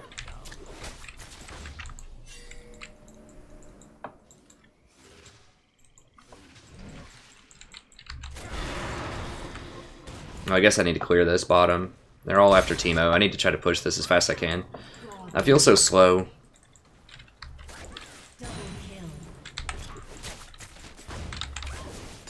I mean, Teemo is really running the show here. I'm just trying not to die a lot.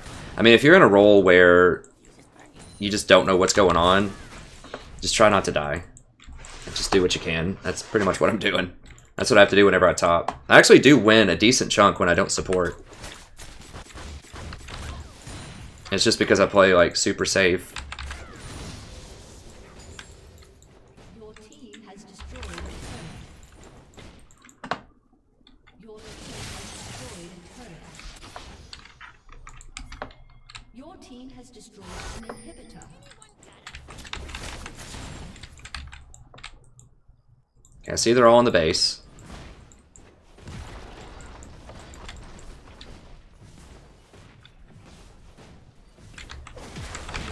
Has destroyed a turret.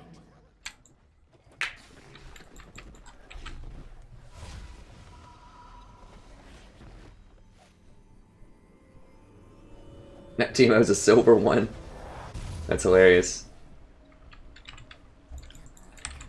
Alright, let me see here. We'll go with this. I don't even know what to get next. Do we get Lich? That's not a combo to double stack that movement, I don't think. Whatever. We'll just do Death Cap. It's fine. Impatient? I'm not impatient. I think you have to choose either Lich or Ludens, I think, with that passive. I'm not 100%.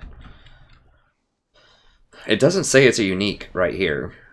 So maybe it's not. Let me know in the chat if you know. Can you stack the Ludens and the Lichbane movement? Because it doesn't say it's unique right here, but it does say it's unique on Aether Wisp. So I don't know if that's a situation like with Forbidden Idol, where you can't have double Forbidden Idols, but you can have something like, you know, Mikhail's and Ardent Censer. Oh, and I'm dead. I shouldn't have been here. I'm just wandering around.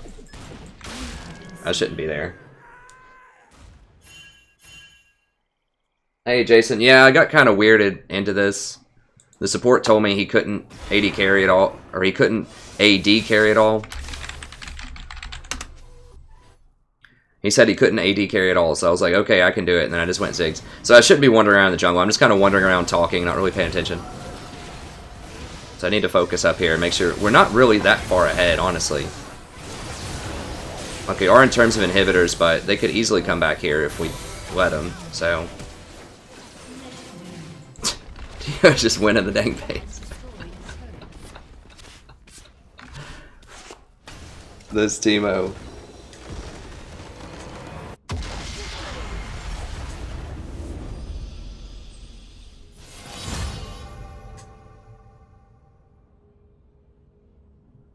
Yeah. You go Lich for the towers, and then you go Ludens for the burst damage in fights. I was just wondering if the movement stacked. I mean, let me just... What did pros even build on it? I probably should have looked at that.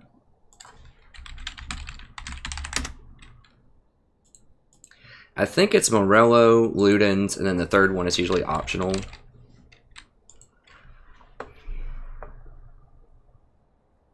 And a lot of people look like they're going Lich also. Maybe it wasn't Ludens. I've seen people experimenting with it a lot. No, it's Ludens. Morello, Ludens, either Deathcap or Lichbane. Okay, so I was kind of on the right track. Or Void Staff. So the third one varies, but it's usually Morello's into Ludens. So anyways, that was fun. I'll post it up on the channel, even though it's an AD carry game and AP carry, just because a lot of people probably want to see Ziggs. I'm obviously not a Grandmaster with him. I think I did okay, sort of. I didn't die. I did fall behind a lot in CS. But I think it's a good tutorial on just how to survive when you're playing in a lane that you don't usually play in. Yeah, that was ranked. That was ranked.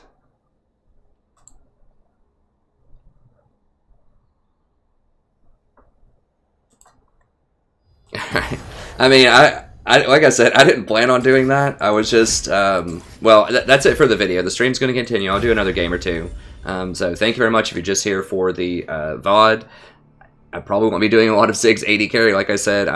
I recognize that I'm terrible at that, but I think that the thing to take away from that is to learn how to play roles that are your off roles and just not die. And I think I did a good game, except for when I wandered into the woods late game and Zed was sitting there waiting for me. I shouldn't have done that. I was just talking, not paying attention. But the rest of the time, I think I was pretty decent at positioning in team fights, and I, made some decent plays.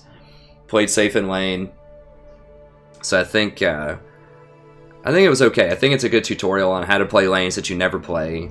And AD carry is the worst thing if you're support, probably, because you never get any practice last hitting. So, anyways, thank you very much. Stream's going to continue, but that's it for the VOD. Have a wonderful evening. I'll see you next time. So I'll post that one up, even though, obviously, I wasn't... I mean, that was basically the Teemo show. I'll post it up just for fun, just so people can see something else a little different. Hey, Juan.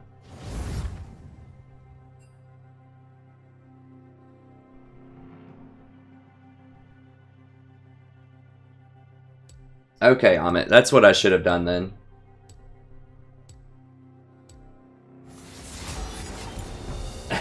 Yeah, sorry, Kevin. It's support like 99.9% of the time, and I would not call that carrying. I would call that getting carried. I mean, part of carrying sometimes is just recognizing your own limitations and just being realistic about it.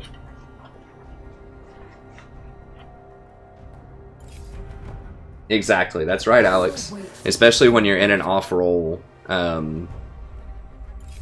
you know, just try not to die and just pick useful champions. I mean, Ziggs is useful even if I'm behind because he can take towers really quickly, so that's why I like him. And I can just press R. I love press R champions, especially if I'm in a role that I can't play very well.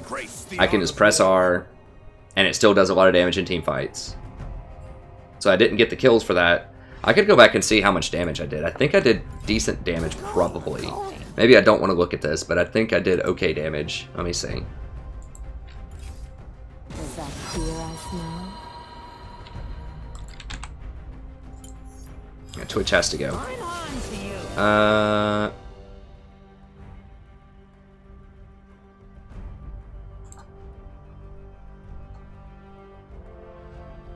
Alright.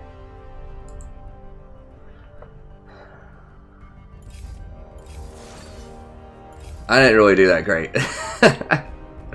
Damage-wise, I did 8,000 damage, but I never play it. I mean, Teemo did 35,000, the next highest person was 18 from their Zed. It's basically all Teemo, but you know what? I didn't die. I died like 3 times, and that's okay. Sort of. I should have only died twice. The last one I just pretty much handed Zed on a platter, but other than that, it was okay.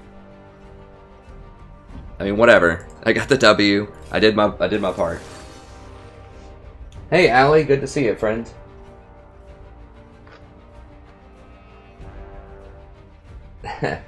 Yeah, so if you showed up for the support, I will be supporting this time. I just got like I said, what happened was there were 2 people on our team that were saying they absolutely could not play the role that they were assigned. One was mid laner and one was AD carry. And so we did a switch around. So I said I would do mid lane. The guy that couldn't mid lane went to support, and the guy that couldn't AD carry went to mid lane. So it was a try switch of roles. Which usually I don't know if I recommend that, but I just honestly thought it might be kind of fun to do a Ziggs game because I've been watching it. It is fun to watch. I'd never played it. It was fun to play. And I figured the stream might like watching it too. So I was like, you know what, whatever. It's better than everyone being in a terrible position. That way I could sacrifice my position and these 2 people can be in a position that they're more comfortable with. So it's just sacrificing me. I know I can play safe and at least watch the map and not completely flop if I have to play any position. So I just decided to switch.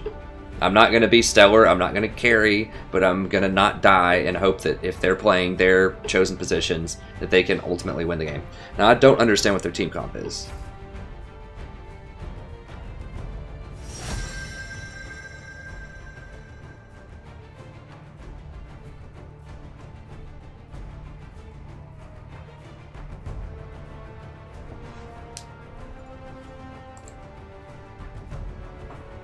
Lulu could be good.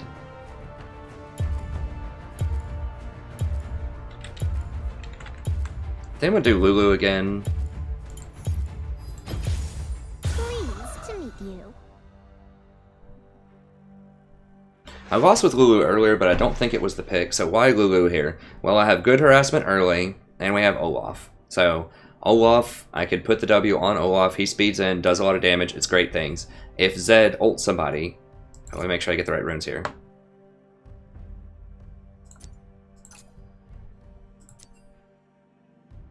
I mean, that should be fine, whatever. Wind Speakers isn't the best on Lulu, I'd probably rather have Thunderlords, but whatever. Oh, okay, I'm getting out of there. Someone dodged, that means they have a troll on their team, so I'm gonna wait.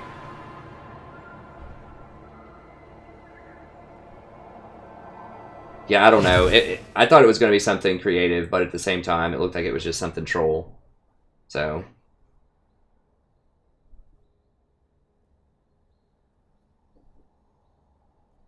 Kalista ult.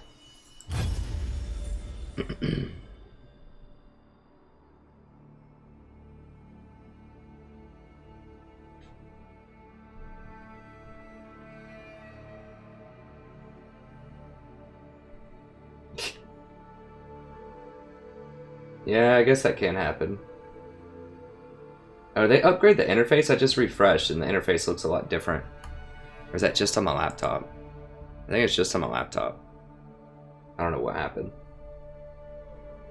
What am I even using on the... Is it Firefox? I don't know, whatever. Oh, this isn't refreshed, I don't think.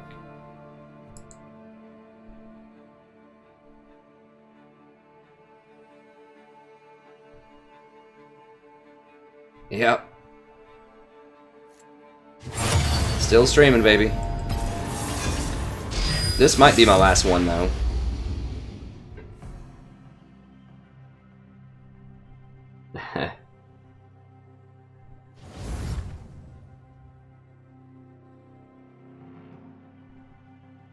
Yeah, Lulu can be hard if you're new to the game. Lulu's hard for me right now, and I've been playing the game for 5 or 6 years.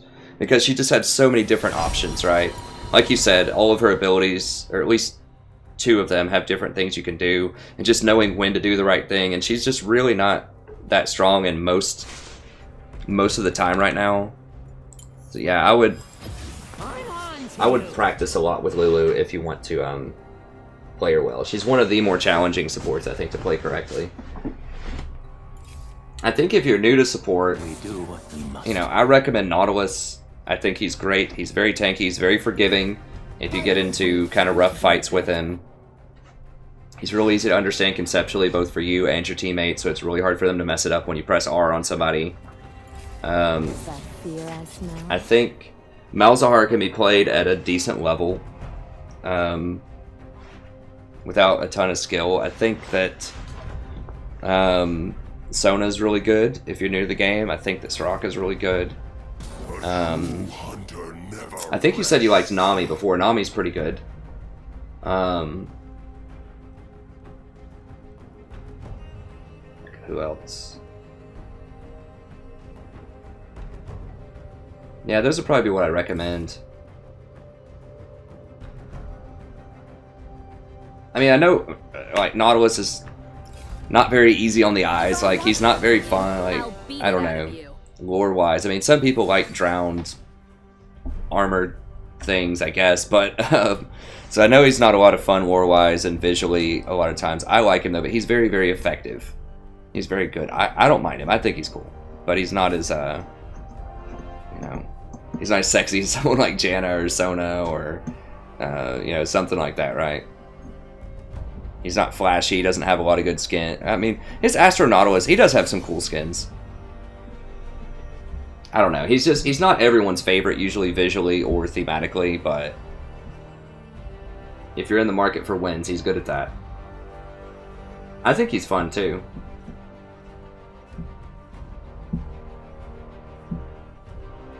Yeah, that's good. I mean, Nami's good. I think Nami will be played a lot competitively. Ooh. The old Hecarim, huh? And Kennen. Well, I have to go Janna then.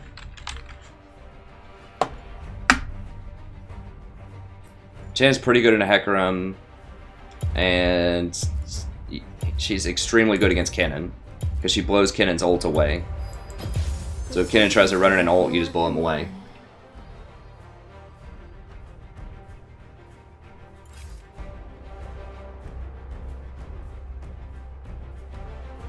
Yeah, I mean, I like cute things too. So, I mean, I kind of like Malzahar too. He's not really that cute, I guess, but Nami will be. I mean, they're nerfing out Karma quite a lot this coming patch in 7.1. So I think Nami will be a top tier support that you'll see in a lot of competitive play. She gets better at top tiers of play because people leverage early game advantages a lot better than they do in lower elo. And lower elos, you know, you want to play things that scale really well. They can do okay in lane, but they can do very well in the mid to the late game as well, because most teams just don't close out games. They just don't know how to close out games. So it takes longer. So if you look at the average game length, it actually goes down as you go up in elo. I'm pretty sure, I don't know if it goes straight, I think like bronze is probably the longest games. Oh, I need to take exhaust. Almost forgot about that. Okay, it looks pretty good.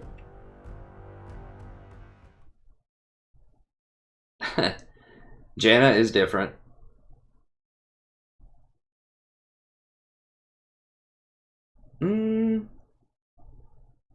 Yes and no. I think in pro play, Nami's very good, but I think in solo queue, where people aren't organized, then she falls off. But she can be really good.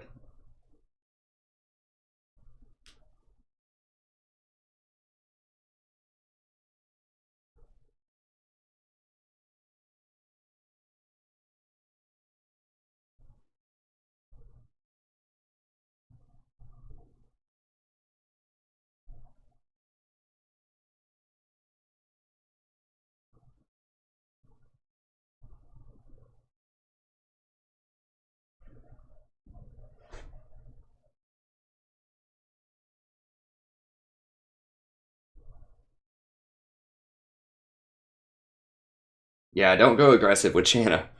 Janna is... You only want to play Janna most of the time if you, right now, if you have the higher scaling ADC.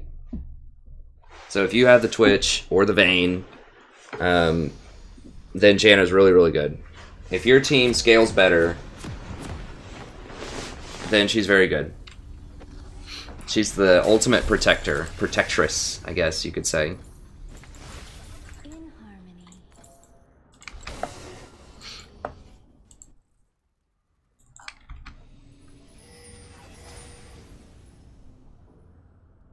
Yeah, Malzahar is fantastic. Malzahar is one of my favorites. The only reason I didn't pick Malzahar here is because they had Kennen. I mean, Malzahar is okay in a Kennen, but Janna just completely hoses him with her ult. And Janna is also very good with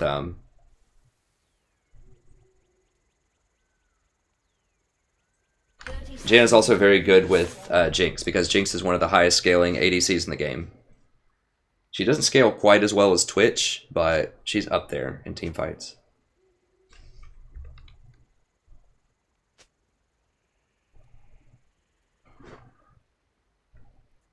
So I'm not super excited about Jace and Shaco on our team, but the other two look pretty good. Like Victor and Jinx should have enough damage, even if these guys kind of fall off later in the game. If I can just keep Hecarim off of Jinx, as long as he doesn't one-shot her, I think I can peel him off. We'll see. Go ahead and pod this. Hello, buddy. Welcome back. Today we're playing another game of League of Legends. I'm the Strategy Professor.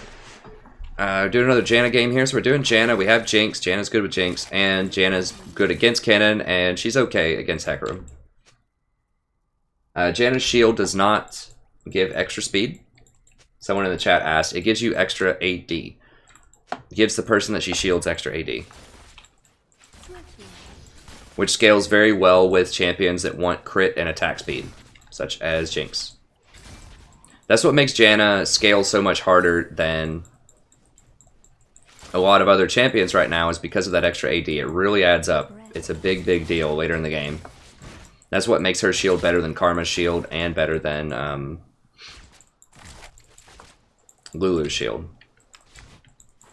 Now, if they move Lulu's shield, if they move the speed from her W over to her shield, then Lulu will be a lot better, and her shield will be on par with Janna's. But as it stands, Janna is the queen of shielding.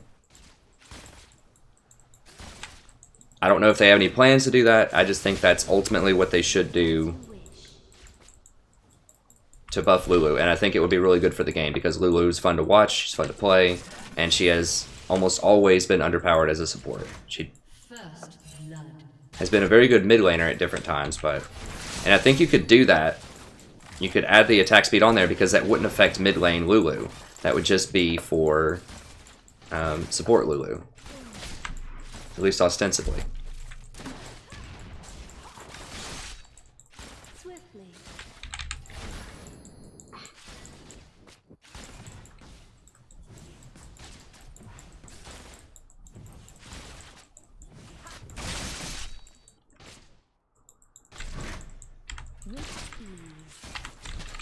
Caitlyn is still quite good. She's probably my... I don't know. She's up there. She's one of my favorites for sure. Caitlyn is just very safe. Pretty reliable. Has great zoning. I think they'll nerf her. I think they'll nerf her traps.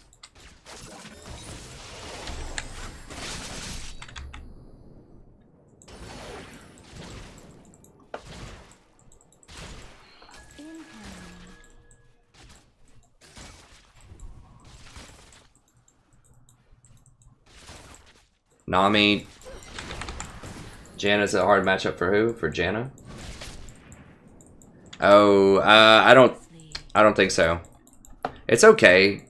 I think Janna's better.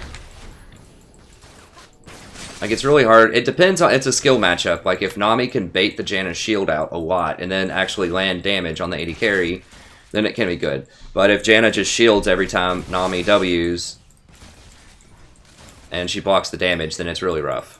So it's a pretty intense skill matchup.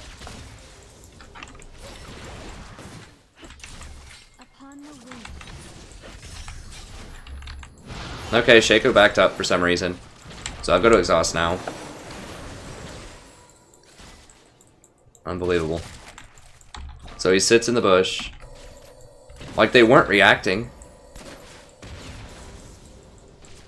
He could have easily just ignored the ward, jumped over the wall, and come after him, and gotten their flash. And you have to remember that a lot of people, even if you're sitting, even if you see a ward when you're going in for a gank, just keep going. A lot of people just won't even see it. If they start running away and they get away, then sure, then you can go.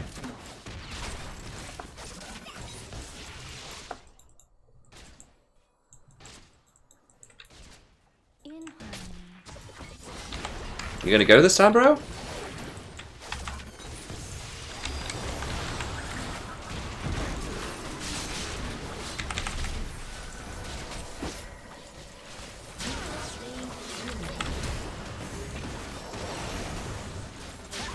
There we go.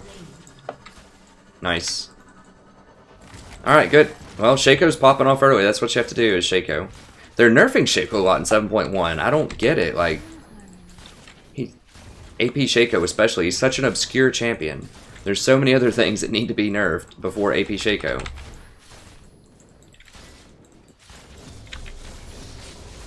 I don't know. There's been a lot of curious things in the preseason, but you know what? It's a really hard game to balance.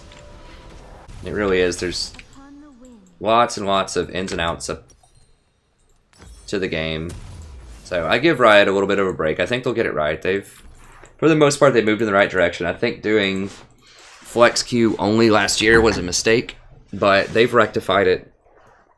I understand why they want to do it, because people want to play with their friends, and it's kind of lame if there's only, you know, one person you can play with at a time and all this kind of stuff.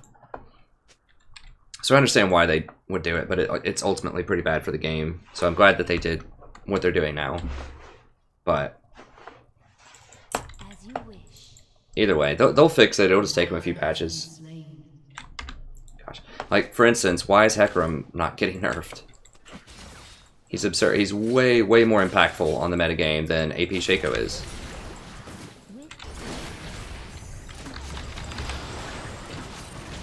The minions are hitting him. Oh, but Ori's coming, though. I think I should be able to get away. That's fine. So the minions were hitting Kate, which is why I wanted to keep fighting there.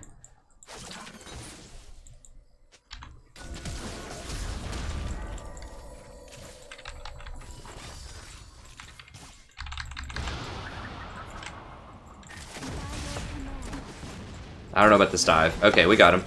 Got him, coach. That was a really nice roam. Oh, he teleported. Okay. Yeah, it's good. Well, we don't have Shaco. Do they have the jungler? They do have Hecarim.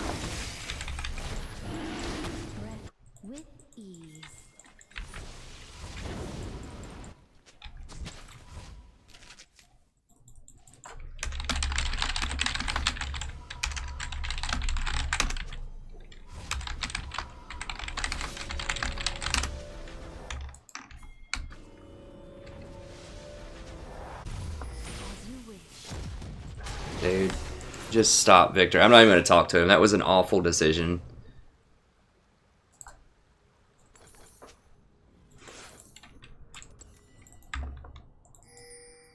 Okay, well, I'm just going to mute him. In harmony.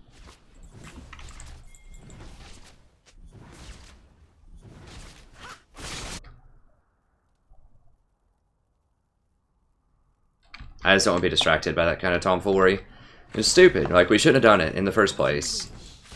I should have pinged people back. Like, we don't have... Like, if Hecarim doesn't show, then it's an okay decision. If we can do it fast enough. Because Jace does kill it very quickly. But if Hecarim shows up, you have to leave because we don't have smite. Shaco's up there doing whatever he's doing instead of coming down to get dragon. Should he be up there? No. Really, honestly, in this patch, the junglers should never be on the top side of the map. Hardly ever. Like, almost literally ever. You should always just be sitting and camping bottom. I talked about that in my metagame video.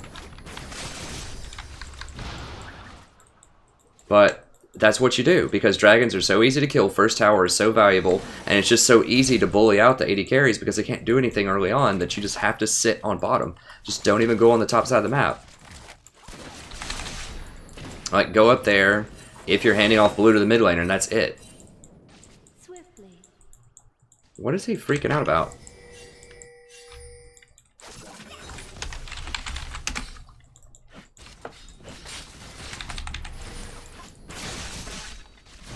An enemy has been slain.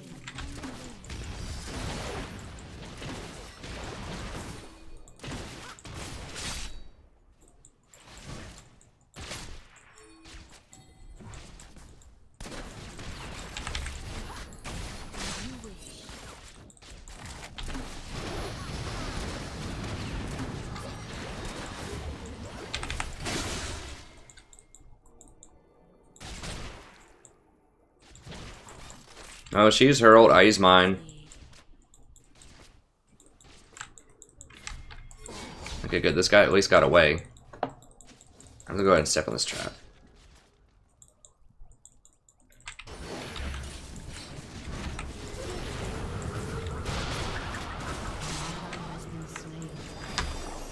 She's got her heal. Oh. This is one of those circumstances where bot's just getting straight up outplayed. I can't roam middle, really. I mean, I can't give up this tower.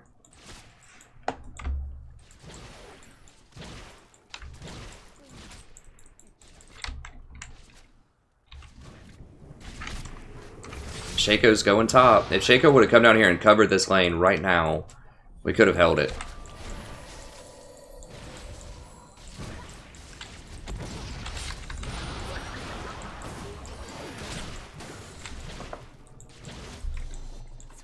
I mean, I have a pink right here.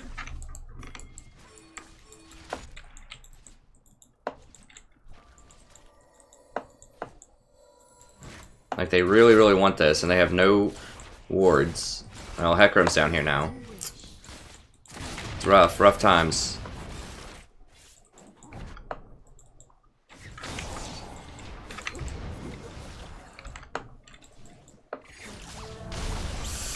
An ally has been slain.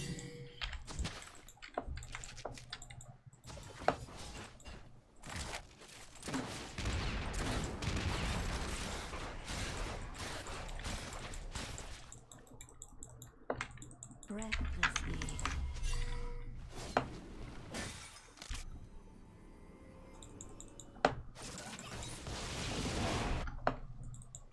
God, I got a ward.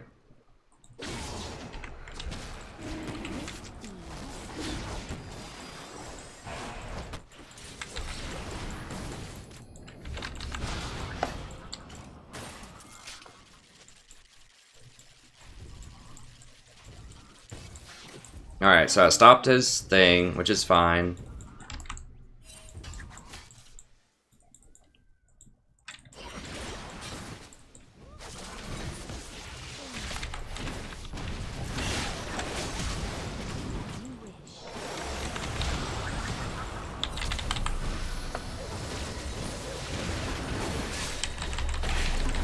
Are you kidding me right now? That was such a beautiful play.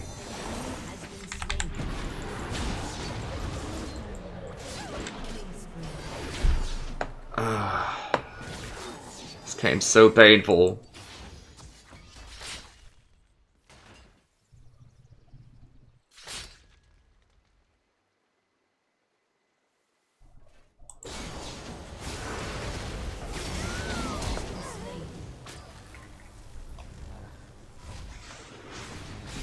Oh well. Alright, we can still win. It's just disappointing when it was such a good play. I just handed him 2 kills, and Jinx can't even flash or sidestep a bubble to clean up both of those kills. If we got both of those, we would have probably been able to either get tower or dragon. So it was a really, really big missed opportunity. That are, you know, I did everything I could do. So that's about all we can. It's about all we can hope for.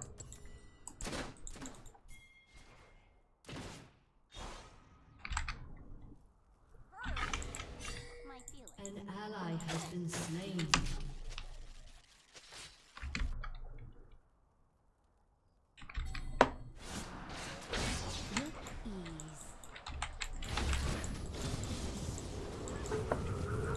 Your turret has been destroyed.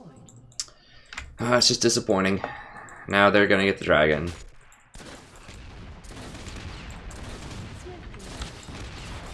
Unless they kind of dilly-dally around here, which they might. I mean, Shaco, bro. Come on, man. An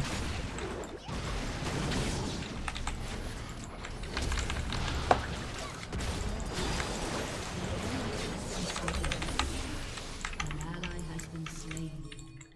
Jesus. I mean, do I just have to be that guy that just pings it over and over again? Like, if he would have come bottom right there instead of doing whatever he was doing, he would have gotten at least one kill, if not two. Did he get a kill? I guess he maybe got a cleanup kill middle. I don't know. Maybe I just need to start being that guy.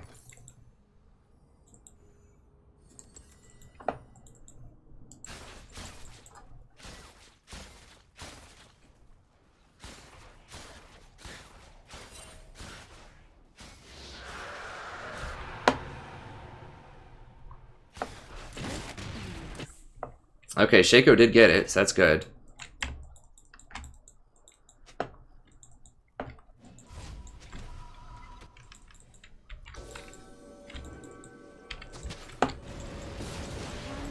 We really don't want to go late game here. Like this Jinx, I don't trust this Jinx down the line.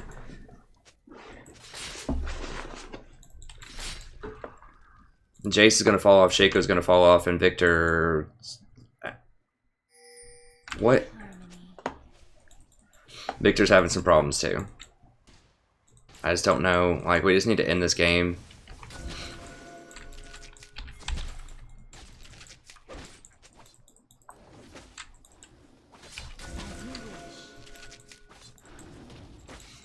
Oh, gosh. Dude, they see you. You're on a ward. They're walking right through the mid lane. Come on, bro. Okay, thank God they turned around for some reason.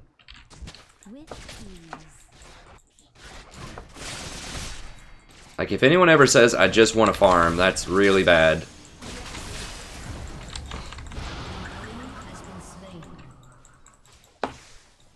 I mean, Shaco's doing some work, though. He does fall off later, but he's doing some work.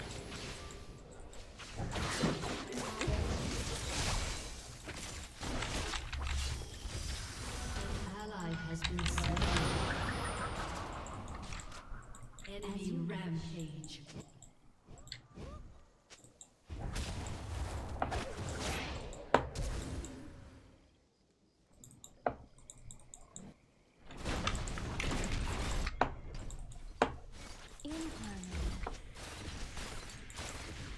Dude, ah man, he should have met. He should have toughened up there. We could have killed him. I need to get better wards. And I'm gonna help this Shaco make some plays. Been destroyed.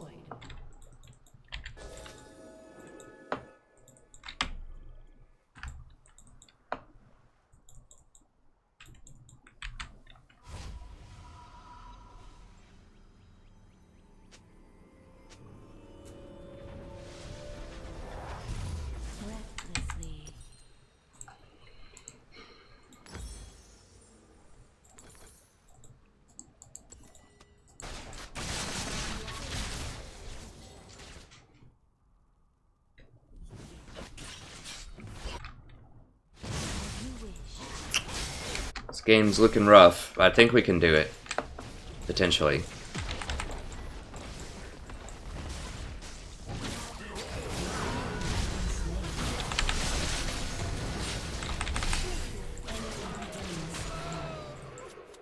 ally has been slain. Like, she didn't even do her ball combo fast. It's literally, she put the ball there, and then she waited like 2 seconds, and then she did it. They had all day. They could have just walked out of it. They didn't even need to flash out of it.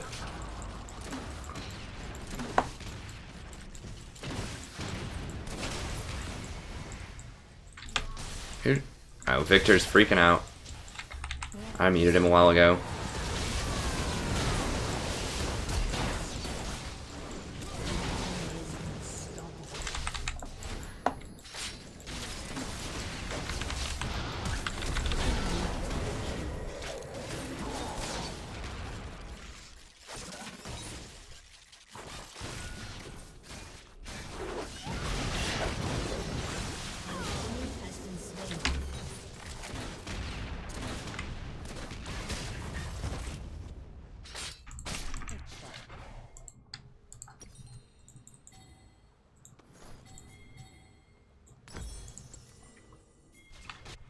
With ease.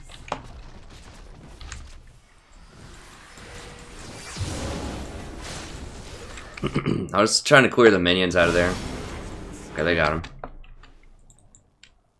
Double kill. Upon the wing.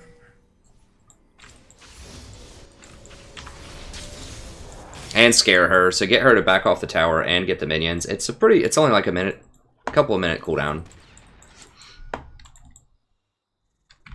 The tower was getting really low. I got scared, okay? It did get her to back up. Now, she might have backed up anyways, but...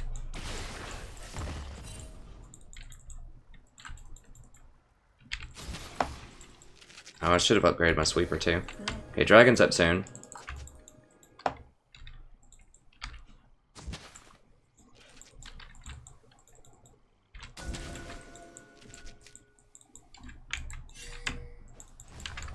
"6-0 Hecarim." Well, I mean, how many games do you see that I play where it's like, well, Hecarim's fed? It's like virtually every game, right? Like, has there been a game in recent memory where it's like Hecarim is not mega fed? Like, sometimes we win anyways, sometimes, but he always is fed. He's always a huge problem. I can't remember, like, maybe 1 or 2 times I can possibly remember where Hecarim was inconsequential. It's extremely rare. In harmony.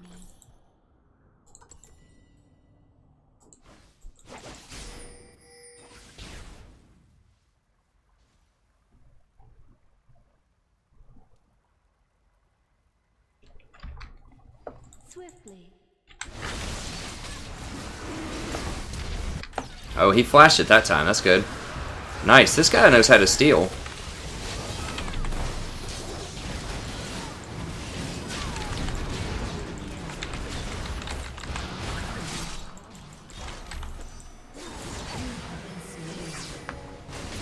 Like, they're chasing me. How is no one dying here?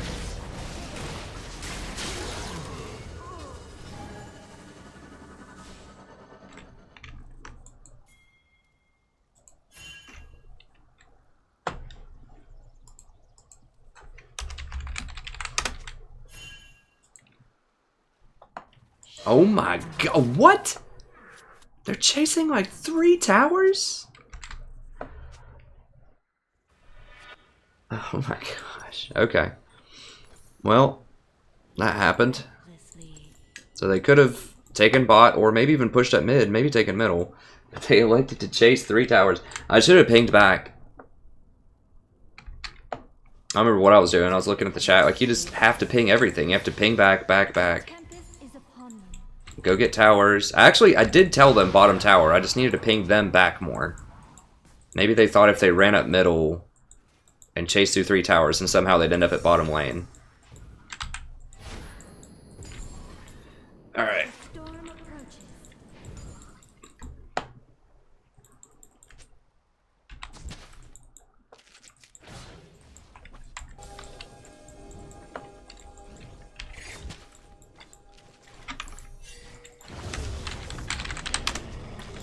Ease.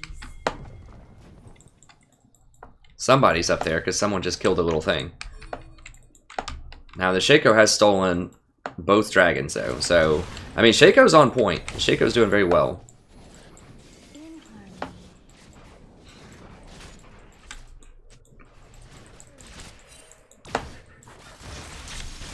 It's the problem he's playing Shaco. Like, if he was this player, this Shaco player, playing something like Hecarim or Vi, I'd feel a lot more confident about it, but... I mean, people were about to get murdered.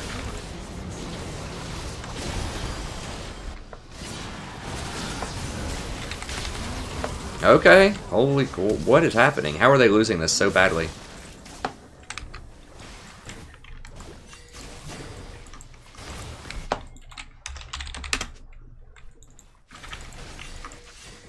Get towers.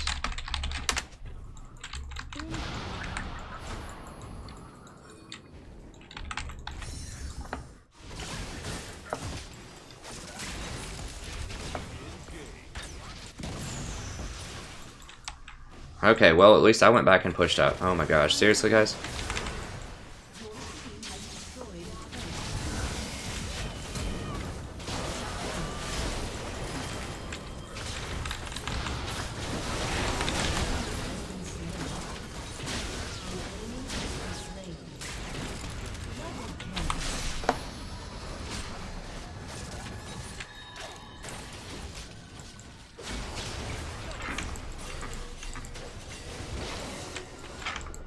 We're lucky if he only kills Shaco. Shaco might actually be able to get away.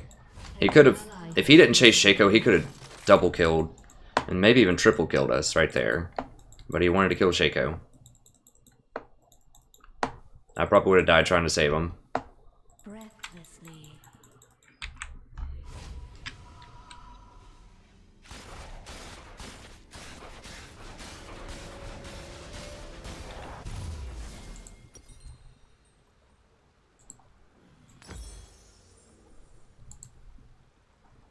Yeah, we're just gonna go max shields. Standard Janna.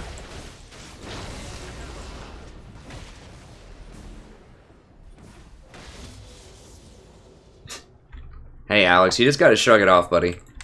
I'm the same way. I really hate it when people start talking trash. I just mute. Just hit that handy mute button. For example, this game, Victor. I don't remember what he said, but he was starting to get an attitude. I was like, whatever. Mute. Oh, that was when he like went 1v5 to try to contest that blue. And then he was like, geez guys, why didn't you... He wasn't really directly attacking me. I just didn't want to be distracted by all that tomfoolery, you know? I shouldn't have even said anything to him, but apparently he's been saying more stuff because people keep responding to something and I don't see it, so it's got to be him. Which is fine. I mean, there's nothing wrong with hitting a good mute button. He's standing right outside of the heal. I even pinged it. Yeah, get the towers, boys.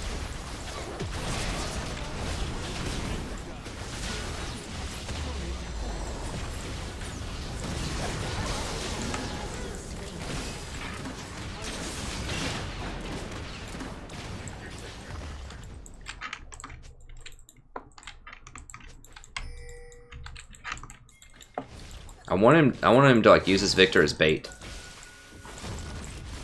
So I can exhaust, shield. Now if someone else gets hurt other than Victor, I will ult, but I don't want to do it just for Victor.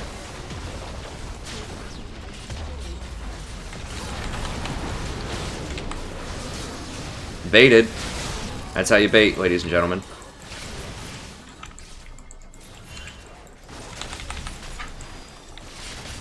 Inhibitor only! God bless.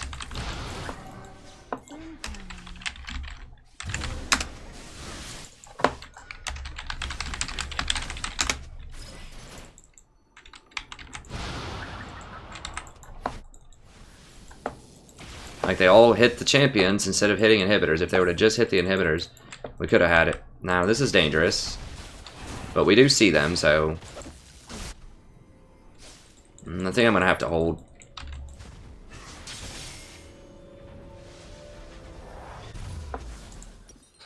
It's really hard for people to admit they're wrong. Just jumping into the conversation here and make mistakes seem like you're a bad person or you're a defective person. Rather than being a natural process of becoming a better person, it's something that you don't want, that you actively want to avoid. and that labels you as it's a permanent quality of your character, rather than a temporary status. It's seen to be a permanent quality of your character.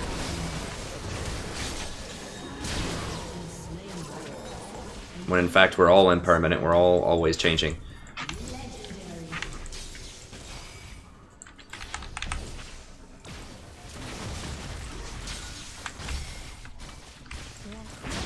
Can we actually end it? We get one.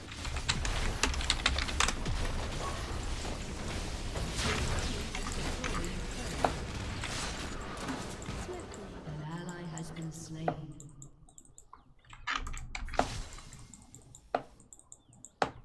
You get wards up here.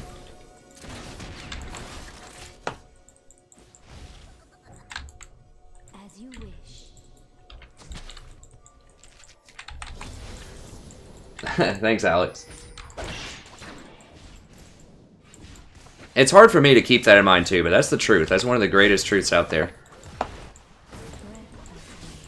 Is that we all make mistakes. We're all in a process of becoming whoever we're going to be. And it's real easy to forget that very few permanent qualities, if any, exist about us. I think there are some. Ally has been slain. But I just need to stall this.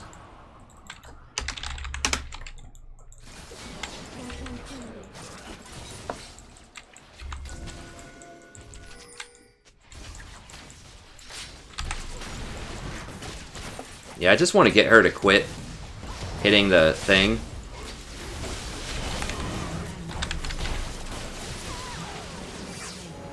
That was a fail on the stall. Well, he flashed over. I mean, we're going to get towers out of it, but...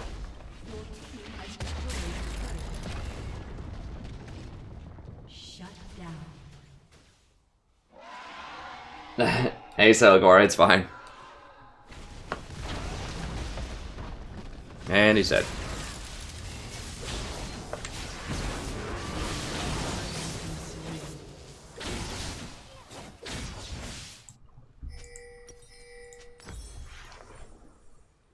What do we do next? Is it just ZZ to help finish? Or Mikhail's for more healing?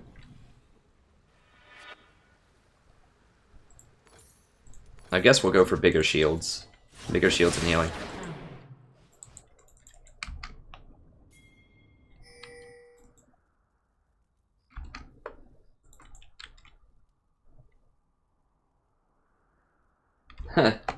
Swiftly. Yeah, that was funny. There was somebody who came in on the stream, if you're just watching the VOD, that like spammed something about sexy girls, come check out the channel. And then someone in the chat said, hey, don't worry, buddy, we got some sexy girls here. With ease. It was funny. Right here, right here, right here. God, Victor's just like AFK pushing, I guess. I don't know. He's just trolled and lost his mind. Upon the wind. Well, we might be able to kill without him.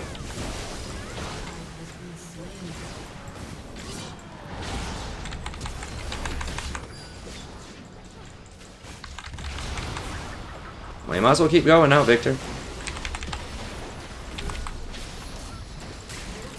I'm just trying to stall.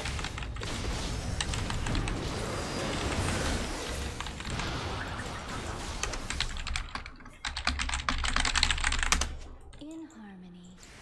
Did he seriously stop and get red buff?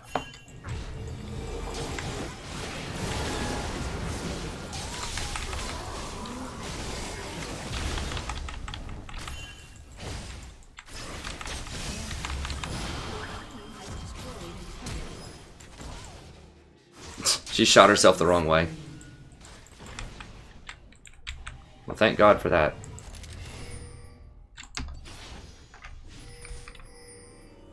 With ease. I couldn't get her fast enough, dang it.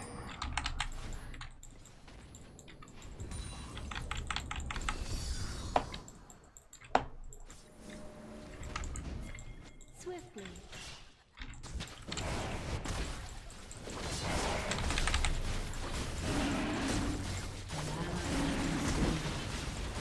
This is such a fiesta.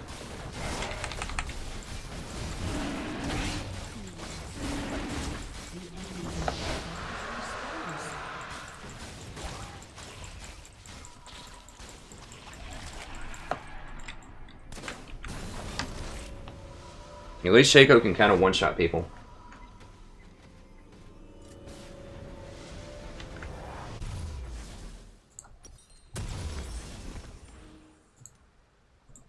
Grab a flask.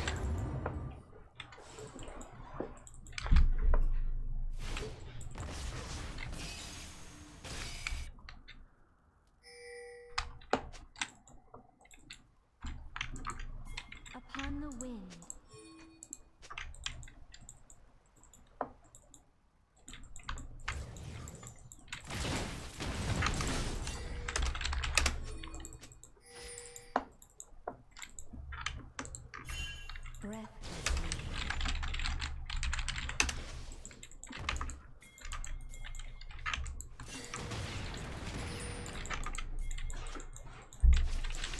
Dude.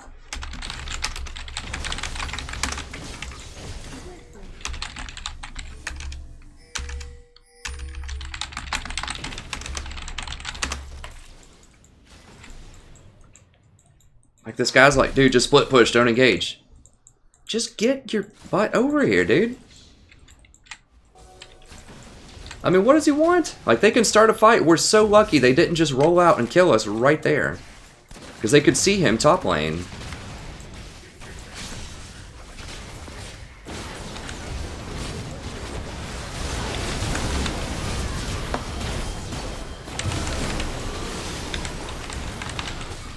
Ally has been slain. Triple kill. And this is why Shaco and Jace are really bad later in the game.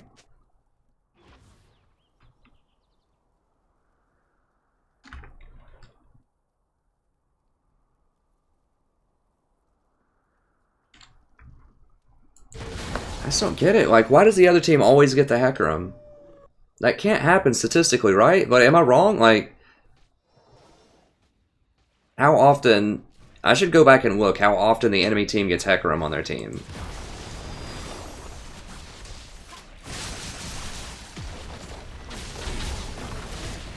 I mean, this is why compositions are so important. Like, we've been doing well the whole game, but it doesn't matter because their champions are just flat out better. Like, Jace is really bad after 25 minutes. This Jace player is not an amazing player, but the champion itself is just bad. Like, after 20 minutes. I mean, look at... How did Rox Tigers... Like, pop quiz, how did Rox Tigers lose to SKT in the Worlds? It's because... they picked Jace every single game, and SKT picked Poppy every single game, basically. Jace beat Poppy in lane a lot. Rox Tigers were ahead early in the game, but then they had Poppy, and they won the game.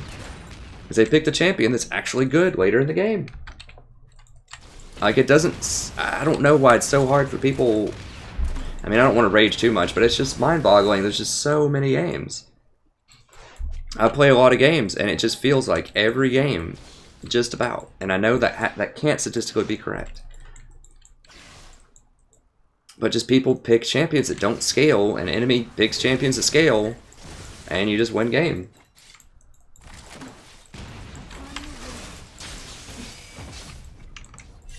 Now we've got a double split push against a Hecarim, who can 1v1 either one of them that are split pushing right now, and he can charge in and basically 1v3 the rest of us.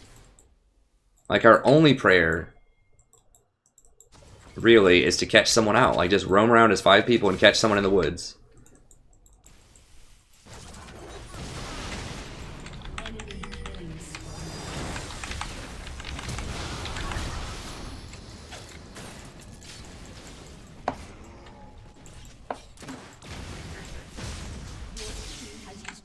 This guy sighs so much. Like, don't people sigh if it's something they didn't mess up? Isn't that the reason that you sigh?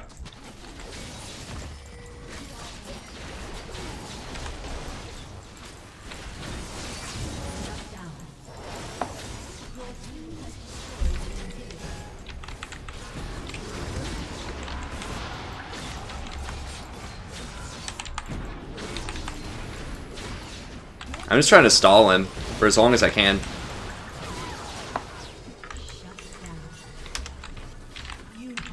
Alright, so I stalled Hecarim for like...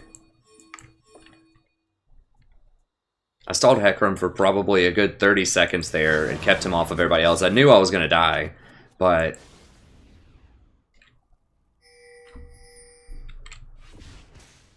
she could have probably gotten it, but...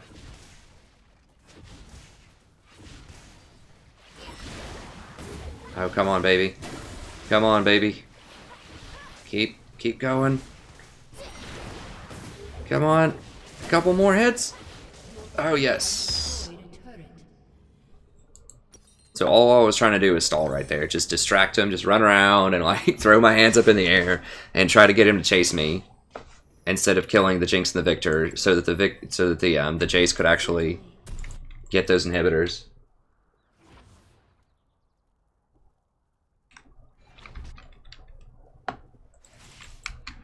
So the only reason that worked was because they were just chasing us around.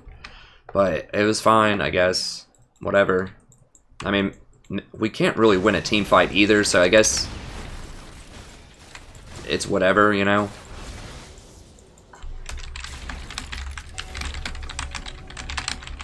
Okay, so this is our one chance. We're not going to get another chance after this, I don't think.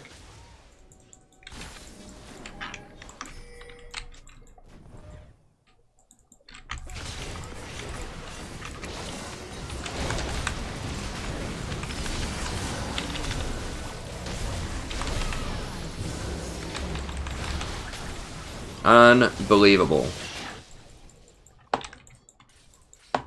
So there's two people over here fighting over blue, and we have two inhibitors down. And Jace is trying to run and like get this Nami.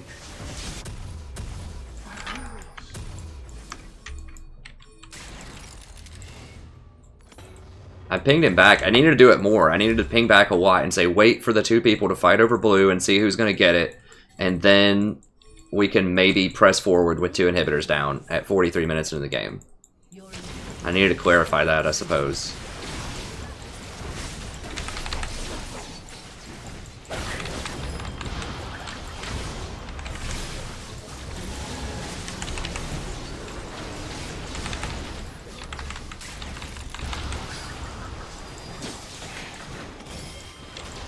What?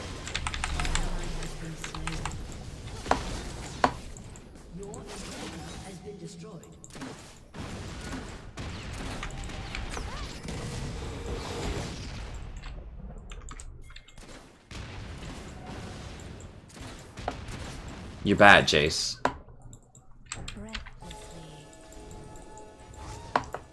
In this game, at least. I don't want to pass judgment on you, you know. Totally. Get this guy, get this guy, get this guy, get this guy! Shaco! Dude, Shaco! Are you kidding? Are you... What the...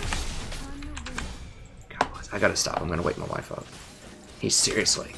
There's a Kennen that's stunned, and he's sitting here taking red instead of picking off the Kennen to win the game. Like, he's in plain view. We had vision of everything there. Okay, I gotta stop. I gotta stop. The cat, every time the cat comes in here, she pushes my door wide open, and it makes it a lot louder for my wife in the other room. This game is really bad for my blood pressure. Just get the base, get the base.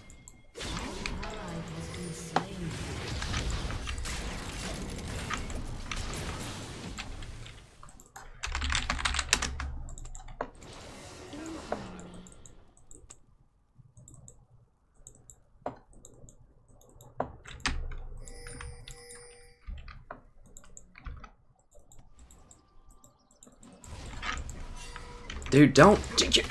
Jesus Christ, they're walking up middle right now, dude.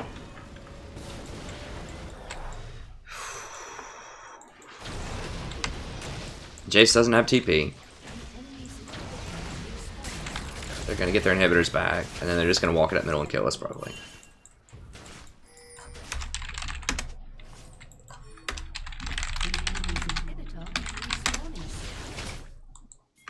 I don't know, can we just run it up middle?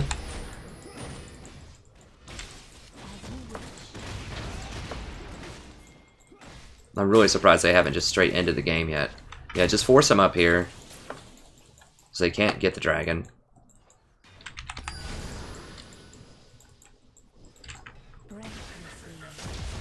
Okay, they're stopping doing the dragon.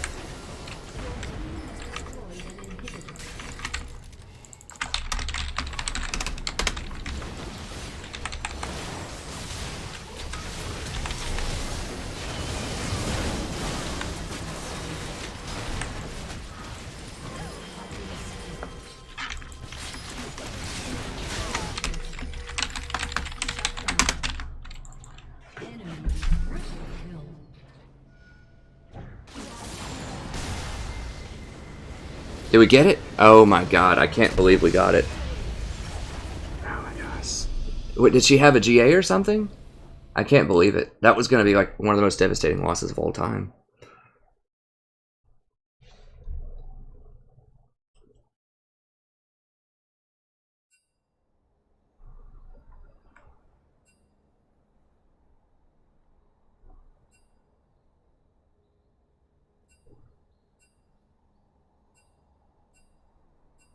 Wow, okay. Well, that's a good game to go out on.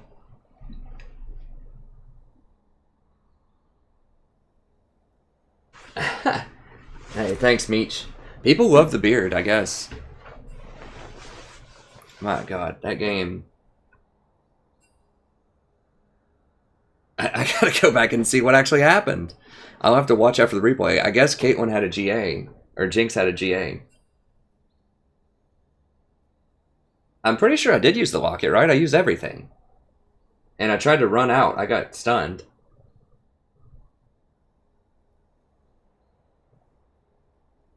I mean, that game was just so ridiculous. There were so many, like, just mind-boggling... I don't even know how to start analysis of that game. I don't even know. I kind of do want to just look and see. Like, we've got everything from Shaco doing red and not getting the game-winning kill on Kennen to a 1-3-1 split push against a Hecarim that actually works because Hecarim chases everybody around on the enemy team and they just let Jace get 2 inhibitors. All they had to do was just run down Jace and kill him. And that was it. We've got a Jinx that just can't last hit the Nexus. We've got their team trying to do Elder Dragon when we're running up middle in plain view. Like through ZZ Rot portal minions that let us do that. I just don't know. I mean, they threw almost as much as we did. I can't even describe what just happened in that game.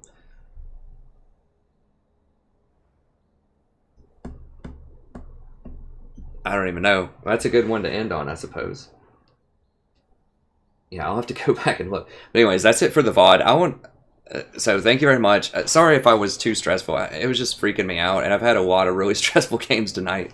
I think I was relatively calm. I didn't yell that much, I don't think. It was just one throw after another after another. It's just like unbelievable. Unbelievable. Anyways, it was a good game to watch, I hope. So I guess I'll put it up. It was a good game. I hope I wasn't too tilted by it, right? I don't know. We'll see. People get, especially in the VODs, because it's not in the context, because they haven't been watching the whole stream and they don't realize like a lot of the tomfoolery that's been going on tonight, you know, may think that I'm just like that all the time, where I just freak out all the time, and I don't want to come across that way. So I don't like to throw out games that are very stressful, but it was a good close game. It was just like circus is everywhere, but it was dramatic. I won't say it's a good game, I'll say it was a dramatic game. But anyways, so I'm going to go back and watch a couple of the plays here really quick. But thank you very much for the VOD. Have a wonderful evening, and I'll see you next time. Okay, what the heck just happened? Let me just look at this VOD here really quickly.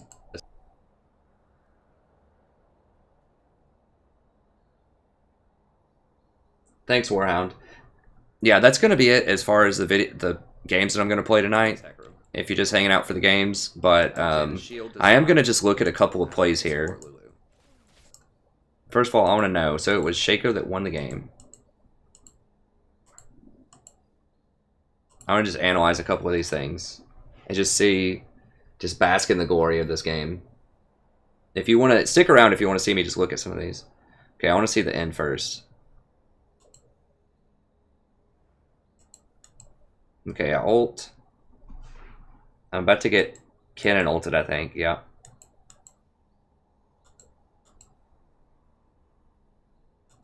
Okay, I use Locket. I think, or is Locket disabled? Okay. Okay, yeah, so I should have definitely Locketed and exhausted something. It didn't matter what, just even the Nami. I should have exhausted the Kennen probably while he was ulting. That's my one worst thing that I do, is I don't exhaust nearly enough. So I should have exhausted. And Locketed, you're right. I thought I used Locket, but I guess when I pressed it, I was stunned by the Kennen ult. I could have redemption somebody. No, Shaco's down here. I think whoever this GA is, probably, I don't know, let me see.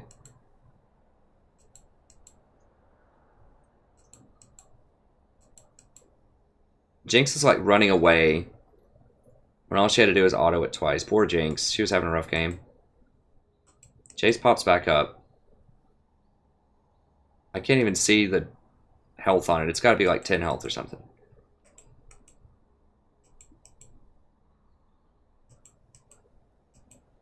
Okay, so it was the Shaco is what it looks like.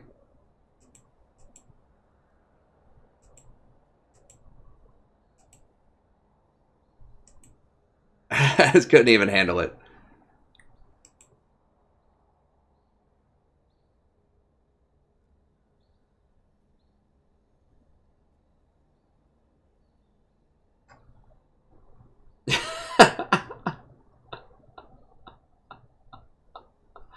Oh man, my face. I was like, what? Oh, I do need to close the door. Good call, Jakob. You're looking out for me. You're looking out for my wife, more importantly there. Which is looking out for me, because she will kill me if I wake her up again. Okay, what was something else? Did he use his, like, deceive? I want to know the Shaco Red thing here. Let me just... I don't know what the cooldown on deceive is.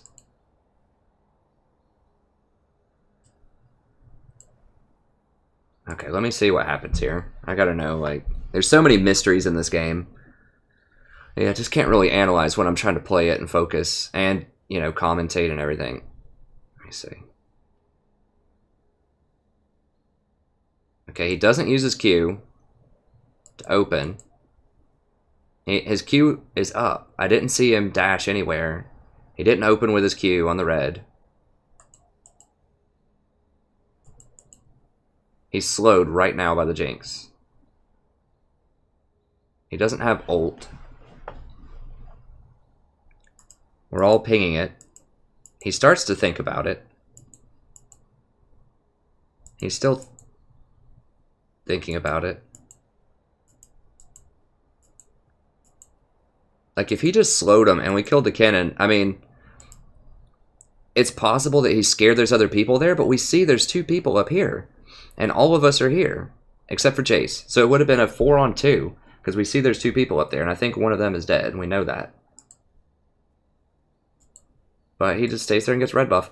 I still think, 100%, they should just remove red buff from the game after 25 minutes. It just despawns. Because it baits people so hard. So hard.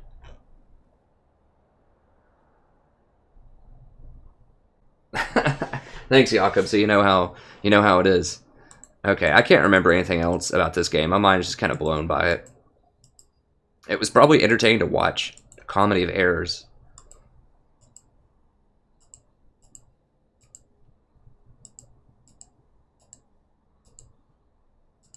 Anyways, okay. Well, thank you very much, stream. I think that I think we had an okay stream. It was fun. It was chaotic.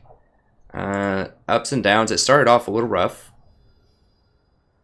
How did we end up doing tonight? I think we broke about even. I can't even remember. My mind, I can't. Like, there's no way I could play another game after that. My mind's so blown. So we've been on a pretty good streak. We've won the last 4 or 5. We've won the last 2, 3, 4, 5, 6, 7, 8. Won the last 6 of 8. So we do go on streaks. We won the last 6 of 8. Starting this stream and last stream, though, we went on like a 6-game streak or loss streak or something. 1, 2, 3, 4, 5, 6-game loss streak. But before that, we'd, you know, had one. I think we had one 70%. We'd gone 7 of 10 before that. So it's just been very streaky, but we're just trying to learn stuff and do a bit better as we go along. We'll eventually get back up there. It just takes a lot of games sometimes to get buckled in. Thanks, Jocelyn. Yeah. You don't have to remove the red buff the entire time. I think it's interesting in the game, but I think removing it, it just despawns at 25 minutes or like loses its buff or something. It just baits people so much. That could be true, Alex. It is about 6 a.m. I'm on winter break until 2 weeks. So not next Monday, but the Monday after that. I'm on winter break, so I can stay up a little bit later. But once winter break comes in, I'll probably have to go to sleep around 2 or 3. My classes aren't until like 2 in the afternoon, I think. So, hey, Master Fantasy, do I want to translate that? I think I do. Oh, thank you. You got English at the end there. Thank you so much. I wish I could read that language. I'm terribly undereducated in other languages. Hey, Night Orb. Yeah, I need to go to sleep. I might actually do one more Warhammer episode before I go to sleep. I'm actually getting into the elves. They've been a lot of fun. I've got a lot of VODs stored up that I'm going to release. But thanks, everybody, for coming out tonight. I really appreciate it. I hope you had a good time. We definitely had some really interesting games. I am 33.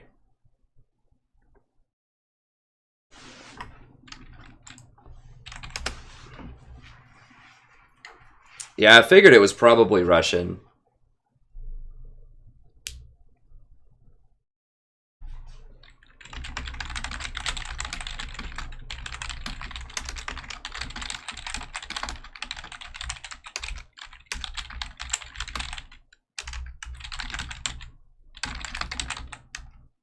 Oh, thank you so much for saying I'm the best. That's really awesome. I'll link it really quick for people that want to check out the new guide. If you want some more content, if you're still up and you want to learn how to be a better support player, I just came out with one that's about the metagame. So I've been talking a lot about it tonight. Different aspects of the metagame. I did play a Ziggs ADC game. So that shows that the times are a-changing. But I'll go ahead and link it here. Oh wait, it's not that one. It's further down the list. I need to... this one's really good too. Compositions and matchups. I did that about a week ago. Here we go. Yeah, so I need to move this over to the front page. But if you want to check it out, I think it's pretty cool. It's how to analyze the current metagame. And I'll move it over in the list too to make it a little bit easier to see. But if you want that... Okay, Celigar's got me covered.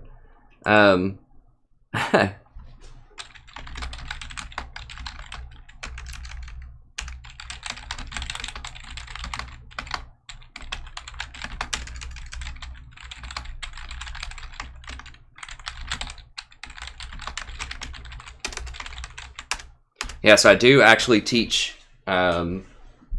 persuasive writing and 19th century British literature at a major university in Southern Ohio in the United States, near Cincinnati.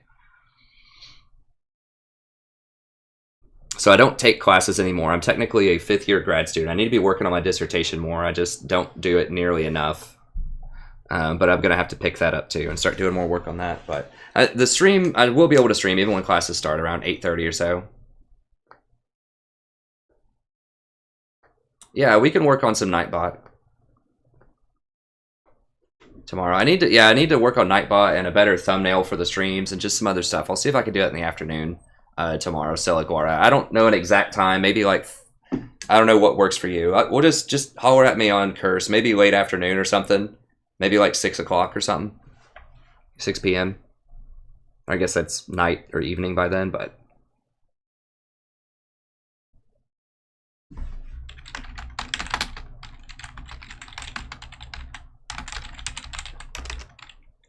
What is that? So that's 12, 16, 18.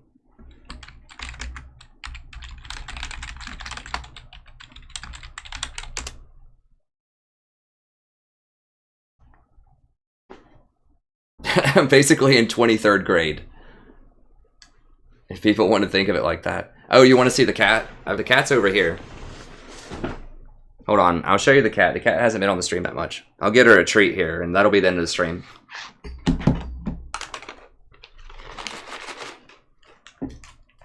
She's looking at me like, dude, don't make me get up.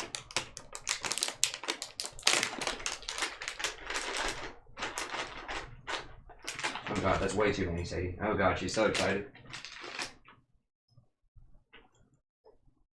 Sadie, right here. She can't see the treats.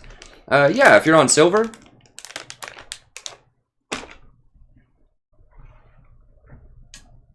Check out my frequently asked questions. I'll go ahead and post it here. Look at question number 5.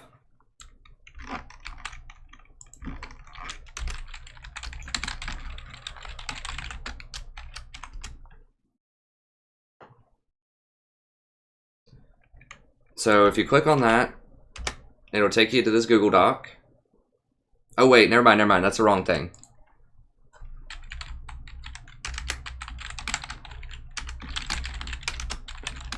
That's the wrong thing. Where is it? My frequently asked questions. Here we go.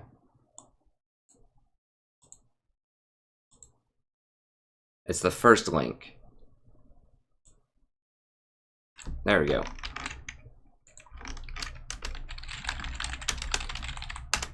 So if you take this one, look at question number 5. How is it possible to climb as Elo in low support? I've got 3 videos I recommend for you. I recommend playing a lot of Nautilus, and I recommend watching replays of yourself and being honest with yourself in watching the replays about things that you could do better. And think about mistakes as learning opportunities, not just you mess something up, but a way to get better. If you don't spot your mistakes, then you're not going to ever get better. And so you should be excited when you spot mistakes. You should say, okay, there's something I can actually work on. So you shouldn't be embarrassed or feel bad about mistakes. You should say, okay, there's something I can actually do.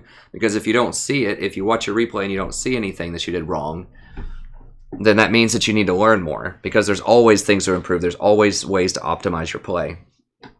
So each one of these videos are a little on the long side. They're about an hour long, but I give you great timestamps. So if you click on this, for example, how to carry support overview and guide, you can see where I talk about advantages of support over other roles, how to understand compositions and picks, how to manage your lane, how to understand the game state, how to shot call, and how to be actively positive, for example.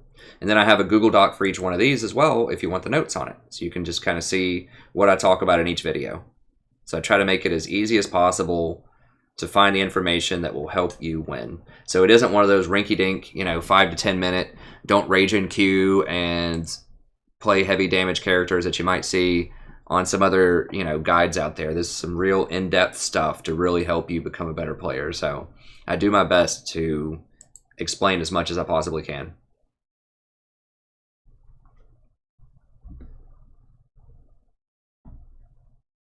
Okay, I think that's it. You'll reach plate soon. Hey, that's fine. You know what? As long as people enjoy the game and they're having fun and they're learning and they're trying to become better, or even just whatever, just having fun and just wanting to know a bit more about the game and just want to join the community here. We're building a great community of really nice, friendly people. I know some people just come in here. I've had people say they don't even play League, really, and they just like to come in and chat and just hang out. Just learn some stuff. I talk about all kinds of things in here sometimes, like philosophy, literature, history, pop culture, just whatever, teaching. So I'm trying to make it a very welcoming place where people can just hang out and have fun and have a good time. And I play League and we talk about League, but there's a lot of people that don't take it that seriously that also enjoy coming in and just enjoying the social atmosphere. Unwinding. I'm happy to talk about a wide variety of topics while I'm trying to play. It's like juggling, but I can pull it off sometimes. Sometimes I mess up, like in that Ziggs game where I was just randomly talking and wandered into the jungle and died to a Zed. That happens, but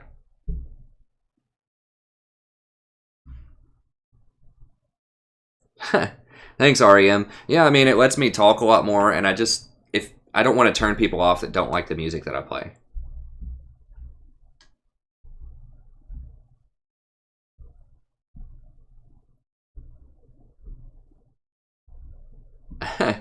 Clown Fiesta. Hey, thanks, REM. I really appreciate it. Thank you so much. Okay, I gotta get out of here. I gotta go to sleep. We'll give one final cat shot here. She really enjoys the treats. She enjoys your company as well. She tells me that she enjoys all the people on the stream. She's like, they're all such wonderful people. I enjoy them so much. She tells me that all the time. So, anyways, thank you very much. Have a wonderful evening. I'll be back tonight at 8:30 p.m. So be sure to stop by again if you'd like. And I'll see you next time.